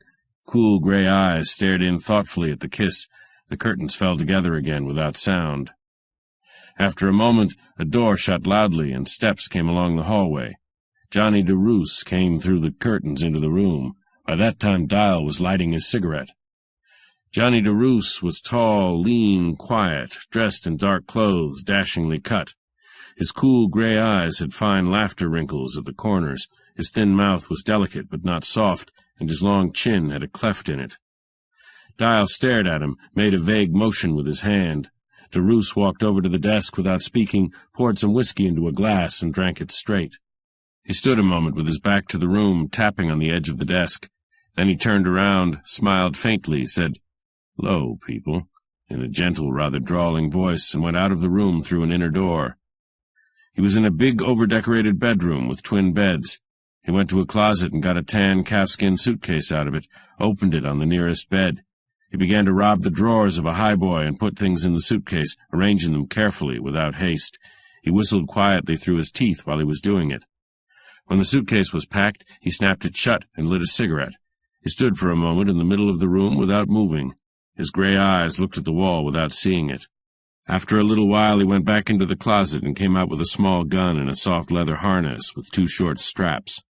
He pulled up the left leg of his trousers and strapped the holster on his leg. Then he picked up the suitcase and went back to the living room. Francine Lay's eyes narrowed swiftly when she saw the suitcase. "Going someplace?" she asked in her low, husky voice. "Uh-huh. Where's Dial?" "He had to leave." "That's too bad," DeRoos said softly. He put the suitcase down on the floor and stood beside it, moving his cool gray eyes over the girl's face, up and down her slim body from her ankles to her auburn head. "That's too bad," he said. "I like to see him around. I'm kind of dull for you." "Maybe you are, Johnny."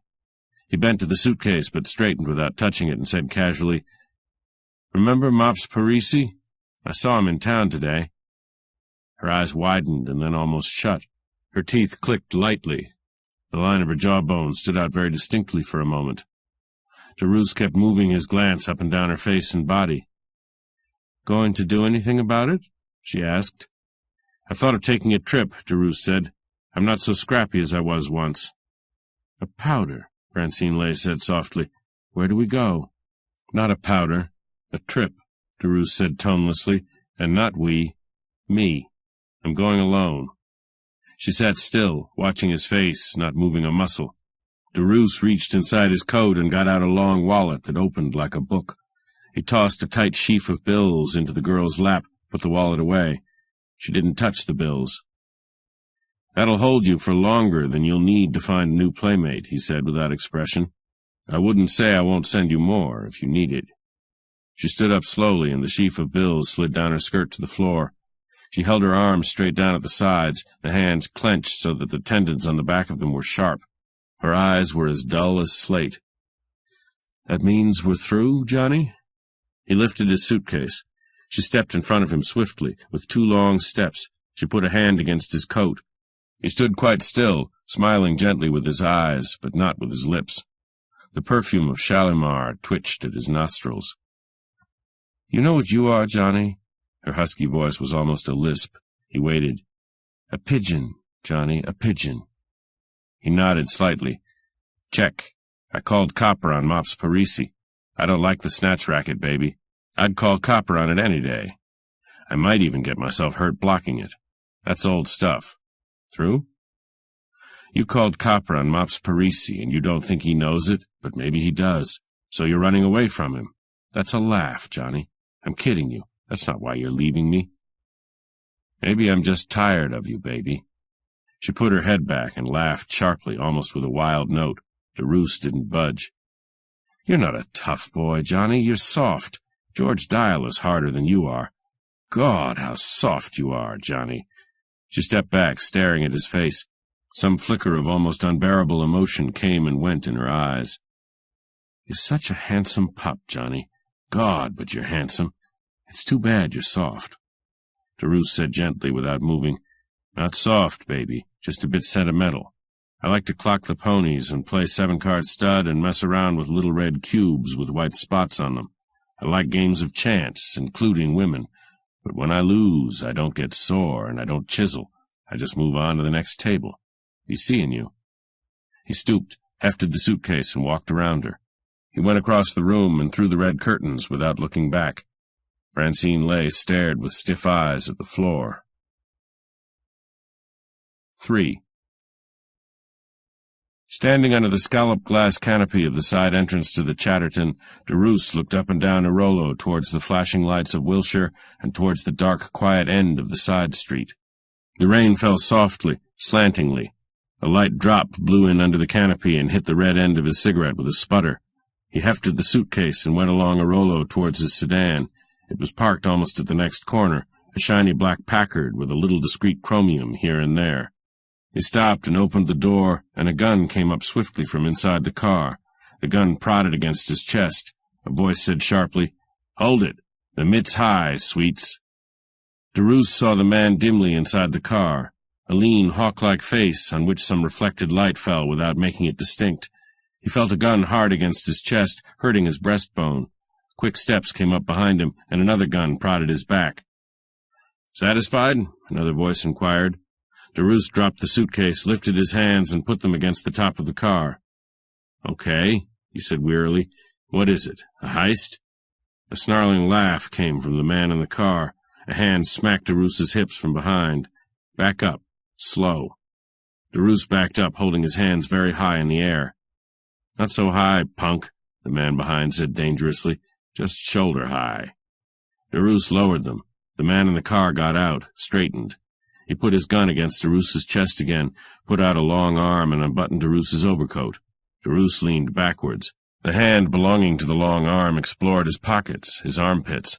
A .38 in a spring holster ceased to make weight under his arm. "Got one, Chuck. Anything your side?" "Nothing on the hip." The man in front stepped away and picked up the suitcase. "March, sweets.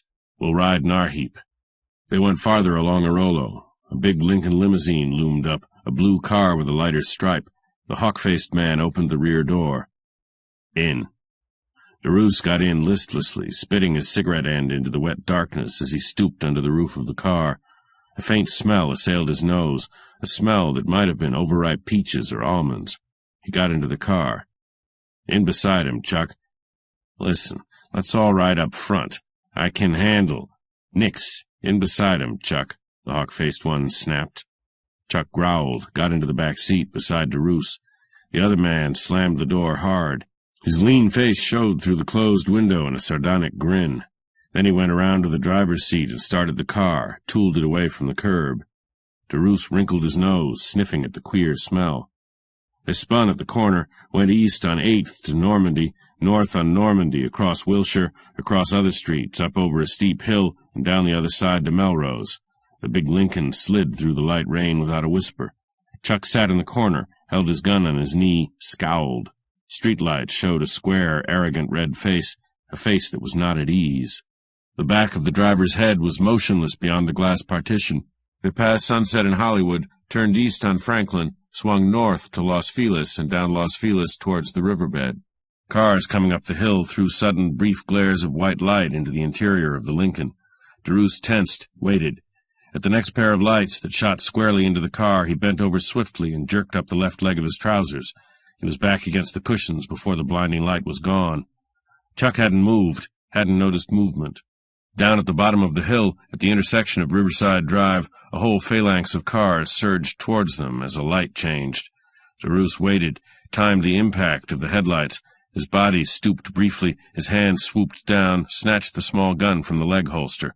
He leaned back once more, the gun against the bulk of his left thigh, concealed behind it from where Chuck sat. The Lincoln shot over onto Riverside and past the entrance to Griffith Park. "Where are we going, punk?" DeRoos asked casually. "Save it," Chuck snarled. "You'll find out." "Not a stick-up, huh?" "Save it," Chuck snarled again. "Mops Parisis, boys?" DeRoos asked thinly, slowly. The red-faced gunman jerked, lifted the gun off his knee. "I said, save it." DeRoos said, "Sorry, punk." He turned the gun over his thigh, lined it swiftly, squeezed the trigger left-handed. The gun made a small, flat sound, almost an unimportant sound. Chuck yelled, and his hand jerked wildly. The gun kicked out of it and fell on the floor of the car. His left hand raced for his right shoulder. DeRoos shifted the little Mauser to his right hand and put it deep into Chuck's side. "Steady, boy, steady. Keep your hands out of trouble. Now, kick that cannon over this way, fast." Chuck kicked the big automatic along the floor of the car. DeRoos reached down for it, swiftly, got it. The lean-faced driver jerked to look back, and the car swerved, then straightened again. DeRoos hefted the big gun. The Mauser was too light for a sap. He slammed Chuck hard on the side of the head. Chuck groaned, sagged forward, clawing. "The gas," he pleaded. "The gas. He'll turn on the gas." DeRoos hit him again, harder. Chuck was a tumbled heap on the floor of the car. The Lincoln swung off Riverside, over a short bridge and a bridle path, down a narrow dirt road that split a golf course. It went into darkness and among trees. It went fast, rocketed from side to side, as if the driver wanted it to do just that. DeRoos steadied himself, felt for the door handle. There wasn't any door handle. His lips curled, and he smashed at a window with the gun. The heavy glass was like a wall of stone. The hawk-faced man leaned over, and there was a hissing sound. Then there was a sudden sharp increase of intensity, of the smell of almonds. DeRoos tore a handkerchief out of his pocket and pressed it to his nose. The driver had straightened again now, and was driving hunched over, trying to keep his head down. DeRoos held the muzzle of the big gun close to the glass partition behind the driver's head, who ducked sidewise. He squeezed lead 4 times quickly, shutting his eyes and turning his head away like a nervous woman. No glass flew. When he looked again, there was a jagged round hole in the glass, and the windshield in a line with it was starred but not broken. He slammed the gun at the edges of the hole and managed to knock a piece of glass loose.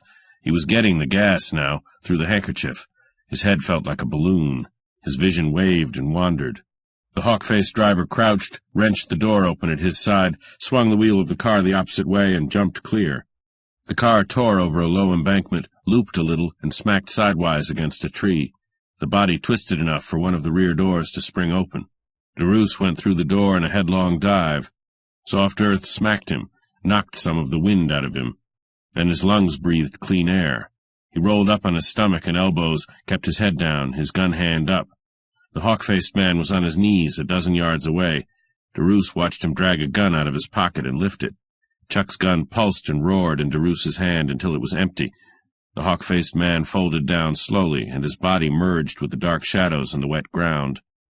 Cars went by distantly on Riverside Drive. Rain dripped off the trees. The Griffith Park beacon turned in the thick sky.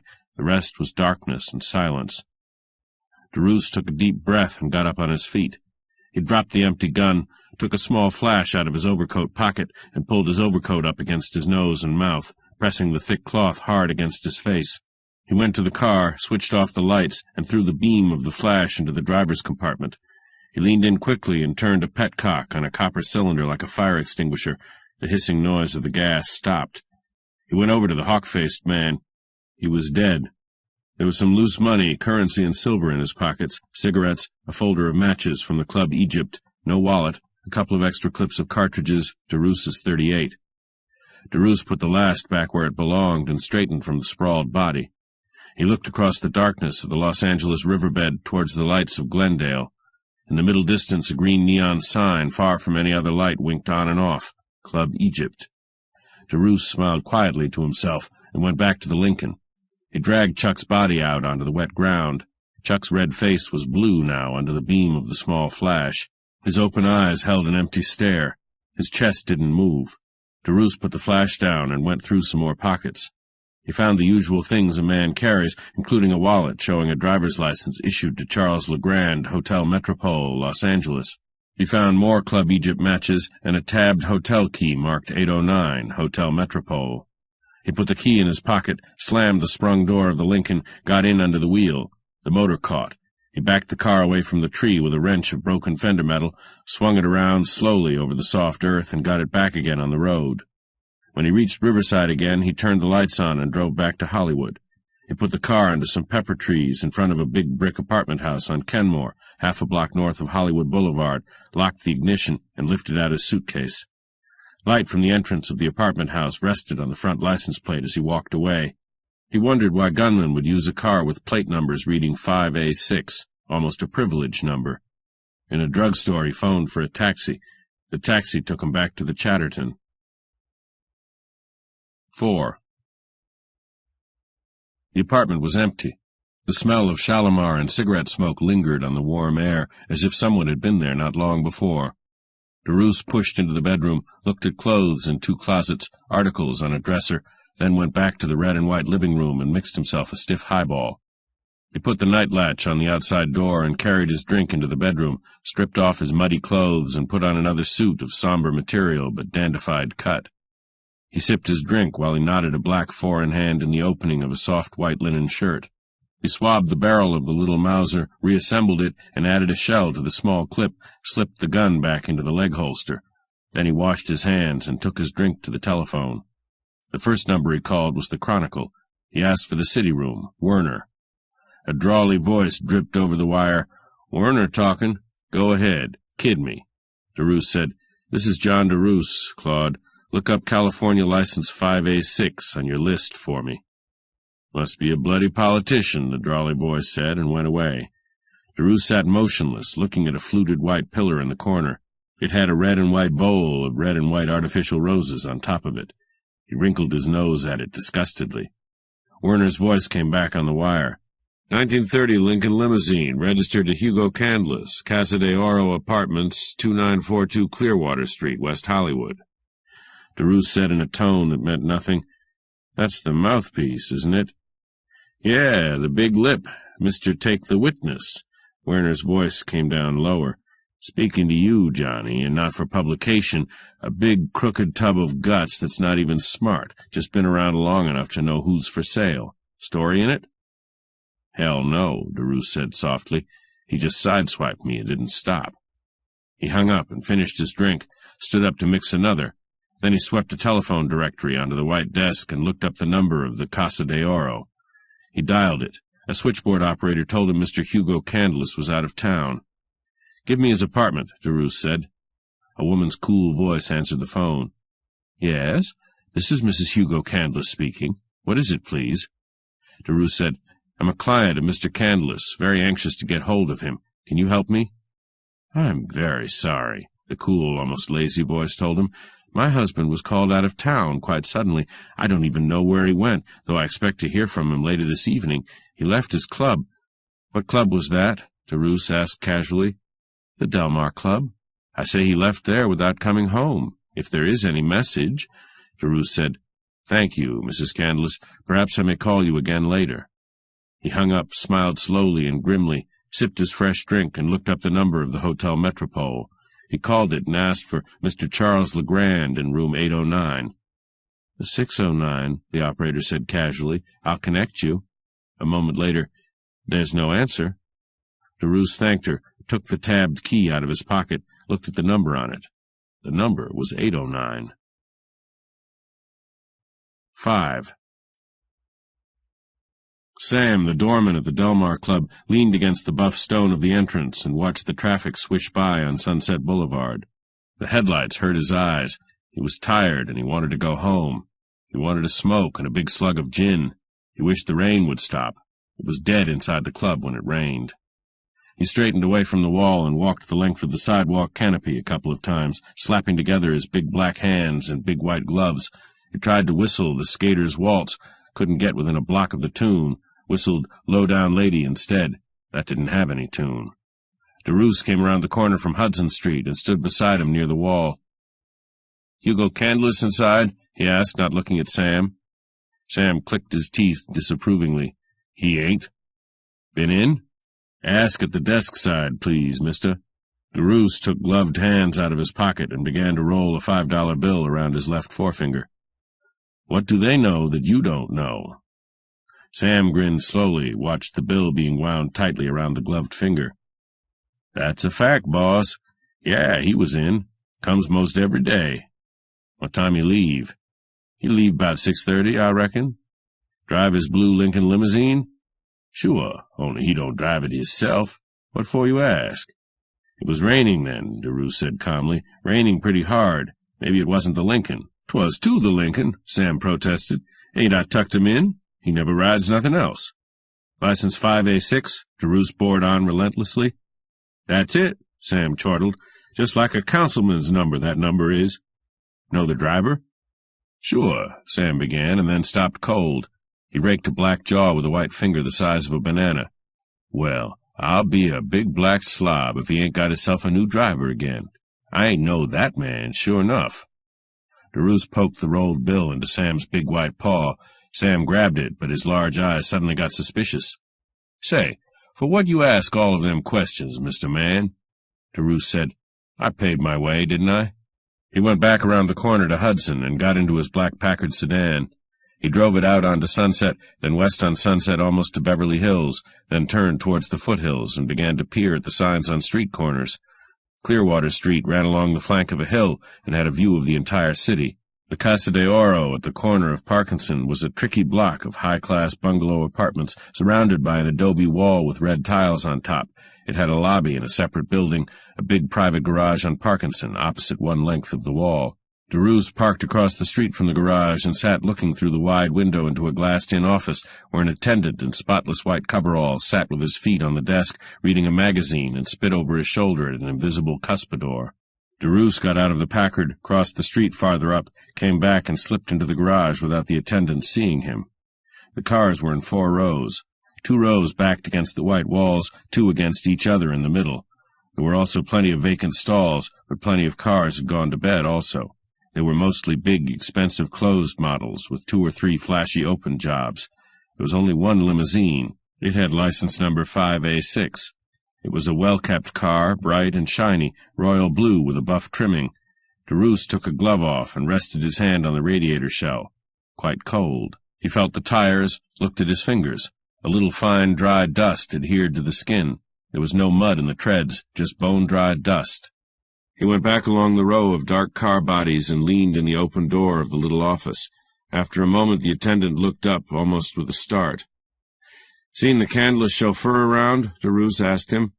The man shook his head and spit deftly into a copper spittoon. "Not since I came on. 3 o'clock. "Didn't he go down to the club for the old man?" "Nope, I guess not. The big hack ain't been out. He always takes that."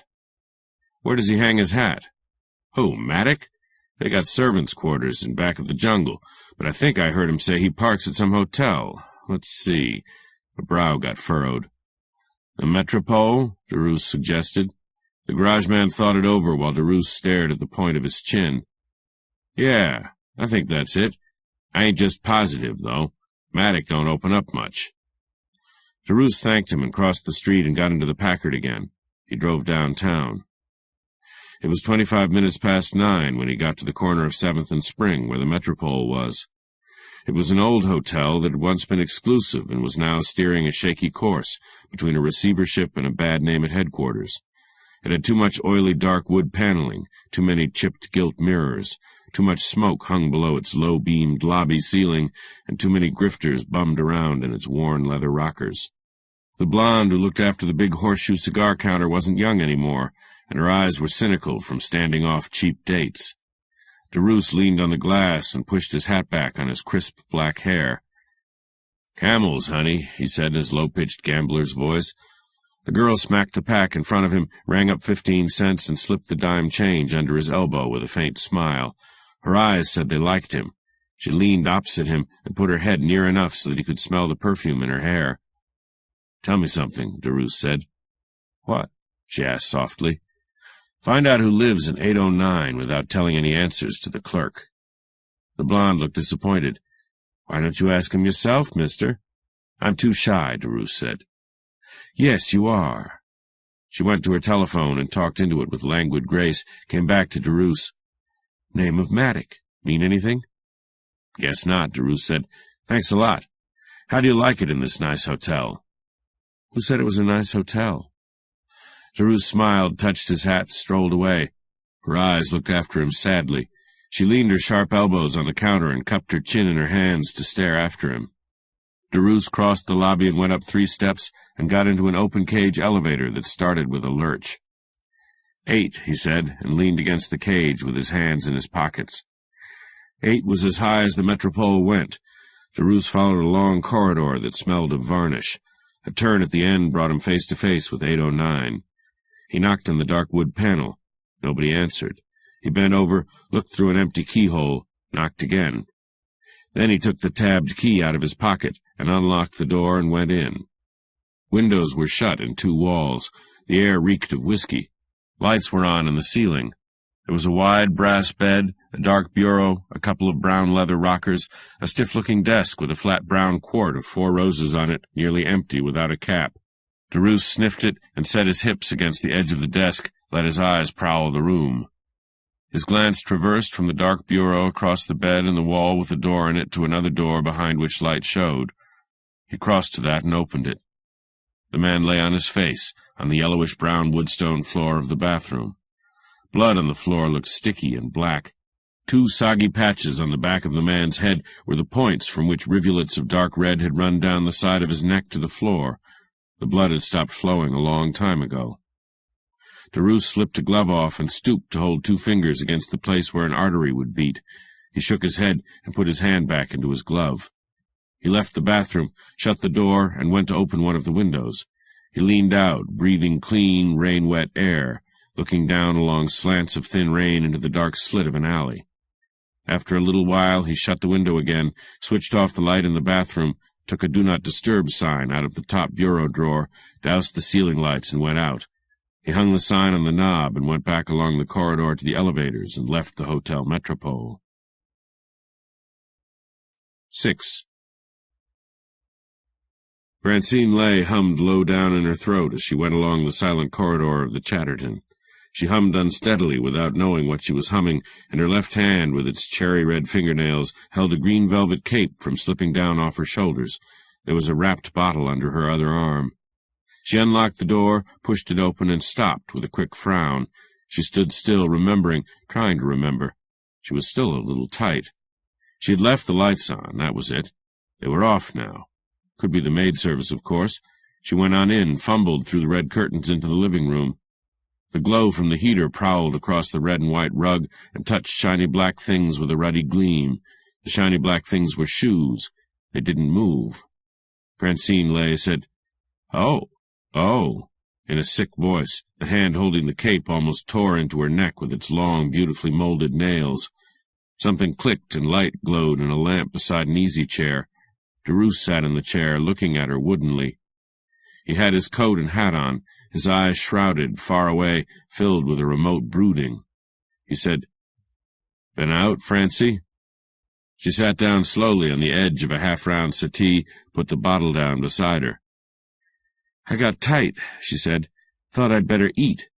Then I thought I'd get tight again." She patted the bottle. Derouse said, "I think your friend Dial's boss has been snatched." He said it casually, as if it was of no importance to him. Francine Lay opened her mouth slowly, and as she opened it all the prettiness went out of her face. Her face became a blank, haggard mask on which rouge burned violently. Her mouth looked as if it wanted to scream. After a while it closed again, and her face got pretty again, and her voice from far off said, "Would it do any good to say I don't know what you're talking about?" Derouse didn't change his wooden expression.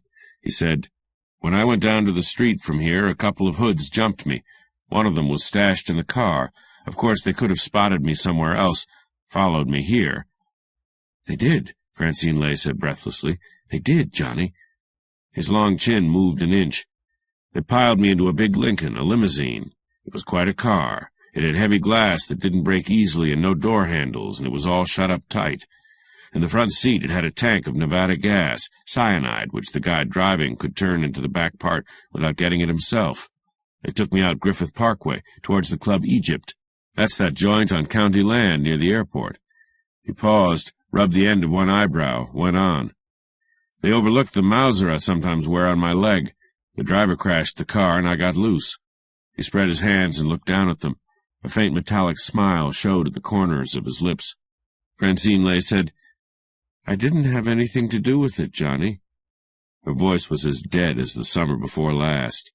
Derouse said, "The guy that rode in the car before I did probably didn't have a gun. He was Hugo Candless. The car was a ringer for his car. Same model, same paint job, same plates, but it wasn't his car. Somebody took a lot of trouble. Candless left the Delmar Club in the wrong car about 6:30. His wife says he's out of town. I talked to her an hour ago. His car hasn't been out of the garage since noon. Maybe his wife knows he's snatched by now. Maybe not." Francine Lay's nails clawed at her skirt. Her lips shook. Derouse went on calmly, tonelessly. "Somebody gunned the Candless chauffeur in a downtown hotel tonight or this afternoon. The cops haven't found it yet. Somebody took a lot of trouble, Francie. You wouldn't want to be in on that kind of a setup, would you, precious?" Francine Lay bent her head forward and stared at the floor. She said thickly, "I need a drink. What I had is dying in me. I feel awful." Derouse stood up and went to the white desk. He drained a bottle into a glass and brought it across to her. He stood in front of her, holding the glass out of her reach. "I only get tough once in a while, baby, but when I get tough, I'm not so easy to stop, if I say it myself. If you know anything about all this, now would be a good time to spill it." He handed her the glass. She gulped the whiskey, and a little more light came into her smoke-blue eyes. She said slowly, "I don't know anything about it, Johnny, not in the way you mean. But George Dial made me a love nest proposition tonight, and he told me he could get money out of Candless by threatening to spill a dirty trick Candless played on some tough boy from Reno." "Damn clever, these greasers," Derouse said. "Reno's my town, baby. I know all the tough boys in Reno. Who was it?" "Somebody named Zappardy." Derouse said very softly, "Zappardy is the name of the man who runs the Club Egypt." Francine Lay stood up suddenly and grabbed his arm. "Stay out of it, Johnny. For Christ's sake, can't you stay out of it for just this once?" Derouse shook his head, smiled delicately, lingeringly at her. Then he lifted her hand off his arm and stepped back. "I had a ride in their gas car, baby, and I didn't like it. I smelled their Nevada gas. I left my lead in somebody's gun punk. That makes me call copper or get jammed up with the law. If somebody's snatched and I call copper, there'll be another kidnap victim bumped off, more likely than not. Zappardy's a tough boy from Reno, and that could tie in with what Dial told you, and if Mops Parisi is playing with Zappardy, that could make a reason to pull me into it. Parisi loathes my guts." "You don't have to be a one-man riot squad, Johnny," Francine Lay said desperately. He kept on smiling with tight lips and solemn eyes. There'll be two of us, baby. Get yourself a long coat. It's still raining a little. She goggled at him. Her outstretched hand, the one that had been on his arm, spread its fingers stiffly, bent back from the palm, straining back. Her voice was hollow with fear. "Me, Johnny? Oh, please, not—" Derouse said gently, "Get that coat, honey. Make yourself look nice. It might be the last time we'll go out together." She staggered past him. He touched her arm softly, held it a moment, said almost in a whisper, "You didn't put the finger on me, did you, Francie?" She looked back stonily at the pain in his eyes, made a hoarse sound under her breath, and jerked her arm loose, went quickly into the bedroom. After a moment the pain went out of Derouse's eyes, and the metallic smile came back to the corners of his lips. 7. Derouse half-closed his eyes and watched the croupier's fingers as they slid back across the table and rested on the edge. They were round, plump, tapering fingers, graceful fingers. Derouse raised his head and looked at the croupier's face. He was a bald-headed man of no particular age, with quiet blue eyes. He had no hair on his head at all, not a single hair. Derouse looked down at the croupier's hands again. The right hand turned a little on the edge of the table. The buttons on the sleeve of the croupier's brown velvet coat, cut like a dinner coat, rested on the edge of the table. Derouse smiled his thin metallic smile. He had 3 blue chips on the red. On that play the ball stopped at black 2. The croupier paid off 2 of the 4 other men who were playing. Derouse pushed 5 blue chips forward and settled them on the red diamond. Then he turned his head to the left and watched a huskily built blond young man put 3 red chips on the 0. Derouse licked his lips and turned his head farther, looked towards the side of the rather small room. Francine Lay was sitting on a couch back to the wall, with her head leaning against it. "I think I've got it, baby," Derouse said to her. "I think I've got it." Francine Lay blinked and lifted her head away from the wall. She reached for a drink on a low round table in front of her. She sipped the drink, looked at the floor, didn't answer. Derouse looked back at the blond man. The 3 other men had made bets. The croupier looked impatient and at the same time watchful. Derouse said, "How come you always hit 0 when I hit red, and 00 when I hit black?" The blond young man smiled, shrugged, said nothing. Derouse put his hand down on the layout and said very softly, "I asked you a question, mister." "Maybe I'm Jesse Livermore," the blond young man grunted. "I like to sell short." "What is this, slow motion?" one of the other men snapped. "Make your plays, please, gentlemen," the croupier said. Derouse looked at him, said, "Let it go." The croupier spun the wheel left-handed, flicked the ball with the same hand the opposite way. His right hand rested on the edge of the table. The ball stopped at black 28, next to 0. The blond man laughed. "Close," he said. "Close." Derouse checked his chips, stacked them carefully. "I'm down $6 grand," he said. "It's a little raw, but I guess there's money in it. Who runs this clip joint?" The croupier smiled slowly and stared straight into Derouse's eyes. He asked quietly, "Did you say clip joint?" Derouse nodded. He didn't bother to answer. "I thought you said clip joint," the croupier said, and moved 1 foot, put weight on it. 3 of the men who had been playing picked their chips up quickly and went over to a small bar in the corner of the room. They ordered drinks and leaned their backs against the wall by the bar, watching Derouse and the croupier. The blond man stayed put and smiled sarcastically at Derouse. "Tisk, tisk," he said thoughtfully. "Your manners." Francine Lay finished her drink and leaned her head back against the wall again. Her eyes came down and watched Derouse furtively under the long lashes. A paneled door opened after a moment, and a very big man with a black mustache and very rough black eyebrows came in. The croupier moved his eyes to him, then to Derouse, pointing with his glance. "Yes, I thought you said clip joint," he repeated tonelessly. The big man drifted to Derouse's elbow, touched him with his own elbow. "Out," he said impassively. The blond man grinned and put his hands in the pockets of his dark gray suit. The big man didn't look at him. Derouse glanced across the layout at the croupier and said, "I'll take back my $6 grand and call it a day." "Out," the big man said wearily, jabbing his elbow into Derouse's side. The bald-headed croupier smiled politely. "You," the big man said to Derouse, "ain't going to get tough, are you?" Derouse looked at him with sarcastic surprise. Well, the bouncer," he said softly. "Take him, Nicky. The blond man took his right hand out of his pocket and swung it. The sap looked black and shiny under the bright lights. It hit the big man on the back of the head with a soft thud. The big man clawed at Derousse, who stepped away from him quickly and took a gun out from under his arm. The big man clawed at the edge of the roulette table and fell heavily on the floor. Francine Lay stood up and made a strangled sound in her throat. The blond man skipped sidewise, whirled, and looked at the bartender. The bartender put his hands on top of the bar. The three men who had been playing roulette looked very interested, but they didn't move. Derousse said, "The middle button on his right sleeve, Nicky. I think it's copper." "Yeah." The blond man drifted around the end of the table, putting the sap back in his pocket. He went close to the croupier and took hold of the middle of 3 buttons on his right cuff, jerked it hard.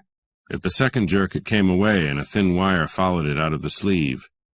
"Correct," the blond man said casually, letting the croupier's arm drop. "I'll take my 6 grand now," Derousse said. "Then we'll go talk to your boss." The croupier nodded slowly and reached for the rack of chips beside the roulette table. The big man on the floor didn't move. The blond man put his right hand behind his hip and took a .45 automatic out from inside his waistband at the back. He swung it in his hand, smiling pleasantly around the room. 8. They went along a balcony that looked down over the dining room and the dance floor. The lisp of hot jazz came up to them from the lithe, swaying bodies of a high-yaller band. With the lisp of jazz came the smell of food and cigarette smoke and perspiration. The balcony was high, and the scene down below had a patterned look, like an overhead camera shot. The bald-headed croupier opened a door in the corner of the balcony and went through without looking back. The blond man Derousse had called Nicky went after him, then Derousse and Francine Lay. There was a short hall with a frosted light in the ceiling. The door at the end of that looked like painted metal. The croupier put a plump finger on the small push-button at the side, rang it in a certain way. There was a buzzing noise like the sound of an electric door release. The croupier pushed on the edge and opened it. Inside was a cheerful room, half den and half office. There was a grate fire and a green leather davenport at right angles to it facing the door. A man sitting on the davenport put a newspaper down and looked up, and his face suddenly got livid. He was a small man with a tight, round head, a tight, round, dark face. He had little, lightless black eyes like buttons of jet. There was a big flat desk in the middle of the room, and a very tall man stood at the end of it with a cocktail shaker in his hands. His head turned slowly, and he looked over his shoulder at the 4 people who came into the room while his hands continued to agitate the cocktail shaker in gentle rhythm. He had a cavernous face with sunken eyes, loose grayish skin, and close-cropped reddish hair without shine or parting. A thin, criss-cross scar like a German Mensur scar showed on his left cheek. The tall man put the cocktail shaker down and turned his body around and stared at the croupier. The man on the davenport didn't move. There was a crouched tensity in his not moving. The croupier said, "I think it's a stick-up, but I couldn't help myself. They sapped Big George." The blond man smiled gaily and took his .45 out of his pocket. He pointed it at the floor. "He thinks it's a stick-up," he said. "Wouldn't that positively slay you?" Derousse shut the heavy door.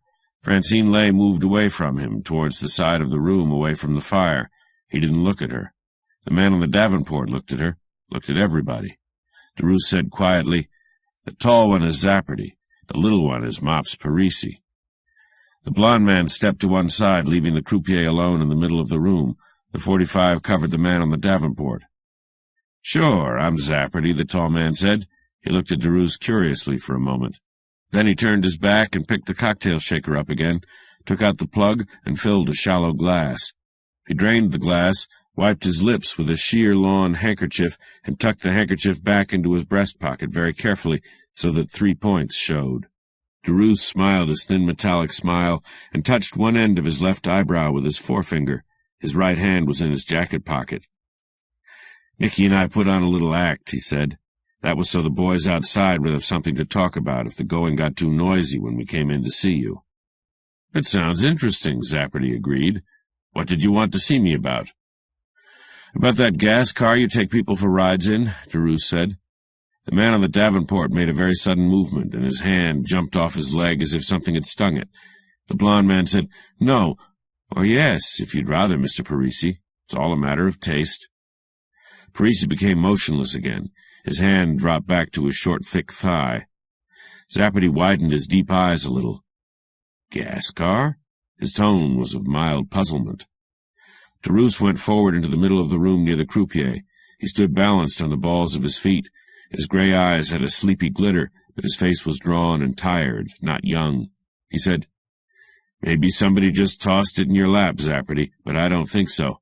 I'm talking about the blue Lincoln, license 5A6, with the tank of Nevada gas in front. You know, Zappardy, the stuff they use on killers in our state." Zappardy swallowed, and his large Adam's apple moved in and out. He puffed his lips, then drew them back against his teeth, then puffed them again. The man on the Davenport laughed out loud, seemed to be enjoying himself. A voice that came from no one in the room said sharply, "Just drop that gat, Blondie. The rest of you grab air." Derousse looked up towards an opened panel in the wall beyond the desk. A gun showed in the opening, and a hand, but no body or face. Light from the room lit up the hand and the gun. The gun seemed to point directly at Francine Lay. Derousse said, "Okay," quickly, and lifted his hands empty. The blond man said, "That'll be Big George, all rested and ready to go." He opened his hand and let the .45 thud to the floor in front of him. Parisi stood up very swiftly from the Davenport and took a gun from under his arm. Zappardy took a revolver out of the desk drawer, leveled it. He spoke towards the panel, "Get out and stay out." The panel clicked shut.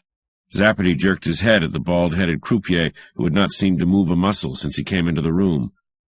"Back on the job, Louis. Keep the chin up." The croupier nodded and turned and went out of the room, closing the door carefully behind him. Francine Lay laughed foolishly.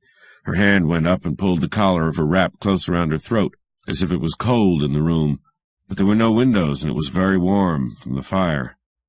Parisi made a whistling sound with his lips and teeth and went quickly to Derousse and stuck the gun he was holding in Derousse's face, pushing his head back. He felt in Derousse's pockets with his left hand, took the Colt, felt under his arms, circled around him, touched his hips, came to the front again.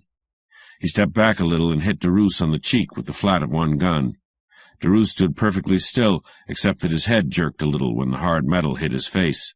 Parisi hit him again, the same place. Blood began to run down Derousse's cheek from the cheekbone, lazily. His head sagged a little and his knees gave way. He went down slowly, leaned with his left hand on the floor, shaking his head. His body was crouched, his legs doubled under him, his right hand dangled loosely beside his left foot. Zappardy said, "All right, Mops, don't get blood-hungry. We want words out of these people." Francine Lay laughed again, rather foolishly. She swayed along the wall, holding one hand up against it. Parisi breathed hard and backed away from Derousse with a happy smile on his round, swart face. "I've been waiting a long time for this," he said. When he was about 6 feet from Derousse, something small and darkly glistening seemed to slide out of the left leg of Derousse's trousers into his hand. There was a sharp snapping explosion, a tiny orange-green flame down on the floor. Parisi's head jerked back. A round hole appeared under his chin. It got large and red almost instantly. His hands opened laxly, and the two guns fell out of them. His body began to sway. He fell heavily. Zappardy said, "Holy Christ," and jerked up his revolver. Francine Lay screamed flatly and hurled herself at him, clawing, kicking, shrilling. The revolver went off twice with a heavy crash. 2 slugs plunked into a wall. Plaster rattled. Francine Lay slid down to the floor on her hands and knees. A long, slim leg sprawled out from under her dress. The blond man, down on one knee with his .45 in his hand, again rasped, "She got the bastard's gun." Zappardy stood with his hands empty, a terrible expression on his face. There was a long red scratch on the back of his right hand. His revolver lay on the floor beside Francine Lay. His horrified eyes looked down at it unbelievingly. Parisi coughed once on the floor, and after that was still. Derousse got up on his feet. The little Mauser looked like a toy in his hand. His voice seemed to come from far away, saying, "Watch that panel, Nicky." There was no sound outside the room, no sound anywhere. Zappardy stood at the end of the desk, frozen, ghastly. Derousse bent down and touched Francine Lay's shoulder. "All right, baby?" She drew her legs under her and got up, still looking down at Parisi. Her body shook with a nervous chill.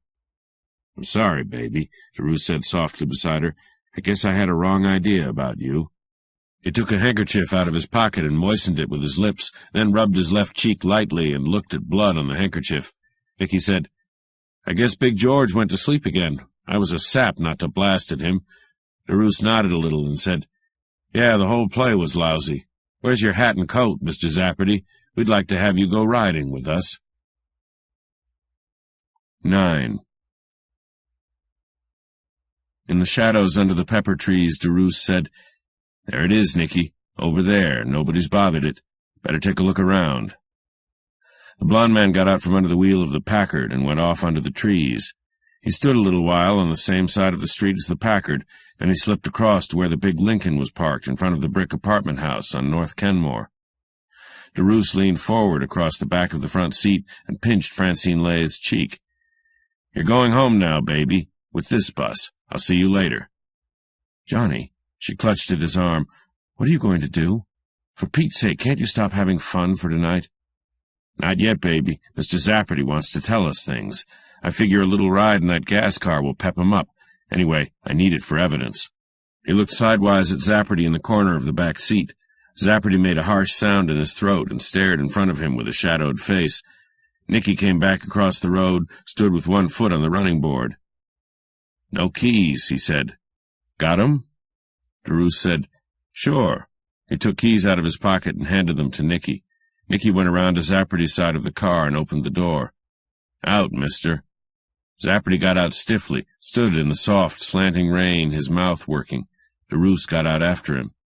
"Take it away, baby." Francine Lay slid along the seat under the steering wheel of the Packard and pushed the starter. The motor caught with a soft whir. "So long, baby," DeRoos said gently. "Get my slippers warmed for me, and do me a big favor, honey. Don't phone anyone." The Packard went off along the dark street under the big pepper trees. DeRoos watched it turn a corner. He prodded Zafferty with his elbow. "Let's go. You're going to ride in the back of your gas car. We can't feed you much gas on account of the hole in the glass, but you'll like the smell of it. We'll go off in the country somewhere. We've got all night to play with you." "I guess you know this is a snatch," Zafferty said harshly. "Don't I love to think it," DeRoos purred. They went across the street, 3 men walking together without haste. Nicky opened the good rear door of the Lincoln. Zafferty got into it. Nicky banged the door shut, got under the wheel, and fitted the ignition key in the lock. DeRoos got in beside him and sat with his legs straddling the tank of gas. The whole car still smelled of the gas. Nicky started the car, turned it in the middle of the block, and drove north to Franklin, back over Los Feliz towards Glendale. After a while, Zafferty leaned forward and banged on the glass. DeRoos put his ear to the hole in the glass behind Nicky's head. Zafferty's harsh voice said, "Stone House, Castle Road, in the La Crescenta flood area." "Geez, but he's a softy," Nick grunted, his eyes on the road ahead. DeRoos nodded, said thoughtfully, "There's more to it than that. With Parisi dead, he'd clam up unless he figured he had an out." Nicky said, "Me, I'd rather take a beating and keep my chin buttoned. Light me a pill, Johnny." DeRoos lit 2 cigarettes and passed one to the blond man. He glanced back at Zafferty's long body in the corner of the car. Passing light touched up his taut face, made the shadows on it look very deep. The big car slid noiselessly through Glendale and up the grade towards Montrose, from Montrose over to the Sunland Highway, and across that into the almost deserted flood area of La Crescenta. They found Castle Road and followed it towards the mountains. In a few minutes they came to the stone house. It stood back from the road across a wide space which might once have been lawn, but which was now packed sand, small stones, and a few large boulders. The road made a square turn just before they came to it. Beyond it, the road ended in a clean edge of concrete, chewed off by the flood of New Year's Day 1934. Beyond this edge was the main wash of the flood. Bushes grew in it, and there were many huge stones. On the very edge, a tree grew with half its roots in the air, 8 feet above the bed of the wash. Nicky stopped the car and turned off the lights and took a big nickeled flash out of the car pocket. He handed it to DeRoos. DeRoos got out of the car and stood for a moment with his hand on the open door holding the flash. He took a gun out of his overcoat pocket and held it down at his side. "Looks like a stall," he said. "I don't think there's anything stirring here." He glanced in at Zafferty, smiled sharply, and walked off across the ridges of sand towards the house. The front door stood half open, wedged that way by sand. DeRoos went towards the corner of the house, keeping out of line with the door as well as he could. He went along the side wall, looking at boarded-up windows behind which there was no trace of light. At the back of the house was what had been a chicken house. A piece of rusted junk and a squashed garage was all that remained of the family sedan. The back door was nailed up like the windows. DeRoos stood silent in the rain, wondering why the front door was open. Then he remembered that there had been another flood a few months before, not such a bad one. There might have been enough water to break open the door on the side towards the mountains. 2 stucco houses, both abandoned, loomed on the adjoining lots. Farther away from the wash, on a bit of higher ground, there was a lighted window. It was the only light anywhere in the range of Derouse's vision. He went back to the front of the house and slipped through the open door, stood inside it, and listened. After quite a long time, he snapped the flash on. The house didn't smell like a house. It smelled like out-of-doors. There was nothing in the front room but sand, a few pieces of smashed furniture, some marks on the walls above a dark line of the floodwater where pictures had hung. Derouse went through a short hall into a kitchen that had a hole in the floor where the sink had been and a rusty gas stove stuck in the hole. From the kitchen he went into a bedroom. He had not heard any whisper of sound in the house so far. The bedroom was square and dark. A carpet stiff with old mud was plastered to the floor. There was a metal bed with a rusted spring and a water-stained mattress over part of the spring. Feet stuck out from under the bed. They were large feet in walnut-brown brogues with purple socks above them. The socks had gray clocks down the sides. Above the socks were trousers of black and white check. Derouse stood very still and played the flash down on the feet. He made a soft sucking sound with his lips. He stood like that for a couple of minutes without moving at all. Then he stood the flash on the floor on its end, so that the light it shot against the ceiling was reflected down to make dim light all over the room. He took hold of the mattress and pulled it off the bed. He reached down and touched one of the hands of the man who was under the bed. The hand was ice cold. He took hold of the ankles and pulled, but the man was large and heavy. It was easier to move the bed from over him. 10. Zappardy leaned his head back against the upholstery and shut his eyes and turned his head away a little. His eyes were shut very tight, and he tried to turn his head far enough so that the light from the big flash wouldn't shine through his eyelids. Nicky held the flash close to his face and snapped it on, off again, monotonously in a kind of rhythm. Derouse stood with one foot on the running board by the open door and looked off through the rain. On the edge of the murky horizon an airplane beacon flashed weakly. Nicky said carelessly, "You never know what'll get a guy. I saw one break once because a cop held his fingernail against the dimple in his chin." Derouse laughed under his breath. "This one is tough," he said. "You'll have to think of something better than a flashlight." Nicky snapped the flash on, off. "I could," he said, "but I don't want to get my hands dirty." After a little while, Zappardy raised his hands in front of him and let them fall slowly and began to talk. He talked in a low, monotonous voice, keeping his eyes shut against the flash. "Parisi worked the snatch. I didn't know anything about it until it was done. Parisi muscled in on me about a month ago with a couple of tough boys to back him up. He had found out somehow that Candless beat me out of 25 grand to defend my half-brother on a murder rap, then sold the kid out. I didn't tell Parisi that. I didn't know he knew until tonight. He came into the club about 7 or a little after and said, 'We've got a friend of yours, Hugo Candless. It's a 100 grand job, a quick turnover. All you have to do is help spread the payoff across the tables here, get it mixed up with a bunch of other money. You have to do that because we give you a cut, and because the caper is right up your alley if anything goes sour. That's about all.' Parisi sat around then and chewed his fingers and waited for his boys. He got pretty jumpy when they didn't show. He went out once to make a phone call from a beer parlor.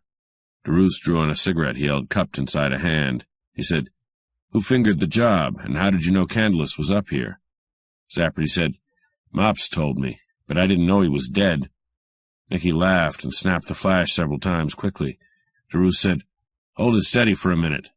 Nicky held the beam steady on Zappardy's white face. Zappardy moved his lips in and out. He opened his eyes once. They were blind eyes, like the eyes of a dead fish. Nicky said, 'It's damn cold up here. What do we do with his nibs?' Derouse said, 'We'll take him into the house and tie him to Candless. They can keep each other warm. We'll come up again in the morning and see if he's got any fresh ideas.' Zappardy shuddered. The gleam of something like a tear showed in the corner of his nearest eye. After a moment of silence, he said, 'Okay, I planned the whole thing. The gas car was my idea. I didn't want the money. I wanted Candless, and I wanted him dead. My kid brother was hanged in Quentin a week ago Friday.' There was a little silence. Nicky said something under his breath. Derouse didn't move or make a sound. Zappardy went on. 'Maddock, the Candless driver, was in on it. He hated Candless.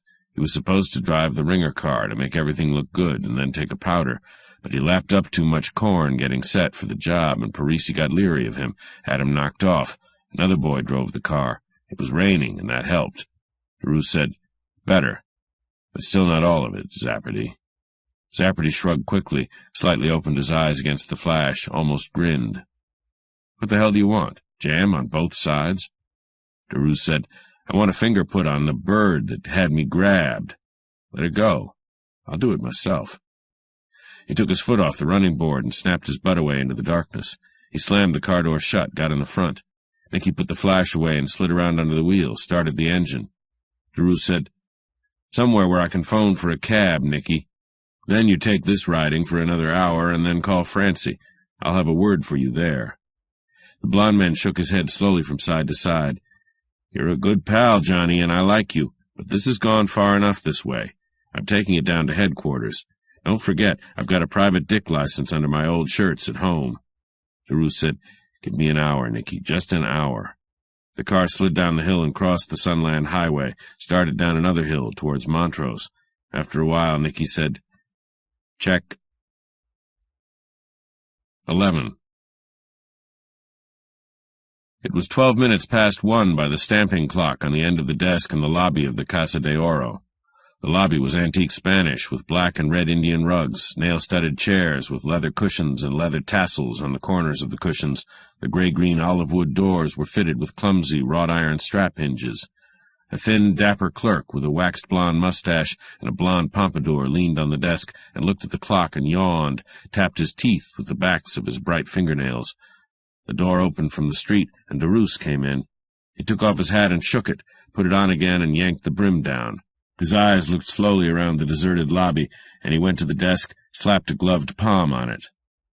"What's the number of the Hugo Candless bungalow?" he asked. The clerk looked annoyed. He glanced at the clock, at DeRoos's face, back at the clock. He smiled superciliously, spoke with a slight accent. 12C. Do you wish to be announced? At this hour? DeRoos said, "No." He turned away from the desk and went towards a large door with a diamond of glass in it. It looked like the door of a very high-class privy. As he put his hand out to the door, a bell rang sharply behind him. DeRoos looked back over his shoulder, turned, and went back to the desk. The clerk took his hand away from the bell rather quickly. His voice was cold, sarcastic, insolent, saying, "It's not that kind of apartment house, if you please." Two patches above DeRoos's cheekbones got a dusky red. He leaned across the counter and took hold of the braided lapel of the clerk's jacket, pulled the man's chest against the edge of the desk. "What was that crack, Nance?" The clerk paled but managed to bang his bell again with a flailing hand. A pudgy man in a baggy suit and a seal-brown toupee came around the corner of the desk, put out a plump finger, and said, "Hey." DeRoos let the clerk go. He looked expressionlessly at cigar ash on the front of the pudgy man's coat. The pudgy man said, "I'm the house man. You gotta see me if you want to get tough." DeRoos said, "You speak my language. Come over in the corner." They went over in the corner and sat down beside a palm. The pudgy man yawned amiably and lifted the edge of his toupee and scratched under it. "I'm Kuvalik," he said. "Times I could bop that Swiss myself. What's the beef?" DeRoos said, "Are you a guy that can stay clammed?" "No, I like to talk. It's all the fun I get around this dude ranch." Kuvalik got half of a cigar out of a pocket and burned his nose lighting it. DeRoos said, "This is one time you stay clammed." He reached inside his coat, got his wallet out, took out 2 tens. He rolled them around his forefinger, then slipped them off in a tube and tucked the tube into the outside pocket of the pudgy man's coat. Kuvalik blinked but didn't say anything. DeRoos said, "There's a man in the Candless apartment named George Dial. His car is outside, and that's where he would be. I want to see him, and I don't want to send a name in. You can take me in and stay with me." The pudgy man said cautiously, "It's kind of late. Maybe he's in bed." "If he is, he's in the wrong bed," DeRoos said. "He ought to get up." The pudgy man stood up. "I don't like what I'm thinking, but I like your tens," he said. "I'll go in and see if they're up. You stay put." DeRoos nodded. Kuvalik went along the wall and slipped through a door in the corner. The clumsy square butt of a hip holster showed under the back of his coat as he walked. The clerk looked after him, then looked contemptuously towards DeRoos and got out a nail file. 10 minutes went by. 15. Kovalik didn't come back. DeRoos stood up suddenly, scowled, and marched towards the door in the corner. The clerk at the desk stiffened, and his eyes went to the telephone on the desk, but he didn't touch it. DeRoos went through the door and found himself under a roofed gallery. Rain dripped softly off the slanting tiles of the roof. He went along a patio, the middle of which was an oblong pool framed in a mosaic of gaily colored tiles. At the end of that, other patios branched off. There was a window light at the far end of the one to the left. He went towards it at a venture, and when he came close to it, made out the number 12C on the door. He went up 2 flat steps and punched a bell that rang in the distance. Nothing happened. In a little while he rang again, then tried the door. It was locked. Somewhere inside he thought he heard a faint muffled thumping sound. He stood in the rain a moment, then went around the corner of the bungalow, down a narrow, very wet passage to the back. He tried the service door, locked also. DeRoos swore, took his gun out from under his arm, held his hat against the glass panel of the service door, and smashed the pane with the butt of the gun. Glass fell tinkling lightly inside. He put the gun away, straightened his hat on his head, and reached in through the broken pane to unlock the door. The kitchen was large and bright, with black and yellow tiling, looked as if it was used mostly for mixing drinks. 2 bottles of Haig and Haig, a bottle of Hennessy, 3 or 4 kinds of fancy cordial bottles stood on the tiled drain board. A short hall with a closed door led to the living room.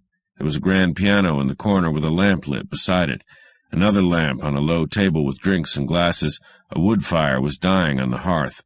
The thumping noise got louder. DeRoos went across the living room and through a door framed in a valance into another hallway, thence into a beautifully paneled bedroom. The thumping noise came from a closet. DeRoos opened the door of the closet and saw a man. He was sitting on the floor with his back in a forest of dresses on hangers. A towel was tied around his face, another held his ankles together. His wrists were tied behind him. He was a very bald man, as bald as the croupier at the Club Egypt. DeRoos stared down at him harshly, then suddenly grinned, bent, and cut him loose. The man spit a washcloth out of his mouth, swore hoarsely, and dived into the clothes at the back of the closet. He came up with something furry clutched in his hand, straightened it out, and put it on his hairless head. That made him Kovalik, the house dick. He got up, still swearing, and backed away from DeRoos with a stiff, alert grin on his fat face, his right hand shot to his hip holster. DeRoos spread his hand, said, "Tell it," and sat down in a small, chintz-covered slipper chair. Kovalik stared at him quietly for a moment, then took his hand away from his gun. "There's lights," he said, so I pushed the buzzer. A tall, dark guy opens. I seen him around here a lot. That's Dial. I say to him there's a guy outside in the lobby wants to see him hush-hush, won't give a name. That made you a sap, DeRoos commented dryly. Not yet, but soon, Kovalik grinned, and spit a shred of cloth out of his mouth. I describe you. That makes me a sap. He smiled kind of funny and asks me to come in a minute. I go in past him, and he shuts the door and sticks a gun in my kidney. He says, "Did you say he wore all dark clothes?" I say, "Yes, and what's that gat for?" He says, "Does he have gray eyes and sort of crinkly black hair, and is he hard around the teeth?" I say, "Yes, you bastard, and what's the gat for?" He says, "For this," and lets me have it on the back of the head. I go down, groggy, but not out. Then the candleless broad comes out from a doorway, and they tie me up and shove me in the closet, and that's that. I hear them fussing around for a little while, and then I hear silence. That's all until you ring the bell. DeRoos smiled lazily, pleasantly. His whole body was lax in the chair. His manner had become indolent and unhurried. "They faded," he said softly. "They got tipped off. I don't think that was very bright." Kovalik said, "I'm an old Wells Fargo dick, and I can stand a shock. What they been up to?" "What kind of woman is Mrs. Candless?" "Dark, a looker. Sex-hungry, as the fellow says. Kind of worn and tight. They get a new chauffeur every 3 months. There's a couple guys in the casa she likes, too. I guess there's this gigolo that bopped me." DeRoos looked at his watch, nodded, leaned forward to get up. "I guess it's about time for some law. Got any friends downtown you'd like to give a snatch story to?" A voice said, "Not quite yet." George Dial came quickly into the room from the hallway and stood quietly inside it with a long, thin, silenced automatic in his hand. His eyes were bright and mad, but his lemon-colored finger was very steady on the trigger of the small gun. "We didn't fade," he said. "We weren't quite ready, but it might not have been a bad idea. For you two. Kovalik's pudgy hand swept for his hip holster. The small automatic with the black tube on it made two flat, dull sounds. A puff of dust jumped from the front of Kovalik's coat. His hands jerked sharply away from the sides, and his small eyes snapped very wide open, like seeds bursting from a pod. He fell heavily on his side against the wall, lay quite still on his left side, with his eyes half open and his back against the wall. His toupee was tipped over rakishly. DeRoos looked at him swiftly, looked back at Dial. No emotion showed in his face, not even excitement. He said, "You're a crazy fool, Dial. That kills your last chance. You could have bluffed it out, but that's not your only mistake." Dial said calmly, "No, I see that now. I shouldn't have sent the boys after you. I did that just for the hell of it. That comes of not being a professional." DeRoos nodded slightly, looked at Dial almost with friendliness. "Just for the fun of it. Who tipped you off the game had gone smash?" "Francie, and she took her damn time about it," Dial said savagely. "I'm leaving, so I won't be able to thank her for a while." "Not ever," DeRoos said. "You won't get out of the state. You won't ever touch a nickel of the big boy's money. Not you or your sidekicks or your woman. The cops are getting the story, right now." Dial said, "We'll get clear. We have enough to tour on, Johnny. So long." Dial's face tightened, and his hand jerked up with the gun in it. DeRoos half closed his eyes, braced himself for the shock. The little gun didn't go off. There was a rustle behind Dial, and a tall, dark woman in a gray fur coat slid into the room. A small hat was balanced on dark hair and knotted on the nape of her neck. She was pretty in a thin, haggard sort of way. The lip rouge on her mouth was as black as soot. There was no color in her cheeks. She had a cool, lazy voice that didn't match with her taut expression. "Who is Francie?" she asked coldly. DeRoos opened his eyes wide, and his body got stiff in the chair, and his right hand began to slide up towards his chest. "Francie is my girlfriend," he said. "Mr. Dial has been trying to get her away from me, but that's all right. He's a handsome lad and ought to be able to pick his spots." The tall woman's face suddenly became dark and wild and furious. She grabbed fiercely at Dial's arm, the one that held the gun. DeRoos snatched for his shoulder holster, got his .38 loose, but it wasn't his gun that went off. It wasn't the silenced automatic in Dial's hand. It was a huge Frontier Colt with an 8-inch barrel and a boom like an exploding bomb. It went off from the floor, from beside Kovalik's right hip, where Kovalik's plump hand held it. It went off just once. Dial was thrown back against the wall as if by a giant hand. His head crashed against the wall, and instantly his darkly handsome face was a mask of blood. He fell laxly down the wall, and the little automatic with the black tube on it fell in front of him. The dark woman dived for it, down on her hands and knees in front of Dial's sprawled body. She got it, began to bring it up. Her face was convulsed, her lips were drawn back over thin, wolfish teeth that shimmered. Kovalik's voice said, "I'm a tough guy. I used to be a Wells Fargo dick." His great cannon slammed again. A shrill scream was torn from the woman's lips. Her body flung against Dial's. Her eyes opened and shut, opened and shut. Her face got white and vacant. "Shoulder shot. She's okay," Kovalik said, and got up on his feet. He jerked open his coat and patted his chest. "Bulletproof vest," he said proudly. "But I thought I'd better lie quiet for a while, or he'd popped me in the face." 12. Francine lay yawned and stretched out a long green pajama-clad leg and looked at a slim green slipper on her bare foot. She yawned again, got up and walked nervously across the room to the kidney-shaped desk. She poured a drink, drank it quickly with a sharp, nervous shudder. Her face was drawn and tired, her eyes hollow. There were dark smudges under her eyes. She looked at the tiny watch on her wrist. It was almost 4 o'clock in the morning. Still, with her wrist up, she whirled at a sound, put her back to the desk, and began to breathe very quickly, pantingly. DeRoos came in through the red curtains. He stopped and looked at her without expression, then slowly took off his hat and overcoat and dropped them on a chair. He took off his suit coat and his tan shoulder harness and walked over to the drinks. He sniffed at a glass, filled it a third full of whiskey, put it down in a gulp. "So you had to tip the louse off," he said somberly, looking down into the empty glass he held. Francine Lay said, "Yes, I had to phone him. What happened?" "You had to phone the louse," DeRoos said in exactly the same tone. "You knew damn well he was mixed up in it. You'd rather he got loose, even if he cooled me off doing it." "You're all right, Johnny?" she asked softly, tiredly, DeRoos didn't speak, didn't look at her. He put the glass down slowly and poured some more whiskey into it, added charged water, looked around for some ice. Not finding any, he began to sip the drink with his eyes on the white top of the desk. Francine Lay said, "There isn't a guy in the world that doesn't rate a start on you, Johnny. It wouldn't do him any good, but he'd have to have it if I knew him." DeRoos said slowly, "That's swell, only I'm not quite that good. I'd be a stiff right now, except for a comic hotel dick that wears a buntline special and a bulletproof vest to work." After a little while, Francine Lay said, "Do you want me to blow?" DeRoos looked at her quickly, looked away again. He put his glass down and walked away from the desk. Over his shoulder he said, "Not so long as you keep on telling me the truth." He sat down in a deep chair and leaned his elbows on the arms of it, cupped his face in his hands. Francine Lay watched him for a moment, then went over and sat on an arm of the chair. She pulled his head back gently until it was against the back of the chair. She began to stroke his forehead. DeRoos closed his eyes. His body became loose and relaxed. His voice began to sound sleepy. "You saved my life over at the Club Egypt, maybe. I guess that gave you the right to let Handsome have a shot at me." Francine Lay stroked his head without speaking. "Handsome is dead," DeRoos went on. "The peeper shot his face off." Francine Lay's hand stopped. In a moment it began again, stroking his head. "The Candless Frau was in on it. Seems she's a hot number.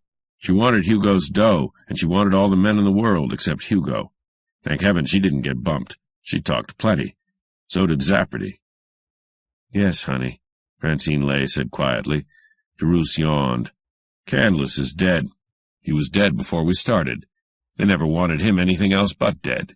Parisi didn't care one way or the other as long as he got paid." Francine Lay said, "Yes, honey." "Tell you the rest in the morning," DeRoos said thickly. "I guess Nicky and I are all square with the law. Let's go to Reno, get married. I'm sick of this tomcat life. Get me another drink, baby." Francine Lay didn't move except to draw her fingers softly and soothingly across his forehead and back over his temples. DeRoos moved lower in the chair. His head rolled to one side. "Yes, honey." "Don't call me honey," DeRoos said thickly. "Just call me Pigeon."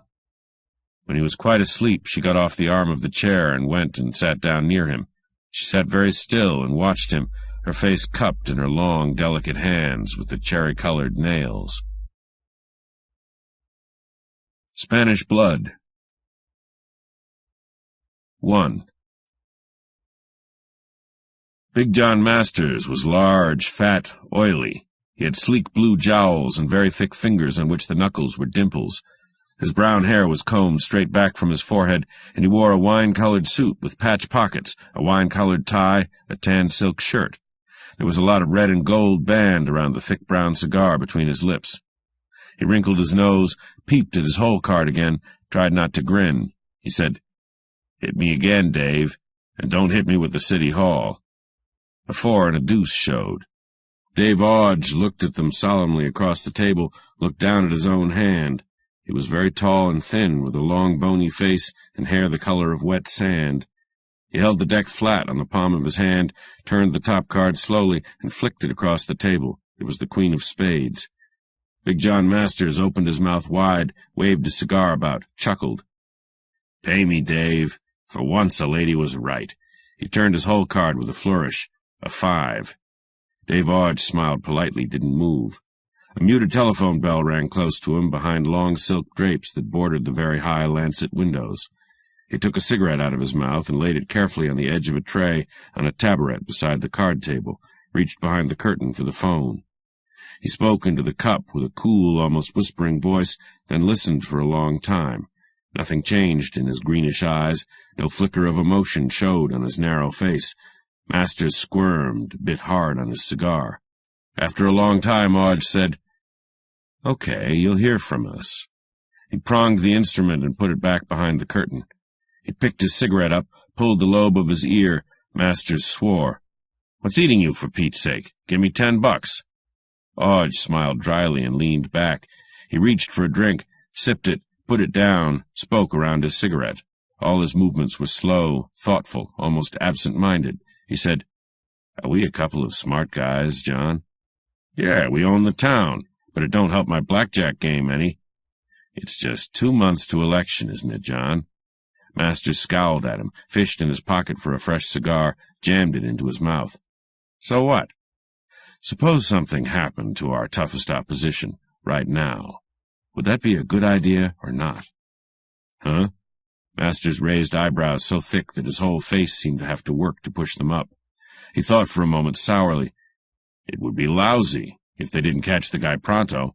Hell, the voters would figure we hired it done. You're talking about murder, John, Odge said patiently. I didn't say anything about murder. Masters lowered his eyebrows and pulled at a coarse black hair that grew out of his nose. Well, spit it out. Odge smiled, blew a smoke ring, watched it float off and come apart in frail wisps. I just had a phone call, he said very softly. Donegan Marr is dead. Masters moved slowly. His whole body moved slowly towards the card table, leaned far over it. When his body couldn't go any farther, his chin came out until his jaw muscles stood out like thick wires. Huh? He said thickly. Huh? Odge nodded, calm as ice. But you were right about murder, John. It was murder. Just half an hour ago or so, in his office. They don't know who did it. Yet. Masters shrugged heavily and leaned back. He looked around him with a stupid expression. Very suddenly he began to laugh. His laughter bellowed and roared around the little turret-like room where the two men sat, overflowed into an enormous living room beyond, echoed back and forth through a maze of heavy dark furniture, enough standing lamps to light a boulevard, a double row of oil paintings in massive gold frames. Odge sat silent. He rubbed his cigarette out slowly in the tray until there was nothing of the fire left but a thick dark smudge. He dusted his bony fingers together and waited. Masters stopped laughing as abruptly as he had begun. The room was very still. Masters looked tired. He mopped his big face. We got to do something, Dave, he said quietly. I almost forgot. We got to break this fast. It's dynamite. Odge reached behind the curtain again and brought the phone out, pushed it across the table over the scattered cards. Well, we know how, don't we? He said calmly. A cunning light shone in Big John Masters' muddy brown eyes. He licked his lips, reached a big hand for the phone.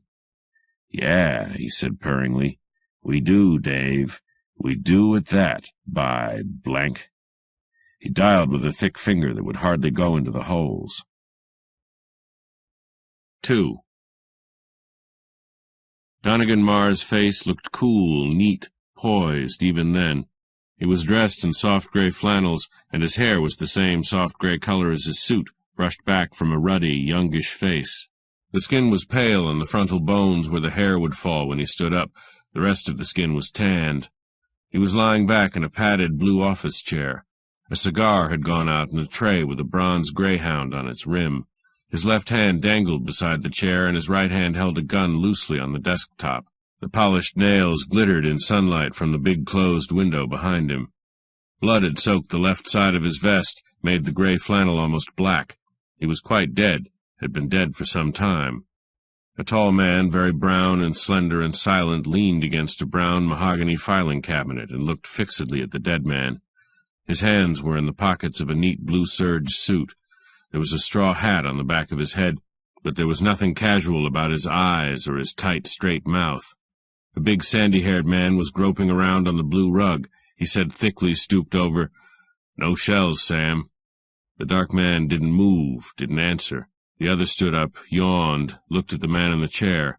Hell, this one will stink. 2 months to election. Boy, is this a smack in the puss for somebody. The dark man said slowly, "We went to school together. We used to be buddies. We carried the torch for the same girl. He won, but we stayed good friends, all three of us. He was always a great kid, maybe a shade too smart." The sandy-haired man walked around the room without touching anything. He bent over and sniffed at the gun on the desk, shook his head, said, "Not used, this one." He wrinkled his nose, sniffed at the air. "Air-conditioned. The 3 top floors. Soundproofed, too. High-grade stuff. They tell me this whole building is electric welded. Not a rivet in it. Ever hear that, Sam?" The dark man shook his head slowly. "Wonder where the help was," the sandy-haired man went on. "A big shot like him would have more than one girl." The dark man shook his head again. "That's all, I guess. She was out to lunch. He was a lone wolf, Pete, sharp as a weasel. In a few more years he'd have taken the town over. The sandy-haired man was behind the desk now, almost leaning over the dead man's shoulder. He was looking down at a leather-backed appointment pad with buff leaves. He said slowly, "Somebody named Imlay was due here at 12:15, only date on the pad." He glanced at a cheap watch on his wrist. 1:30. Long gone. Who's Imlay? Say, wait a minute. There's an assistant DA named Imlay. He's running for judge on the Master's Odds ticket. Do you figure— There was a sharp knock on the door. The office was so long that the two men had to think a moment before they placed which of the three doors it was. Then the sandy-haired man went towards the most distant of them, saying over his shoulder, "ME's man, maybe. Leak this to your favorite news hawk and you're out of job. Am I right?" The dark man didn't answer. He moved slowly to the desk, leaned forward a little, spoke softly to the dead man. "Goodbye, Donnie. Just let it all go. I'll take care of it. I'll take care of Belle." The door at the end of the office opened, and a brisk man with a bag came in, trotted down the blue carpet, and put his bag on the desk. The sandy-haired man shut the door against a bulge of faces. He strolled back to the desk. The brisk man cocked his head on one side, examining the corpse. "Two of them," he muttered. "Look like about 32s, hard slugs, close to the heart but not touching. He must have died pretty soon, maybe a minute or two." The dark man made a disgusted sound and walked to the window, stood with his back to the room, looking out at the tops of high buildings and a warm blue sky. The sandy-haired man watched the examiner lift a dead eyelid.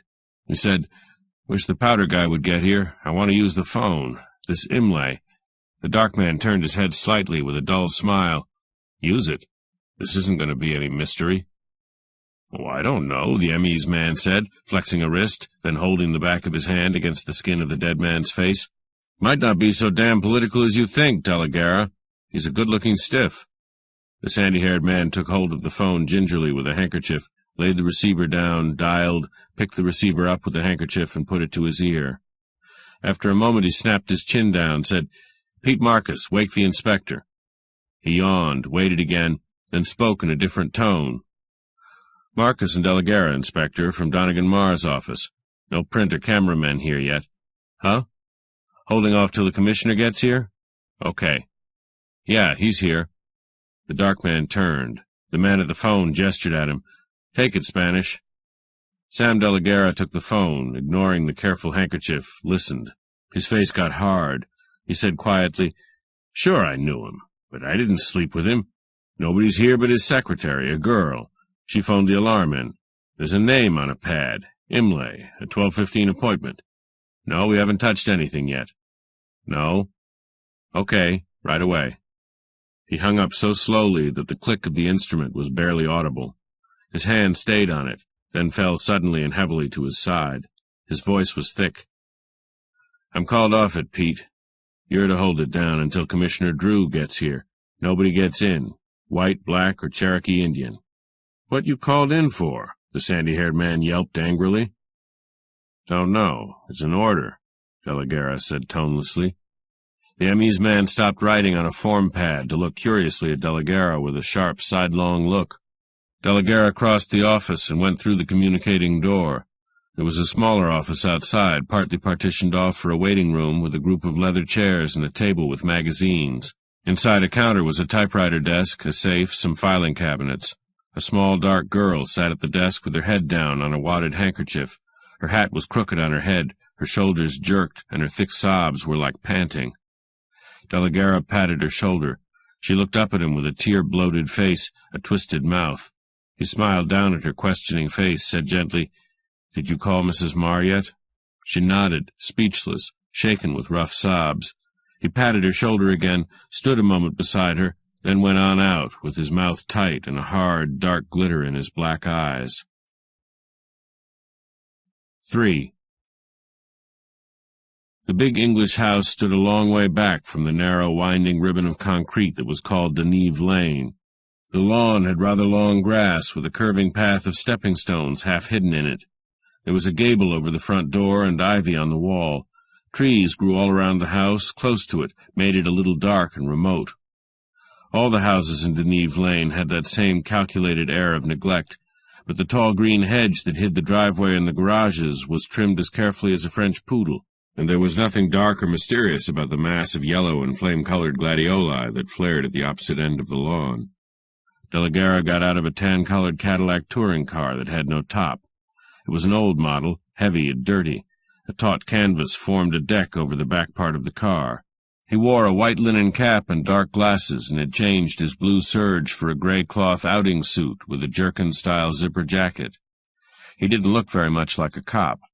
He hadn't looked very much like a cop in Donegan Marr's office. He walked slowly up the path of stepping stones, touched a brass knocker on the front door of the house, then didn't knock with it. He pushed a bell at the side, almost hidden by the ivy. There was a long wait. It was very warm, very silent. Bees droned over the warm, bright grass. There was the distant whirring of a lawn-mower.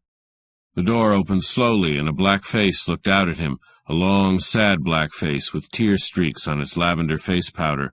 The black face almost smiled, said haltingly, "Hello there, Mr. Sam. It's sure good to see you." De la Guerra took his cap off, swung the dark glasses at his side. He said, "Hello, Minnie. I'm sorry. I've got to see Mrs. Marr." "Sure. Come right in, Mr. Sam." The maid stood aside, and he went into a shadowy hall with a tile floor. "No reporters yet?" The girl shook her head slowly. Her warm brown eyes were stunned, doped with shock. "Ain't been nobody yet. She ain't been in long. She ain't said a word. She just stand there in that there sunroom that ain't got no sun." De la Guerra nodded, said, "Don't talk to anybody, Minnie. They're trying to keep this quiet for a while, out of the papers." "I sure won't, Mr. Sam. Not nohow." De la Guerra smiled at her, walked noiselessly on crepe soles along the tiled hall to the back of the house, turned into another hall just like it at right angles. He knocked at a door. There was no answer. He turned the knob and went into a long, narrow room that was dim in spite of many windows. Trees grew close to the windows, pressing their leaves against the glass. Some of the windows were masked by long cretonne drapes. The tall girl in the middle of the room didn't look at him. She stood motionless, rigid. She stared at the windows. Her hands were tightly clenched at her sides. She had red-brown hair that seemed to gather all the light there was and make a soft halo around her coldly beautiful face. She wore a sportily cut blue velvet ensemble with patch pockets. A white handkerchief with a blue border stuck out of the breast pocket, arranged carefully in points, like a foppish man's handkerchief. De la Guerra waited, letting his eyes get used to the dimness. After a while the girl spoke through the silence in a low, husky voice. "Well, they got him, Sam. They got him at last. Was he so much hated?" De la Guerra said softly, "He was in a tough racket, Belle. I guess he played it as clean as he could, but he couldn't help but make enemies." She turned her head slowly and looked at him. Lights shifted in her hair. Gold glinted in it. Her eyes were vividly, startlingly blue. Her voice faltered a little, saying, "Who killed him, Sam? Have they any ideas?" De la Guerra nodded slowly, sat down in a wicker chair, swung his cap and glasses between his knees. "Yeah, we think we know who did it. A man named Imlay, an assistant in the DA's office." "My God," the girl breathed. "What's this rotten city coming to?" De la Guerra went on tonelessly. "It was like this, if you're sure you want to know. Yet." "I do, Sam." His eyes stare at me from the wall, wherever I look, asking me to do something. He was pretty swell to me, Sam. We had our troubles, of course, but they didn't mean anything. De la Guerra said, "This Imlay is running for judge with the backing of the Masters Odge group. He's in the gay 40s, and it seems he's been playing house with a nightclub number called Stella Lamott. Somehow, someway, photos were taken of them together, very drunk and undressed. Donnie got the photos, Belle. They were found in his desk. According to his desk pad, he had a date with Imlay at 12:15. We figure they had a row, and Imlay beat him to the punch." "You found those photos, Sam?" the girl asked very quietly. He shook his head, smiled crookedly. "No. If I had, I guess I might have ditched them. Commissioner Drew found them, after I was pulled off the investigation." Her head jerked at him. Her vivid blue eyes got wide. "Pulled off the investigation? You? Donnie's friend?" "Yeah, don't take it too big. I'm a cop, Belle. After all, I take orders." She didn't speak, didn't look at him any more. After a little while, he said, "I'd like to have the keys to your cabin at Puma Lake. I'm detailed to go up there and look around, see if there's any evidence, Donnie had conferences there. Something changed in the girl's face. It got almost contemptuous. Her voice was empty. "I'll get them, but you won't find anything there. If you're helping them to find dirt on Donnie so they can clear this Imlay person." He smiled a little, shook his head slowly. His eyes were very deep, very sad. "That's crazy talk, kid. I'd turn my badge in before I did that." "I see." She walked past him to the door, went out of the room. He sat quite still while she was gone, looked at the wall with an empty stare. There was a hurt look on his face. He swore very softly, under his breath. The girl came back, walked up to him, and held her hand out. Something tinkled into his palm. "The keys, copper." Delagara stood up, dropped the keys into a pocket. His face got wooden. Belle Mar went over to a table, and her nails scratched harshly on a cloisonné box, getting a cigarette out of it. With her back turned, she said, "I don't think you'll have any luck, as I said. It's too bad you've only got blackmailing on him so far." Delagara breathed out slowly, stood a moment, then turned away. "Okay," he said softly. His voice was quite offhand now, as if it was a nice day, as if nobody had been killed. At the door he turned again. "I'll see you when I get back, Belle. Maybe you'll feel better." She didn't answer, didn't move. She held the unlighted cigarette rigidly in front of her mouth, close to it. After a moment, Delagara went on. "You ought to know how I feel about it. Donnie and I were like brothers once. I heard you were not getting on so well with him. I'm glad as all hell that was wrong. But don't let yourself get too hard, Belle. There's nothing to be hard about, with me." He waited a few seconds, staring at her back. When she still didn't move or speak, he went on out. 4. A narrow, rocky road dropped down from the highway and ran along the flank of the hill above the lake. The tops of cabins showed here and there among the pines. An open shed was cut into the side of the hill. Delagara put his dusty Cadillac under it and climbed down a narrow path towards the water. The lake was deep blue, but very low. 2 or 3 canoes drifted about on it, and the chugging of an outboard motor sounded in the distance around a bend. He went along between thick walls of undergrowth, walking on pine needles, turned around a stump, and crossed a small rustic bridge to the Mar cabin. It was built of half-round logs and had a wide porch on the lakeside. It looked very lonely and empty. The spring that ran under the bridge curved around beside the house, and one end of the porch dropped down sheer to the big flat stones through which the water trickled. The stones would be covered when the water was high in the spring. Delagara went up wooden steps and took the keys out of his pocket, unlocked the heavy front door, then stood on the porch a little while and lit a cigarette before he went in. It was very still, very pleasant, very cool and clear after the heat of the city. A mountain blue jay sat on a stump and pecked at its wings. Somebody far out on the lake fooled with a ukulele. He went into the cabin.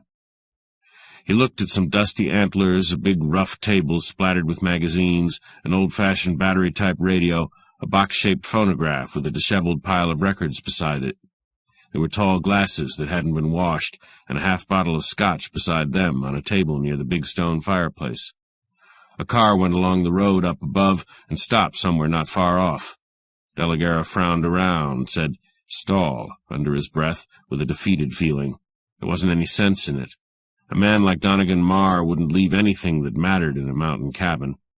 He looked into a couple of bedrooms, one just a shakedown with a couple of cots, one better furnished with a make-up bed and a pair of women's gaudy pajamas tossed across it. They didn't look quite like Belle Mar's. At the back there was a small kitchen with a gasoline stove and a wood stove.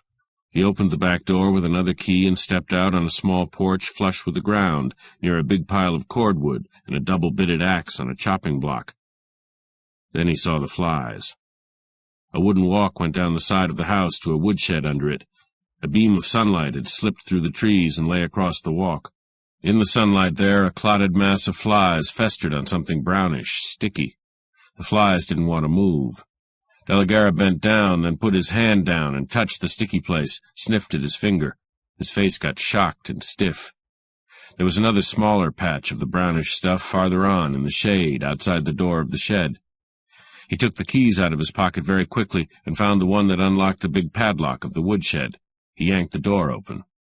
There was a big loose pile of cordwood inside, not split wood, cordwood, not stacked, just thrown in anyhow. Delagara began to toss the big rough pieces to one side. After he had thrown a lot of it aside, he was able to reach down and take hold of 2 cold, stiff ankles in lisle socks and drag the dead man out into the light. He was a slender man, neither tall nor short, in a well-cut basket-weave suit. His small, neat shoes were polished, a little dust over the polish. He didn't have any face, much. It was broken to pulp by a terrific smash. The top of his head was split open, and brains and blood were mixed in the thin, grayish-brown hair. Delagara straightened quickly and went back into the house to where the half-bottle of scotch stood on the table in the living room. He uncorked it, drank from the neck, waited a moment, drank again. He said, "Phew," out loud, and shivered as the whiskey whipped at his nerves. He went back to the woodshed, leaned down again as an automobile motor started up somewhere. He stiffened. The motor swelled in sound, then the sound faded, and there was silence again. Delagara shrugged, went through the dead man's pockets. They were empty. One of them, with cleaner's marks on it probably, had been cut away. The tailor's label had been cut from the inside pocket of the coat, leaving ragged stitches. The man was stiff. He might have been dead 24 hours, not more. The blood on his face had coagulated thickly, but had not dried completely. Delagara squatted beside him for a little while, looking at the bright glitter of Puma Lake, the distant flash of a paddle from a canoe. Then he went back into the woodshed and pawed around for a heavy block of wood with a great deal of blood on it. Didn't find one. He went back into the house and out on the front porch, went to the end of the porch, stared down the drop, then at the big flat stones in the spring. "Yeah," he said softly. There were flies clotted on 2 of the stones, a lot of flies. He hadn't noticed them before. The drop was about 30 feet, enough to smash a man's head open if he landed just right. He sat down in one of the big rockers and smoked for several minutes without moving. His face was still with thought, his black eyes withdrawn and remote. There was a tight, hard smile, ever so faintly sardonic, at the corners of his mouth. At the end of that he went silently back through the house and dragged the dead man into the woodshed again, covered him up loosely with the wood. He locked the woodshed, locked the house up, went back along the narrow, steep path to the road and to his car. It was past 6 o'clock, but the sun was still bright as he drove off. 5. An old store counter served as bar in the roadside Bierstube. 3 low stools stood against it. Delagara sat on the end one near the door, looked at the foamy inside of an empty beer glass.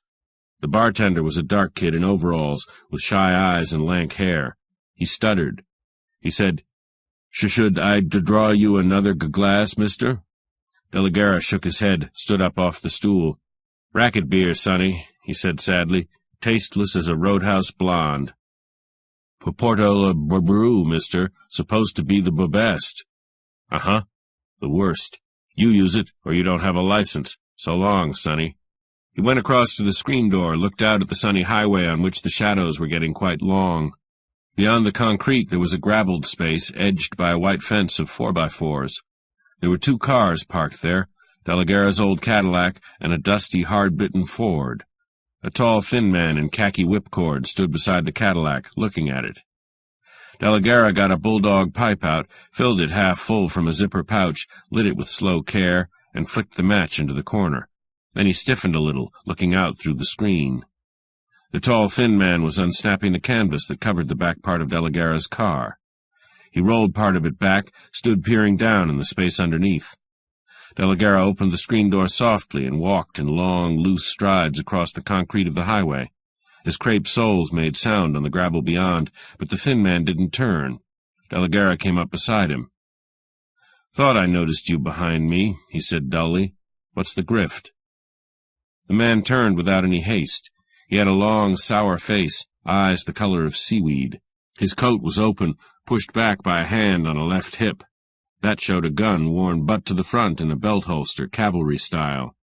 He looked Delagara up and down with a faint, crooked smile. "This your crate?" "What do you think?" The thin man pulled his coat back farther and showed a bronze badge on his pocket. "I think I'm a Toluca County game warden, mister. I think this ain't deer hunting time, and it ain't ever deer hunting time for does." Delegarra lowered his eyes very slowly, looked into the back of his car, bending over to see past the canvas. The body of a young deer lay there on some junk beside a rifle. The soft eyes of the dead animal, unglazed by death, seemed to look at him with a gentle reproach. There was dried blood on the doe's slender neck. Delegarra straightened and said gently, "That's damn cute." "Got a hunting license?" "I don't hunt," Delegarra said. "Wouldn't help much. I see you got a rifle." "I'm a cop." "Oh, cop, huh? Would you have a badge?" "I would." Delegarra reached into his breast pocket, got the badge out, rubbed it on his sleeve, held it in the palm of his hand. The thin game warden stared down at it, licking his lips. "Detective lieutenant, huh? City police." His face got distant and lazy. "Okay, Lieutenant. We'll ride about 10 miles down grade in your heap. I'll thumb a ride back to mine." Delegarra put the badge away, knocked his pipe out carefully, stamped the embers into the gravel. He replaced the canvas loosely.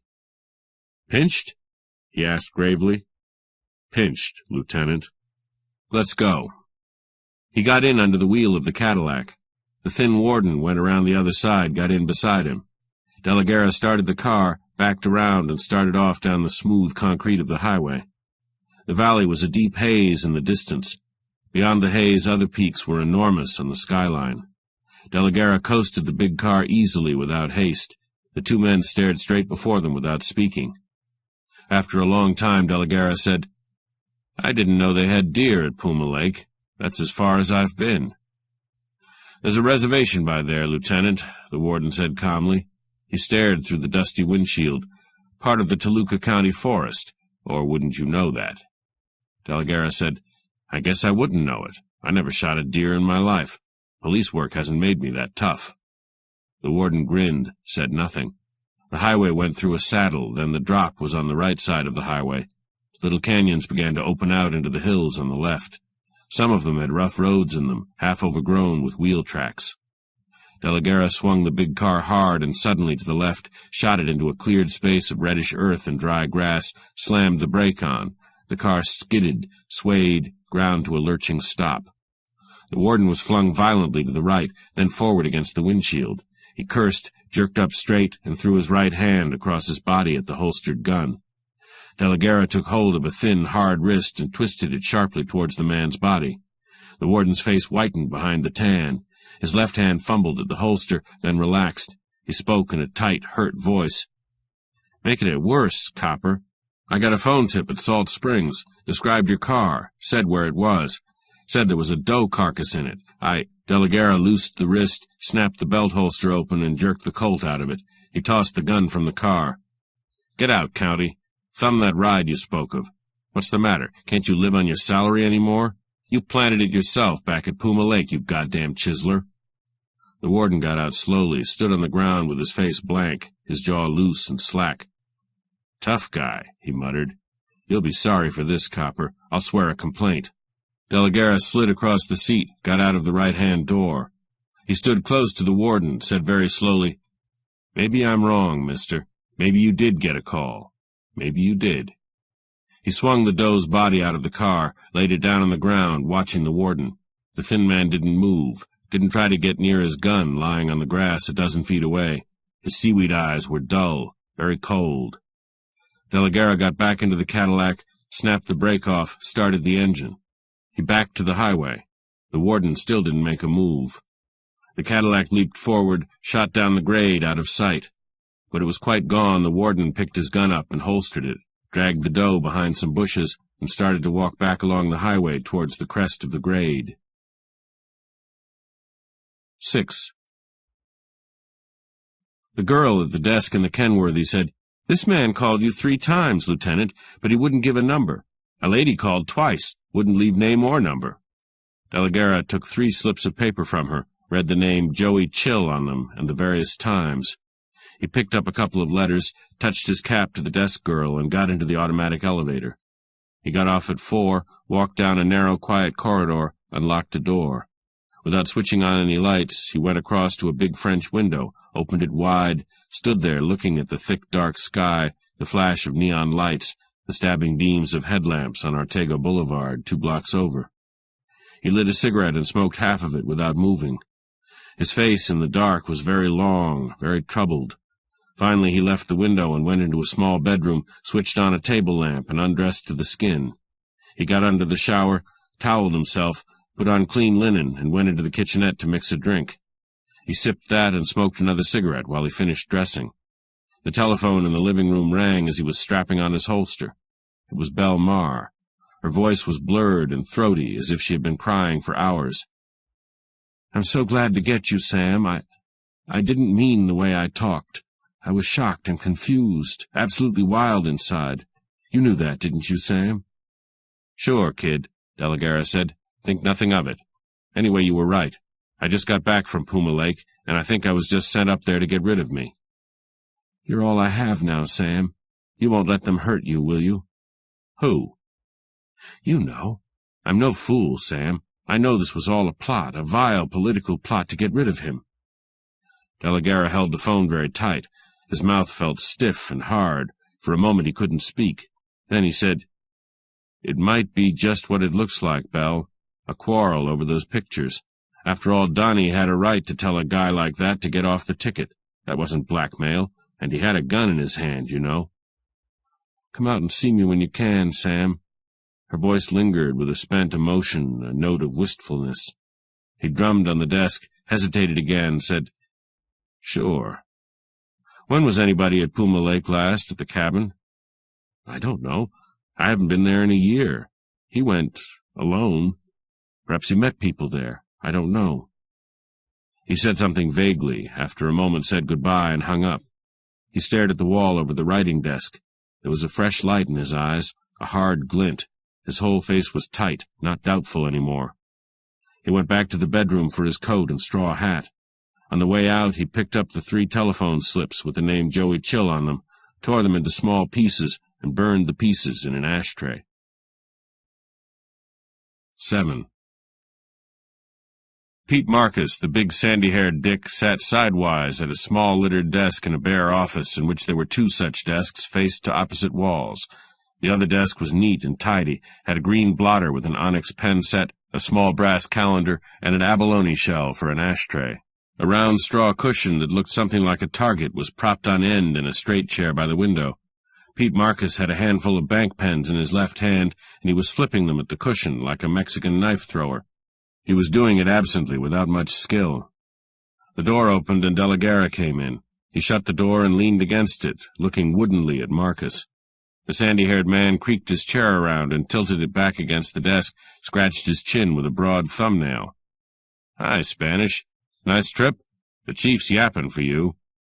Delagara grunted, stuck a cigarette between his smooth brown lips.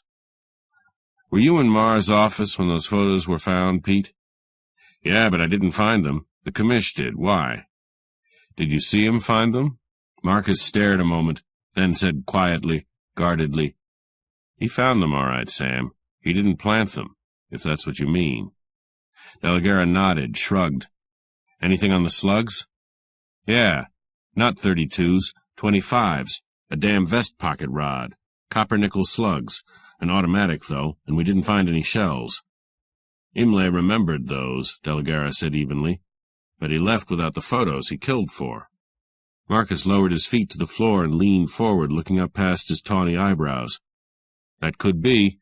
They give him a motive, but with the gun in Marr's hand, they kind of knock a premeditation angle." "Good headwork, Pete." Delagara walked over to the small window, stood looking out of it. After a moment, Marcus said dully, "You don't see me doing any work, do you, Spanish?" Delagara turned slowly, went over and stood close to Marcus, looking down at him. "Don't be sore, kid. You're my partner, and I'm tagged as Marr's line into headquarters. You're getting some of that. You're sitting still, and I was hiked up to Puma Lake for no good reason except to have a deer carcass planted in the back of my car and have a game warden nick me with it." Marcus stood up very slowly, nodding his fists at his sides. His heavy gray eyes opened very wide. His big nose was white at the nostrils. "Nobody here go that far, Sam." Delagara shook his head. "I don't think so either, but they could take a hint to send me up there, and somebody outside the department could do the rest." Pete Marcus sat down again. He picked up one of the pointed bank pens and flipped it viciously at the round straw cushion. The point stuck, quivered, broke, and the pen rattled to the floor. "Listen," he said thickly, not looking up. "This is a job to me. That's all it is, a living.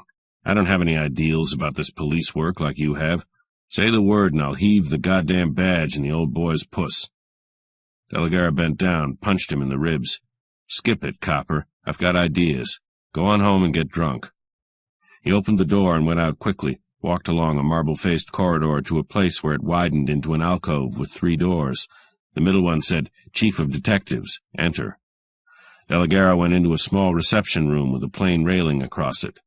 A police stenographer behind the railing looked up, then jerked his head at an inner door. Delegara opened a gate in the railing and knocked at the inner door, then went in.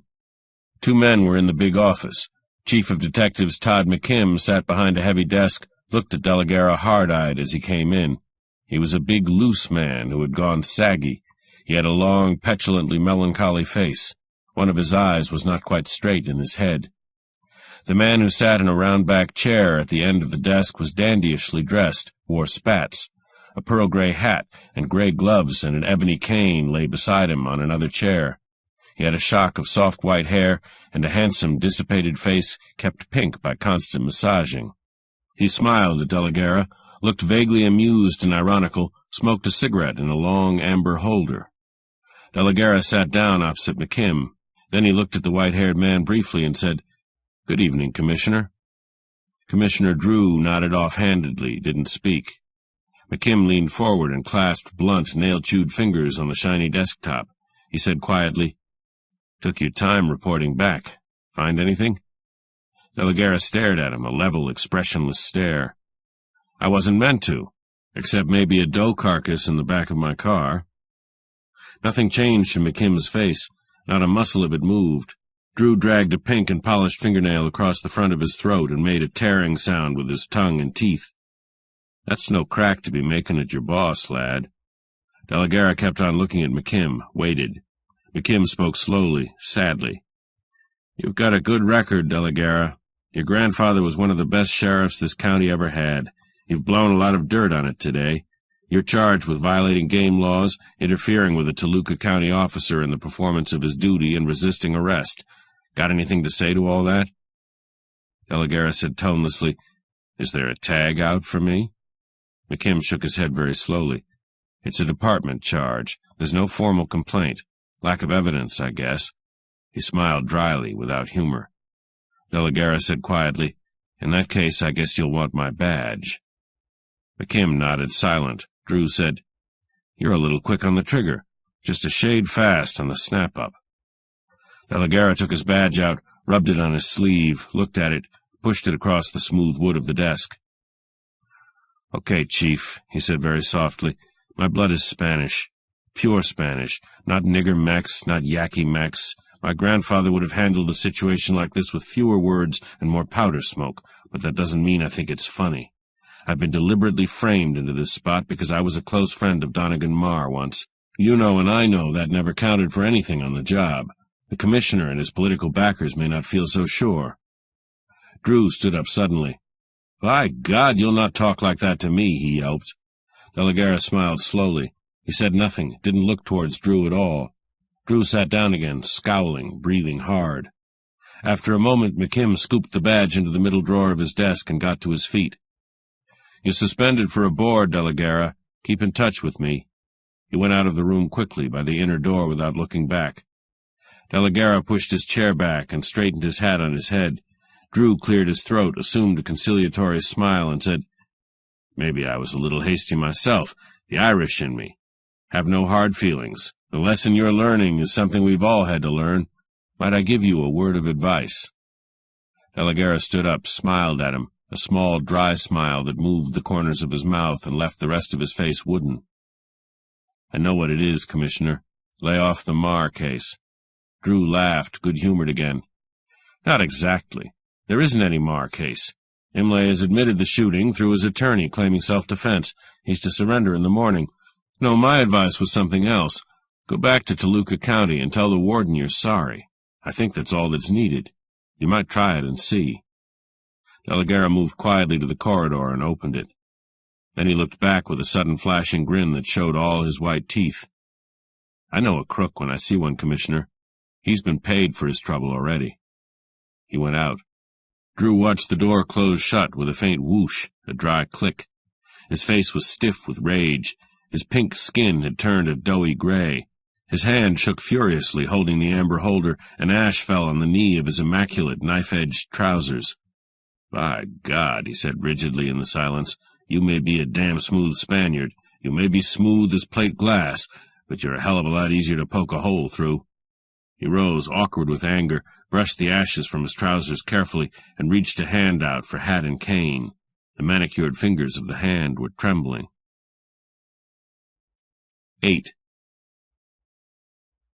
Newton Street, between 3rd and 4th, was a block of cheap clothing stores, pawn shops, arcades of slot machines, mean hotels, in front of which furtive-eyed men slid words delicately along their cigarettes without moving their lips. Midway of the block, a jutting wooden sign on a canopy said, "Stall's Billiard Parlors." Steps went down from the sidewalk edge. De la Guerra went down the steps. It was almost dark in the front of the pool room. The tables were sheeted, the cues racked in rigid lines, but there was light far at the back, hard white light against which clustered heads and shoulders were silhouetted. There was noise, wrangling, shouting of odds. De la Guerra went towards the light. Suddenly, as if at a signal, the noise stopped, and out of the silence came the sharp click of balls, the dull thud of cue ball against cushion after cushion, the final click of a three-bank carom. Then the noise flared up again. De la Guerra stopped beside a sheeted table and got a $10 bill from his wallet, got a small gummed label from a pocket in the wallet. He wrote on it, "Where is Joe?" pasted it to the bill, folded the bill in 4. He went on to the fringe of the crowd and inched his way through until he was close to the table. A tall, pale man with an impassive face and neatly parted brown hair was chalking a cue, studying the setup on the table. He leaned over, bridged with strong white fingers. The betting ring noise dropped like a stone. The tall man made a smooth, effortless 3-cushion shot. A chubby-faced man on a high stool intoned, "40 for chill, 8's the break." The tall man chalked his cue again, looked around idly. His eyes passed over De la Guerra without sign. De la Guerra stepped closer to him, said, "Back yourself, Max? 5-spot against the next shot." The tall man nodded. "Take it." De la Guerra put the folded bill on the edge of the table. A youth in a striped shirt reached for it. Max Chill blocked him off without seeming to, tucked the bill in a pocket of his vest, said tonelessly, "5 bet," and bent to make another shot. It was a clean crisscross at the top of the table, a hairline shot. There was a lot of applause. The tall man handed his cue to his helper in the striped shirt, said, "Time out, I gotta go a place." He went back through the shadows, through a door marked men. De la Guerra lit a cigarette, looked around at the usual Newton Street riffraff. Max Chill's opponent, another tall, pale, impassive man, stood beside the marker and talked to him without looking at him. Near them, alone and supercilious, a very good-looking Filipino in a smart tan suit was puffing at a chocolate-colored cigarette. Max Chill came back to the table, reached for his cue, chalked it. He reached a hand into his vest, said lazily, "Owe you 5, buddy." Passed a folded bill to De la Guerra. He made 3 caroms in a row, almost without stopping. The marker said, 44 for Chill, 12's the break. 2 men detached themselves from the edge of the crowd, started towards the entrance. De la Guerra fell in behind them, followed them among the sheeted tables to the foot of the steps. He stopped there, unfolded the bill in his hand, read the address scribbled on the label under his question. He crumpled the bill in his hand, started it towards his pocket. Something hard poked into his back. A twangy voice like a plucked banjo string said, "Help a guy out, huh?" De la Guerra's nostrils quivered, got sharp. He looked up the steps at the legs of the 2 men ahead, at the reflected glare of streetlights. "Okay," the twangy voice said grimly. De la Guerra dropped sidewise, twisting in the air. He shot a snake-like arm back. His hand grabbed an ankle as he fell. A swept gun missed his head, cracked the point of his shoulder, and sent a dart of pain down his left arm. There was hard, hot breathing. Something without force slammed his straw hat. There was a thin, tearing snarl close to him. He rolled, twisted the ankle, tucked a knee under him, and lunged up. He was on his feet, cat-like, lithe. He threw the ankle away from him hard. The Filipino in the tan suit hit the floor with his back. A gun wobbled up. De la Guerra kicked it out of a small brown hand, and it skidded under a table.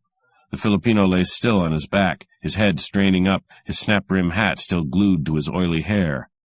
At the back of the pool room, the three-cushion match went on peacefully. If anyone noticed the scuffling sound, at least no one moved to investigate. De la Guerra jerked a thonged blackjack from his hip pocket, bent over. The Filipino's tight brown face cringed. "Got lots to learn. On the feet, baby."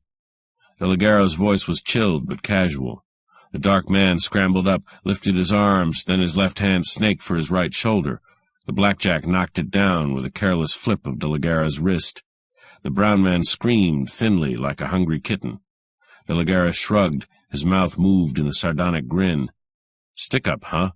Okay, yellow puss, some other time. I'm busy now. Dust."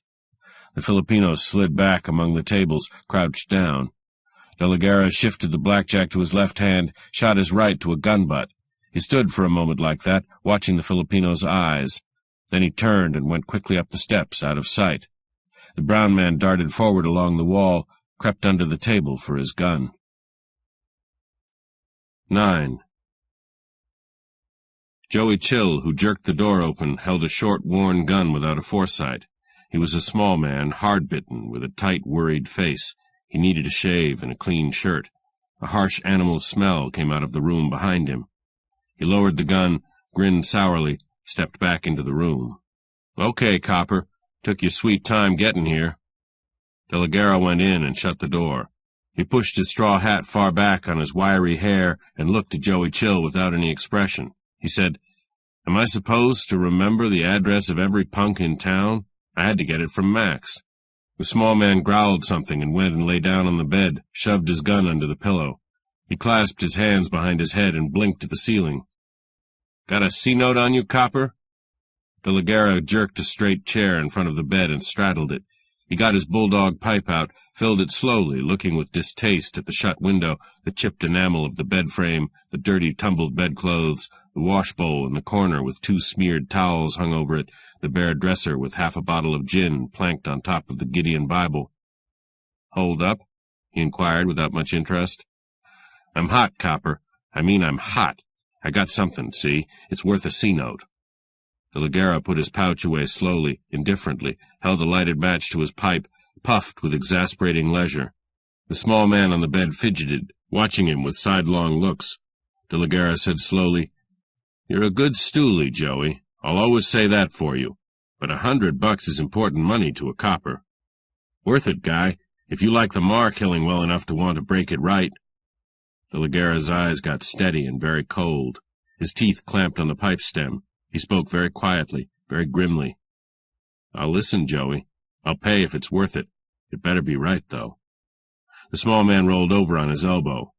"Know who the girl was with Imlay and those pajama snaps?"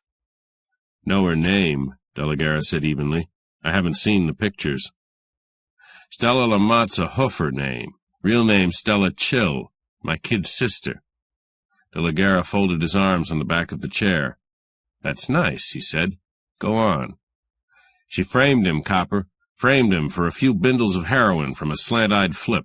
"Flip?" De la Guerra spoke the word swiftly, harshly. His face was tense now. "Yeah, a little brown brother. A looker, a neat dresser, a snow peddler.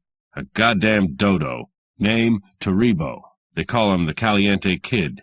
He had a place across the hall from Stella. He got to feeding her the stuff. Then he works her into the frame. She puts heavy drops in Imlay's liquor, and he passes out. She lets the flip in to shoot pictures with a mini camera. Cute, huh? And then, just like a broad, she gets sorry and spills the whole thing to Max and me." De la Guerra nodded, silent, almost rigid. The little man grinned sharply, showed his small teeth. "What do? I take a plant on the flip. I live in his shadow, copper, and after a while I tail him bang into Dave Odge's skyline apartment at the Vendome. I guess that rates a yard." De la Guerra nodded slowly, shook a little ash into the palm of his hand, and blew it off. "Who else knows this?" "Max. He'll back me up, if you handle him right. Only he don't want any part of it. He don't play those games. He gave Stella dough to leave town and signed off, because those boys are tough." "Max couldn't know where you followed the Filipino to, Joey." The small man sat up sharply, swung his feet to the floor. His face got sullen. I'm not kidding you, copper. I never have. De la Guerra said quietly, I believe you, Joey. I'd like more proof, though. What do you make of it? The little man snorted. Hell, it sticks up so hard it hurts. Either the flip's working for Masters and Odge before, or he makes a deal with them after he gets the snaps. Then Marr gets the pictures, and it's a cinch he don't get them unless they say so, and he don't know they had them. Imlay was running for judge on their ticket. Okay, he's their punk, but he's still a punk. It happens he's a guy who drinks and has a nasty temper. That's known. De la Guerra's eyes glistened a little. The rest of his face was like carved wood. The pipe in his mouth was as motionless as though set in cement. Joey Chill went on, with his sharp little grin. So they deal the big one. They get the pictures to Marr without Marr's knowing where they came from. Then Imlay gets tipped off who has them, what they are, that Marr is set to put the squeeze on him. What would a guy like Imlay do? He'd go hunting, copper, and Big John Masters and his sidekick would eat the ducks.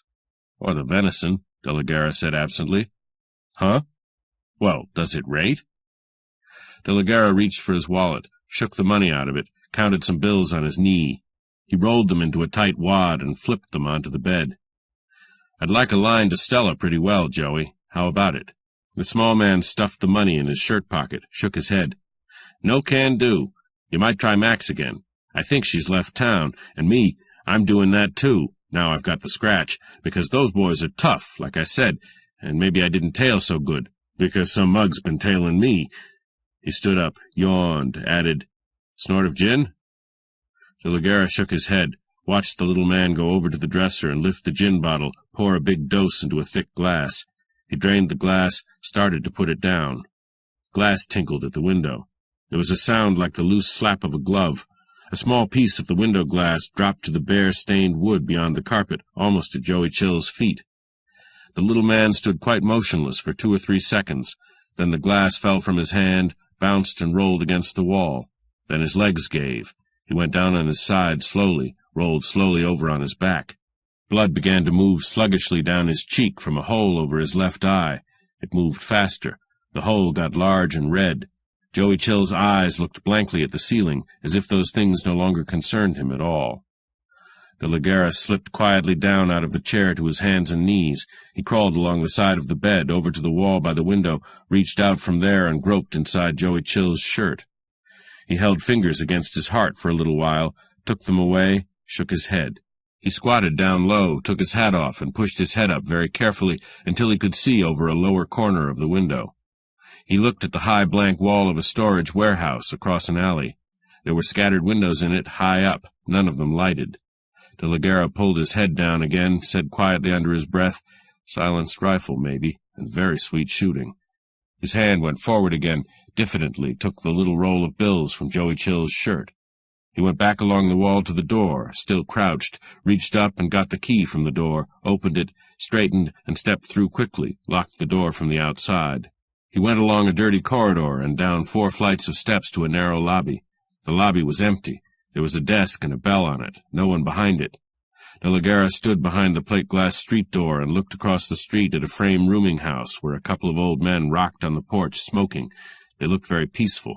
He watched them for a couple of minutes.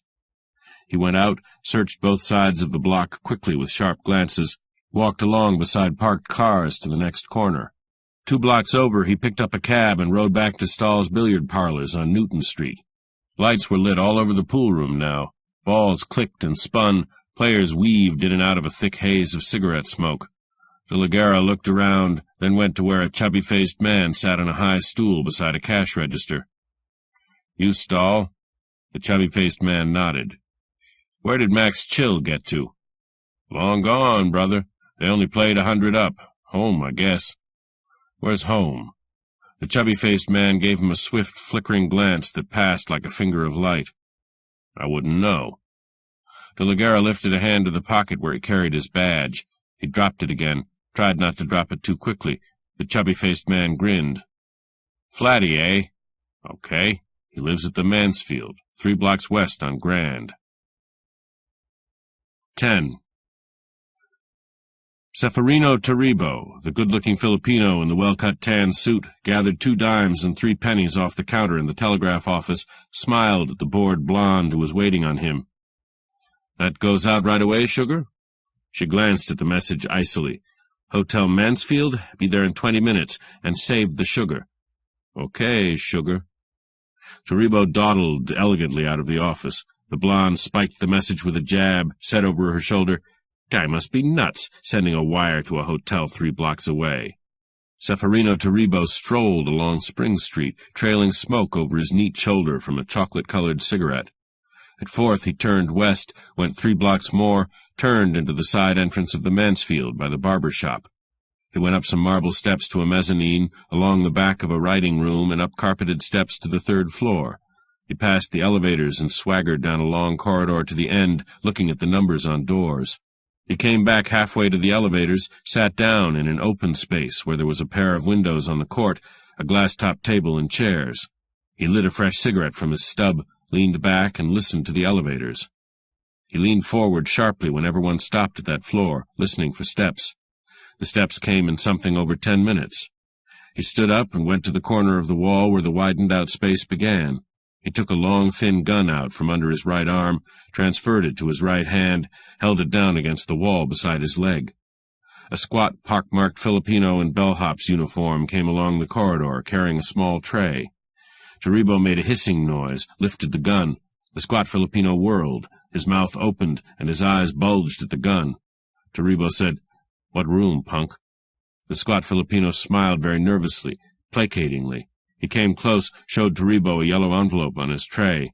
The figures 338 were penciled on the window of the envelope. "Put it down," Taribo said calmly. The squat Filipino put the telegram on the table. He kept his eyes on the gun. "Beat it," Taribo said. "You put it under the door, see?" The squat Filipino ducked his round black head, smiled nervously again, and went away very quickly towards the elevators. Taribo put the gun in his jacket pocket, took out a folded white paper.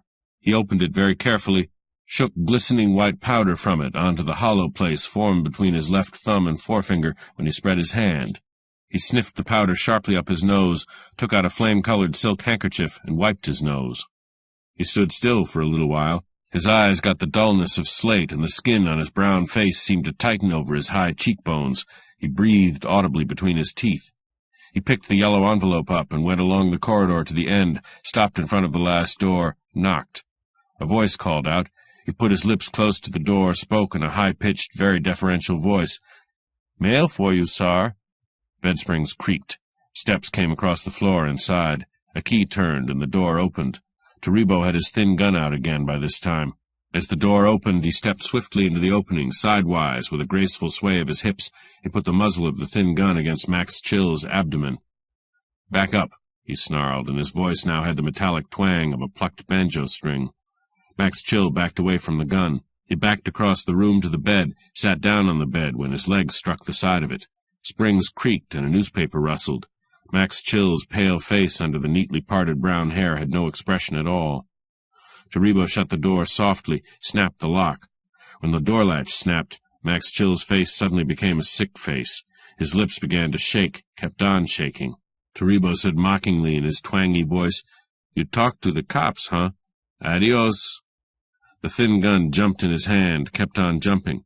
A little pale smoke lisped from the muzzle. The noise the gun made was no louder than a hammer striking a nail or knuckles rapping sharply on wood. It made that noise 7 times. Max Chill lay down on the bed very slowly. His feet stayed on the floor. His eyes went blank, and his lips parted, and a pinkish froth seethed on them. Blood showed in several places on the front of his loose shirt. He lay quite still on his back and looked at the ceiling with his feet touching the floor and the pink froth bubbling on his blue lips. Taribo moved the gun to his left hand and put it away under his arm. He sidled over to the bed and stood beside it, looking down at Max Chill.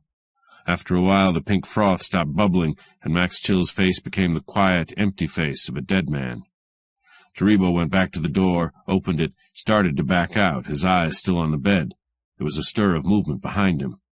He started to whirl, snatching a hand up. Something looped at his head. The floor tilted queerly before his eyes, rushed up at his face. He didn't know when it struck his face. De la Guerra kicked the Filipino's legs into the room out of the way of the door. He shut the door, locked it, walked stiffly over to the bed, swinging a thonged sap at his side. He stood beside the bed for quite a long time. At last he said under his breath, "They clean up. Yeah, they clean up." He went back to the Filipino, rolled him over, and went through his pockets.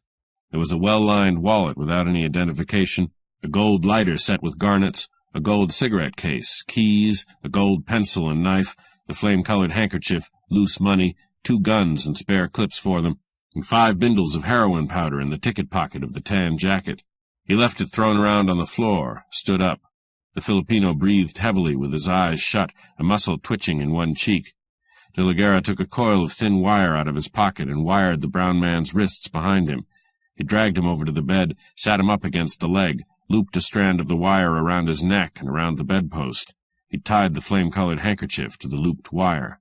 He went into the bathroom and got a glass of water and threw it into the Filipino's face as hard as he could throw it. Taribo jerked, gagged sharply as the wire caught his neck. His eyes jumped open. He opened his mouth to yell. De la Guerra jerked the wire taut against the brown throat. The yell was cut off as though by a switch. There was a strained, anguished gurgle. Taribo's mouth drooled. De la Guerra let the wire go slack again and put his head down close to the Filipino's head. He spoke to him gently, with a dry, very deadly gentleness. "You want to talk to me, Spig. Maybe not right away, maybe not even soon, but after a while you want to talk to me." The Filipino's eyes rolled yellowly. He spat, then his lips came together, tight. De la Guerra smiled a faint, grim smile. "Tough boy," he said softly. He jerked the handkerchief back, held it tight and hard, biting into the brown throat above the Adam's apple. The Filipino's legs began to jump on the floor. His body moved in sudden lunges. The brown of his face became a thick, congested purple. His eyes bulged, shot with blood. De la Guerra let the wire go loose again. The Filipino gasped air into his lungs. His head sagged, then jerked back against the bedpost. He shook with a chill. "See, I talk," he breathed. 11. When the bell rang, Ironhead Toomey very carefully put a black 10 down on a red jack. Then he licked his lips and put all the cards down, and looked around towards the front door of the bungalow through the dining-room arch. He stood up slowly, a big brute of a man with loose gray hair and a big nose. In the living room beyond the arch, a thin blonde girl was lying on a davenport reading a magazine under a lamp with a torn red shade. She was pretty, but too pale, and her thin, high-arched eyebrows gave her face a startled look. She put the magazine down and swung her feet to the floor and looked at Ironhead Toomey with sharp, sudden fear in her eyes. Toomey jerked his thumb silently. The girl stood up and went very quickly through the arch and through a swing door into the kitchen. She shut the swing door slowly so that it made no noise.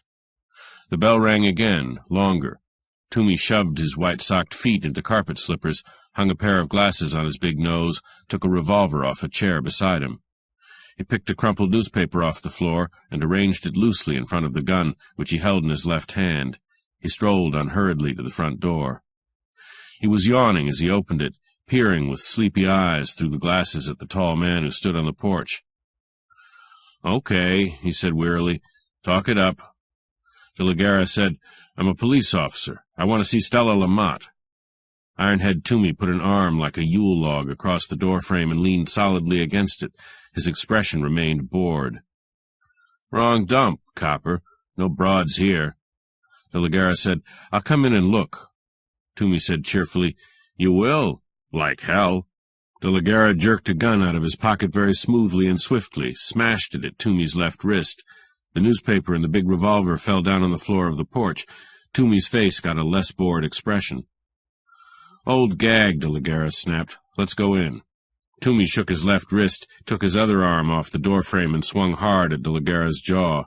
De la Guerra moved his head about 4 inches. He frowned, made a disapproving noise with his tongue and lips. Toomey dived at him. De la Guerra sidestepped and chopped the gun at a big gray head. Toomey landed on his stomach, half in the house and half out on the porch. He grunted, planted his hands firmly, and started to get up again, as if nothing had hit him. De la Guerra kicked Toomey's gun out of the way. A swing door inside the house made a light sound. Toomey was up on one knee and one hand as De la Guerra looked towards the noise. He took a swing at De la Guerra's stomach, hit him. De la Guerra grunted and hit Toomey on the head again, hard. Toomey shook his head, growled, "Sapping me is a waste of time, Bo." He dived sidewise, got hold of De la Guerra's leg, jerked the leg off the floor. De la Guerra sat down on the boards of the porch, jammed in the doorway. His head hit the side of the doorway, dazed him. The thin blonde rushed through the arch with a small automatic in her hand. She pointed it at De La Guerra, said furiously, "Reach, damn you!" De La Guerra shook his head, started to say something, then caught his breath as Toomey twisted his foot. Toomey set his teeth hard and twisted the foot as if he was all alone in the world with it, and it was his foot, and he could do what he liked with it. De La Guerra's head jerked back again, and his face got white. His mouth twisted into a harsh grimace of pain. He heaved up, grabbed Toomey's hair with his left hand, dragged the big head up and over until his chin came up, straining. De La Guerra smashed the barrel of his Colt on the skin. Toomey became limp, an inert mass, fell across his legs and pinned him to the floor. De La Guerra couldn't move. He was propped on the floor on his right hand, trying to keep from being pushed flat by Toomey's weight. He couldn't get his right hand with the gun in it off the floor. The blonde was closer to him now, wild-eyed, white-faced with rage. De La Guerra said in a spent voice, "Don't be a fool, Stella. Joey—" The blonde's face was unnatural. Her eyes were unnatural, with small pupils, a queer, flat glitter in them. "Cops!" she almost screamed. "Cops! God, how I hate cops!" The gun in her hand crashed. The echoes of it filled the room, went out of the open front door, died against the high board fence across the street. A sharp blow like the blow of a club hit the left side of De La Guerra's head. Pain filled his head. Light flared, blinding white light that filled the world. Then it was dark. He fell soundlessly into bottomless darkness. 12. Light came back as a red fog in front of his eyes. Hard, bitter pain racked the side of his head, his whole face, ground in his teeth. His tongue was hot and thick when he tried to move it. He tried to move his hands. They were far away from him, not his hands at all. Then he opened his eyes and the red fog went away, and he was looking at a face. It was a big face, very close to him, a huge face. It was fat and had sleek blue jowls, and there was a cigar with a bright band and a grinning, thick-lipped mouth. The face chuckled. De La Guerra closed his eyes again, and the pain washed over him, submerged him. He passed out. Seconds or years passed. He was looking at the face again. He heard a thick voice. "Well, he's with us again. A pretty tough lad at that." The face came closer. The end of the cigar glowed cherry red. Then he was coughing rackingly, gagging on smoke. The side of his head seemed to burst open. He felt fresh blood slide down his cheekbone, tickling the skin, then slide over stiff, dried blood that had already caked on his face. "That fixes him up swell," the thick voice said. Another voice with a touch of brogue to it said something gentle and obscene. The big face whirled towards the sound, snarling. De La Guerra came wide awake then. He saw the room clearly, saw the 4 people in it. The big face was the face of Big John Masters. The thin blonde girl was hunched on one end of the davenport, staring at the floor with a doped expression, her arms stiff at her sides, her hands out of sight in the cushions. Dave Odge had his long, lank body propped against a wall beside a curtained window. His wedge-shaped face looked bored. Commissioner Drew was on the other end of the davenport under the frayed lamp. The light made silver in his hair. His blue eyes were very bright, very intent. There was a shiny gun in Big John Masters' hand. De La Guerra blinked at it, started to get up. A hard hand jerked at his chest, jarred him back. A wave of nausea went over him. The thick voice said harshly, "Hold it, pussyfoot. You've had your fun. This is our party." De La Guerra licked his lips, said, "Give me a drink of water." Dave Odge stood away from the wall and went through the dining-room arch. He came back with a glass, held it to De La Guerra's mouth. De La Guerra drank. Masters said, "We like your guts, copper, but you don't use them right. It seems you're a guy that can't take a hint. That's too bad. That makes you through. Get me?" The blonde turned her head and looked at De La Guerra with heavy eyes, looked away again. Odge went back to his wall. Drew began to stroke the side of his face with quick, nervous fingers, as if De La Guerra's bloody head made his own face hurt. De La Guerra said slowly, "Killing me will just hang you a little higher, Masters. A sucker on the big time is still a sucker. You've had 2 men killed already for no reason at all. You don't even know what you're trying to cover." The big man swore harshly, jerked the shiny gun up, then lowered it slowly with a heavy leer. Odge said indolently, "Take it easy, John. Let him speak his piece." De La Guerra said in the same slow, careless voice, "The lady over there is the sister of the 2 men you've had killed. She told them her story about framing Imlay, who got the pictures, how they got to Donegan Marr. Your little Filipino hood has done some singing. I got the general idea all right. You couldn't be sure Imlay would kill Marr. Maybe Marr would get Imlay. It would work out all right either way, only if Imlay did kill Marr, the case had to be broken fast. That's where you slipped. You started to cover up before you really knew what happened. Masters said harshly, "Crummy, copper, crummy. You're wasting my time." The blonde turned her head towards De La Guerra, towards Masters' back. There was hard green hate in her eyes now. De La Guerra shrugged very slightly, went on, "It was routine stuff for you to put killers on the Chill brothers. It was routine stuff to get me off the investigation, get me framed and suspended because you figured I was on Marr's payroll. But it wasn't routine when you couldn't find Imlay, and that crowded you." Masters' hard black eyes got wide and empty. His thick neck swelled. Odge came away from the wall a few feet and stood rigidly. After a moment, Masters snapped his teeth, spoke very quietly. "That's a honey, copper. Tell us about that one." De La Guerra touched his smeared face with the tips of 2 fingers, looked at the fingers. His eyes were depthless, ancient. "Imlay is dead, Masters. He was dead before Marr was killed." The room was very still. Nobody moved in it. The 4 people De La Guerra looked at were frozen with shock. After a long time, Masters drew in a harsh breath and blew it out and almost whispered, "Tell it, copper. Tell it fast, or by God, I'll—" De La Guerra's voice cut in on him coldly, without any emotion at all. "Imlay went to see Marr, all right. Why wouldn't he? He didn't know he was double-crossed. Only he went to see him last night, not today. He rode up to the cabin at Puma Lake with him, to talk things over in a friendly way. That was the gag, anyhow. Then up there they had their fight, and Imlay got killed, got dumped off the end of the porch, got his head smashed open on some rocks. He's dead as last Christmas in the woodshed of Marr's cabin. Okay, Marr hit him and came back to town. Then today he got a phone call, mentioning the name Imlay, making a date for 12:15. What would Marr do? Stall, of course. Send his office girl off to lunch, put a gun where he could reach it in a hurry. It was all set for trouble then. Only the visitor fooled him, and he didn't use the gun." Masters said gruffly, "Hell, man, you're just cracking wise. You couldn't know all those things." He looked back at Drew. Drew was gray-faced, taut. Odge came a little farther away from the wall and stood close to Drew. The blonde girl didn't move a muscle. De La Guerra said wearily, "Sure, I'm guessing, but I'm guessing to fit the facts. It had to be like that. Marr was no slouch with a gun, and he was on edge, all set. Why didn't he get a shot in? Because it was a woman that called on him."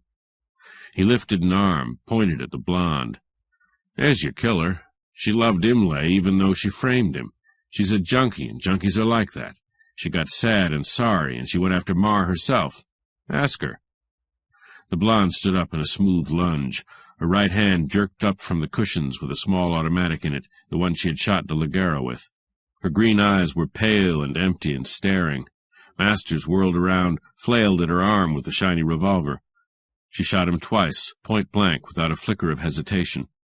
Blood spurted from the side of his thick neck down the front of his coat. He staggered, dropped the shiny revolver almost at De La Guerra's feet.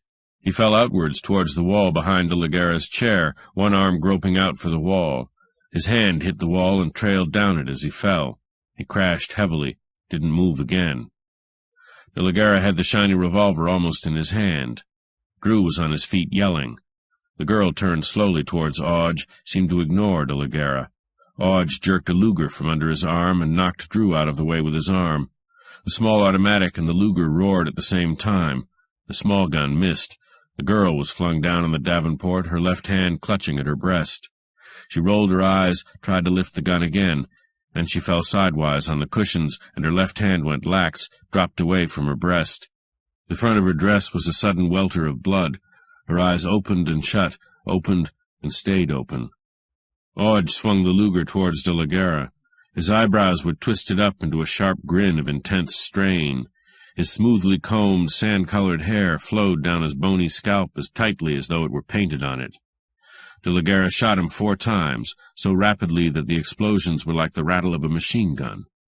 In the instant of time before he fell, Odge's face became the thin, empty face of an old man, his eyes the vacant eyes of an idiot.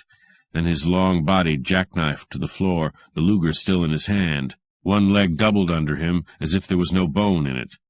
Powder smell was sharp in the air. The air was stunned by the sound of guns. De la Guerra got to his feet slowly, motioned to Drew with the shiny revolver. "Your party, Commissioner. Is this anything like what you wanted?" Drew nodded slowly, white-faced, quivering.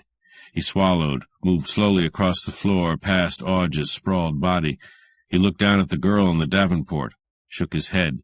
He went over to Masters, went down on one knee, touched him. He stood up again. "All dead, I think," he muttered. De la Guerra said, "That's swell. What happened to the big boy, the bruiser?" "They sent him away. I don't think they meant to kill you, De la Guerra." De la Guerra nodded a little. His face began to soften. The rigid lines began to go out of it. The side that was not a blood-stained mask began to look human again. He sopped at his face with a handkerchief. It came away bright red with blood. He threw it away and lightly fingered his matted hair into place. Some of it was caught in the dried blood. "The hell they didn't," he said. The house was very still. There was no noise outside. Drew listened, sniffed, went to the front door, and looked out. The street outside was dark, silent. He came back close to De la Guerra. Very slowly a smile worked itself onto his face. "It's a hell of a note," he said, "when a commissioner of police has to be his own undercover man, and a square cop had to be framed off the force to help him." De la Guerra looked at him without expression. "You want to play it that way?" Drew spoke calmly now. The pink was back in his face.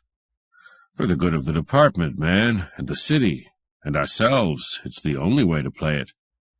De la Guerra looked him straight in the eyes. "I like it that way, too," he said in a dead voice, "if it gets played exactly that way." 13. Marcus braked the car to a stop and grinned admiringly at the big tree-shaded house. "Pretty nice," he said. "I could go for a long rest there myself." De la Guerra got out of the car slowly, as if he was stiff and very tired. He was hatless, carried his straw under his arm. Part of the left side of his head was shaved, and the shaved part covered by a thick pad of gauze and tape over the stitches. A wick of wiry black hair stuck up over one edge of the bandage with a ludicrous effect. He said, "Yeah, but I'm not staying here, Sap. Wait for me." He went along the path of stones that wound through the grass. Trees speared long shadows across the lawn through the morning sunlight. The house was very still, with drawn blinds, a dark wreath on the brass knocker. De la Guerra didn't go up to the door. He turned off along another path under the windows and went along the side of the house past the gladioli beds. There were more trees at the back, more lawn, more flowers, more sun and shadow. There was a pond with water lilies in it and a big stone bullfrog. Beyond was a half-circle of lawn chairs around an iron table with a tile top. In one of the chairs Belle Mar sat. She wore a black-and-white dress, loose and casual, and there was a wide-brimmed garden hat on her chestnut hair. She sat very still, looking into the distance across the lawn. Her face was white. The makeup glared on it. She turned her head slowly, smiled a dull smile, motioned to a chair beside her. De la Guerra didn't sit down. He took his straw from under his arm, snapped a finger at the brim, said, "The case is closed. There'll be inquests, investigations, threats, a lot of people shouting their mouths off to horn in on the publicity, that sort of thing. The papers will play it big for a while, but underneath, on the record, it's closed. You can begin to try to forget it." The girl looked at him suddenly, widened her vivid blue eyes, looked away again over the grass. "Is your head very bad, Sam?" she asked softly. De la Guerra said, "No, it's fine. What I mean is, the Lamont girl shot Masters, and she shot Donnie. Audge shot her. I shot Audge. All dead, ring around the rosy. Just how Imlay got killed we'll not know ever, I guess. I can't see that it matters now." Without looking up at him, Belle Mar said quietly, "But how did you know it was Imlay up at the cabin? The paper said—" She broke off, shuddered suddenly. He stared woodenly at the hat he was holding. "I didn't. I thought a woman shot Donnie. It looked like a good hunch that was Imlay up at the lake. It fitted his description." "How did you know it was a woman that killed Donnie?" Her voice had a lingering, half-whispered stillness. "I just knew. He walked away a few steps, stood looking at the trees. He turned slowly, came back, stood beside her chair again. His face was very weary. We had great times together, the three of us, you and Donnie and I. Life seems to do nasty things to people. It's all gone now, all the good part. Her voice was still a whisper, saying, "Maybe not all gone, Sam. We must see a lot of each other from now on." A vague smile moved the corners of his lips, went away again. "It's my first frame-up," he said quietly. "I hope it will be my last." Belmar's head jerked a little. Her hands took hold of the arms of the chair, looked white against the varnished wood. Her whole body seemed to get rigid. After a moment, de la Guerra reached in his pocket, and something gold glittered in his hand. He looked down at it dully. "Got the badge back," he said. "It's not quite as clean as it was. Clean as most, I suppose. I'll try to keep it that way." He put it back in his pocket. Very slowly the girl stood up in front of him. She lifted her chin, stared at him with a long, level stare. Her face was a mask of white plaster behind the rouge. She said, "My God, Sam, I begin to understand." De la Guerra didn't look at her face. He looked past her shoulder at some vague spot in the distance. He spoke vaguely, distantly. "Sure, I thought it was a woman, because it was a small gun, such as a woman would use, but not only on that account. After I went up to the cabin, I knew Donnie was primed for trouble, and it wouldn't be that easy for a man to get the drop on him. But it was a perfect setup for Imlay to have done it. Masters and Odge assumed he'd done it, and had a lawyer phone in admitting he did it, and promising to surrender him in the morning, so it was natural for anyone who didn't know Imlay was dead to fall in line. Besides, no cop would expect a woman to pick up her shells. After I got Joey Chill's story, I thought it might be the Lamont girl, but I didn't think so when I said it in front of her. That was dirty. It got her killed, in a way, though I wouldn't give much for her chances anyway with that bunch." Belmar was still staring at him. The breeze blew a wisp of her hair, and that was the only thing about her that moved. He brought his eyes back from the distance, looked at her gravely for a brief moment, looked away again. He took a small bunch of keys out of his pocket, tossed them down on the table. Three things were tough to figure until I got completely wise: the writing on the pad, the gun in Donnie's hand, the missing shells. Then I tumbled to it. He didn't die right away. He had guts, and he used them to the last flicker, to protect somebody. The writing on the pad was a bit shaky. He wrote it afterwards, when he was alone, dying. He had been thinking of Imlay, and writing the name helped mess the trail. Then he got the gun out of his desk to die with it in his hand. That left the shells. I got that, too, after a while. The shots were fired close, across the desk, and there were books on one end of the desk. The shells fell there, stayed on the desk where he could get them. He couldn't have got them off the floor. There's a key to the office on your ring. I went there last night, late. I found the shells in a humidor with his cigars. Nobody looked for them there. You only find what you expect to find, after all." He stopped talking and rubbed the side of his face. After a moment he added, "Donnie did the best he could, and then he died. It was a swell job, and I'm letting him get away with it." Belmar opened her mouth slowly. A kind of babble came out of it first, then words, clear words. "It wasn't just women, Sam. It was the kind of women he had." She shivered. "I'll go downtown now and give myself up." De la Guerra said, "No, I told you I was letting him get away with it. Downtown they like it the way it is. It's swell politics. It gets the city out from under the Master's Odge mob. It puts Drew on top for a little while, but he's too weak to last, so that doesn't matter. You're not going to do anything about any of it. You're going to do what Donnie used his last strength to show he wanted. You're staying out. Goodbye." He looked at her white, shattered face once more, very quickly. Then he swung around, walked away over the lawn, past the pool with the lily pads and the stone bullfrog along the side of the house and out to the car. Pete Marcus swung the door open. De la Guerra got in and sat down and put his head far back against the seat, slumped down in the car and closed his eyes. He said flatly, "Take it easy, Pete. My head hurts like hell." Marcus started the car and turned into the street, drove slowly back along Deneve Lane towards town. The tree-shaded house disappeared behind them. The tall trees finally hid it. When they were a long way from it, the Ligera opened his eyes again.